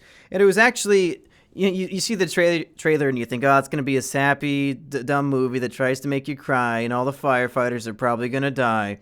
But the movie it transcends that and is so much better, and it actually earned those tears that came out of my eye holes. And this is one of the few films for Miles Teller.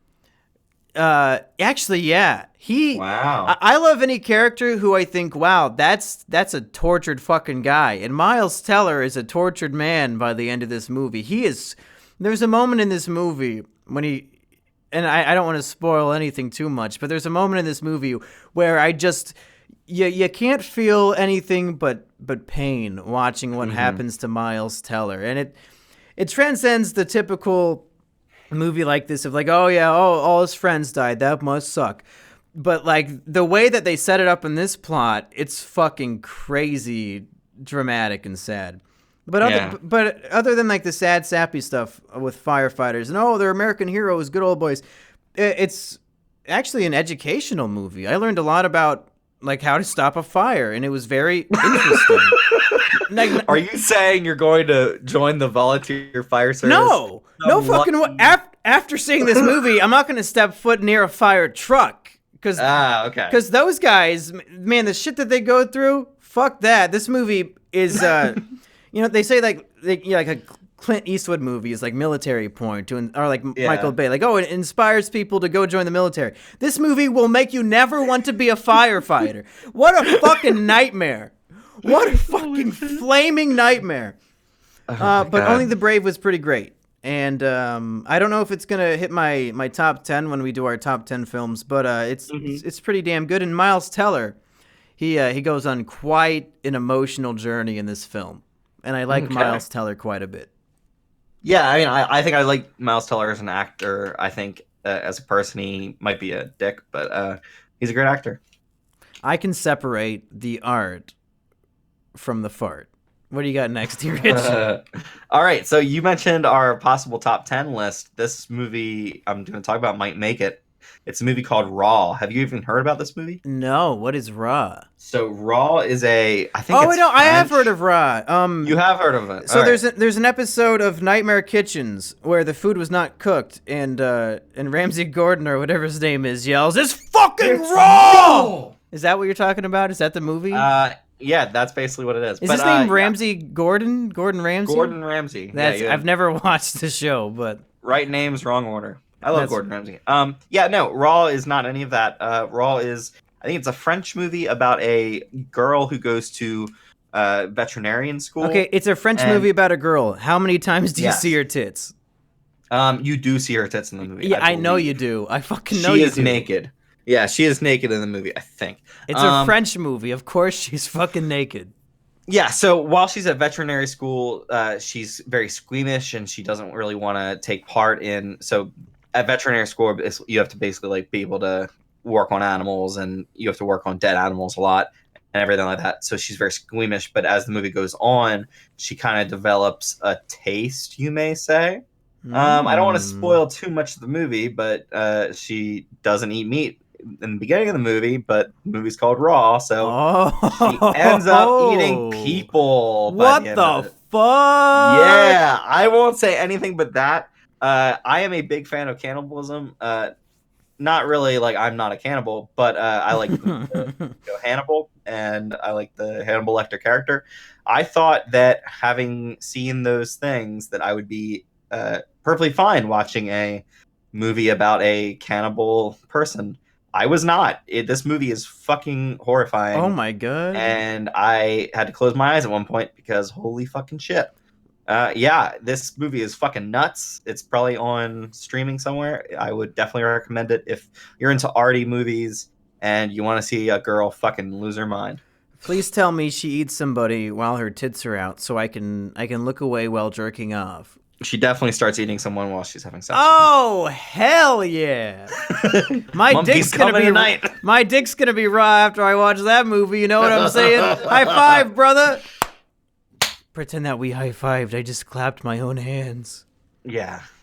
Hey, everybody. On November 1st, I saw a little movie I like to call A Bad Mom's Christmas. Bad Moms 2, A Bad Mom's Christmas. I've talked about this a lot in passing, just because it's Bad Moms 2. Yeah. I like the first Bad Moms movie. It stars Mila Kunis and a host of other funny gals. Much funnier than the female Ghostbusters, for sure. If you want to see actual funny women in a comedy, I'd say watch Bad Moms. So I was looking forward to Bad Moms 2, just because I remembered liking the first one. And the second one, Bad Moms 2, A Bad Moms Christmas, is also very funny. Strangely enough, Bad Moms 2, A Bad Moms Christmas came out within a few weeks of Daddy's Home 2, A Daddy's Home Christmas. Okay. And these are both Christmas movies about Christmas comedies about parents that have the same exact plot, because in Daddy's Home 2, A Daddy's Home Christmas, the plot is that Will Ferrell's dad, Will Ferrell's dad, Lord Farquaad comes in, and then Mel Gibson comes in as Marky Mark's dad. And then in Bad Moms 2, A Bad Moms Christmas, the plot is that the moms come in, and that all the moms are also bad moms. So it's weird that these two movies that are just like gender swapped came out at like the same time, and they're like I think they were both R-rated. I think maybe Daddy's Home 2, A Daddy's Home Christmas is rated PG-13, but I'm not sure. But my favorite part of Bad Moms 2, A Bad Moms Christmas is that the actress playing Mila Kunis's mom is just straight up a ripoff of BoJack Horseman's mom from the Netflix show BoJack Horseman. But I love that type of character. Like I went and looked it up because I thought it was the voice actress because it sounded just like her. The character is just as big of like a snobby elitist bitch to Mila Kunis. Mm-hmm. And I like that style of comedy. I thought it was very funny. The movie itself, some scenes were funnier than others, but at the end of the day, I got quite a few big belly laughs out of Bad Moms 2, A Bad Moms Christmas. And that's all I got to say. I think you said that the first Bad Moms, not Bad Moms Christmas movie, is a good movie, which would make the Bad Moms duology Christmas a good Bad Moms Christmas movie. Yeah, I'd say it's a good Bad Moms. I'm not even going to try. What do you see next?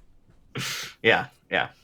All right, so the next movie that I saw that I fucking hated was called Beauty and the Beast, and this movie... The highest-grossing movie of the year! No, it's not. Star Wars beat it. Take that, you fucking Disney bitches. Oh, yeah, guess what beat Star Wars on New Year's Day? A little movie I like to call Jumanji. Get fucked, Ryan Johnson, you Luke-killing bitch. All right, so Beauty and the Beast, this movie starred Emma Watson and Dan, what's his name? Schneider. I don't know. Not Schneider. He's the fucking beast. I think Dan Schneider lost interest in Emma Watson long, long ago. Yeah. I hated this movie. I hated everything about it. I hate that Disney is doing these live-action CGI-filled bullshit movies. I don't know. Lion King looks pretty dope. Did you see that cast? No, I saw the cast, sure, and it's possible to make something good of it. I haven't seen any of the live-action Disneys yet, but I think I might see The Lion King because that cast looks pretty promising. I think there was one of these that I liked, but I can't remember off the top of my head. Just please stop, Disney. I fucking hated this movie. It's way too long. It doesn't really do anything different from the movie that was released fucking 15 years ago, and anything it does do differently is fucking boring as shit. I wanted to kill myself while I was watching this movie. So it's pretty high grade, actually, if it was able to get me to do it. But it didn't, so fuck this movie. All right, folks, it's about to get heated in here. Erich and I are about to have a battle royale, and I'm about to get edgy as fuck.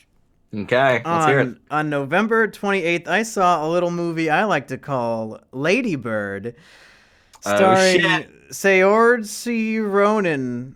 Shursa. Saoirse. What? S-A-O-I-R. She has 3 vowels in a fucking row. Saoirse. I think it's Saoirse. Saoirse Ronan. And I would have rather watched the Knights of Ronan, the Knights of Ren, who Ryan Johnson conveniently forgot about, the Knights of Ren. Yeah. Lady Bird, at a time, was the highest rated film on Rotten Tomatoes of all time. It had a 100%. Fuck sabotaged it. It wasn't even Armand White. Even Armand White liked this movie. Wow. Mumkey Jones, on the other hand, I'll say this: the movie is good, but I hated it. And there was one. At least you can admit it's good. At least. There was one fucking faggot in our comment section the other day who said, "But Mumkey, don't give me this bullshit. You can't say that you dislike a good movie or that you like a bad movie." Oh, okay. So since I like The Room, I must think that it's the best fucking movie ever made, you dumb fucking retard. Find that commenter's name so I can fucking chew him out. Oh, I'll find him. Like that. Okay. Of course you can dislike something that you know is objectively good. Yeah. Like, I mean, what are some objectively good movies? I probably hate a lot of them. Citizen Kane. I mean, it was boring. Oh, Anyway, Godfather. All right. I have not seen The Godfather. Maybe we'll Kino about it one day. Yeah. Lady Bird. Here's why I hate it, and here's why I'm gonna get. All right. I'm gonna get All very right. edgy. All right. Because I hate this fucking character. How many times do I need to see the character of lay epic, quirky 17-year-old girl? It's a coming-of-age story. Does she get along with her parents? Of course not. Oh, did you know she has a lay epic, quirky, adopted Mexican brother who has sex with his black girlfriend on the couch? Lay epic, quirky movie, guys. Oh, she wants to start dating boys, and she dates a boy who's actually gay. Oh, no. Oh, but then she dates a different boy. Oh, but then he just uses her for sex. Oh, it must be so hard being a 17-year-old girl, guys. Oh, but at least she's lay epic quirky. XD! And that's why I hate this movie, because that's the whole fucking movie. All right. So I get to talk about this movie now because Hey, I like this movie better when it was called Juno. Hey, I like this movie better when it was called Phoebe from Friends. Same fucking thing. This movie is not the same fucking thing. So here's what this movie did that I liked. So you can be right that she is like quirky, epic, XD. But that's not a bad thing for most people. It's just I personally have known too many people like that, and I hate them. Yeah. Well, yeah, that's the thing, is that like there are people like her. You are also always a fucking idiot when you're a teenager. This movie is trying to demonstrate that you can have a hard time communicating with your parents, or so basically like the relationship between Lady Bird and her mother in this is fucking fantastic. There's a scene where they're in a clothing store and they are fucking arguing with each other just so acidically and just like sniping at each other, and then all of a sudden they just stop and she holds up a dress and they both kind of like go all about it. That is my family experience, basically. Like, I am not a snippy bitch, and I don't have snippy bitch conversations with snippy bitch. But basically, when I'm fighting with my brother, we can fight, and then the next minute we're like best friends again. Like, that is how family dynamics tend to work, because you kind of have to like live with these people and get along with them somehow. But what this movie did was it everyone in this movie was well-rounded. I thought the mother, the father. There's he's the father in the church who he's teaching him how to act, and then he just starts fucking breaking down and crying. Yeah. And they kind of only hint at what his deal is, but I mean, this movie just has so much depth to it, and it's beautifully made, beautifully shot. Greta Gerwig, the director and writer, I guess, she just has this perfect idea of who these people are and how they interact, and she's able to get those performances out of her actors so well. What's his name? I think his name's Ty Sheridan. We've seen him in what's the Casey Affleck movie we like? Manchester by the Sea. That's not Ty Sheridan. That's Lucas Hedges. Lucas Hedges. That's his name. Who the fuck is Ty Sheridan? Somebody else. I don't know. All right. I don't fucking know, man. I'll say, you know what? I agree with a lot of what you're saying. And I liked everything in this movie except for Lady Bird. And unfortunately, she's the focus of the entire film. And if I hate the main likable character, then I can't I can't get into the movie too much. Like, it's a fine movie, but I hate this character. I hate 17-year-old girls. I hate teenagers. I don't want to watch this shit. I don't like lay epic quirky bitch. That's partially what the movie is saying, though, because her relationship with her mother, you kind of have to ask, like, parents always have to love you, but do they like you? Like, I'm not this bitch's mom. I don't need to like her at all. I know, but I think her relationship with her mother is interesting, at least. So, well, sure, yeah. That's fine. So there's more to the movie than just her interacting with people. There was one scene that really... The one scene that really got to me is when Lucas Hedges confesses... Well, like... She finds out that her boyfriend's gay, but then there's a scene where he's like crying on her shoulder because he's scared about how his parents will respond, and that scene was that scene transcended the movie, and it was too good for the movie that it was. And the other thing is, like, basically, I think we're both around the same age, so like we were growing up around this time. The movie takes place in the mid 2000s, kind of. Yeah. So like that is kind of when we were growing up. That is kind of how we experienced things, and I just thought it was such a great envisioning of that time, and fucking perfect movie. I think it might be on my top 5, I guess, of the year. We'll see. We'll see. There's Lady still a bunch of Bird other is movies. somehow more annoying than the boy from Boyhood. Ooh. I would rather watch hard Boyhood disagree. again. Hard disagree. Fuck you. Oh, fuck. What's your next movie? All right, my next movie is a little movie called T2, Trainspotting 2. Have you seen the original Trainspotting? I saw half of it, and then I think I fell asleep. The original Trainspotting is a masterpiece. It is one of the best movies ever made. I love Danny Boyle. I will suck Danny Boyle's dick at fucking any turn. But this was a very contentious sequel because you're coming back like 20 years after the original. All of the main actors are back, but you're just not sure. This is the original Trainspotting is based off a book called Trainspotting. The sequel to Trainspotting was a book called Porno. I have not read either one of them, but people didn't like Porno, and so they decided to change some things in Porno.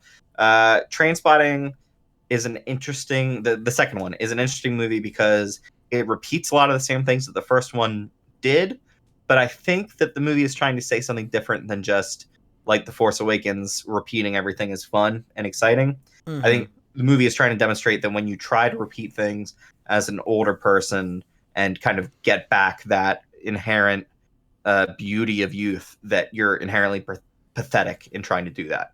And I think it's a very good sequel in that it develops all these characters. At the end of Trainspotting, I don't remember the character's name. Denton, I think. Ewan McGregor's character basically leaves everyone, all of his friends, in a shitty situation without any money, and he takes all of the money. So just seeing what he did after that, and then how all these characters come back together after that, like, makes huge rift in their relationship was formed. I just loved seeing everything that this movie had to offer, and I think it's definitely a worthy sequel. It can't be better than the original, but I think it's more mature and great soundtrack once again. Trainspotting is fucking great. So there you go. So you're saying it's a sequel that saw what the original film did, and instead of trying to like destroy it or ignore it or like make a meta commentary about it, it grew from that and actually developed the characters in a way that was consistent and logical from the first movie. Yeah. I haven't seen a movie like that in a long time. Like, when's the last time you saw a sequel that wasn't just like a big middle finger to the previous movie? I can't think of one. In like the last month, I can't think of one at all. Can you? Can you think of one? Is that a dig at Star Wars Episode 8, The Last Jedi? What you fucking idiot. No, it was a dig at Bad Moms 2, A Bad Mom's Christmas, you fuck. Come on. What are you talking about? I should have known. So I saw the first half of a movie on December 3rd. I went to the theater to see Wonder because I read digging to the bottom of the barrel here. I read the book Wonder for like a young adult literature class in college because I was going to be a teacher and I wanted to teach middle schoolers. So I was like, oh, here's how you teach these types of books, and I read Wonder in a day. Yeah. And I thought, oh, I kind of like the book. I guess I'll go check out the movie. And I got so fucking bored that I just left the theater and went home. So recommend. Like that's the thing about Movie Pass is that it's not like I spent money on it. And at this point, it'd be more of a detriment to my time to stay in the theater and watch the rest of the movie. And I know how this ends because I read the book. So I'm just going to go home.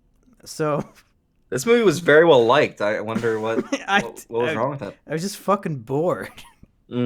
So Wonder, I would say, is probably not Kino. What's your next one? My next one is a little movie called Power Rangers.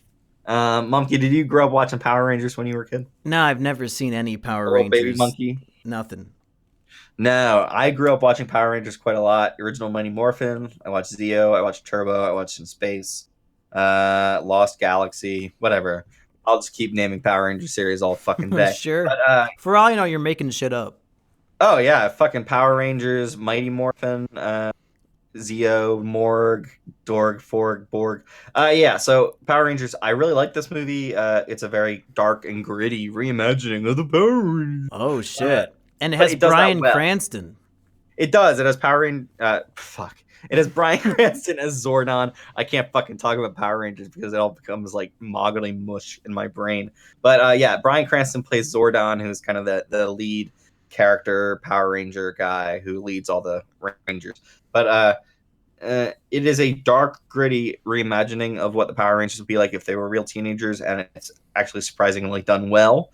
They don't actually get into the Power Rangers stuff until like the last third of the movie, probably, and I think that's to the movie's benefit because you really get to focus in on the characters and who these people are before they become Power Rangers. I think it's closer to the movie Chronicle than anything Power Rangers, but by the very end, they're in fucking Megazords and they're beating up fucking monsters.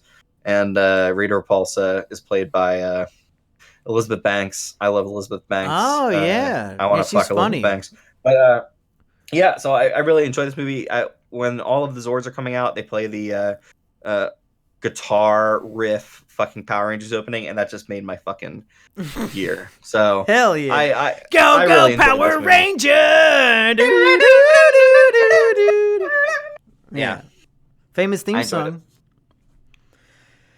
All right, on December 16th, me, Patchy, and Sheepover went and saw a little movie I like to call The Shape of Water. Oh, shit. Erich, I'm surprised you haven't seen this one yet. Yeah, I want to. I really want to. This is Guillermo del It's pronounced Toro. Gambino del Taco. This is his attempt to have another Oscar movie, and I think he's got it. I think he's going to get some sort of... He's going to get lots of nominations. I don't know if he's going to win anything. Mm-hmm. First and foremost, the movie does something that I've been begging Hollywood to do all of my life, and that is that within the first 2 minutes of the film, we get to see the lead actress naked. So I don't have to waste the whole movie being distracted like, oh, what does she look like naked?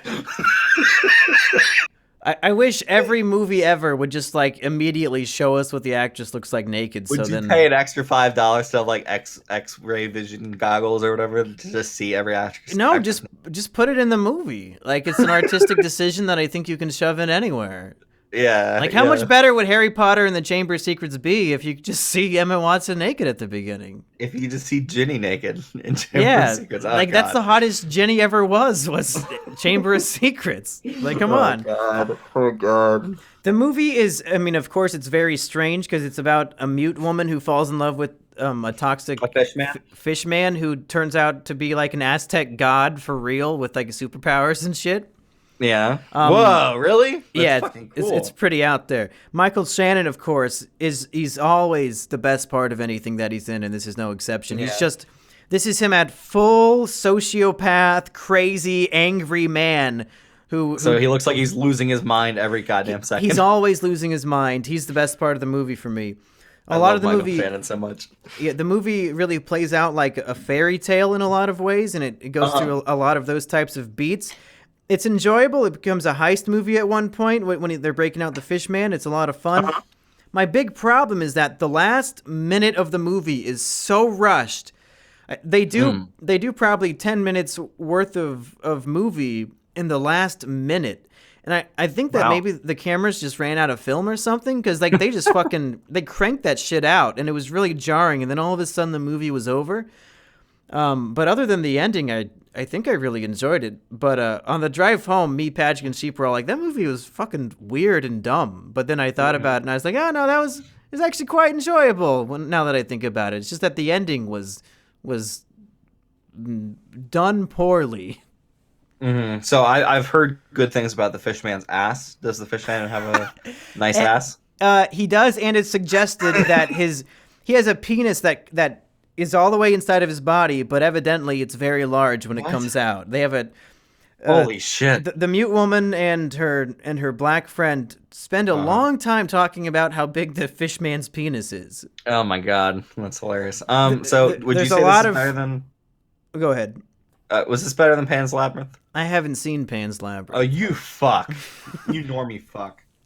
But you do see the mute woman naked a lot, and you see every part of her. And you get to see her masturbate a whole lot. It's great. Hell yeah. She's pretty hot for being what I assume is in her 40s.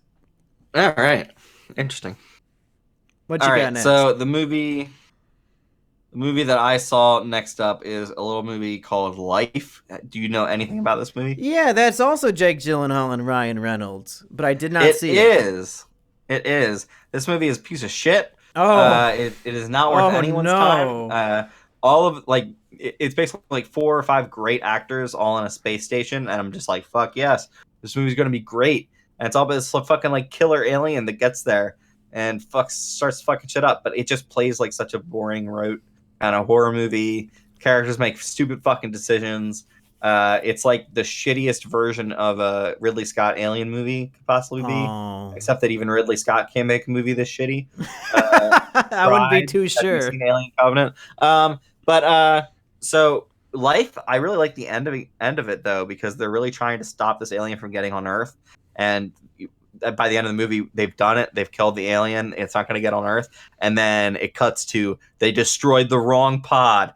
The alien gets on Earth, and then it's just like this alien's gonna fuck shit up. And that was the only time the movie rose above like mere competence. So yeah, that's disappointing because just based on the cast and the premise, I was excited about that too. So I'm sad to hear that it sucks. Yeah, it's a pretty sad movie. All right, I went back to Iowa, and me and my dad saw a whole bunch of movies. And the first one we saw on December 23rd was Jumanji, Welcome to the Jungle. You know, I did see this movie as well. So good. I will say, Erich, that this is meta casting Kino of the year. All right. Because the entire movie shines and succeeds based on the fact that they cast these specific actors in these roles, and that the actors are essentially making fun of themselves the entire time. The movie is so fucking meta, and without that, it's just run-of-the-mill nothing. But just the premise of it's like a body swap where the actors are making fun of their own bodies and their own personalities and stuff. I really enjoyed all of that in the movie. What do you think? We talked a lot about actresses that we thought are fucking hot. Karen Gillan is so fucking hot. I'm a big Doctor Who fan, and her legs go forever. Yeah, Karen Gillan is great. The Rock is great. I think he's really become a kind of star presence in Hollywood, and he can carry fucking anything. He carried this fucking movie. So I thought Jack Black was the best part for sure. I've seen almost none of Kevin Hart's stuff. Is he particularly good in this? He's typically fine. Kevin Hart is not that great, but in this movie I thought he was fine. Yeah, he was fine. I mean, like, basically they're comedians. They have to make jokes. They have to be able to, and like, none of the jokes they make are particularly funny, but since they can deliver them well and they can really interact with one another, the movie ends up working. Yeah, you're right. Jack Black playing a teenage girl is a great fucking idea. And, it's really fucking funny. The movie is decent. Yeah, it's a whole lot of fun, and I can see why it beat Star Wars on New Year's Day at the box office. It did fucking not. All right, maybe it did New Year's Day. Yeah, but, it beat it for one day, and I'm going to hold that over your head for the rest of your life. Fuck. A movie that came out a week later. Yeah, Bobby Cannavale is the villain in this movie. He doesn't do a particularly good job, but I love Bobby Cannavale. So, there's like a centipede that runs out of his mouth. Yeah, it's kind of creepy and cool. Like, he's like the bug man. He's the animal man. He's a manimal. Yeah, he's a manimal. All right, what you got next? Let's see here. I got Ghost in the Shell. Did you see this shitty movie? No. Okay, so this was the big fucking controversy was Scarlett Johansson playing Motoko, whatever her name is from Ghost in the Shell. Yeah. Major is the name of the character, I believe. And what's your view on that? Do you think it was whitewashing? I'm not here to judge. You can get as libcuck as you want. It's probably as tame a version of that move that they did, but they could have played it way better than they did. Like, basically, they did the worst version of a fine idea. So if they did a better version of the thing they did, I think people would have less of a problem with it. But so you're more upset that the movie was bad. What ends up happening? Yeah, exactly. It looks great, but everything else is shit. Basically, what ends up happening is a Japanese woman dies, and her soul is transplanted into the body of Scarlett Johansson. So basically, like, she discovers that at one point she was an Asian woman. That's about it. So would you say that the woman's soul is trapped under the skin of Scarlett Johansson? Oh my god, I fucking love Under the Skin. Yeah, yeah, I would say that. I would say that. This movie is fucking boring as hell. Basically, if I've lost interest in a great looking movie an hour in, there's a big problem. I think Scarlett Johansson's fine, but this bullshit about robots discovering their sentience or discovering their souls or whatever, it has to fucking stop because it's not a new idea anymore. Stop treating it like it's fucking smart. Go watch iRobot, you idiots. It had Will Smith and he's racist against robots. And Sunny, yeah. Nah, Ghost in the Shell just never rises above being a ghost in the shell of the original Ghost in the Shell, basically. He did it, folks. How did he only get 4th place in the sidekick contest? And he's got these great fucking quips. Fucking outrage. All right. On December 26th, me and my dad went and saw a movie called All the Money in the World. Erich, did you see this one? I did not. Ooh, this is probably starring Kevin Spacey. Almost starring Kevin Spacey. That's solely the reason why I wanted to see this movie. In case you guys don't know, the big Kevin Spacey plays I don't remember the character's name. Paul Getty. He plays Getty in this movie, the richest man in the world, and a big old man. In the trailers we see Kevin Spacey wearing like very obvious old man prosthetics, and it looks terrible. Geddy Lee. Then all of a sudden Kevin Spacey starts raping little boys, and they're like, uh-oh, this movie's gonna suffer. But Monkey, he's gay. Yeah, well, I mean, it's okay to rape little boys if you're gay. If you were straight, it'd be just really weird. I'd be like, why are you doing that? You're not even gay. What do you do? So they think, it's not because this movie's going up against Star Wars that it's gonna fail. It's because it stars Kevin Spacey. Oh, I have an idea. This movie comes out in 2 weeks. What if we reshoot every single scene with Kevin Spacey, who happens to be in half of the movie? We reshoot all of his scenes with an actor named Christopher Plummer, who evidently is like a big shot famous actor, but I don't know if he's been in anything that I've seen. Who is he? I'm sure you've seen him in something. Probably. I just see him as an old man because he's like 90 years old. He's fucking 103. So I wanted to see this movie just because they reshot half of it in the last 2 weeks, and I'm like, I gotta see this shit. Like, you always hear about movies having reshoots, but you never know for sure which scenes were reshot. But in this movie, for the first time ever, we know every single scene that was reshot just based on who's in it. So I had to go see it. Turns out, the movie's a fucking thrill ride. It's a high-octane, exciting thrill ride from our buddy Ridley Scott. He didn't completely fuck up this year, or last year. Good.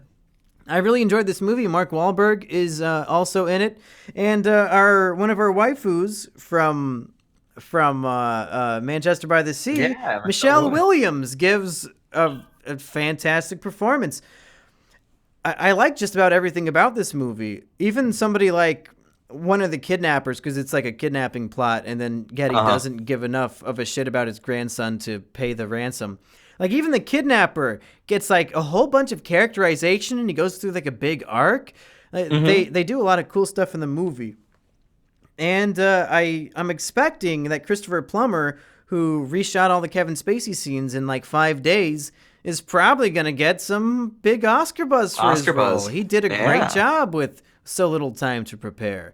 Yeah, he's got a lot of shit riding in his favor because he's a very old, very well-liked actor. He was somehow able to fucking pull this shit off in 2 weeks.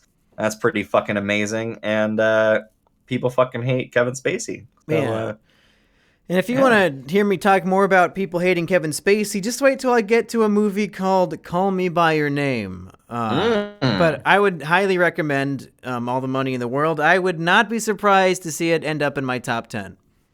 I've got a question about All the Money in the World. Does Mark Wahlberg blind a Vietnamese man in this movie? Yeah, he calls him a Vietnamese fucking shit, and he like spits in his face and punches him in the eye, and the guy goes blind. It's pretty great. I've got another question. Does Marky Mark claim that if he were on Flight 93, he would have been able to stop the terrorists? And Did he say that? Is that true? That's fucking awesome.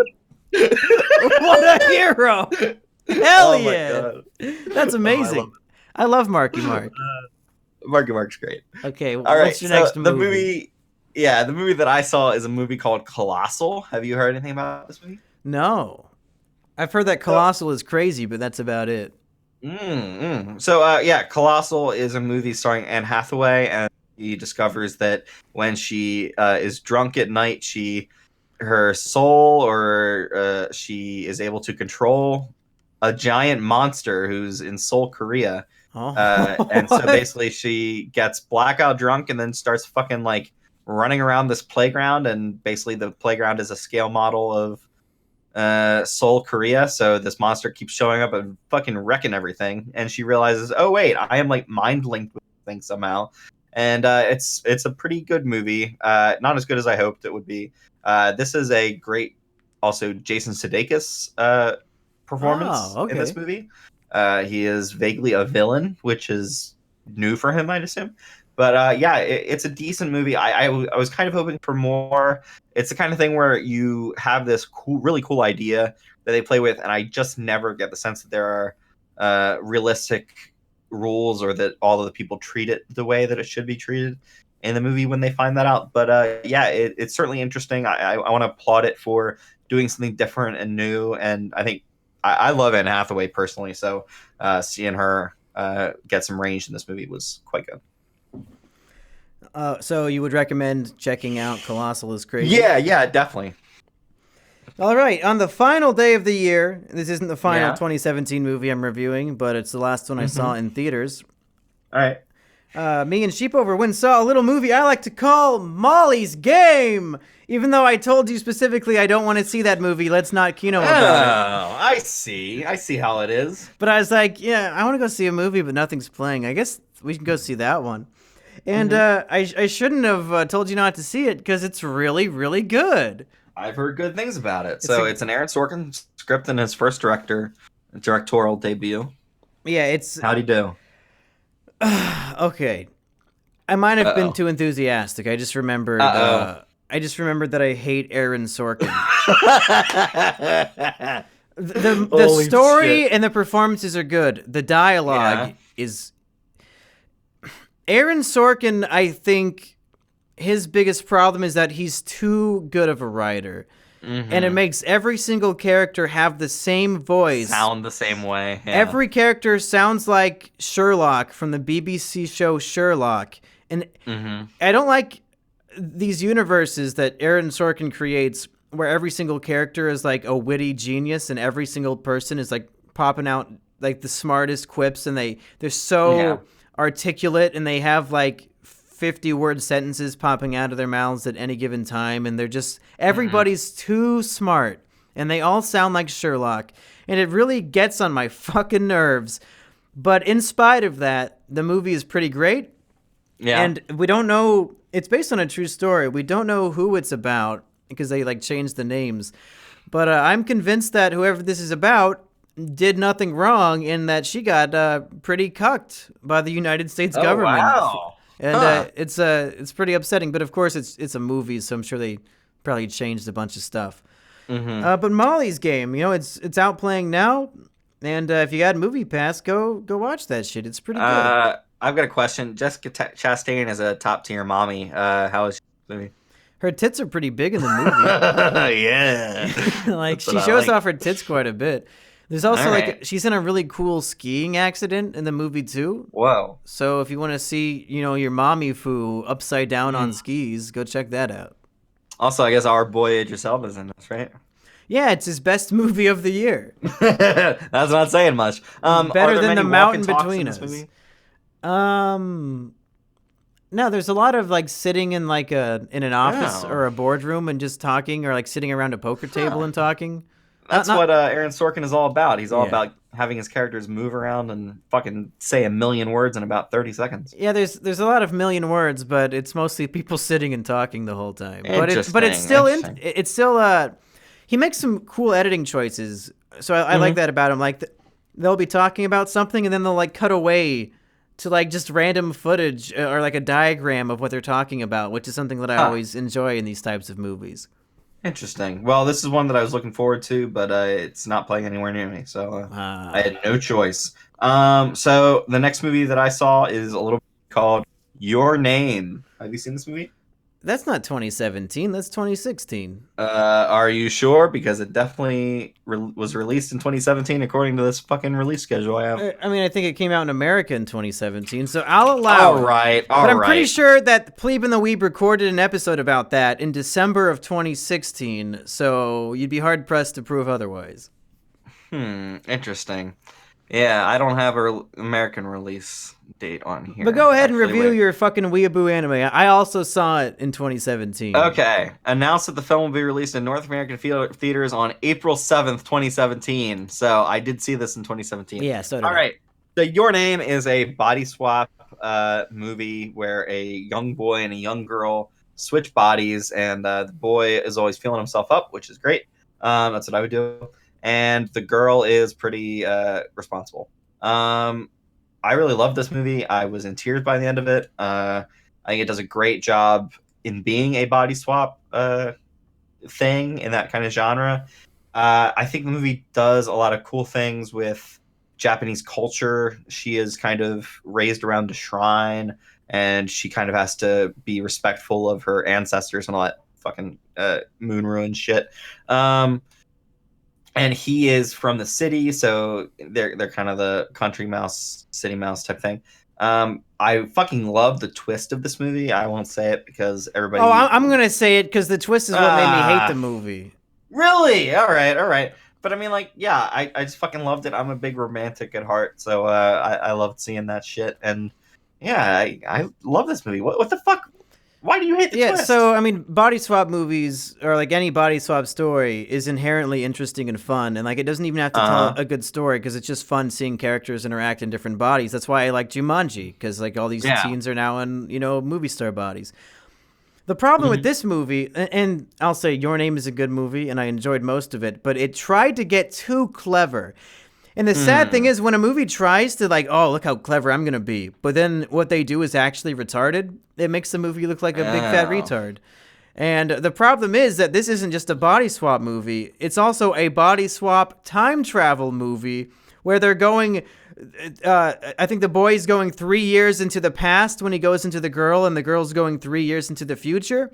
So I guess in all those weeks they spent body swap, they never was like it really saw 3 years? I thought it was way more than that. Well, yeah, okay, maybe it's like 50 years. So I guess they just never noticed. Look at that calendar. I guess it's fucking 50 years later. Huh. Yeah, that's the one thing you kind of have to like just shrug at, and also Well, I couldn't shrug at that because the movie thought it was so clever for dropping this twist on me. And I'm like, of course I didn't notice the twist. The characters didn't even fucking notice it. And it's the most obvious thing in the world. It's retarded. Yeah. Well, maybe they were too distracted by the fact that they were in different bodies the whole time. It is fucking stupid. But otherwise, the movie's pretty good. Mm-hmm. Yeah, I liked it. Yeah. I've only got 2 more. How many more do you have? I've got fucking 30 more. One second. Oh my god. We're an hour and 10 minutes 2, into this shit. 3, 4, 5. Did we talk about the Mummy? No, we didn't talk about the Mummy. 8, 9, 10, 11, 12. Well, we're getting into the we've talked about it already. Okay. Well, once I finish all of mine, then you can just very rapid fire the rest of them if you have anything to say.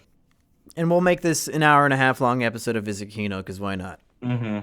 All right. So when I was with my brother over Christmas break, he got me an app on my Android phone. I think you can only get it on an Android phone, called Terrarium TV. And it is a godsend because it's an app that lets you stream any movie or TV show you could ever possibly dream of. You don't have to worry about going to torrent websites or going to CD websites. The app does it all for you, and it Chromecasts right onto your TV.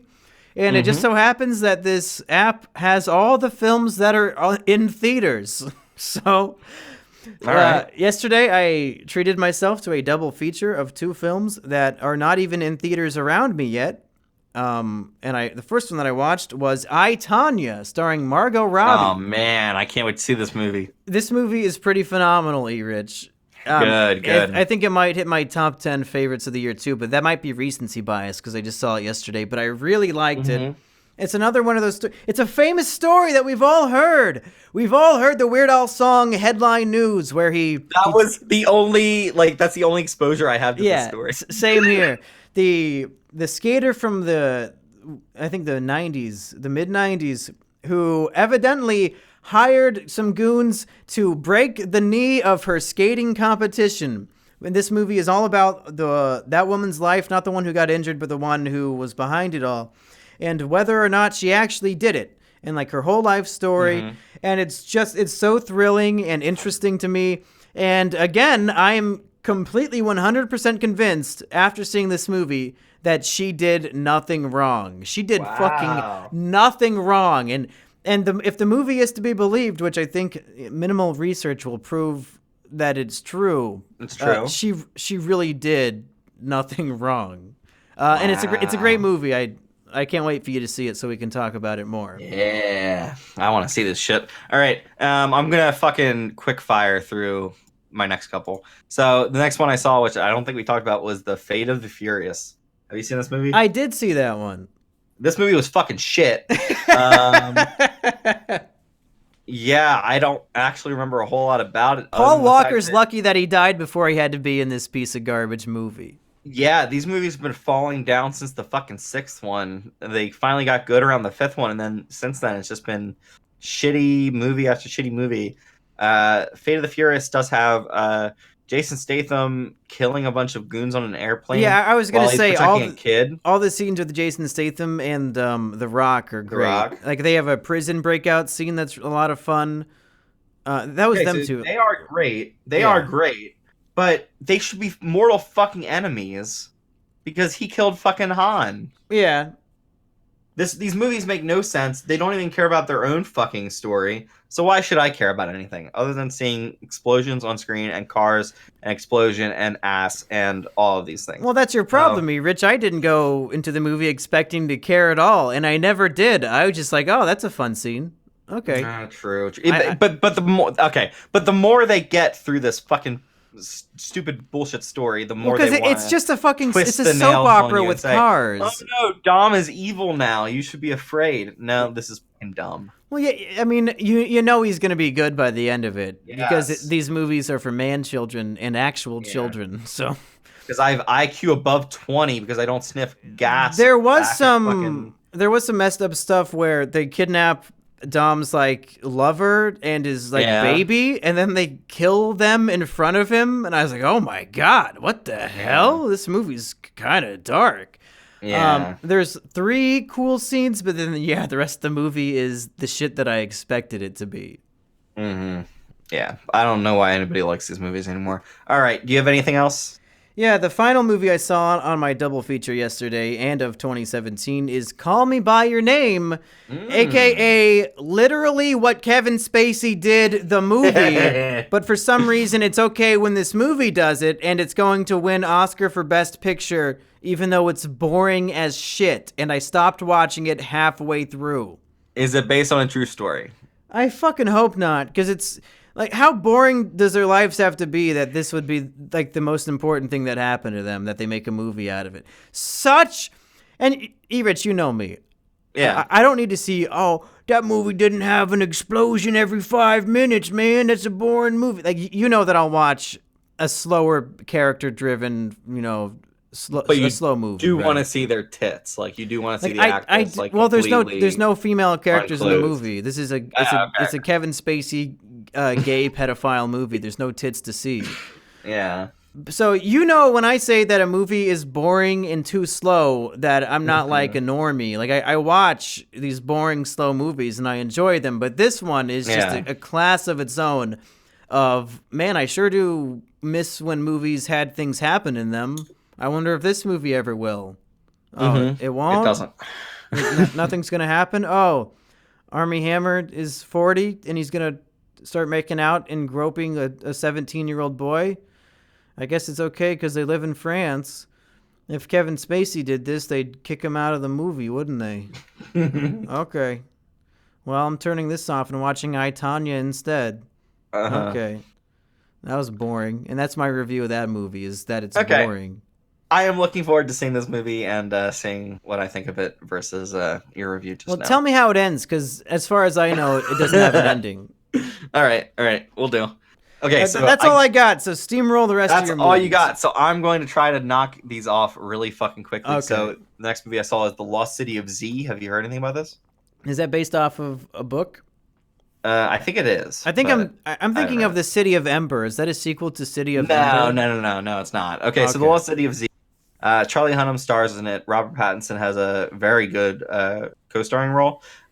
This is basically a British guy who loses his honor, loses his place in society. So in order to get that back, he journeys into South America, I think, and basically is exploring in like the 1800s. Wait, maybe it's the 1600s. Whatever. This is a fucking great epic movie. It's very long.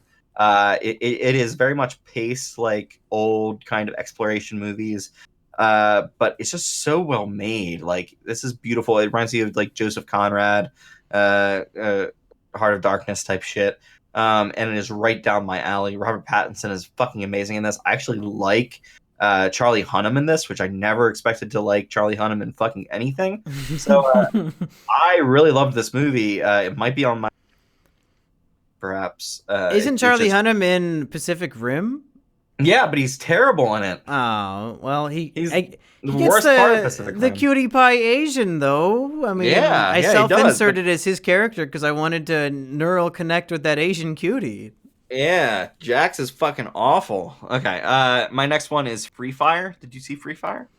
No, what is that? No, Free Fire is a movie about a small group of, I think, gangsters, or maybe they all basically the entire movie is one long shootout, and they they make their bones out of that, and they do a really good job of it. It's directed by, I don't remember his name, but he's a really good director, although I think some of his movies aren't great. But yeah, so it stars Brie Larson. I love Brie Larson. Ooh, she's a very my ex machina. No, not ex machina. Well, no.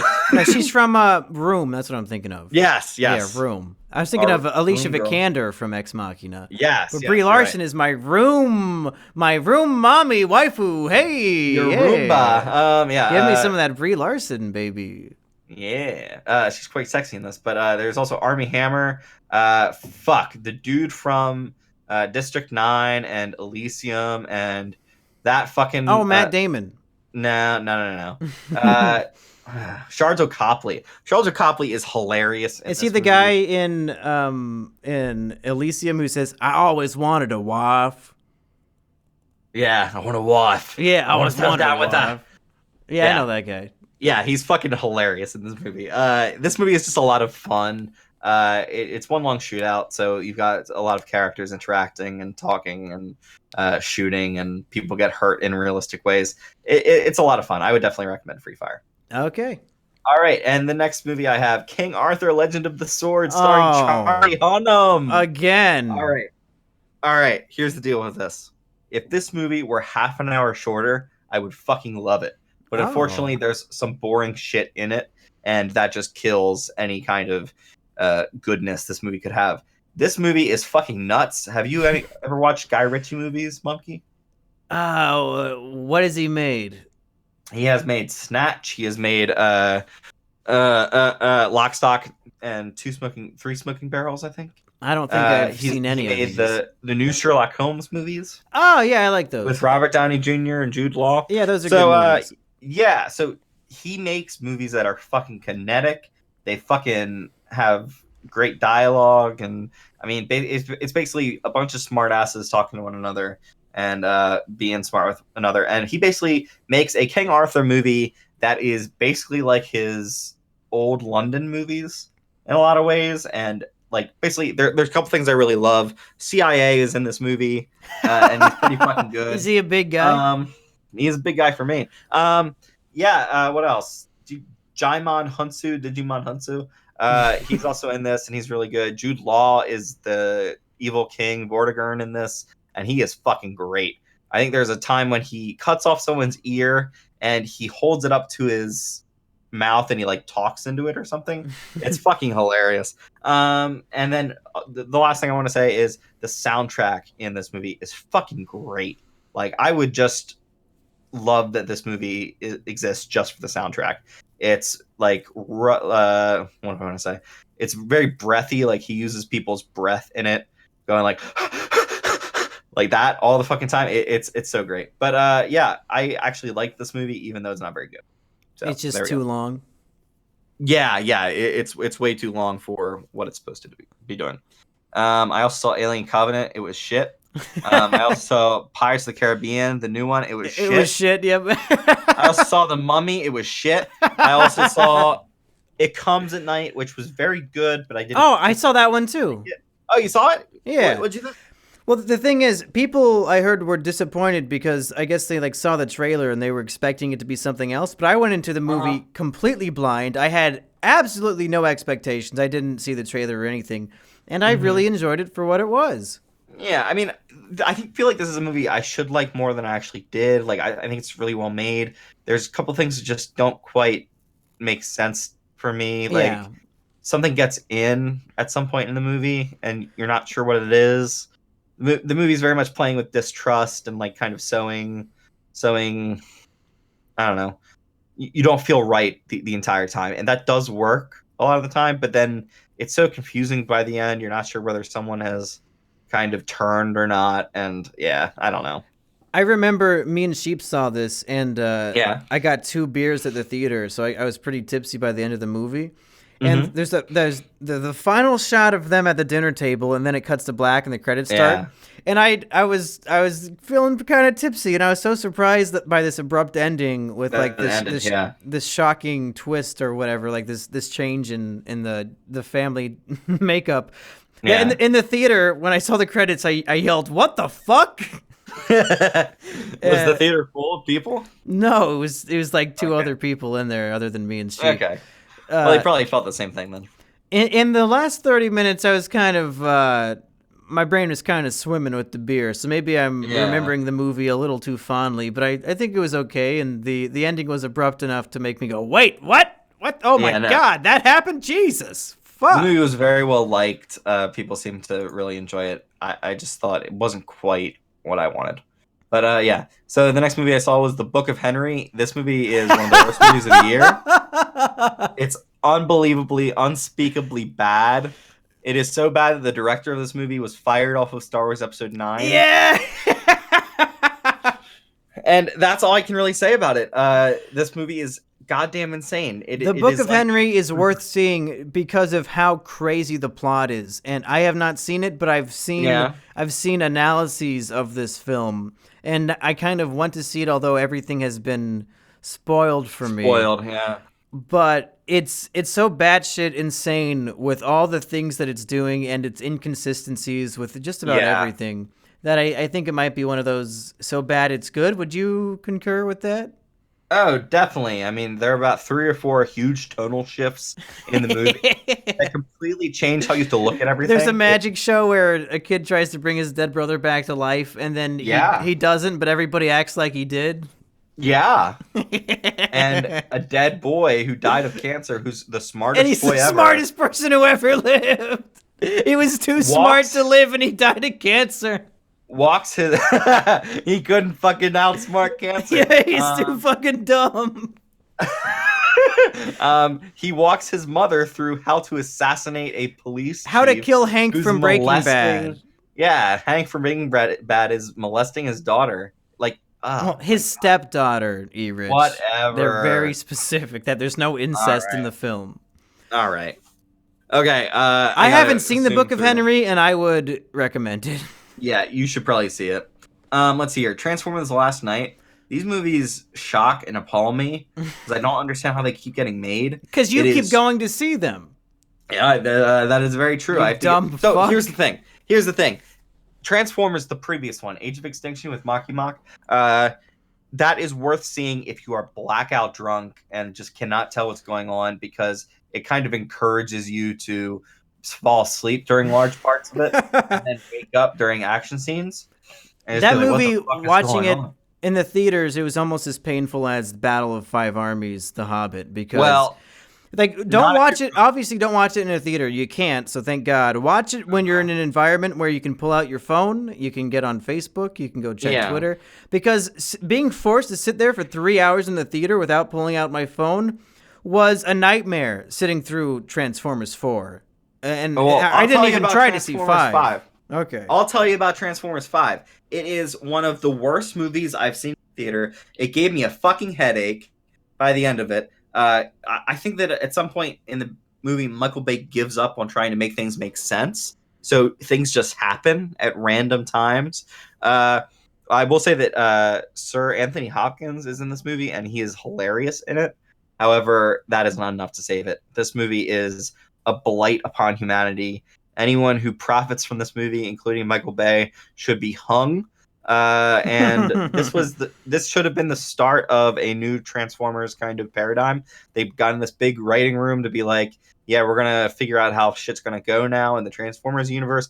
If this is the fruits of their labor, all of those people are idiots or just the worst people ever. So fuck this movie, fuck Michael Bay, fuck everything. Stop seeing them, Erich. It's your fault. Oh God. I still have a headache. Like, the headache has not stopped since I saw Transformers last night. All right, my next movie on here, The Beguiled. This was a... that's the one about Colin Farrell having sex with 15-year-old girls, right? It is. So yeah, I didn't see it, but I wanted to see it. Yeah, so Colin Farrell is injured, so he's taken in by basically a schoolhouse of 5 differently aged Southern women, played by Kirsten Dunst and Nicole Kidman, and the girl from The Neon Demon, and then 2 very young girls. And it's decent. I mean, it's just very. It is what it is. It does exactly what you think it would do. Nothing more, nothing less. The performances are decent. It's well shot. Like, I just wish there was more to it. Do you get to see the girls' tits? Characters. No, you don't. Oh, I'm not going to see that movie. I was going to say, it's not worth seeing then. All right. If they don't show the tits in the first 2 minutes, what's even the point? Yeah, I'm very quickly going to start wrapping up here. Okay. The Big Sick. Did you see this movie? Oh, I did see The Big Sick. That's really good. Yeah, The Big Sick was really good. Yeah, it's a very well-told comedy. Kumail Nanjiani plays himself very well. It's just very charming. Ray Romano's in this movie. He's great. Whoever the mother is in this movie is great. Big Sick is a winner. Basically, like, if you know anyone would like this movie. It's just very. It was a lot actually more dramatic than I thought it would be.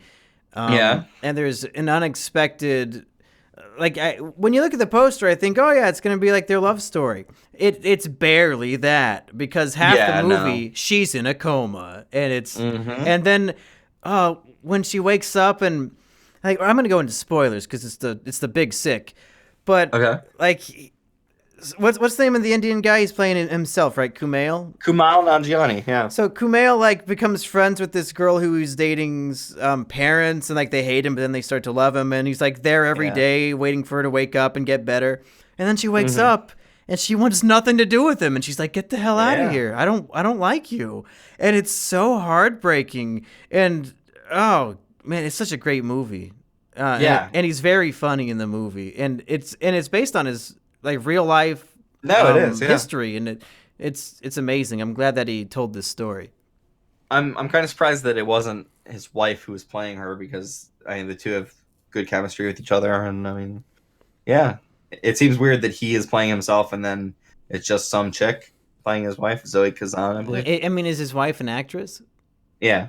Oh, is she? No, she's not. She's a writer. Well, there you go. Yeah, I guess that's why. But all right, so I think I've got 3 more here. So Valerian and the City of 1,000 Planets. This is a Luc Besson movie. I think you saw the trailer for this a bit. Yeah, I know about it. And it has. Is that Dane DeHaan? Who is that? Yes, it is Dane DeHaan in the lead role. So let me tell you what I've heard. Yeah, let me tell you what I've heard about the movie, and you can tell me if it's right.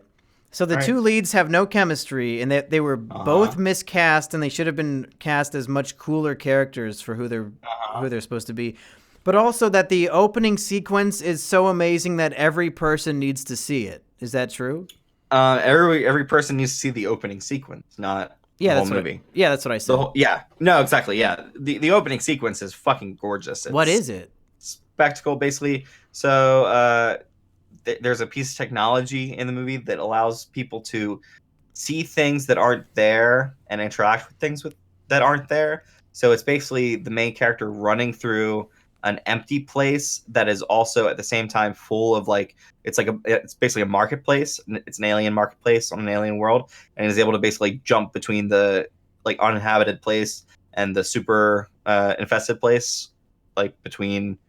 It's hard to explain, but it's fucking great. If the whole movie had been something like that, it would be incredible. The movie is a bore. There's a lot of interesting things happening in it, but it's punctuated by 30-minute long spans of nothing fucking happening and nobody caring about anything that does happen. So fuck a lot of this movie, but a lot of it is a lot of fun. So if somebody makes a supercut of about 45 to an hour long minutes of the movie, I'd say see that, but do not see this 2 hour and 20 long movie. Not worth it. Okay. Very disappointing. The other movie I saw is called Ingrid Goes West. Have you heard of this one? Oh, my boy Dan Merle, my life model. He said that the movie's amazing and that I need to go see it. But then it was out of theaters by the time I was recommended to see it. So maybe I'll go onto my Terrarium TV app and give it a watch. Yeah, do that. So Ingrid Goes West is a dark comedy, I guess you could call it. A drama, maybe, starring the love of my life, Aubrey Plaza. Yeah, and it also stars the other love of my life, Elizabeth Olsen. But this is a movie about a social media addict who stalks this promoter woman who is basically just one of these super popular people who goes around and take pictures of food and places they go and everything. And this Aubrey Plaza, the part she plays, she is just fucking insane. And Aubrey Plaza does a great job of envisioning that. She's very sad as well. Like it's unrelatable. It's not that there's any. It's not that there's anything sad about her or what happened to her, but she's just fucking psychotic, and that is very sad. And it's just a very well done movie. Like it's not going to win any awards, but it's probably going to be underseen and underappreciated. So I think it's important to say this is a pretty good movie. It definitely does what it's aiming to do. Great performance for Aubrey Plaza. I'd say check it out. And let me guess what your final movie is. Go ahead. Did you see The Florida Project? No, I did not. Okay. I want to see that movie. Yeah, so do I. Okay, what's your last movie? The last movie I probably saw it 3 or 4 weeks ago. It was called The Killing of the Sacred Deer. Oh, my brother watched that while I was upstairs editing videos. So I saw I saw 8 seconds of the film. Yeah, so this movie is made by Yorgos Lanthimos, and he sounds Greek as fuck, but he's a director. He directed a movie called The Lobster, which I really liked. That was a couple years ago, and he's returned with Colin Farrell to make Killing the Sacred Deer. This movie is fucking weird. Everyone talks in a very stilted, very odd way the entire fucking time. It's about a doctor who accidentally kills one of his patients. I mean, he's not trying to kill the guy, but he accidentally dies on the table. And then for some reason, the crazy son of his, who I think was the guy from Dunkirk, who I couldn't tell you. The guy who dies in Dunkirk. That's like all of them. Yeah. The guy on the civilian ship, whatever the fuck. He starts killing his family, Colin Farrell's family. They first lose their ability to walk. They become crippled, and they start to bleed from the eyes, and then they fucking die. It's the Mr. Anime story. Fucking insane. Like, I didn't really like it that much, but I think it was definitely interesting, and I wouldn't say worth watching, but it's... I don't know how to recommend this, because I didn't particularly like it, but I liked what it was doing. Well, obviously, it's for a very specific type of audience, and it's a very arty movie. You know who you are. But it's based on a Greek tragedy, and I think that's why what he was going for is it's basically a modern update of a Greek tragedy, and that's why it didn't really work for me. It just never felt like there was enough going on about it. It was definitely interesting. It was definitely crazily shot. all the actors are able to put on the fucking weird dialogue that this guy has written. Like, everybody talks like they have no emotion whatsoever.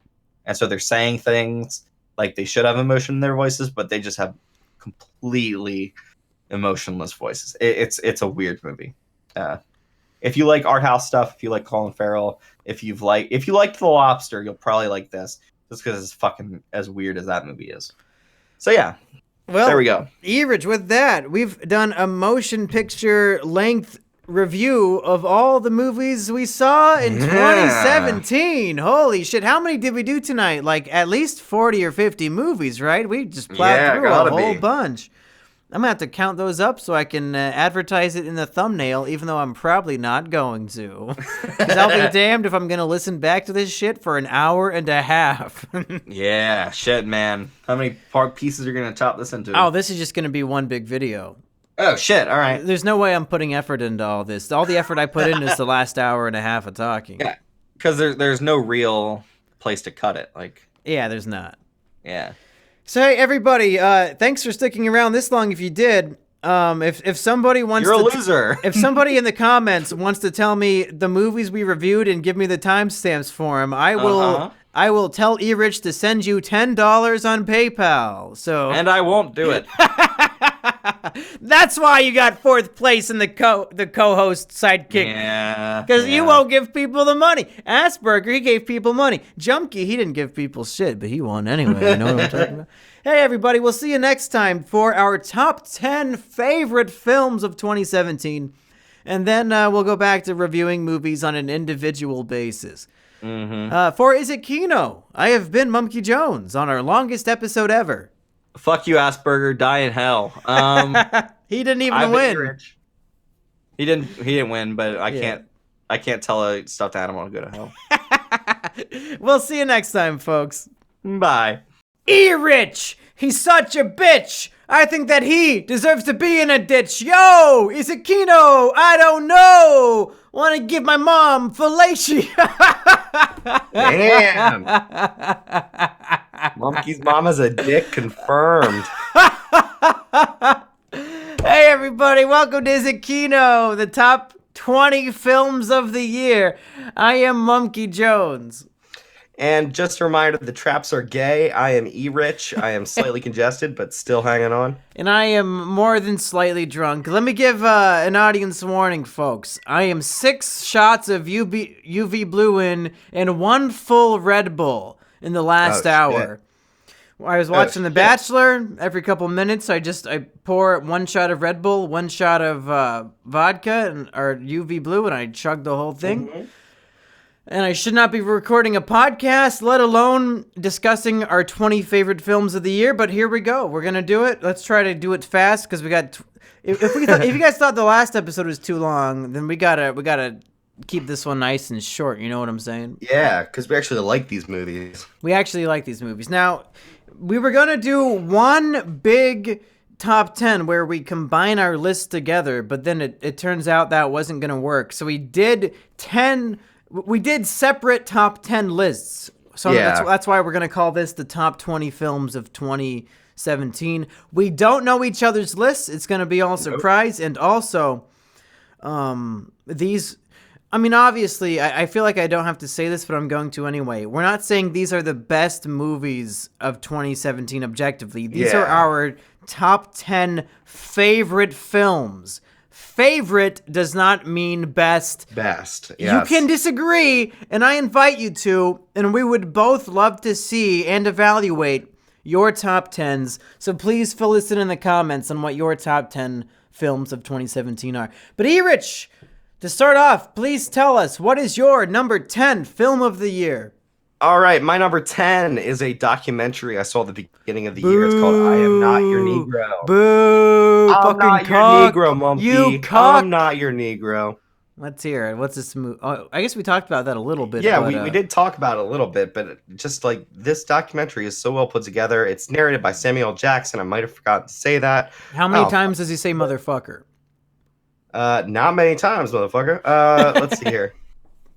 Yeah, so based on James Baldwin's book, I Am Not Your Negro, basically just analyzes black people in society, how they're treated, how they're shown in media and all that shit. So I'd say give it a try if you don't like it or you don't like black people. You probably won't come out of this liking black people any more than you already do. So it's not really worth trying to get you to watch it. But I just thought it was a well put together documentary. Get to see a lot of old like 20s movies and get to see Birth of a Nation real quick.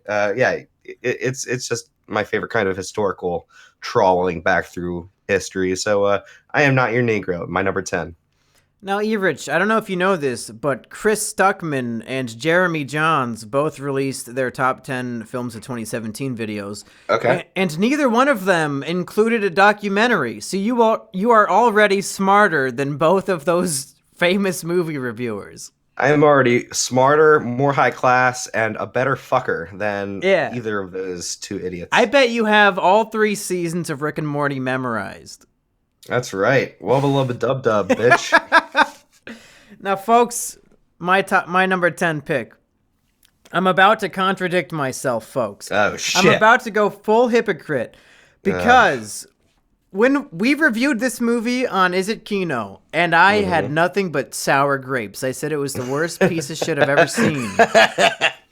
But then I've seen it again since then. I watched it with Sheep over. Shit. And I just evaluated my feelings on the film and how it affected me on a personal level and how much it impacted my life. And I had to come to terms with the fact that I actually love this film. It's like I'm Helga and this movie is Hey Arnold, and I thought I hated it, but it turns out I just want to suck that football head's football cock. Erich, what movie do you think I'm talking about? I would bet it's a ghost story. It's a motherfucking ghost story! Oh, shit! This is a fucking New Year's Day Christmas present for me. It's insanity. I didn't think it would make the top 10, but it squeaked out Big Sick and Molly's Game to make the top 10. Nice. A Ghost Story is a film that I hated because it was very slow and it had a 5-minute pie scene.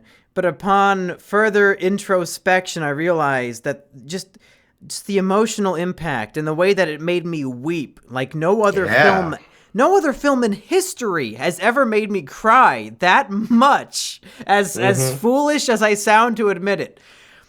Just the way it made me evaluate my internal fears of eternal existence of the earth continuing on without me.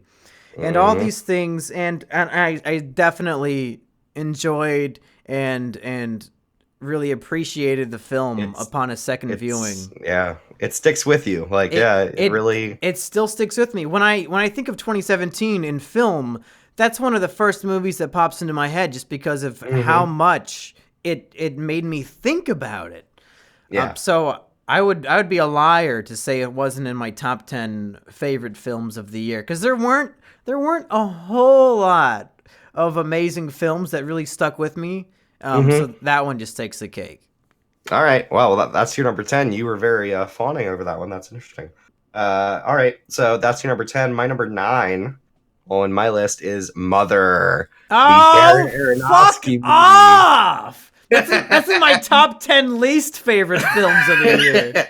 I knew something like this would happen. Fuck so, Mother, off. The contentious Darren Aronofsky movie. People say that he is pretentious. People say that it's and they're obvious. Right. The movie, I very well agree with those people that it's obvious, but I think it's well made. Like, it's well structured. The framing of everything he does. J-Law's performance is great. Javier Bardem is fucking incredible in this movie. You get to see a baby ripped apart in this movie. It is a visceral experience. It is a fucking thrill ride. Like, most of the movie is not a thrill ride, but as soon as you get onto the fucking roller coaster that is this movie, it just sweeps you away. And all of a sudden, like, people are fucking fighting in the middle of the house. I love movies that viscerally grab me and send me on an experience. And this movie absolutely did that. I will be talking about this kind of feeling later on in my list. But for number 9, Mother fucking sent me on a whirlwind experience of being a mother and having all the things you love taken away from you and being used by this asshole god, Javier Bardem character. So there you go.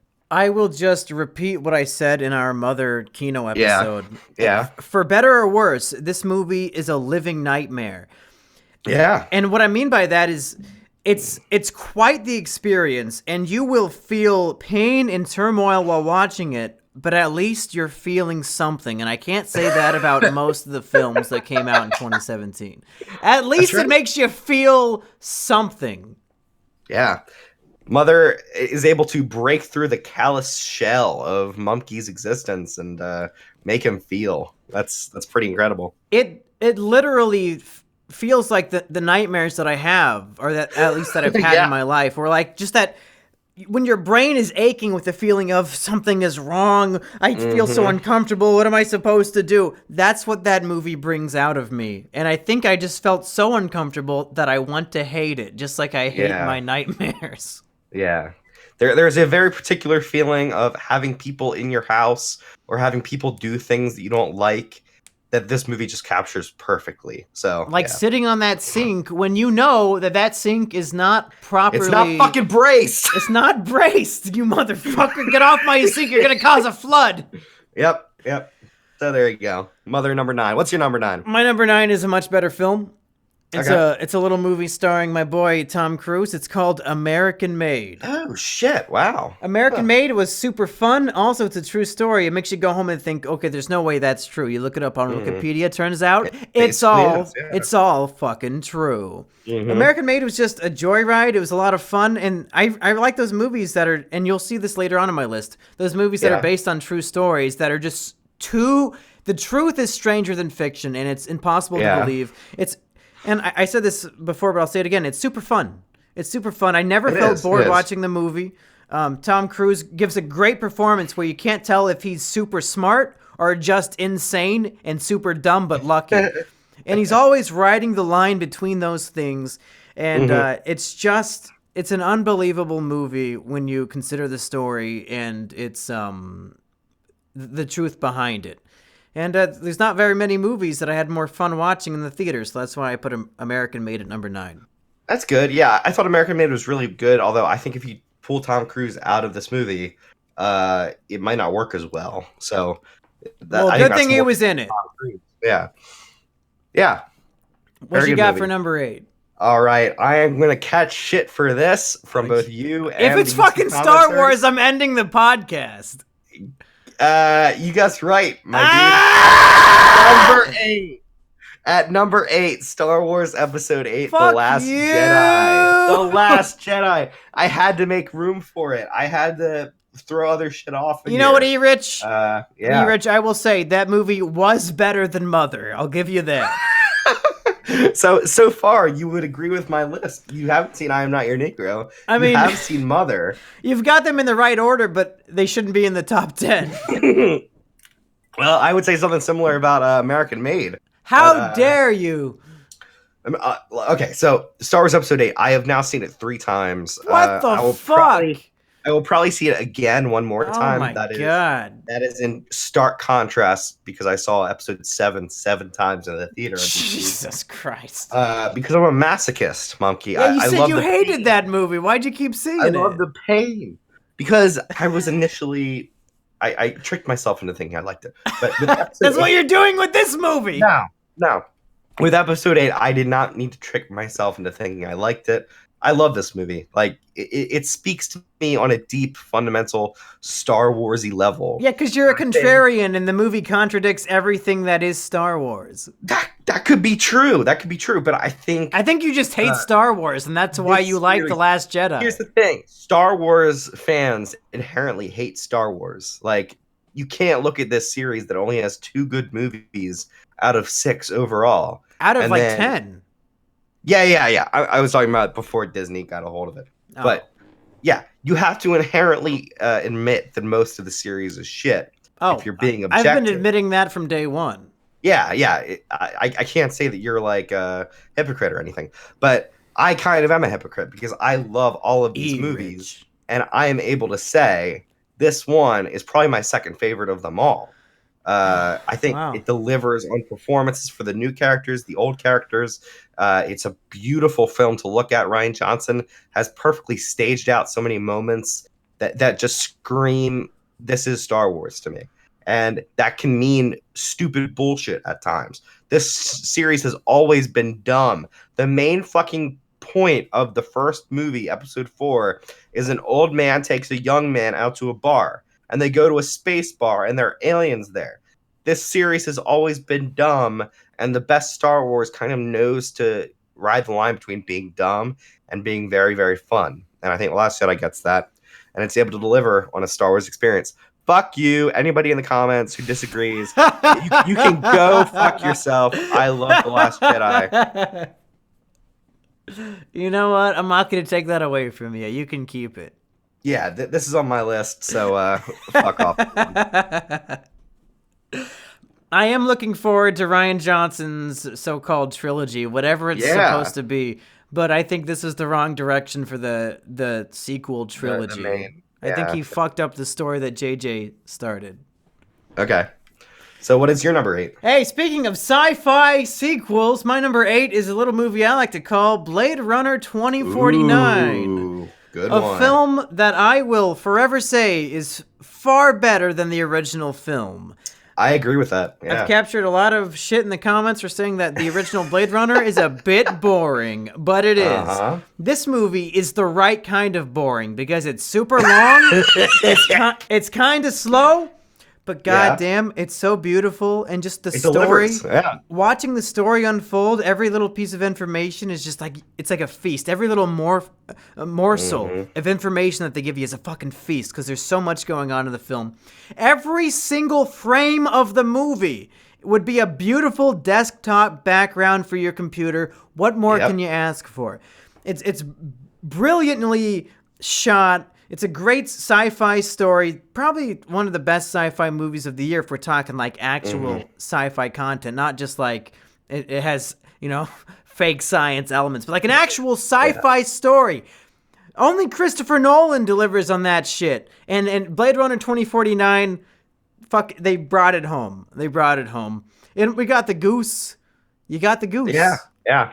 Blade Runner. I'm not saying much because this is also on my list. Oh, good. It's higher than where I put it then. Yeah, I'll talk about it later. If you can make a 3-hour movie that I never get bored with, or I never think, oh man, how much longer is this? And it's just thrilling, even when they're just sitting there doing nothing, I'm still like thrilled by the movie. You deserve to be number 8 on my top 10 list. Yep, it's something special.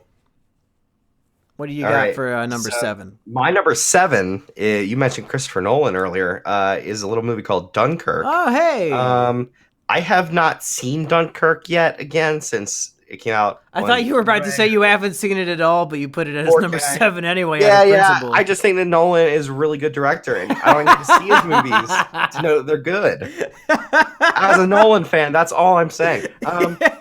No, I haven't seen it against this to theaters. I'll probably get it on 4K when it comes out because I'm a fucking movie snob.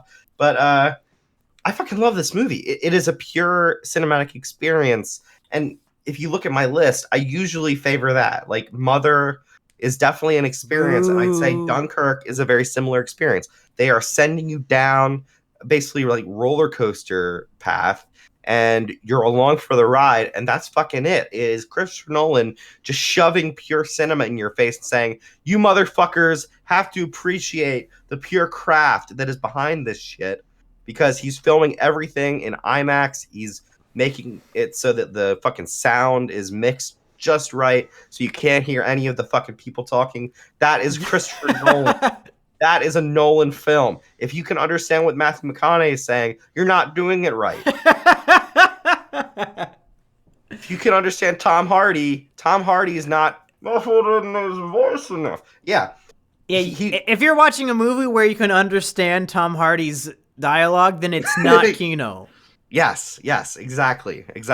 So Nolan has basically gotten to a point where he doesn't need to use characters in his movies anymore. He can just basically send you down a path, and you just have to trust that he is the Kino master, and he'll know what's better for you than you do. And I think Dunkirk is basically the perfect experience for what it is. I was struck while watching The Darkest Hour, the Winston Churchill movie, that I thought that I learned more about anything in Dunkirk than I did watching that Winston Churchill biopic. Oh wow! So yeah, it covers the same kind of events, just from the political kind of standpoints. And yeah, I think I got more out of Dunkirk. So yeah.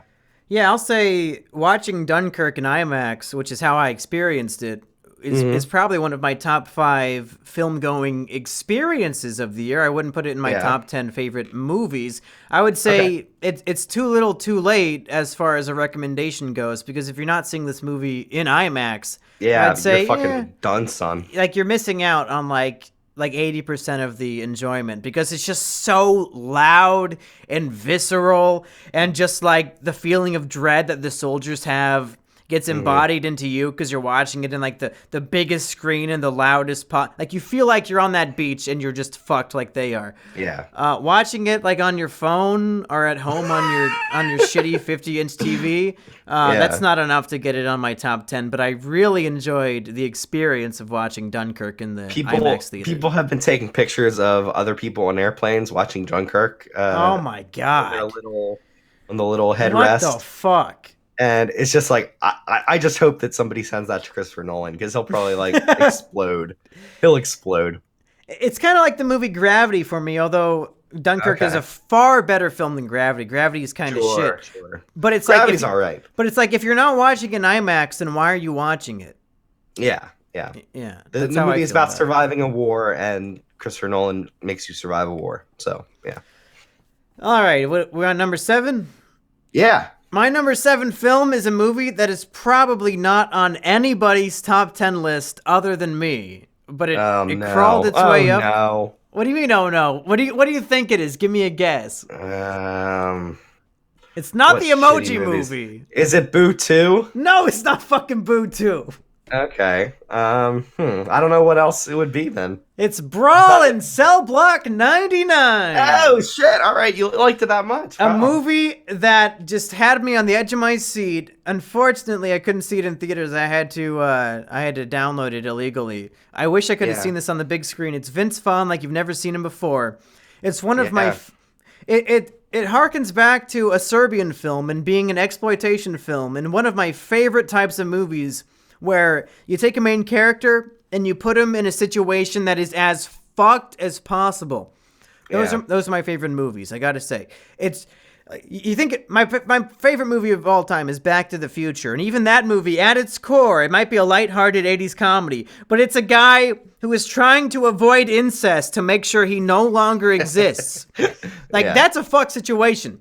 Brawl in Cell Block 99 is a guy who was forced to go to prison, and then to transfer to the worst prison in the country, and then transfer within that prison to the worst cell block of all time to try to save his wife. Where Don Johnson is the warden. And there's so much amazing violence. Vince Vaughn just beating the shit out of people. It's bloody. It's gory. All the stuff that I love in a movie. And Brawl in Cell Block. Car. he beats the shit. It's literally Street Fighter 2. He's just beating the fuck out of a car. Yeah. And Brawl in Cell Block 99 is one of the most fun experiences I've had watching a movie this year, and it earned a spot above Blade Runner 2049. How do you like that? Wow, that is something.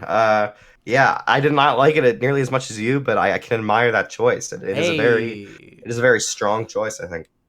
All right, speaking of strong choices, my number 6 movie I talked about in our oh god. A movie. Who the fuck doesn't silence their phone before a podcast? Yeah, that was my iPad actually. My phone is silenced. You're so popular. Yeah, my number 6 for the year is a movie that I talked about in our catch up of the year. It's called Raw. It's about a girl cannibal. Yeah. I fucking love this movie. I'm a cannibal. She's a cannibal. I'm not French, but she's French. And it is just quite an emotional journey through a veterinary school, testing boundaries and seeing how far you'll go, mixing pleasure with pain, all that shit. I love that. This movie disgusted me in ways that I didn't know that I could be disgusted. I thought that I was man enough to take on the scenes of cannibalism in this movie, and I could not. I had to look away. I had to hide my eyes from glorious cannibalism on screen. So yeah, I feel like I can't fully describe this movie because it's such an emotional journey watching this girl devolve to such an extent, her mental capacities and just everything. So definitely give this movie a try if you like French movies and you like cannibalism. So there you go. Number 6, Brawl. your DVD cover quote is gonna say, "I literally couldn't watch it. Raves, Erich McCoy." Yeah, that's right. That's right. I will say, after we did our catch-up video and you talked about this movie, I didn't watch it, but I did watch the trailer, and it did make me want to watch it. So I'll probably get around to it sometime. I can't wait. I cannot wait. Hey, speaking of movies that have a number in the title, here's my third one in a row at number 6. Yeah. Erich, I have a little movie we watched a long time ago called John Wick Chapter 2. John Wick! Hell yeah! Hell yeah! Again, another movie that I thought was much better than the original. Okay. John Wick 1 was fine. I thought it was a good movie. John Wick 2, now that's a fucking thrill ride. A movie where 80% of America's population is assassins, and they all want to kill one guy.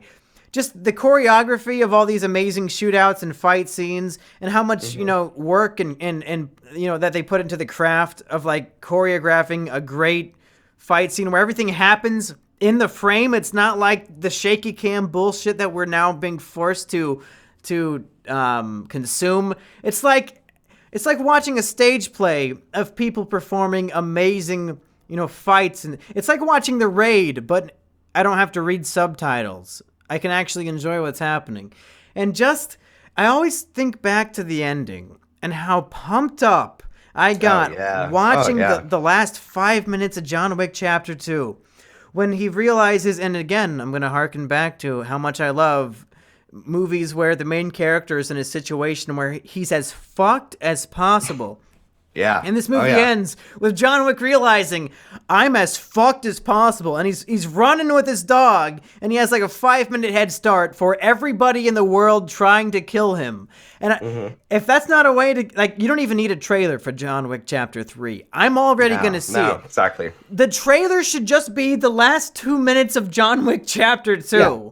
The trailer should just be voiceovers about people talking about the world, and then the last 2 minutes. Yeah, totally. Absolutely. John Wick Chapter 2 was possibly, if not the best action film that I saw in 2017. And you know me, I love those smartly choreographed action films. Mm-hmm. All right, we're going into top 5 territory. What you got? All right, so my number 5, a movie we both love, movie we both called Kino of the Year. Oh my god! It's only number 5! What the fuck? Somehow moved to number 5 on my How list. How dare you? We'll see what the jiggery pokery happens to move it to the number 5 position. I fucking hate you. Number 5, 3 Billboards outside of Ebbing, Missouri. Ow. This movie has caught some shit online. Those people are fucking idiots. Wait, you've seen people talking shit online because it won a Golden Globe? Yeah. Not because it won a Golden Globe. It was before that. Oh. People trying to shit on it. They're fucking wrong. This movie's fucking, it's basically a perfect implementation of, what's the guy's name? I don't remember. The Irish, Martin McDonagh. That's the name. It's basically a perfect implementation of a Martin McDonagh script set in America with all of these great actors just playing their performances to a T, to the best possible iteration of their characters you could do. And it just delivers on every segment, every quadrant, just the most fulfilling character arcs that I've seen in movies in general. This movie made me feel things. It made me cry. It is a great cinematic experience. What else can I say? 3 Billboards outside of Ebbing, Missouri. It's my number 5, but it could easily be my number 1. I'm not going to criticize you for me putting it at my number 5 because it could so easily be number 1. So yeah, there we go. Hey, I don't think we're alone in praising this movie. It had my 2 favorite performances of the year, and both those performances won Best Performances at the Golden Globes. Vindicated. Mumkey vindicated. I was so vindicated. It won those 2 performances, best screenplay and then best film of the year. If you saw me on Twitter, I was freaking the hell out that I was just so vindicated. I was so vindicated in my opinion, but that's coming up later in my list, so I'll get to that when I get to it. Okay. Erich, my number 5 is not as good as your number 5. Yeah. I will say it's the only piece of cape shit on my list. Can you guess which cape shit landed in my top 5? I don't think it's Spider-Man. I don't think it. I'm gonna say Logan. Is it Logan? No, not Logan. Oh shit! Is it Spider-Man? No. Another movie with a number in the title, Guardians of the Galaxy Volume 2! Oh shit! Cape shit of the year! Cape shit of the year, says Monkey Jones. Number 5. Yet again, I'm about to upset about 99% of the audience, because I thought Guardians 2 was far better than Guardians 1. I saw so much shit saying that it's one of the weakest Marvel movies, far worse than the original. It's not weakest. Guardians 2, it hit every emotional beat. I think every character had a great arc that I really enjoyed. It built off the first one in a great way. Just the stuff about, you find out that your dad is literally a planet and a god, and then to defy him for your friends is such... It hit me deep. It hit me deep. Guardians 2, it might be one of my favorite Marvel movies ever. Wow. I don't really know how to put into words why I like this movie so much, but it just, everything about it struck me. And I put it in my top 5 because I enjoyed it more than all the previous films that I've mentioned. Wow, I'm glad you liked it. I'm glad you could find a place for it on your top 10. That's pretty good. A high place for it. Nice. What you got for number 4? All right, my number 4 is a movie you've already talked about. Oh, Blade Runner. Nope. What?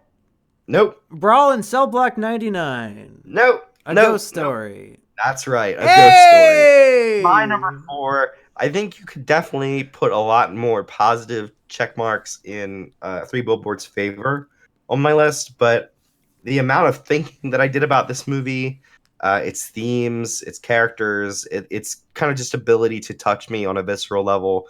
I sat after watching this movie for a good 5 to 10 minutes. The art house I've got has really nice couches, so I just sat on that really nice couch, and I thought, because this movie offers a lot to dwell on about your place in the universe, about what it all means to live life amongst other people, how you affect others, how your memory will live on, all of that shit. I fucking love that shit. I fucking studied philosophy for a long time, and that's the exact type of shit that gets me hard as a rock. But yeah, I fucking love this movie.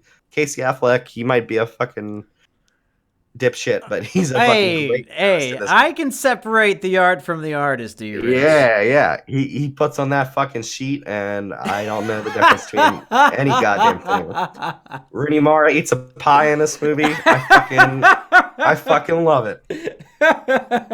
There is no choice this movie makes that I do not agree with internally, if not, like, I honestly don't know if I would watch the whole scene of Rooney Mara eating the pie. No, but I love the idea of that. I love that the director said just eat the fucking pie, and Rooney Mara had to eat the pie. I don't know whether she fucking threw it up later, but she ate the fucking pie. What else do you want from a movie other than a girl eating a pie? Yeah, that's my only critique of the film is maybe make the pie scene a little shorter. I say make it longer. You just love those continuous shots. Only unlike Birdman, this one is just one character sitting. Yes. It's not nearly as impressive. They should put the jazz score that was in Birdman to her eating the pie. That'd be so great. Have the drummer in the living room. Yeah. Just have Casey Affleck in the ghost sheet playing drums. Yep. I would love that. All right. Number 4, Erich, is a little movie that I didn't expect to be this high, but just as I thought about all these movies, I was like, you know what? That movie was really goddamn good. Mm-hmm. A little film I like to call Logan Lucky. Oh, I was considering having this on my list. Who doesn't love and appreciate a smartly crafted heist film with twists and turns that confuse you, but then when you get the payoff, you're like, whoa, that's genius. Yeah. These characters are genius. Whoever wrote the script is a genius. The directing was genius. My brain was in turmoil, and now it's like so many endorphins are firing off because now I understand what's going on. This was great. Mm-hmm. It's a comedy. It's a great heist film. Some of my biggest laughs of the year. And just the big twist and the payoff with the twist. And then, like, the cliffhanger ending that we'll never get the resolution to. Yeah. So many of my favorite elements of film are in this movie. I actually have not seen the Ocean's films. Oh, really? Wow. But I think I need to watch the whole trilogy before I go see this all female Ghostbusters remake of Ocean's 10 or whatever the hell. Yeah. But Logan Lucky was just one of the most pleasant, fun experiences I've had in the theater, and it definitely deserves the number 4 spot on my list. I super admire that pick because I was really considering putting Logan Lucky on here. It's just a great cast here. Adam Driver in a part. Yeah, it was Adam Driver's best film of the year. All right. Channing Tatum. Who else? Who fucking... Seth MacFarlane, your favorite TV actor? You know what's funny is that in that review, that was before the Orville aired. Yeah. And I was like, oh, Seth MacFarlane was the worst part of this, and you're like, oh, are you excited for that new Orville Star Trek show starring Seth MacFarlane? Yeah. And like we were both like, oh man, that's gonna be shit. Oh, fuck shitting that. On it, yeah. And that was like one of my favorite TV shows of the year. And I wish we would have done a Kino about it because you were not as happy about that show as I was. I would have had to finish it. Yeah, I think I got like 6 or 7 episodes in. Hey, that's pretty far. Yeah. All right, we're going into top 3 territory, folks. Ooh. These are the movies that if you don't see them, you should probably kill yourself. Yeah, this is where it gets contentious. This is where I start to make some enemies. My number 3. Wait, time out. If you have Call Me By Your Name in your top 3, I will end the podcast. I didn't get to see Call Me By Your Name, but I will see it. Okay, good. Years. Thank God. All right, my number 3, you already have on your list. You probably know. Oh, is it Blade Runner now? It is. Hey! It is Blade Runner 2049. I just watched this movie a couple days ago.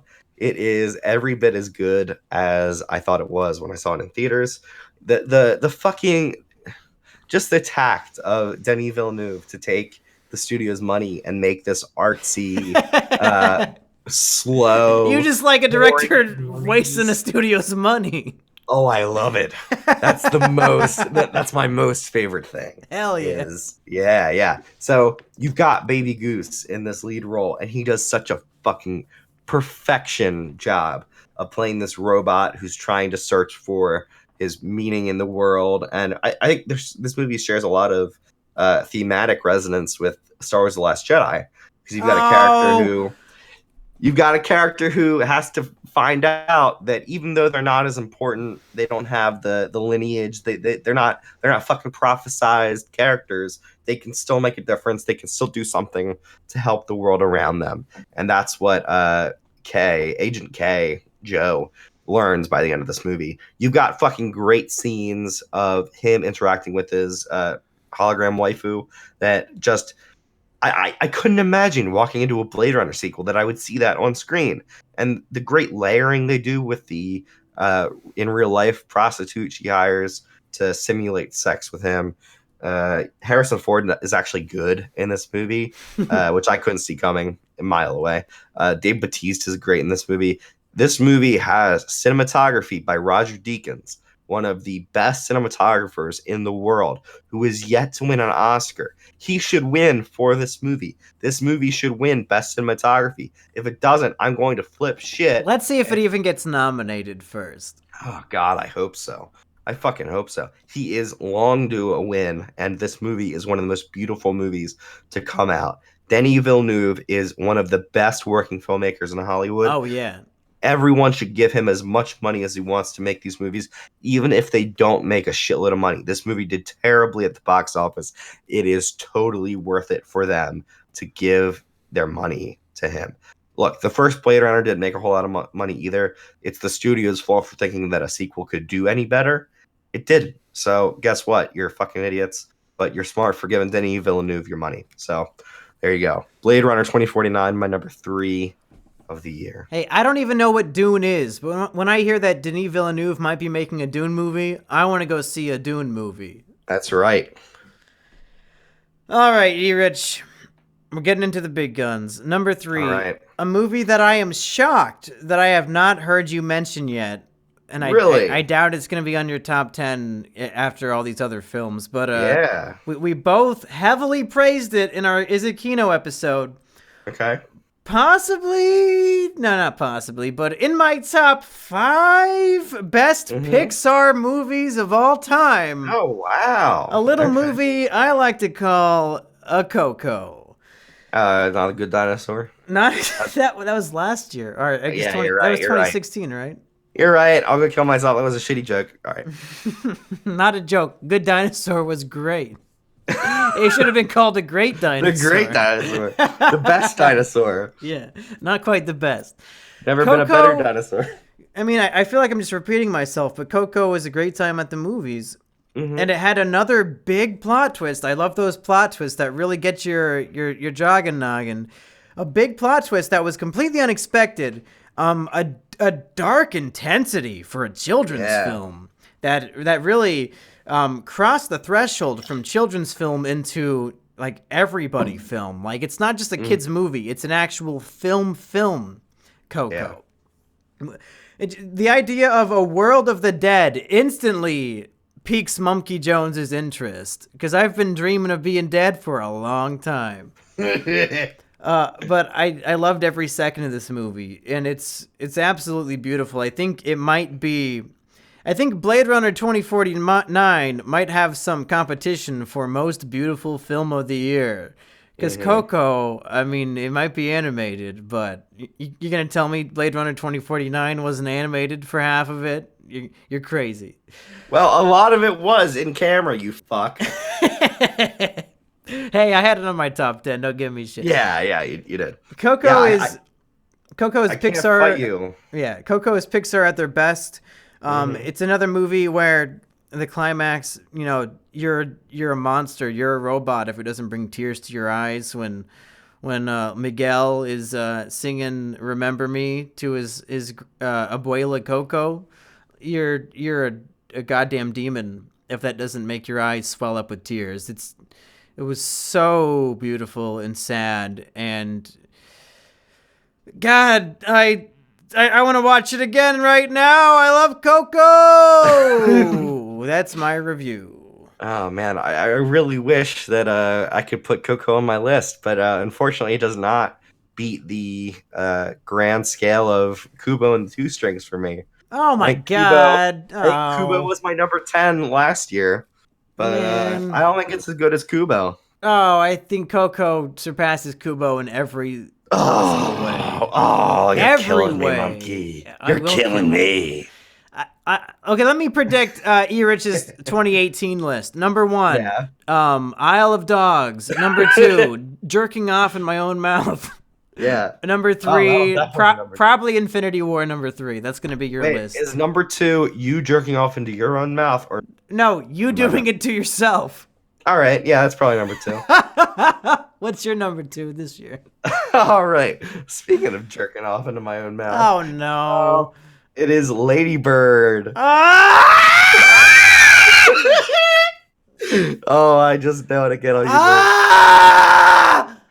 I know. Just let it out. I don't even live in an apartment, and I think I'm gonna wake up the neighbors. Fuck. Oh man, I love this movie. Let's hear it. I know you can't stand Saoirse Ronan. No, I like the actress. I hate Lady Bird as a character. I know, but I love her. She's just the most annoying teenager character that you could imagine being. Erich, do you know how many times I was rejected by a ladybird in high school? There's no fucking way I can respect a character like that. Once. Once is enough to make you hate them all. Yeah. I know how Elliot Rodger felt. Yeah. The true gentleman. Wait, what is his real name? He's the Supreme Gentleman. The Supreme Gentleman. The Supreme Gentleman. Yeah, I should. Did you say what's his real name? I said the true gentleman, and I'm like, is that his real thing? No, okay. So, yeah, Lady Bird just hits all of the right notes for a character piece for me that just feels lived in and real and like an actual thing that would happen. And I really value that in a movie. It speaks to characters' connections to their Rich, I don't go to the parents movies and their to see friends. real life. If I want to see real life, I'll fucking sit in my living room. yeah, but I would rather watch like sit in your living room. So yeah, I feel like I can't really say much more than I did during our year-end wrap-up and what I just said there. So well, good, because if I hear you talk about this anymore, I'm gonna vomit. Well, you can't possibly get angry about my number one. So there you go. Good. Well, my number 2 is a movie that might be benefiting from recency bias because it's one of the most recent films that I've seen these last couple of weeks. But I really enjoyed it. Number 2 goes to I, Tonya. Okay. Starring Margot Robbie. Again, a true story. I love these true stories. The true story of the figure skater who was accused of assaulting a rival figure skater back in the 80s? 90s? I just saw the movie and I don't even remember. Yeah, shit. This movie is... It harkens back to My Name is Earl, a show that I love about like these kind of dumb hillbilly redneck folks. I love movies about people who live like in poverty and they're poor and they have silly accents. But they get into mischief and crime and illegal stuff. I love that kind of stuff, and especially when you tell me it's a true story, and when the movie gives me a new perspective on a real life event and makes me realize, oh shit, she actually didn't do anything wrong, and that all the media I've heard about this and everything I've heard has just been wrong. You know, this was the fake news story before Trump even became president. You know. Yeah. The movie is so funny, because like the movie intentionally puts lies in there and then tells you that it's a lie, because the writers took the real life accounts of the characters, which the accounts were contradictory. So like you'll hear from I forgot the woman's name. I feel like an idiot. You'll hear from the woman. Harding. Yeah, you'll hear from Tonya Harding, and then you'll hear from her husband, who was actually behind the attack, and like some scene will happen from his perspective, and then Tonya Harding, Margot Robbie will look at the camera and say, that is not how this happened, like as she's doing the thing that the guy said happened. It has a lot of fun with like reality and different people's perspectives on this true story, and it's a great goddamn time watching a movie. And I don't know why this hasn't had a wide release yet, because it's my second favorite movie of the year. Well, I'll tell you, it's coming to my local theaters in the next 2 or 3 weeks, I think. So hopefully after I see that, we can give it a proper Kino episode. Oh, sure, yeah. Yeah. So oh my God, we're in number 1 territory, and I have no idea what you're gonna say, because as you prefaced to me, this is a movie that you forgot that you saw and that you haven't mentioned at all yet. Yeah. So last month I was looking for a movie to watch. So is this Darkest Hour? Opened up my Netflix and I saw what is there but the newest movie brought up by Netflix, and it's called Bright. And it's written by Max Landis. And oh my God, your favorite movie of the year is a movie that has 30% on Rotten Tomatoes? What the fuck? And Joel Edgerton plays an orc in it. And no, I didn't fucking like Bright. Bright was fucking shit. Oh. Bright was awful. Are you kidding me? I haven't seen it. I don't know. It's awful. I thought you really liked it. Because all I know about the movie is from going to the 4chan's TV board, and they keep saying that the movie's red-pilled as fuck and that the critics don't get it. So I thought you liked it. Well, black people can't be black people because black people are orcs in the movie. So, but Will Smith plays the white guy. Yeah, he basically is the white guy. Okay, so, all right. It is not Bright. Oh. My favorite movie of the year, and you're right, I completely forgot that I saw this movie. So the viewer at home is probably like, what the fuck? How can it be your favorite movie if you forgot you even saw it? Good point. Well, you do have a point there. Sure. But my favorite movie of the year is a movie called After the Storm. No one has heard of this movie. No one will probably ever see this movie. What the hell is that But movie? it is a movie by some Japanese filmmaker. He's pretty famous in Japan. It is entirely. Miyazaki. It isn't. No, not Miyazaki. It's entirely. Oh God, you just know how to push my buttons so that I'm like, God damn it! Now I have to tell him it's not Miyazaki. Oh God. But okay, so I don't know how to say this guy's name, and I'm not going to look it up right now. But it is. This is just a perfectly made movie. It is a very small scale movie about a divorced man who is a writer, and he is gaining some prominence but not enough to actually be successful. And instead of actually writing more or trying to continue his career, he is basically a private eye, but he's not even that good at that. And basically the movie is about his relationship with his son, who he's trying to spend time with and trying to be a good father to, but he kind of can't help but give him some of his kind of negative habits. He likes to gamble, and like basically the one connection they have is doing basically scratchers together. And there's a great scene where his divorced mother and the son all have to kind of hide out while this storm passes over, and they just have this moment between all of them sitting in this shelter rather than in the house that they've got waiting for them there. It is such a beautifully made movie. I'll look up who did it real quick, just so we know. But Christopher Miyazaki. No. The Japanese are Not very, a real very person. ashamed of you. Just this movie, basically the thing that happens in this movie basically happened to me when I was a small child. So it just feels so true to that moment, and so true to. This movie has 97% on Rotten Tomatoes, so it is very well liked. It was made by, I don't fucking know. It doesn't list the director here. But Hiroshi Abe is the star of this. And this man is just so naturalistic and just so... He seems like a real person in the movie.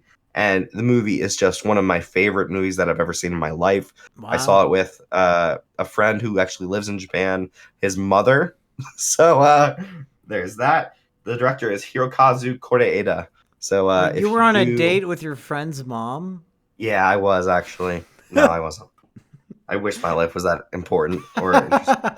You wish you were on a date with a 40-year-old woman? If I was on a date with a friend's mom and she was 40 years old and I'm like 25-ish, that could actually be a movie. There could be a movie about that. 25-ish? You don't know how old you are? I literally just turned 25, so fuck off.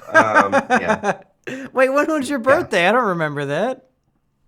I can't say that. I can't really. Did I say happy birthday to you? I don't remember. I don't fucking know, man. Oh, fuck. I'm a bad friend. It doesn't matter. I don't know when your birthday is. Yeah, that's fair. That's fair. Yeah. So I love everything about this movie. I didn't quite remember it because it's Japanese and I don't know, moon ruins. I just can't read. I can't. I don't know what they're saying. So where can I find this movie if I want to go see it? I have no fucking idea. Oh, that's great. I'll do a search for it and tell you after you're done with your number one. So what is your number one best movie of the year? Monkey's favorite. Okay, it's going to be controversial, folks. Oh, shit. People are going to be upset with me. Great. We did an Is It Kino about this. I wasn't super into it then, but I saw it again, just like with Ghost Story. I've done a lot of self-reflection, and my favorite of the year has to be the Emoji Movie. Let me tell you. I should have seen it coming. I should have known this. They took the concept of the emojis in your phone, just a smiley face, a frowny face, a poop face, and they turned it into a cinematic experience, folks. 95 pure minutes of comedy based on something that you wouldn't think is funny. They took the Toy Story formula and they elaborated on it. They grew upon it. They make Toy Story look like fucking garbage because it takes place in your phone. And TJ Miller, when he's not molesting girls in his college, he's voicing the meh emoji. And he's so meh in his performance that you just laugh. And you got Sir Patrick Ian Stewart, playing the poop emoji when he's famous for being, a refined British gentleman. But now he's playing poop? What? That's crazy stunt casting. You got a great plot about, just be yourself, but not really, because if he was being himself, he would be mad. But then he was being himself by not being mad. Just, it's deep, and kids will understand it, and that's my favorite movie of the year.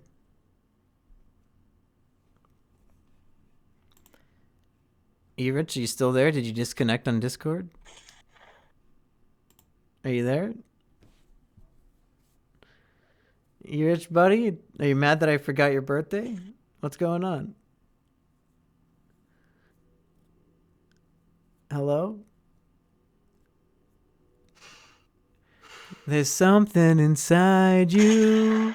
It's hard to explain. They're talking about you, boy, but you're still the same. Real human being and a real hero. Do you know, if I had a gun, Yeah? and that gun was loaded, Yeah.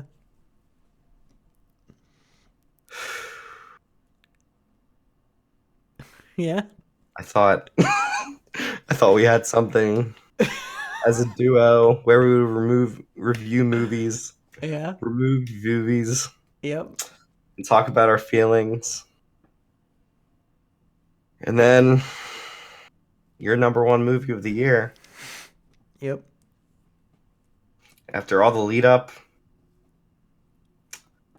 After 54 minutes of podcasting. I just don't know what to say anymore. I mean, is there anything to say? You could say real human. Hey, you want to hear my real number one movie?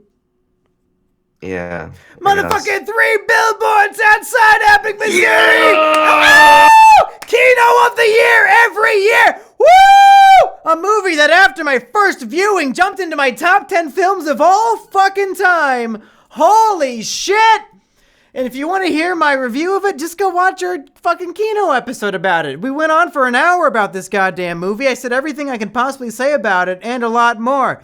3 billboards, best movie of 2017, maybe one of the best movies of the decade. Who knows? Who knows? Erich, are you happy with our list? Did we do a good top 20, even though we had some overlap? We did a fucking great job. Thank you very much for changing your fucking... Was that on purpose? Yeah, that was on purpose. That was my reaction to you changing your fucking mind about this. Jesus Christ. I am so happy. You didn't really think I had an emoji movie number 1, did you? I don't know, man. Yeah, you mess with my mind so much. I don't know sometimes. I don't know. The relief in the room right now. Well, hey, everybody, we're not going to hold you for more than an hour. So, hey, thanks for tuning in to our top 20 favorite movies of the year. We'll be back very soon with a Kino review of The Post. Then we'll probably do the next Coen Brothers movie. And also, we're both going to do a special selection pick where I pick a movie and Erich picks a movie that we just enjoy. And we'll make each other watch the other movie and talk about it. Hell yeah. Yeah, look forward to those. And I look forward to watching the Emoji Movie again. So look forward to Kino in January, because we're not going to see very many things in the shitty theater. Because fuck, that's right. I'm not going to see the goddamn Commuter. I'd rather actually see the Emoji Movie again than see the Commuter. Yeah.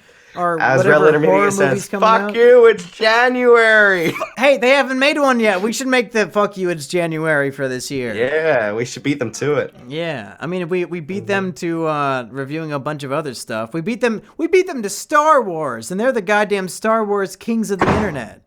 Yeah. Hey everybody, thanks for watching. For Is It Kino 57-minute edition, I have been Mumkey Jones. And I remain Erich, despite the fact that Monkey's trying to fucking kill me. And we'll see you next year for our top 20 films of 2018. Eat the rude, people. Hello everyone, and welcome to the Flophouse. I am Dan McCoy. I'm Stuart Wellington. And this is a podcast where we watch a bad movie and then we talk about it. Stuart, what movie did we watch today? I think we watched a movie called Suicide Squad. No, we watched. Is that the one where the guy gets killed by a submarine sandwich? Yeah, the Invisible Suicide Squad. Is that the one where the guy rips off his ding dong? Yeah, Castle Suicide Squad. Hey, everybody, we have a big announcement today. Our good friend Erich here. Good friend Erich here. I've been egging him on for a long time, and he's finally gonna cave. I've been saying, Erich, I got all these friends on YouTube. I got Rusty Cage, a guy with like a million subscribers. He makes videos all the time. I got friends like Reactor, 50,000 subscribers, makes videos pretty often. But then, Erich, then I've got some shitty friends. Friends like me. Like Bedhead Bernie and Assburger, who never make a fucking video. It's been months. It's been literally months since either of them have posted a goddamn video. And I'm thinking, what the fuck?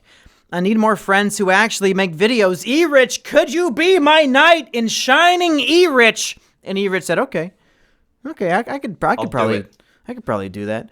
So we're announcing today that Mr. Erich of Is It Kino fame is going to be posting videos on his own YouTube channel, which I have linked in the description. Erich, what types of videos are you going to make? Whatever the fuck I want. It's basically like it'll basically be the podcast kind of format where it's just a single solid image. While I just talk about fucking movies and TV and video games and just fucking anything I want to talk about. Probably not politics, because fuck that. Yeah, as it turns out, Erich, he watches a lot of TV shows that I don't watch. He sees a lot of movies that I don't care to see. He plays a lot of video games I don't care to play. So, you know, this is now his opportunity to review things without a monkey's uncle there to hold his hand. So if you are interested at all, and I hope you are, because my goal is to get you, Erich, 500 subscribers in the next 2 weeks. Let's make it happen, folks. Link in the description. If you want to hear Erich review TV shows and games and all that shit, go click that motherfucking link, click subscribe, make this happen for me. And, Real Podcast Hours, who's up? Speaking of Real Podcast Hours, Erich, what movie are we talking about today? We saw the Paul Thomas Anderson classic Phantom Thread. Now, how long ago did you see this? Because I know this came out like 4 months ago at this point. I think I saw it on Saturday. Oh, so recently. I saw this late last night. I think exactly 24 hours ago. Wow. So it's probably very fresh in your head. Very fresh. A lot of people were posting in the comments the last month, oh, you guys keep seeing Oscar bait movies. When are you going to see Phantom Thread? And I kept replying, sorry, we don't review boring movies on this podcast. But I saw it last night, and I will say it's not that boring. Wow, I'm surprised. A glowing review from Monkey Jones. That is huge in my mind, because you were pretty not willing to go see this movie, and I was just like, I love Paul Thomas Anderson. I'll see anything he makes. Well, let's hear your initial thoughts on Phantom Thread. All right, so Phantom Thread, I mean, it is a pretty long movie. It's 2 hours and 10 minutes long, and it is about a London dressmaker in the 1950s couture world. And when I heard the description of that, I'm just like, I don't want to fucking see that movie. Who gives a shit? The trailer was probably... I think the trailer for this movie and the trailer for Call Me By Your Name are tied for having the worst possible trailer to make the movie look as boring as possible. I think both you fell asleep during the trailer. I fell asleep watching the 2-minute trailer, yeah. It's fucking boring. Yeah. But, so... I love Paul Thomas Anderson, so I just realized, well, if this guy is making the movie, then there's got to be something that he's exploring or something that makes it interesting. And then also Daniel Day-Lewis is in this movie. Their last collaboration was There Will Be Blood, one of the best movies of the last decade. So, I was on board. I will say just my initial thoughts on the film. Now, this might be controversial. I don't think many people share this view. But I would say this film was carried by the performance of Daniel Day-Lewis. What did you think about the two other women who are the main points of the movie, other than DDL? I don't respect women, but they were fine. But I mean, nobody has ever said this before, but I think Daniel Day-Lewis is a pretty good actor. And I look forward to seeing what his career brings in the future. I know he has a lot of movies planned to act in the future, and I'm glad this one wasn't his last one. Yeah, definitely. I think I'm gonna be shit on a little bit for thinking this or saying this. Erich, you're supposed to make the joke where you say, "Mumkey, are you sitting down? I got to tell you something." Well, what am I gonna tell you? That this is Daniel Day-Lewis retired from acting after this film. Yeah. No, he's threatened this before. He might come back. Oh, okay. Give him 2 years. He'll miss it. He'll fucking get into a character for no movie at all, and then he'll realize that he can't stop acting. Hey, maybe he'll win the Oscar for this movie, and then he'll want to come back and win some more gold. Yeah, who knows? We'll see, and I think we'll be talking about that pretty soon. Yeah, so the name of this character is Reynolds Woodcock, and for some reason I always get Mr. Daniel Day-Lewis confused with Billy Bob Thornton. Billy Bob Thornton, because he was in a movie called Mr. Woodcock, and I was like, what the fuck is going on? Is this some kind of like prequel movie to that? They're very similar. You know, it's funny that you thought this was a prequel, because I thought Phantom Thread was a sequel to The Phantom Menace, and I was very confused the whole time. Didn't make any sense. And Palpatine is making 1950s dresses. Yeah, so the movie centers around this guy who makes dresses, and that's basically his entire thing. He has this entire house committed to making these dresses. He's got this like gaggle of women constantly around him who actually make the dresses, because he designs them and makes sure that they all come out perfectly fine. And Paul Thomas Anderson has such a focus on everything he does. He has some very like lovely cinematography in this movie. The music is always by Johnny Greenwood is incredible, and it's a very intimate look at this world. But I think what I love about this movie is the eventual twist, the eventual kind of thing that happens, which really went bonkers nuts. That I did not expect something like this to happen. And then I was not expecting the film about the dressmaker to make me physically feel sick. Like, oh my god, what the fuck? Yeah, and it asks some really interesting questions about creativity and what you do with that kind of like very specific demon of having this power to wield and be able to enchant people around you, but then using them. Like, I think there's a lot of stuff about like that we saw in Mother in this movie, but I think it's done better in this movie, certainly. Well, any movie does anything better than Mother did. Before we jump into the spoilers of what made it so uncomfortable, I want to say why this film spoke to me, Erich. Okay. I related so much to Daniel Day-Lewis's character of Reynolds Woodcock, not just because I also have a woodcock, but because we both suffer from a very similar illness. No, not Oedipus complex. Not that we both want to fuck our moms like he does in this film. Electra complex? No, that's only for women. Wait, are you trying to tell me you're a man? Uh-oh. Did you watch my transgender video I posted today? No, I didn't. No. Okay, well, it's probably for the best. Both Mr. Woodcock here and I suffer from a disease that I call the artist's single-minded sociopathy, or sociopathy, if you want to be a pretentious faggot. The idea of somebody who is so invested in their art or whatever they're doing that they develop a one-track mind, and accomplishing the goal of the art in their brain supersedes everything else, and they become a fucking emotional monster, and they're so mean and rude to everybody around them just so that they can accomplish this goal. And the relationship that Daniel Day-Lewis has with his love interest in the film, and the way that he treats her as an object, just as the perfect model to wear these dresses that he wants to make, because he wants to make the perfect fucking dress, because he's Daniel Day-Lewis and he wants to make this dress. It reminds me a lot of myself when I get into director mode. And anybody who's ever worked with me, you can ask Assburger, you can ask Sheepover, you can ask any of my friends from high school. We can ask Erich. I was gonna say, I was in one of your movies. Yes, we were in a 48-hour film festival together, so you've seen this firsthand. The high pressure of me trying to direct a whole bunch of flock of sheeple, all these dumbass actors. And when I'm in that creative zone where I'm just so one-minded, focused on getting the project done. Yeah. I'm not anybody's friend. I'm an asshole. I'm mean to everybody. You really have to be. You do have to be, and it sucks when you're casting all your friends in your films because they don't want to be your friend anymore or be in your films anymore. But just seeing things that I can relate to on the screen in Daniel Day-Lewis's character of him being such an arrogant, rude asshole to the people he's working with, I was like, you know what? I thought this movie was going to be a boring, pretentious slog, but this is actually speaking to me on a level I am not comfortable with.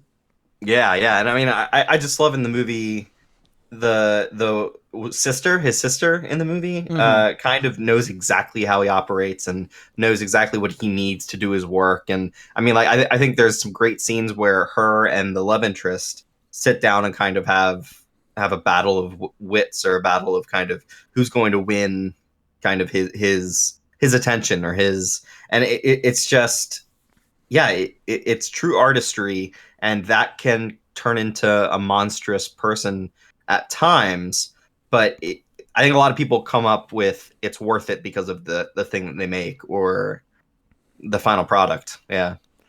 But it might not be worth the emotional turmoil that the people closest to him have to put up with just to make a goddamn dress. You know? And that's one of the things that, dress, like, yeah, like you can, explore your own thinking as you watch the film. Like, do the ends justify the means in the way he's treating these people? And another thing I wanted to note before we go into spoiler territory, because this movie has a big goddamn spoiler. I unironically believe that this film has the funniest line of any film in 2017. This movie is genuinely funny. It's like, very funny. There is number one, the scene is hysterically funny. Number two, it's terribly uncomfortable because it's like a domestic dispute. But there's a scene where the girl wants to surprise him with like a special dinner, and she sends everybody home. And he is not having it. No. And he has this line of dialogue about how he likes his asparagus to be prepared, and he is boosting his own ego by saying, "Man, I'm such a noble guy for not complaining about this," right after he complained about it. And just the wording of the line and the British delivery were so fucking funny to me. It's funnier than anything that was in Thor Ragnarok. It's funnier than anything that was in Guardians 2. It was just hysterical. And that's what Paul Thomas Anderson does, because he has such a grasp on what the tone of the movie is and kind of what he wants you to feel in moments. If you've ever seen Boogie Nights, have you seen Boogie Nights? No, I haven't. Isn't that Marky Mark? Yeah, it's the Marky Mark movie where he's a giant cock. I really want to see it.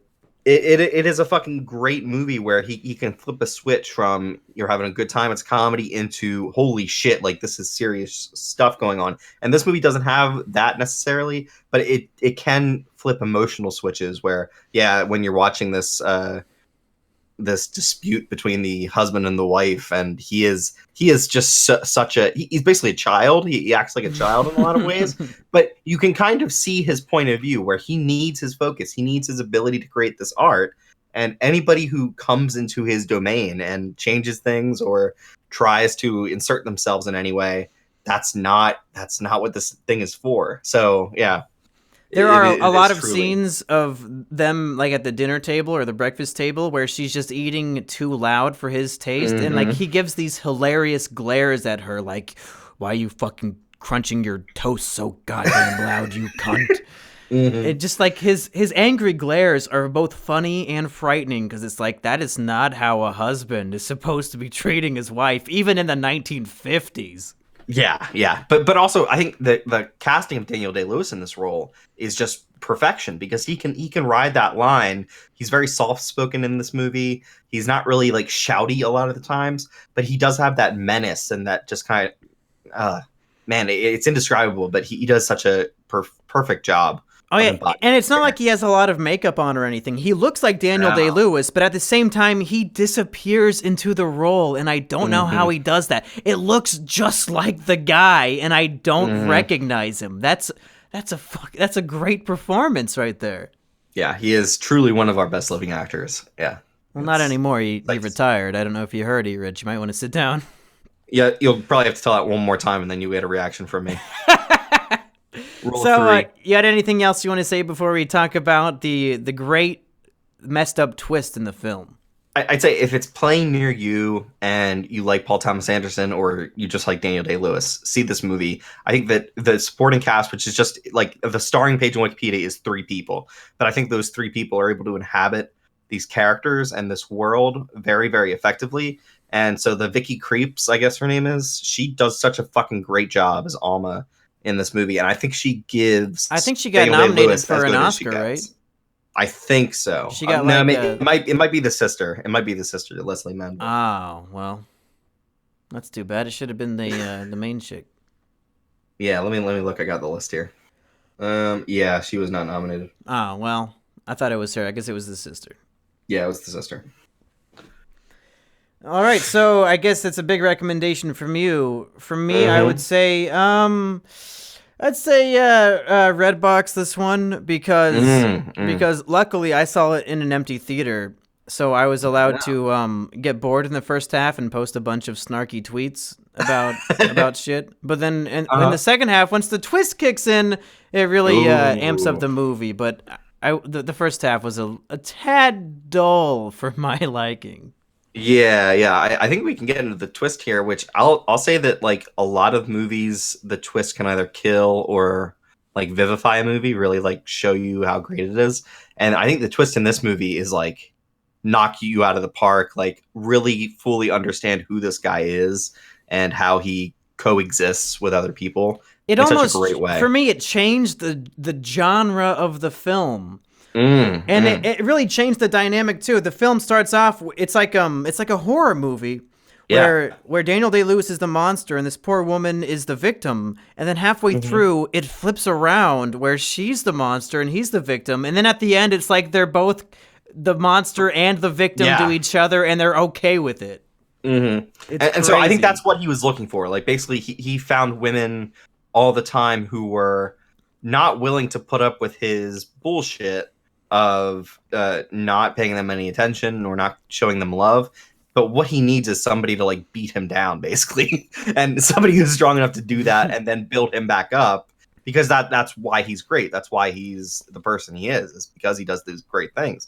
So I think that they're go ahead. Daniel Day-Lewis is pretty much obsessed with his dead mother, and there's one scene. Yeah, I was gonna complain that it's a false advertising title because there's no Phantom in the film, but she does sort of appear as a ghost when he's sick in bed, and I have to imagine that he misses his mother so much, and that the caretaker, the affection of a mother, and then when this woman, his soon to be wife. Should we just spoil it right now? Yeah. Poisons him. She poisons him with poisonous mushrooms. Not lethal, but to make him very sick.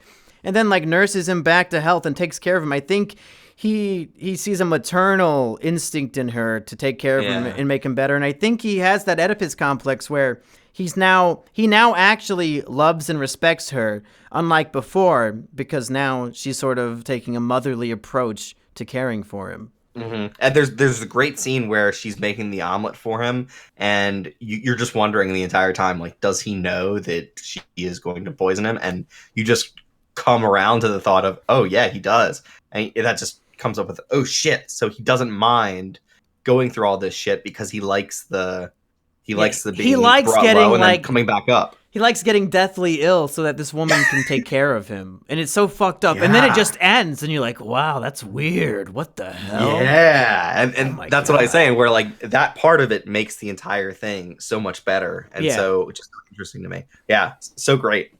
A very interesting character piece. And so I'll be interested to watch this movie again to really focus on the mother stuff again and to just chart Daniel Day-Lewis's performance, knowing about that end part and kind of seeing whether that's, because I completely think that Daniel Day-Lewis is the kind of actor who would take that all in, take everything from the script in, and then live that as his character. So yeah. Well, hey, so let's do a quick summary. I would say the movie is surprisingly funny. It has some of the funniest lines in the movie. It was of the year. I mean, it was surprisingly relevant to me in a character sense, and halfway through it becomes pretty fucked up, and it piqued my interest quite a bit. And I'd say, yeah, Redbox this one and tweet on your phone until it gets interesting. Yeah, definitely. I would say that I really wish I had seen this before we made our top 10 of the year list, because this would definitely have a place on there. What would you pick out of your top 10? Oh, definitely Mother. Like, I think this explores a lot of the same things as Mother does, Erich, in a better way. Do you ever think maybe you should kick Star Wars Episode 8 out of your top 10 in favor of a good film? No, I've never once thought that, actually. Hey, the Oscar nominations came out today. Surprisingly, Star Wars Episode 8 not nominated for Best Picture. Who would have thought? It was not, but it was edited for Best Score, Best Sound Editing, Best Sound Mixing, Best Visual Effects. Best score was not for Star Wars. It was for John Williams, because if he makes a score, they're going to nominate him no matter what. He's the Meryl Streep of music. That's true. No, he's not going to win. No, fuck you. John Williams has not made a bad score, but what's her face? Has Meryl Streep made a bad performance? Not a bad performance, but she's been nominated outside of her whatever. abilities. Whatever. What's your last word on Phantom Thread? I loved it. I will probably be singing it again. I will probably be revisiting a lot of Paul Thomas Anderson's movies, and I'll probably make you revisit or visit for the first time one of his movies at some point. Yeah, I gotta go watch Boogie Nights. The only other PTA movie I recall seeing, I've seen There Will Be Blood, of course. Yeah. But I saw Inherent Vice, and it might be the worst movie I've ever seen in my life. It's fucking garbage. So maybe Paul Thomas Anderson's a little hit or miss for me. I won't make you see that, but you didn't see The Master? No, but I've heard so much about that just from going on 4chan's TV board, because they talk about that all the time. That is some great Joaquin Phoenix. And it has that dead guy from Hunger Games. What's his name? Yeah, Philip Seymour Hoffman. Yeah, Seymour Hoffman. Too bad. Yeah. I got to see Schenectady, New York, too. Mm-hmm. We won't be seeing any more of Seymour Hoffman. Hey, speaking of the Oscar nominations, next Kino episode, we're going to do our big Oscar predictions competition. And I'm switching up the rules for myself. I don't know if Erich is going to follow suit, but I'm going to say... Okay. You know, I think last time what we did was we made two picks. We picked what we wanted to win and what we thought would win. But now I say, fuck that. Let's do a competition to see who has the most Kino taste. You gotta pick your favorites for each category, and then we'll tally who gets the most predictions correct, and then whoever gets the most points has the confirmed objective more Kino taste between the two of us. How does that sound? This is bullshit, because the Academy sucks. Oh, come on. The Academy is not the final arbiter for shit. Oh, and should we say that we can't have the same pick, because I say Coco for Best Animated Feature? Oh, shit. I gotta fucking pick Ferdinand then. Well, you can't pick Lego Batman. No, we can pick the same ones, because we're going to write them down beforehand anyway, so we won't even know what the other guy is going to pick. But I think we'll have a few very different answers for some of these, especially if I'm going by my favorites rather than what I think will win. Oh, definitely. And I really tried to balance out my selections based on what I think were the best movies of the year and try to apportion what I think deserves kind of from each category. All right, well, look forward to that coming soon. Go subscribe to Erich. He'll probably review The Leftovers or some shit. Hell yeah, I will. What are you going to review next, or first, I guess?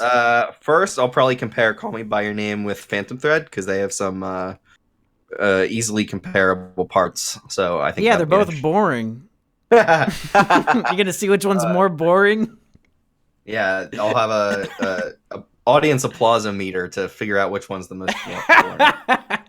All right, for Is It Kino, I've been Mumkey Jones. And I remain Erich. See you. Oh my God, everybody! This is not a drill. We need a Hawaiian intern to push the fucking missile crisis button, because we fucked up. Erich and I fucked up. We missed one of the best Kinos of the year. Fuck American Made, take it off my top 10. We're putting Good Time right up in that number, whatever spot. Guys, welcome to one of the top 10 Kinos of the year, motherfucking Good Time, starring the guy from Twilight, Edward Pattinson. Yeah. Edward Pattinson. Hey, everybody, welcome to Is It Kino. I am Mumkey Jones. And coming fresh from his own channel, Erich. Oh my God, Erich! Tell me about this channel. I've never heard of it. What's your channel? Yeah, right. So I started my own YouTube channel. Oh my God. Thanks to several people telling me, "Hey, you should start a YouTube channel." And guess what? It's not great, but it's not terrible either. So go ahead, and if you enjoy me on Is It Kino, check out my TV reviews over on my regular channel. Yeah, I've got a link in the description. You can go check out. He's already got 3 fucking videos up in a week. He's got one shitting on The Walking Dead. And I've never even seen The Walking Dead, and I was able to listen through the whole video. So you must have done something right, because I didn't even know what you were talking about. Yeah. He's got one talking about Star Trek. I've never even seen an episode of Star Trek, and I could still listen to the whole thing. So you must be doing something right, because I can understand what the fuck you're talking about. Wait a minute. This sounds pretty canned. Well, what show that I've never seen before are you going to talk about next? Like the Leftovers? Probably Black Mirror. I'll probably talk about Black Mirror all by my lonesome. Let's talk about some Big Black Mirror, if you know what I'm talking about. I want something big and black on the BBC. internet. That's what it means. Yeah, Black Mirror's not on BBC. That's a Netflix show. Well, it used to be. Oh wait, maybe it wasn't on. Fuck! You're getting me fucking. Hey, what movie? Well, what Kino are we talking about tonight? This was the Kino that passed us by. It's a movie called God. Good Time. How did we miss this movie? Did it not come out in theaters? What the fuck happened? It probably came out in theaters in fucking Nowheresville, PA, because I didn't see it. It's a goddamn shame, because I could see this being like a huge financial hit if they actually would have put it in theaters. Oh, absolutely. I mean, this is the story that America is thirsty for. They just want to see the story of a retard being locked up in a room. Erich, how ableist could you be right now? Oh, yeah, I'm being as able as possible. Well, the retard directed the movie, so he can't be that bad. Yep. This is a movie where I was convinced that Robert Pattinson is actually a fantastic actor. Yeah. And I've only heard him do his British accent and his Edward voice, so I did not recognize him in this role at all. He's doing a voice that I couldn't even fathom coming out of his mouth. The movie, he's got a great half beard goatee thing going on. So yeah, he's playing like a real creeper thug kind of guy. And the movie, we'll go into what the movie is, but I got to say right off the bat that the movie is entirely on the shoulders of Robert Pattinson and his great performance and this great character that they've crafted. Mm-hmm. He is basically like the world's best liar. Yeah. And that he doesn't look like much, but like he just runs up to you and starts to explain a situation and he'll lie about a couple things here and there to try to get you on his side. And mostly it works for him, which is pretty cool. It's a great kind of setup for this movie. It's super low stakes. And you introduce us to this character, and he just keeps running up to people and lying to them. And you see that he's got several people on the string already, so he gets to hook up with those people. It's so fucking great to just watch this guy ping pong around. What city are they in? I think it's New York. New York. Right? It is New York. Yeah, it very much looks like they're in the city too. So. Let's go through the basic premise of the movie, because I want to sing this movie's praises and convince everybody to go to Pirate Bay and download it as soon as this. I mean, you can support the movie any way you want, but in my mind, just watching it is support enough. Yeah, but, the Safdie brothers are looking at the Pirate Bay profile of this movie and saying, "We got another one." They're going to tell the studio, look how many people pirated our movie. Let me say, if by the end of this podcast I have not convinced you to check out this movie, then I have failed. This might be the most recommendable movie of the year. I'm not saying it's my favorite of 2017. I'm just saying I would recommend this to somebody before I would recommend 3 Billboards, just because I think this is a movie that more people can hopefully get into, even though it is very dark. But it oddly feels accessible because it's very stripped down. It's very basic. Like, if you understand some very like simple things about people, this movie is compelling to, I think, anybody. Yeah. There's a lot of politics caught up in 3 Billboards, but this movie just like pushes you down with everyday people and says, what the fuck do you do in this situation? And you just watch this guy run from place to place and lie to people and say whatever he needs to say and just do whatever he needs to do in order to help his brother out. Yeah, and you guys know Mumkey. One of my favorite genres of film is main character gets into as shitty of a situation as humanly possible, and this is one of those types of movies. The basic premise is Robert Pattinson is kind of this, low-life scumbag, but he's like a con artist, sort of. He's really good at lying to people, and he has this retarded brother who he loves more than anything in the world, and even if the brother's like getting help through, therapy and all this shit, he says, fuck that. This brother is mine. I take care of this kid. I don't want no goddamn old man therapist, psychiatrist bullshit interfering with my brother. But he's not a good brother because he not really. No, he uses his retard brother for bank robberies. Yeah, he convinces his retard brother. Should we stop saying retard brother? We've probably dropped we it 15 triggered times a lot now. of people. Well, I mean, anybody who should be offended by it wouldn't probably Wouldn't be listening to understand. this. So he tricks his mentally disabled brother into robbing a bank with him. The bank robbery goes awry, and the brother, the mentally disabled brother, is arrested. And now the rest of the movie, the whole rest of the movie takes place over the course of one night with Robert Pattinson doing and lying and going all around New York, doing whatever he can to save his brother, to get him out of police custody, and to run away with him. And he spins a huge web of lies, and he gets in over his head, and everything goes fucking berserk. And he's like the Midas touch of evil, where everybody he touches, he ruins their lives almost immediately. And it's such a fun, exciting, dark, just experience, because it's all, like I said, it's all in one night, so it just keeps chugging along. It does not slow down for a second. No, absolutely. I think we're going to spend a lot of the time talking about Robert Pattinson, but I do want to talk about Ben Safdie, who plays the mentally disabled brother, where the movie is basically starts with him and ends with him. And I think he just does a great job of expressing, you always feel bad for mentally disabled people just inherently. And this guy, he's not actually mentally disabled. No, he's the director of the film. I know. He does a great job playing it, though. Yeah. I mean, he just has all the tics down and all, just the ability to express just absolute, like, he has no fucking idea what's going on. Yeah. Through all of this shit. And the way he does his voice is so spot on and everything about it. Yeah. So it starts with him, and he's kind of the anchor that you need to kind of push Robert Pattinson forward, and we kind of understand better why he's doing all this stuff, even though he's not the best influence to his brother. But yeah. There is, man, like, spoilers start jumping in, like major spoilers, like half an hour into the movie, and I don't want to ruin it, because like these twists and turns are so like, oh, I feel it in my bones, holy shit, that I don't want to spoil it for anybody. So let's do a two-part episode within the same video. Let's say, the last things you want to say, and then we'll say, hey, go watch the movie, and then come back and watch the rest of the podcast. How's that sound? Yeah, that's a good idea. So what else would you want to say to convince these numbskulls to go watch this movie? I was not a big Robert Pattinson fan a couple years ago because he was in the Twilight movies. This movie and the other movie I saw that he was in, Lost City of Z, has completely changed my mind on this guy.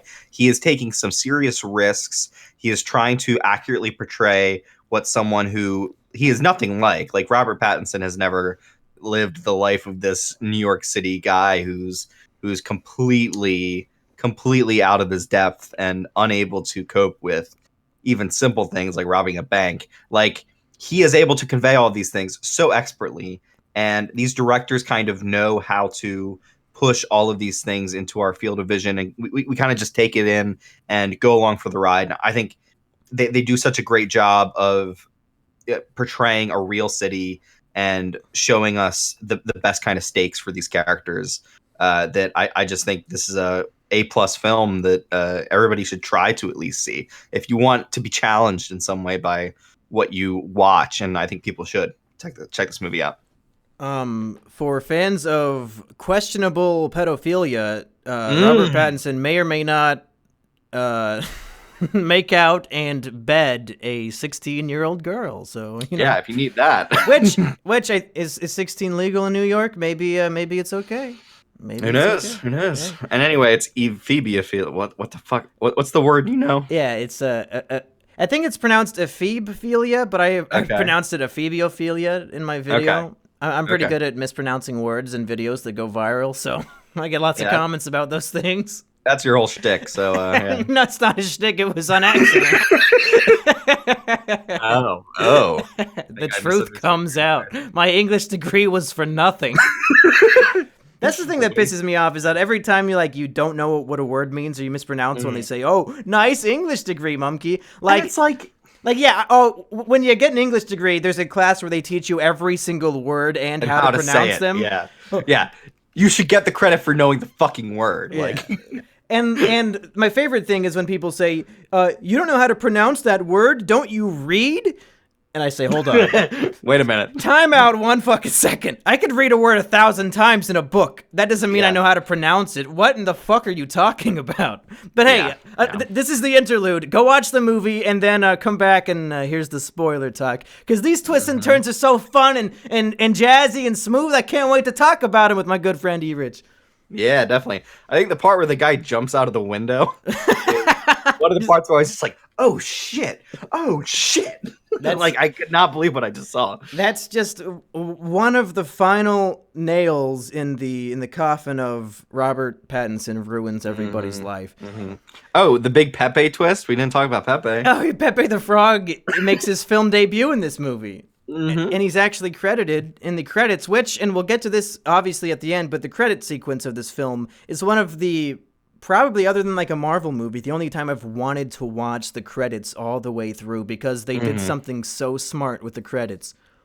But let's go back through the plot. So he wants to save his brother. His brother is being held in a hospital because he got beat up in prison. So Robert Pattinson goes on a very exciting, intense mission to lie his way up to his brother's hospital room and break him out because he's being guarded by police. And just the execution of like these... Every like 10 minutes, Robert Pattinson has a new little mission he has to do to get out of trouble or to do something. And they're always so tense, and the way that they execute it is so exciting from sequence to sequence. It's like in a video game when they keep updating your fucking mission of like what you're trying to accomplish, and he just has to run around to different places. I want to call out before he goes to the hospital, he's trying to get his brother out of jail by getting a bail bond. It's in a scene with Jennifer Jason Leigh, who's a pretty well-known actress, but she does a good job in a very small role here as kind of the girlfriend.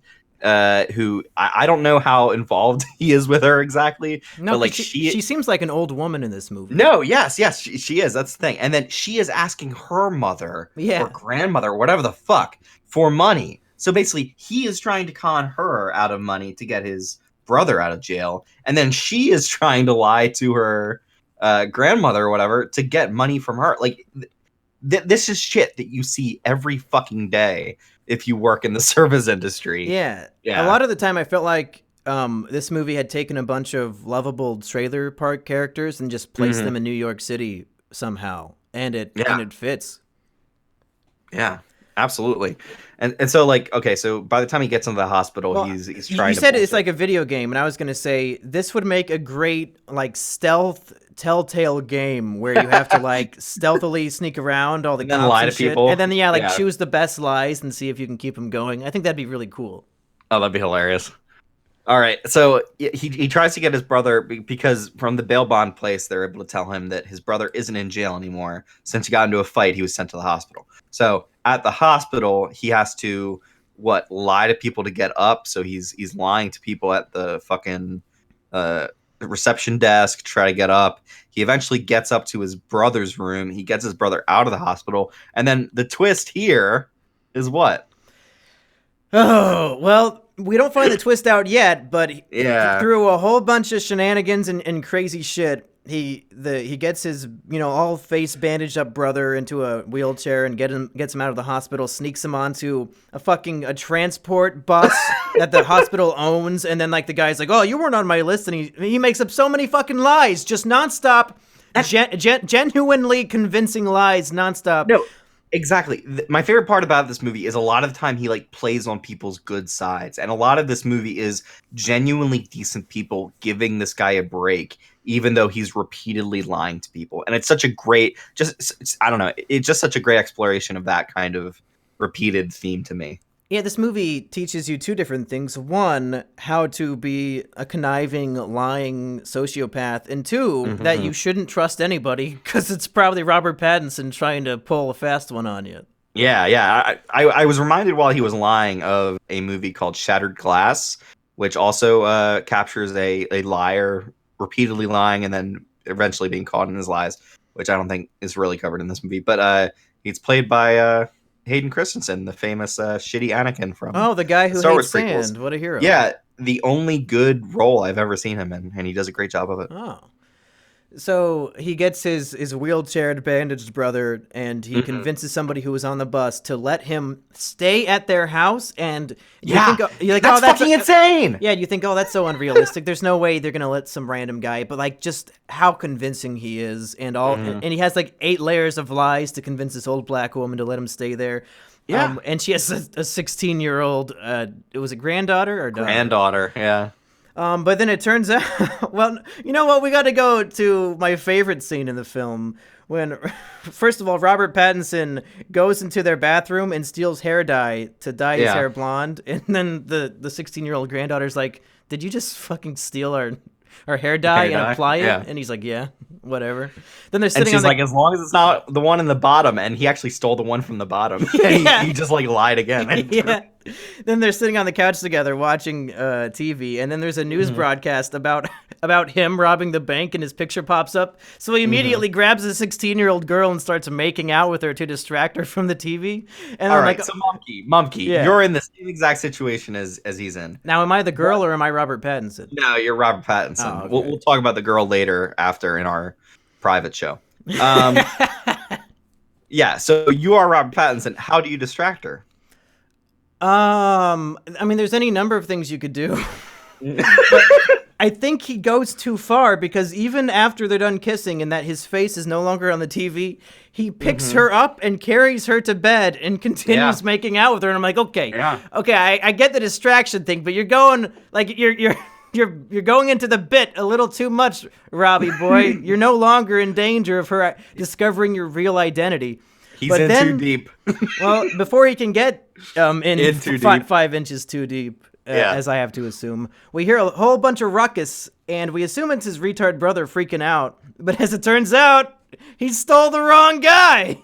What a great twist in this, and it's completely believable because, of course, when somebody's bandaged up like that, who fucking knows who it is? I thought it was the brother too. Like, I did too. I thought I could see through the bandages, and I'm like, oh yeah, that's him. Mm-hmm. He's got a perfectly beat up weird face, so yeah, and that just leads to a whole new sequence of Robert Pattinson being fucked. He broke some other prisoner out of the hospital jail, and that guy's freaking out on him. And I don't want to go through everything, but just like that big twist of him stealing the wrong guy is so crucial and amazing. That's the first time I think I've seen a twist that like completely almost reframes the movie, because from here on out, it kind of becomes about getting this bottle of LSD that this guy had left at an amusement park or something like that. So from here on out, it just becomes about you have to get the money to get his brother actually out. What is the thing? Yeah, he wants to get a bunch of money to actually pay the bail bond now. Yeah. So, I mean, it basically becomes about tracking this thing down and evading security guards. And we get the captain now. Yeah, I am the captain now. He was in 2 movies, 2 of the best movies of the year. He was in Blade Runner, and he was in this one. This movie's just full of memes, isn't it? Yep. And, eventually... Well, everybody who he interacts with gets fucked. Like the 16-year-old girl gets arrested because she has to lie on his behalf. The guy who he broke out of prison ends up falling to his death, and then there's the tragic ending of him ultimately, of course, getting caught and arrested, captured. And his brother being forced into retard daycare. Yeah, I mean, it's a very... I feel like it's such a sad ending. It's very realistic. Like, I wanted him to kind of escape, and... Yeah, after a night of chaos and following this character and all his lies, you expect him to get away with it. At least I hoped he would. And then, like, after we see him in the police car, we never see him again. And he has, like, such a sad face for this long shot. And, it's just kind of... You saw him go through all of that, and you're kind of on his side for some of it. And I don't think him getting away would have been a happy ending necessarily. But I don't know. He got what he had coming for sure. Like he's definitely not really a redeemable character. It's just exciting to watch this guy who's so good at lying to people. Well, I kind of do think I wanted to talk about this a lot more, but yeah. I had Taco Bell for the first time today, and I think I have to run to the restroom. It turns out Taco Bell delicious, but not so good for your digestion. Oh hell! So if you have any last minute thing before I run out of the room, please be my guest. I mean, I love this movie. I love everything that the directors do. Robert Pattinson steals the show here, and this is just a great fucking movie. Yeah, I'd say go watch it any way you can. If you haven't already, shame on you for listening to the whole podcast. And Who the fuck do you think you are? we'll come back next time with something. We got something special planned for Black History Month, but we'll get into that later. Hey, I gotta go. It's been fun. For Kino, I've been Mumkey. Go shit, monkey. Yeah, I'm see Erich. ya. Bye. Hello, everybody. Today's date is April 13th, 2018. The new Cloverfield movie just arrived in theaters, and whoa, what's going on? We're going into a dimensional shift. Whoa, Erich, are you okay? What's going on? I can't stop shaking. Oh, God, I think we're entering a dimension where the movie came out on Netflix the same day the trailer premiered. What the fuck? They've been experimenting with this shit. Yeah, they've been Belko experimenting with this shit, one could say. Does anybody get that reference at all? That was a movie that came out. Hey everybody, welcome to Kino. I am Mumkey Jones. And I'm Erich. And in case you couldn't tell by our great theatrics in the first minute, we are talking about the brand new Netflix original film. First to Netflix, never to come out anywhere else. A little movie I like to call The God Particle. Yeah, that's what it was called, and that's what I was expecting it to be called, actually. But now it's called the Cloverfield Parablocks. Mega Blocks. The Cloverfield Mega Blocks is the new name. Erich, before we talk about this movie, I want to introduce a new segment to this show. All right. It's going to be called The Biggest Retard of the Day, where I pull the biggest retard out of the comments section from the previous episode. The previous episode, of course, being the Good Time review. Yeah, good one. The biggest retard of the day is a guy named Scotty Ice So Nice, who said, I thought these were going on Erich's channel now. Congrats, Scotty Ice. You are the biggest retard of the day. Don't know why you thought we were moving our very popular movie review podcast to Erich's 300 subscriber channel. Podump 300 subscriber channel. You fucking moron. Motherfucker, we never even said that. Like, if we had lied or something and said, oh yeah, Kino is moving to my channel. We said nothing resembling that at all. If I'm going to take the effort of recording a goddamn podcast with Erich, I'm putting it up on my channel, even if it's one of his shows. If I jump in and do one of his, Peaker Valley podcasts, I'm putting it up on my fucking channel anyway, and then I'll direct people to his. I'll get some cross-pollination that way. Yeah, of course you would. Like, why would I waste the time of putting it on the Erich channel? Come on, Kino is here to stay. That's why you're the big retard of the week. Congratulations, Ice So Nice, or whatever the fuck his name is. Oh, he's melted now because we just hit him with the heat and the fury of our hot new segment. The fire and fury. Now, Erich, before we went into this particular movie, you wanted to talk about your history with the Cloverfield franchise real quick. Yeah, sure. So, basically, the Cloverfield franchise has had a very interesting kind of relationship with its marketing, where before the first one came out, there was all these like rumors online about what the movie was actually about. We knew it had to do something about like a giant monster doing something, but nobody knew what it looked like exactly. So back in 2008, it was a very popular kind of trend to like leak details about what the monster looked like. And so I got in on that action, and I filmed a video of my ugly brother running at me in slow speed and growling, so it looked like there was a monster. I think I fooled a lot of people. Actually, I didn't. The comment section was entirely filled with dumb faggot, fat faggot. Well, speaking of the comment section, you said I could post a link to that video you filmed of your brother in the description. Is that right? Yeah, you can post it. So I don't people, give a shit. How old is this video? 10 years old? It is now 10 years old at this point. Yeah. This was filming your brother pretend to be the Cloverfield monster. Yes. So I have a very deep connection with YouTube and Cloverfield, which makes this review kind of like an ultimate culmination for me. Yeah, and also kill myself. Yeah, we've never really mentioned it, but you were actually an extra in the first Cloverfield movie. Yeah, I don't really like to talk about that a whole lot because J.J. Abrams did some unspeakable things to me. Like you were barely even in it. First of all, like they were just filming in your city, and they said that they needed some extras to like be in the background as the main cast walked by. But then they put your name in the credits and they spelled it wrong. Yeah, So you don't even get credit for your work. It's really unfortunate. I could have had a major acting career acting as an extra in a bunch of J.J. Abrams movies, but I had to go my separate ways. Let's do a contest for the fans at home, because we know what the time code is of your spot in the movie. But if somebody can find the frame that Erich appears in Cloverfield and you send it to us on Twitter, whoever finds it first will win a fabulous prize. Absolutely. Yeah, please. Erich will send you a signed DVD copy of the first Cloverfield movie. He's gonna sign it with the misspelling that they put in the credits. I wonder if they still have made VHSs in 2008. I wonder if there's a VHS of Cloverfield. You really think so? I don't think it's possible. It could be. I thought that shit stopped in like 2004. Somebody in like Saudi Arabia had to watch that movie and be like, and they said, "Wow, that Erich, he's a great extra." yeah. or as the credits spelled it, Erich. Rick. Erich. They fucked it up. And then deepest lore in there, yeah. Okay, so let's get into this movie because we're 6 minutes in now. So in case you somehow missed it, last night during the Super Bowl, there was they did something that's never been done before. They dropped a 30-second ad for this movie and said, "Oh, by the way, it's dropping on Netflix as soon as the Super Bowl's over. Go watch it right now." And that's important for the review, and I'll get into that very soon. Yeah. But Erich, what do you think of this? It's the first time ever the movie gets a trailer and then a release like an hour later. That's never been done before, as far as I know.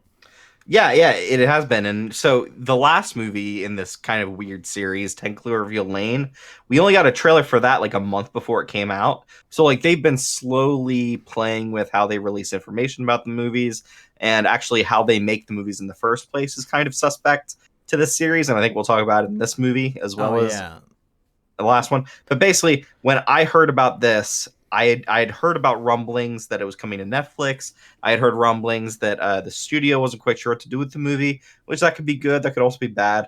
We've seen the kind of like the big budget tentpole blockbuster movies take up all the space in the theaters, and then smaller, more independent movies don't really have a place. And then the mid-tier movies, which I'd call 10 Cloverfield what is this one called? Cloverfield Paradox? Yeah. Cloverfield Paradox is kind of one of those mid-tier movies that like it costs a decent amount to make, but not a whole lot. So it's not a huge bet to put it out in theaters, but they kind of have to find a new way to do this kind of shit. So putting it on Netflix seemed like a decent idea. So Netflix had Bright last month.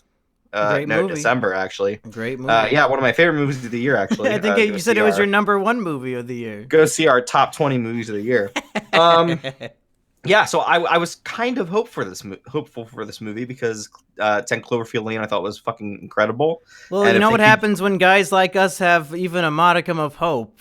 Yeah. We always get it destroyed instantly. Yeah, see, I fucking loved that movie, and coming into this one, I just thought, okay, well, if they can add that kind of Cloverfield spin onto another decent movie, this could really work. But you know what, Mumkey?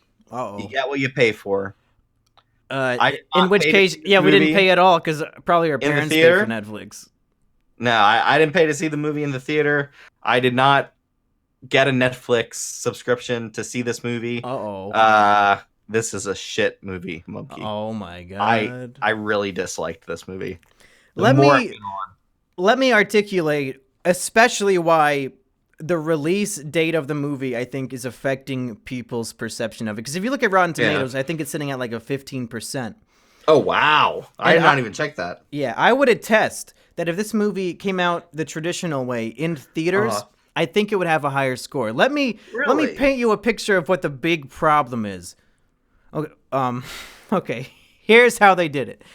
You're at a Super Bowl party, and you're all getting drunk and eating snacks, and you got like 10 people there, and you're snacking and having a good time. You're watching the big game that you care so much about. Then you see this epic trailer. Ooh, the new Cloverfield. You saw that big Cloverfield monster, man. Ooh, super cool. Don't you want to know more about that? Well, guess what, motherfucker? It's on Netflix right after the game. And everybody's like, yeah! Woo! Cloverfield, baby! And you already got a big party of people, you know? You're going to watch this epic new Cloverfield movie with all your friends. You're all drunk partying. And then the movie starts. Yeah. And it's 5 minutes of two people sitting in the car in the dark, quietly having a conversation. And I'm like, oh, you killed it. You fucking killed the mood immediately.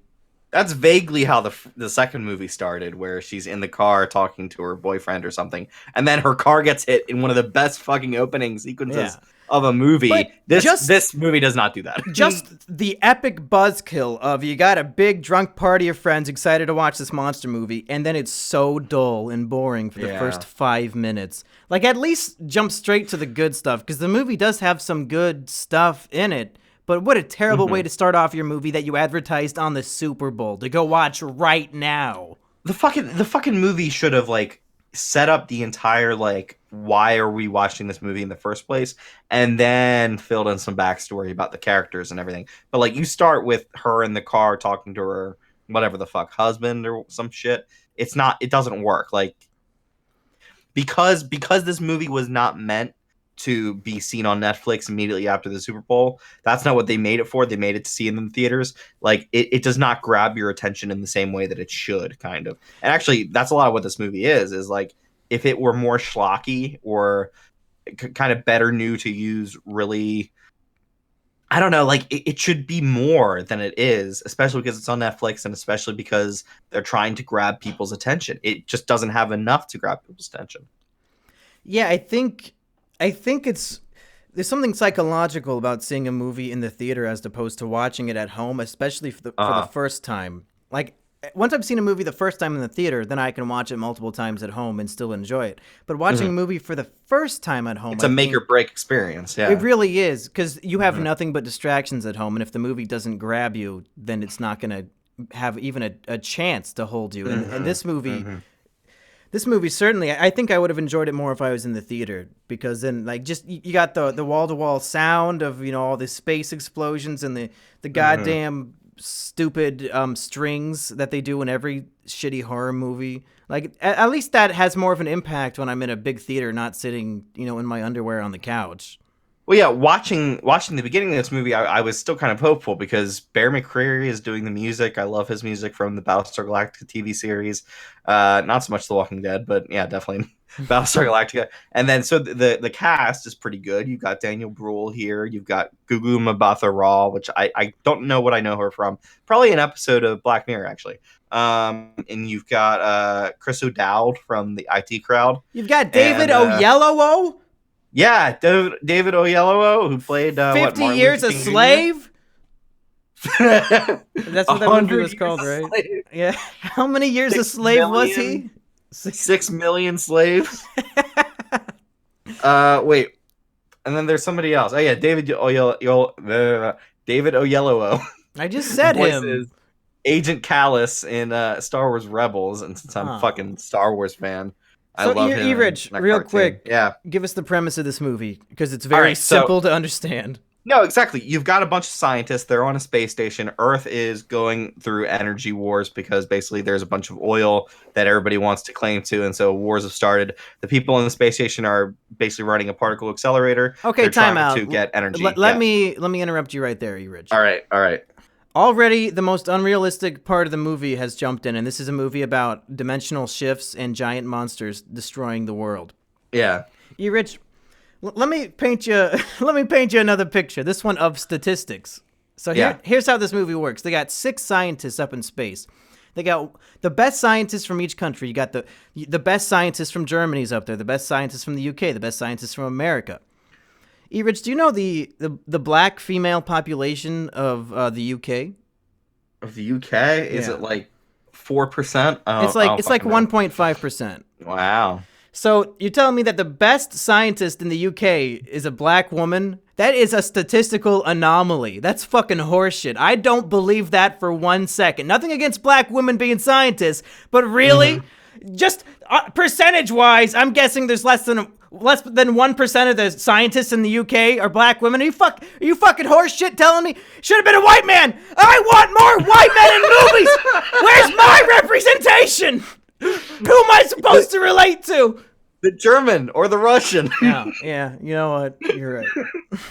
Carry on with the premise of the film. What was the? But the monkey. This is the future. In the future, UK will be entirely brown people. No. That's a worse fate than having the world destroyed by monsters. Oh man, yeah, the future was already fucked up before they even got here. All right, so they're using a particle accelerator to try to find a alternate form of energy up in space. And when they turn on their machine, it doesn't work. And then they try it again, and it does work, except that they go into a parallel dimension. And then weird shit starts happening, and then they go back to the other dimension. And then there's a Cloverfield monster, and that's the end of the movie.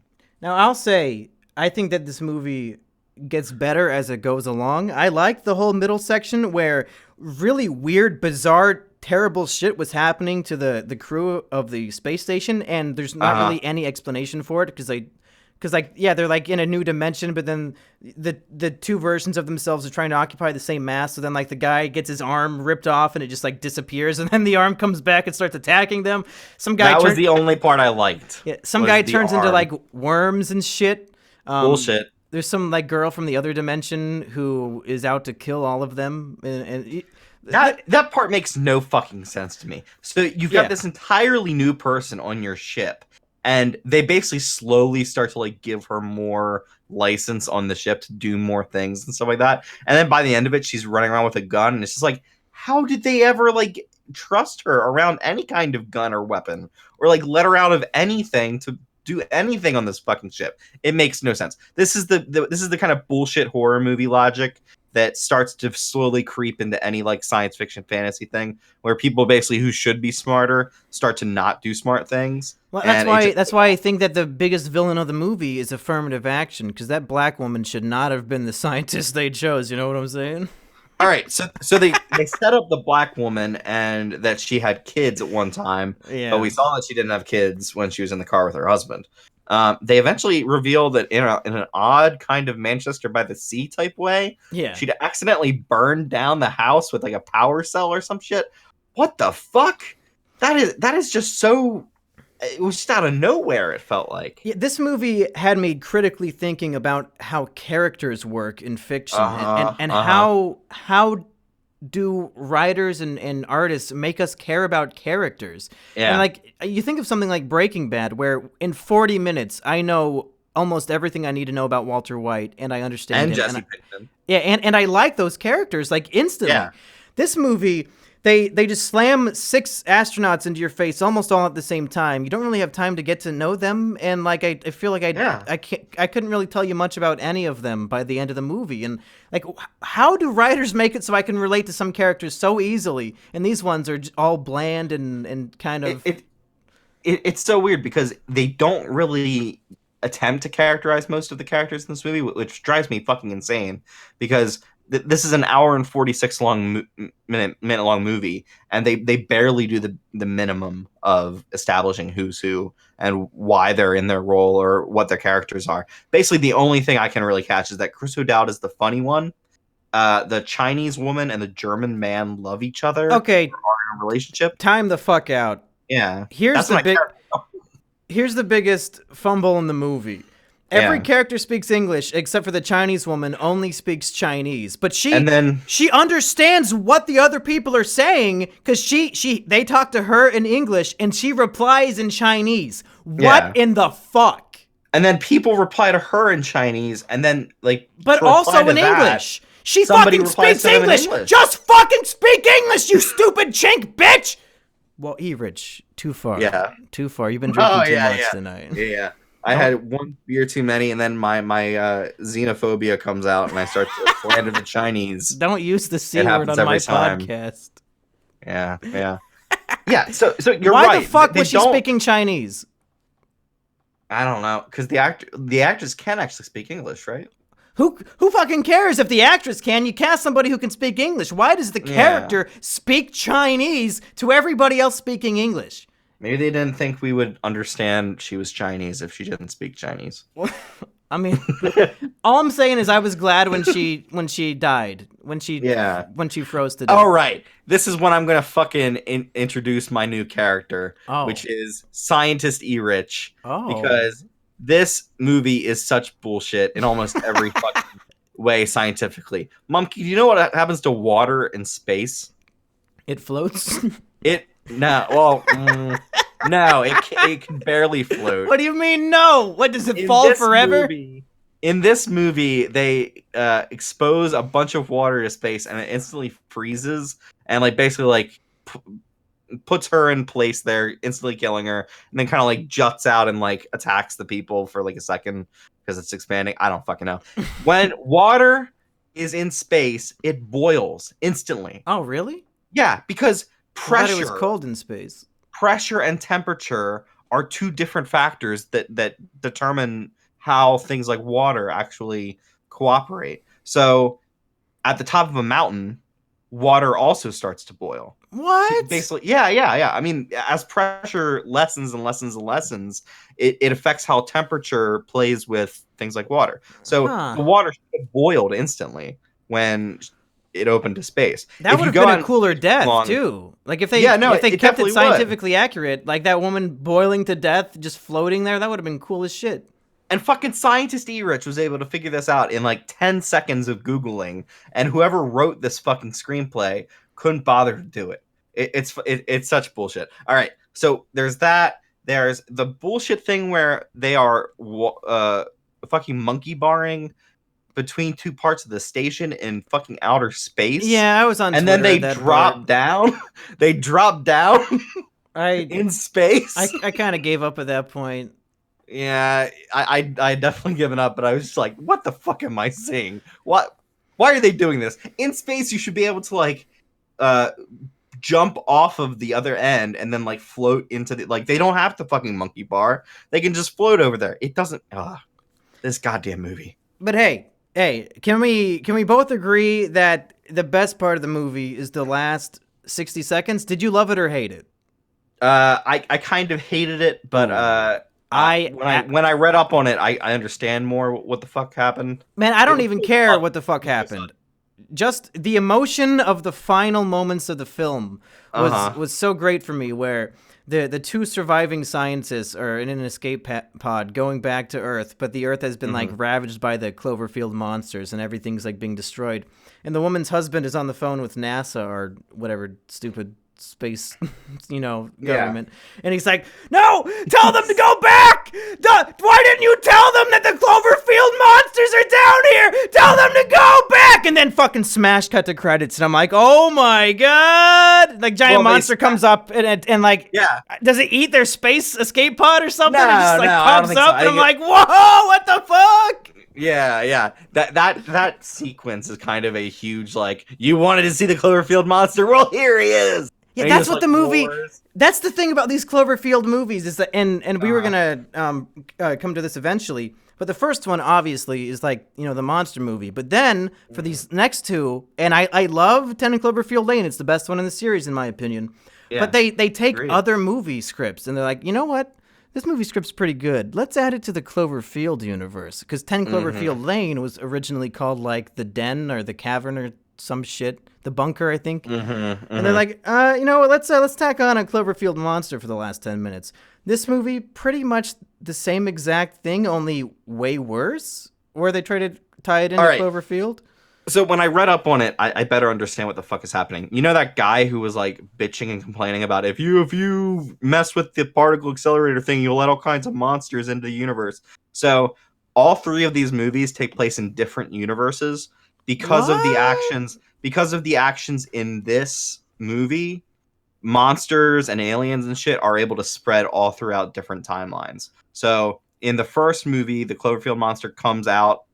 I think there's some kind of meteor shower or something that like puts it on the Earth or something, and that's because of the effects of this space station or whatever ripping a hole through time or whatever. And then the alien invasion in the second movie is because of that. And then they're also making another movie. It might actually already be made. There's another movie that's going to take place during World War II called Overlord, and it might be Cloverfield Overlord, whatever the fuck.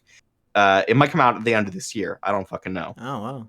That they're going to make. So this is kind of the explanation for why all of these things can happen. So it's a lot like, say, I don't know, because like, so these movies don't have any plot consistency. They just sort of take place in the same idea.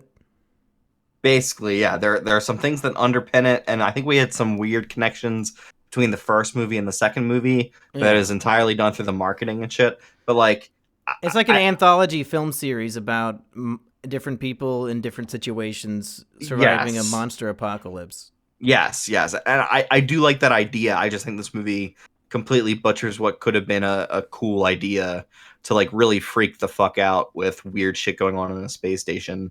We dealing with molecular physics, and I don't know. There's all kinds of cool shit they could have done, and it just seemed very tame. The best part to me was the arm, just kind of like acting individually and shit. Yeah, the movie had some fun little scenarios, and I enjoyed just everything of the 6 astronauts being like tortured and terrible things happening to them, like supernatural crazy shit. It's all been done before, though. I've seen this shit. But Erich, I haven't seen every movie, so for me, this hasn't been done before. It was no Jason X. I think Jason X is a better space horror film. Just watch Sunshine. Sunshine is so much better than this movie. Well, I mean, most movies are better than this movie. I'm not saying it's good. I'm saying some parts were enjoyable, and the ending was fucking woo! Yeah, this movie has been really split because this movie kind of serves as the underpinning for the whole franchise or for the whole series in a way, and it does have some decent moments, but like everything they do is just subpar. Yeah. And then you get the Cloverfield pop at the end, and you're like, "Oh yeah, Cloverfield, we love you, Cloverfield." Oh man, this movie could have been good, judging by the last frame of the film. Yeah. Well, hey, I think that's about all I have to say about this movie. I guess spoiler alert here at the end of the review. We just spoiled the entire film for you, but who cares? I always love doing a late spoiler review. Yeah. Fucking okay. So this movie should not be seen by anyone. Oh, wow. The fact that it was on Netflix helps it out a great deal because I think people are way more likely, even if there's negative online buzz, to just give it a try. Because like you either have Netflix or you don't, so it's not going to cost you anything. And I actually think it's weird. It's a weird decision for Netflix because I'm not entirely sure who's going to be persuaded to buy Netflix just for Cloverfield Paradox. Well, I mean, just by raw numbers alone, I'm sure last night or whenever the Super Bowl was last night, I guess. I'm sure they got a whole bunch of new subscriptions just because of the buzz of that trailer. But then I'm sure a lot of them are like, okay, I saw the movie. Let's unsubscribe. This movie is more fascinating to me as an exercise in marketing, just because they probably spent like nothing on the marketing. All they needed was a Super Bowl trailer. Well, what's that, like $5 million for Super Bowl? Yeah, but that for marketing, that's not a lot at all. Yeah, it's pretty cheap.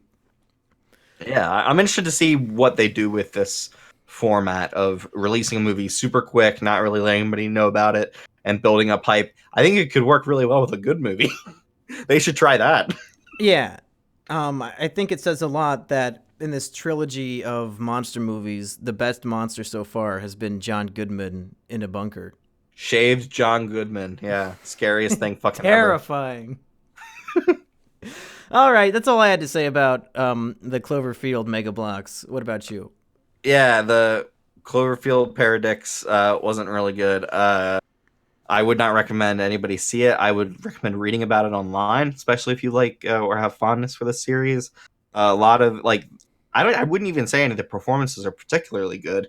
They're just all right. It's just meh. Like this entire movie just seems to have been created by the studio. They weren't entirely sure how they're going to sell it to anyone or get audiences to want to see it, so they decided to jump it on Netflix. Yeah, they pawned it off on Netflix. Yeah, that's kind of the story here. It's more fascinating as a weird one-off experiment than it is an actual movie. So I don't know. If you're super interested in watching this, I wouldn't recommend it, but I don't think I'm going to stop you from doing it. Yeah. Should we tease what we're doing for the rest of the month on this show, Erich? Yeah, let's do that. So next week, or I guess maybe this weekend, we're planning on watching, a kinky little movie. I like to call 50 Shades Freed. Ooh. Look forward to that. And then the following week, A Kingdom Will Rise, one might say. The whips take a different context in the next week. To celebrate Black History Month, Erich and I are going to view and review the film Black Panther not once, Not twice, but 3 times in the span of February. We're not joking. Hold up. Yeah. You saying we some kind of Black Panther reviewing squad? I don't know. See, the funny thing is, this movie is probably going to be good, and you would typically want to do this sort of format with a terrible movie. But just because of the meme of it being Black History Month, and this is the blackest film ever created, we're going to see the movie the opening weekend, and then we're going to see it and review it on this channel again, and then one last time before the end of February. So we're going to have 3 separate reviews, Is It Kino reviews, of the same film within 2 weeks. I can't finna wait.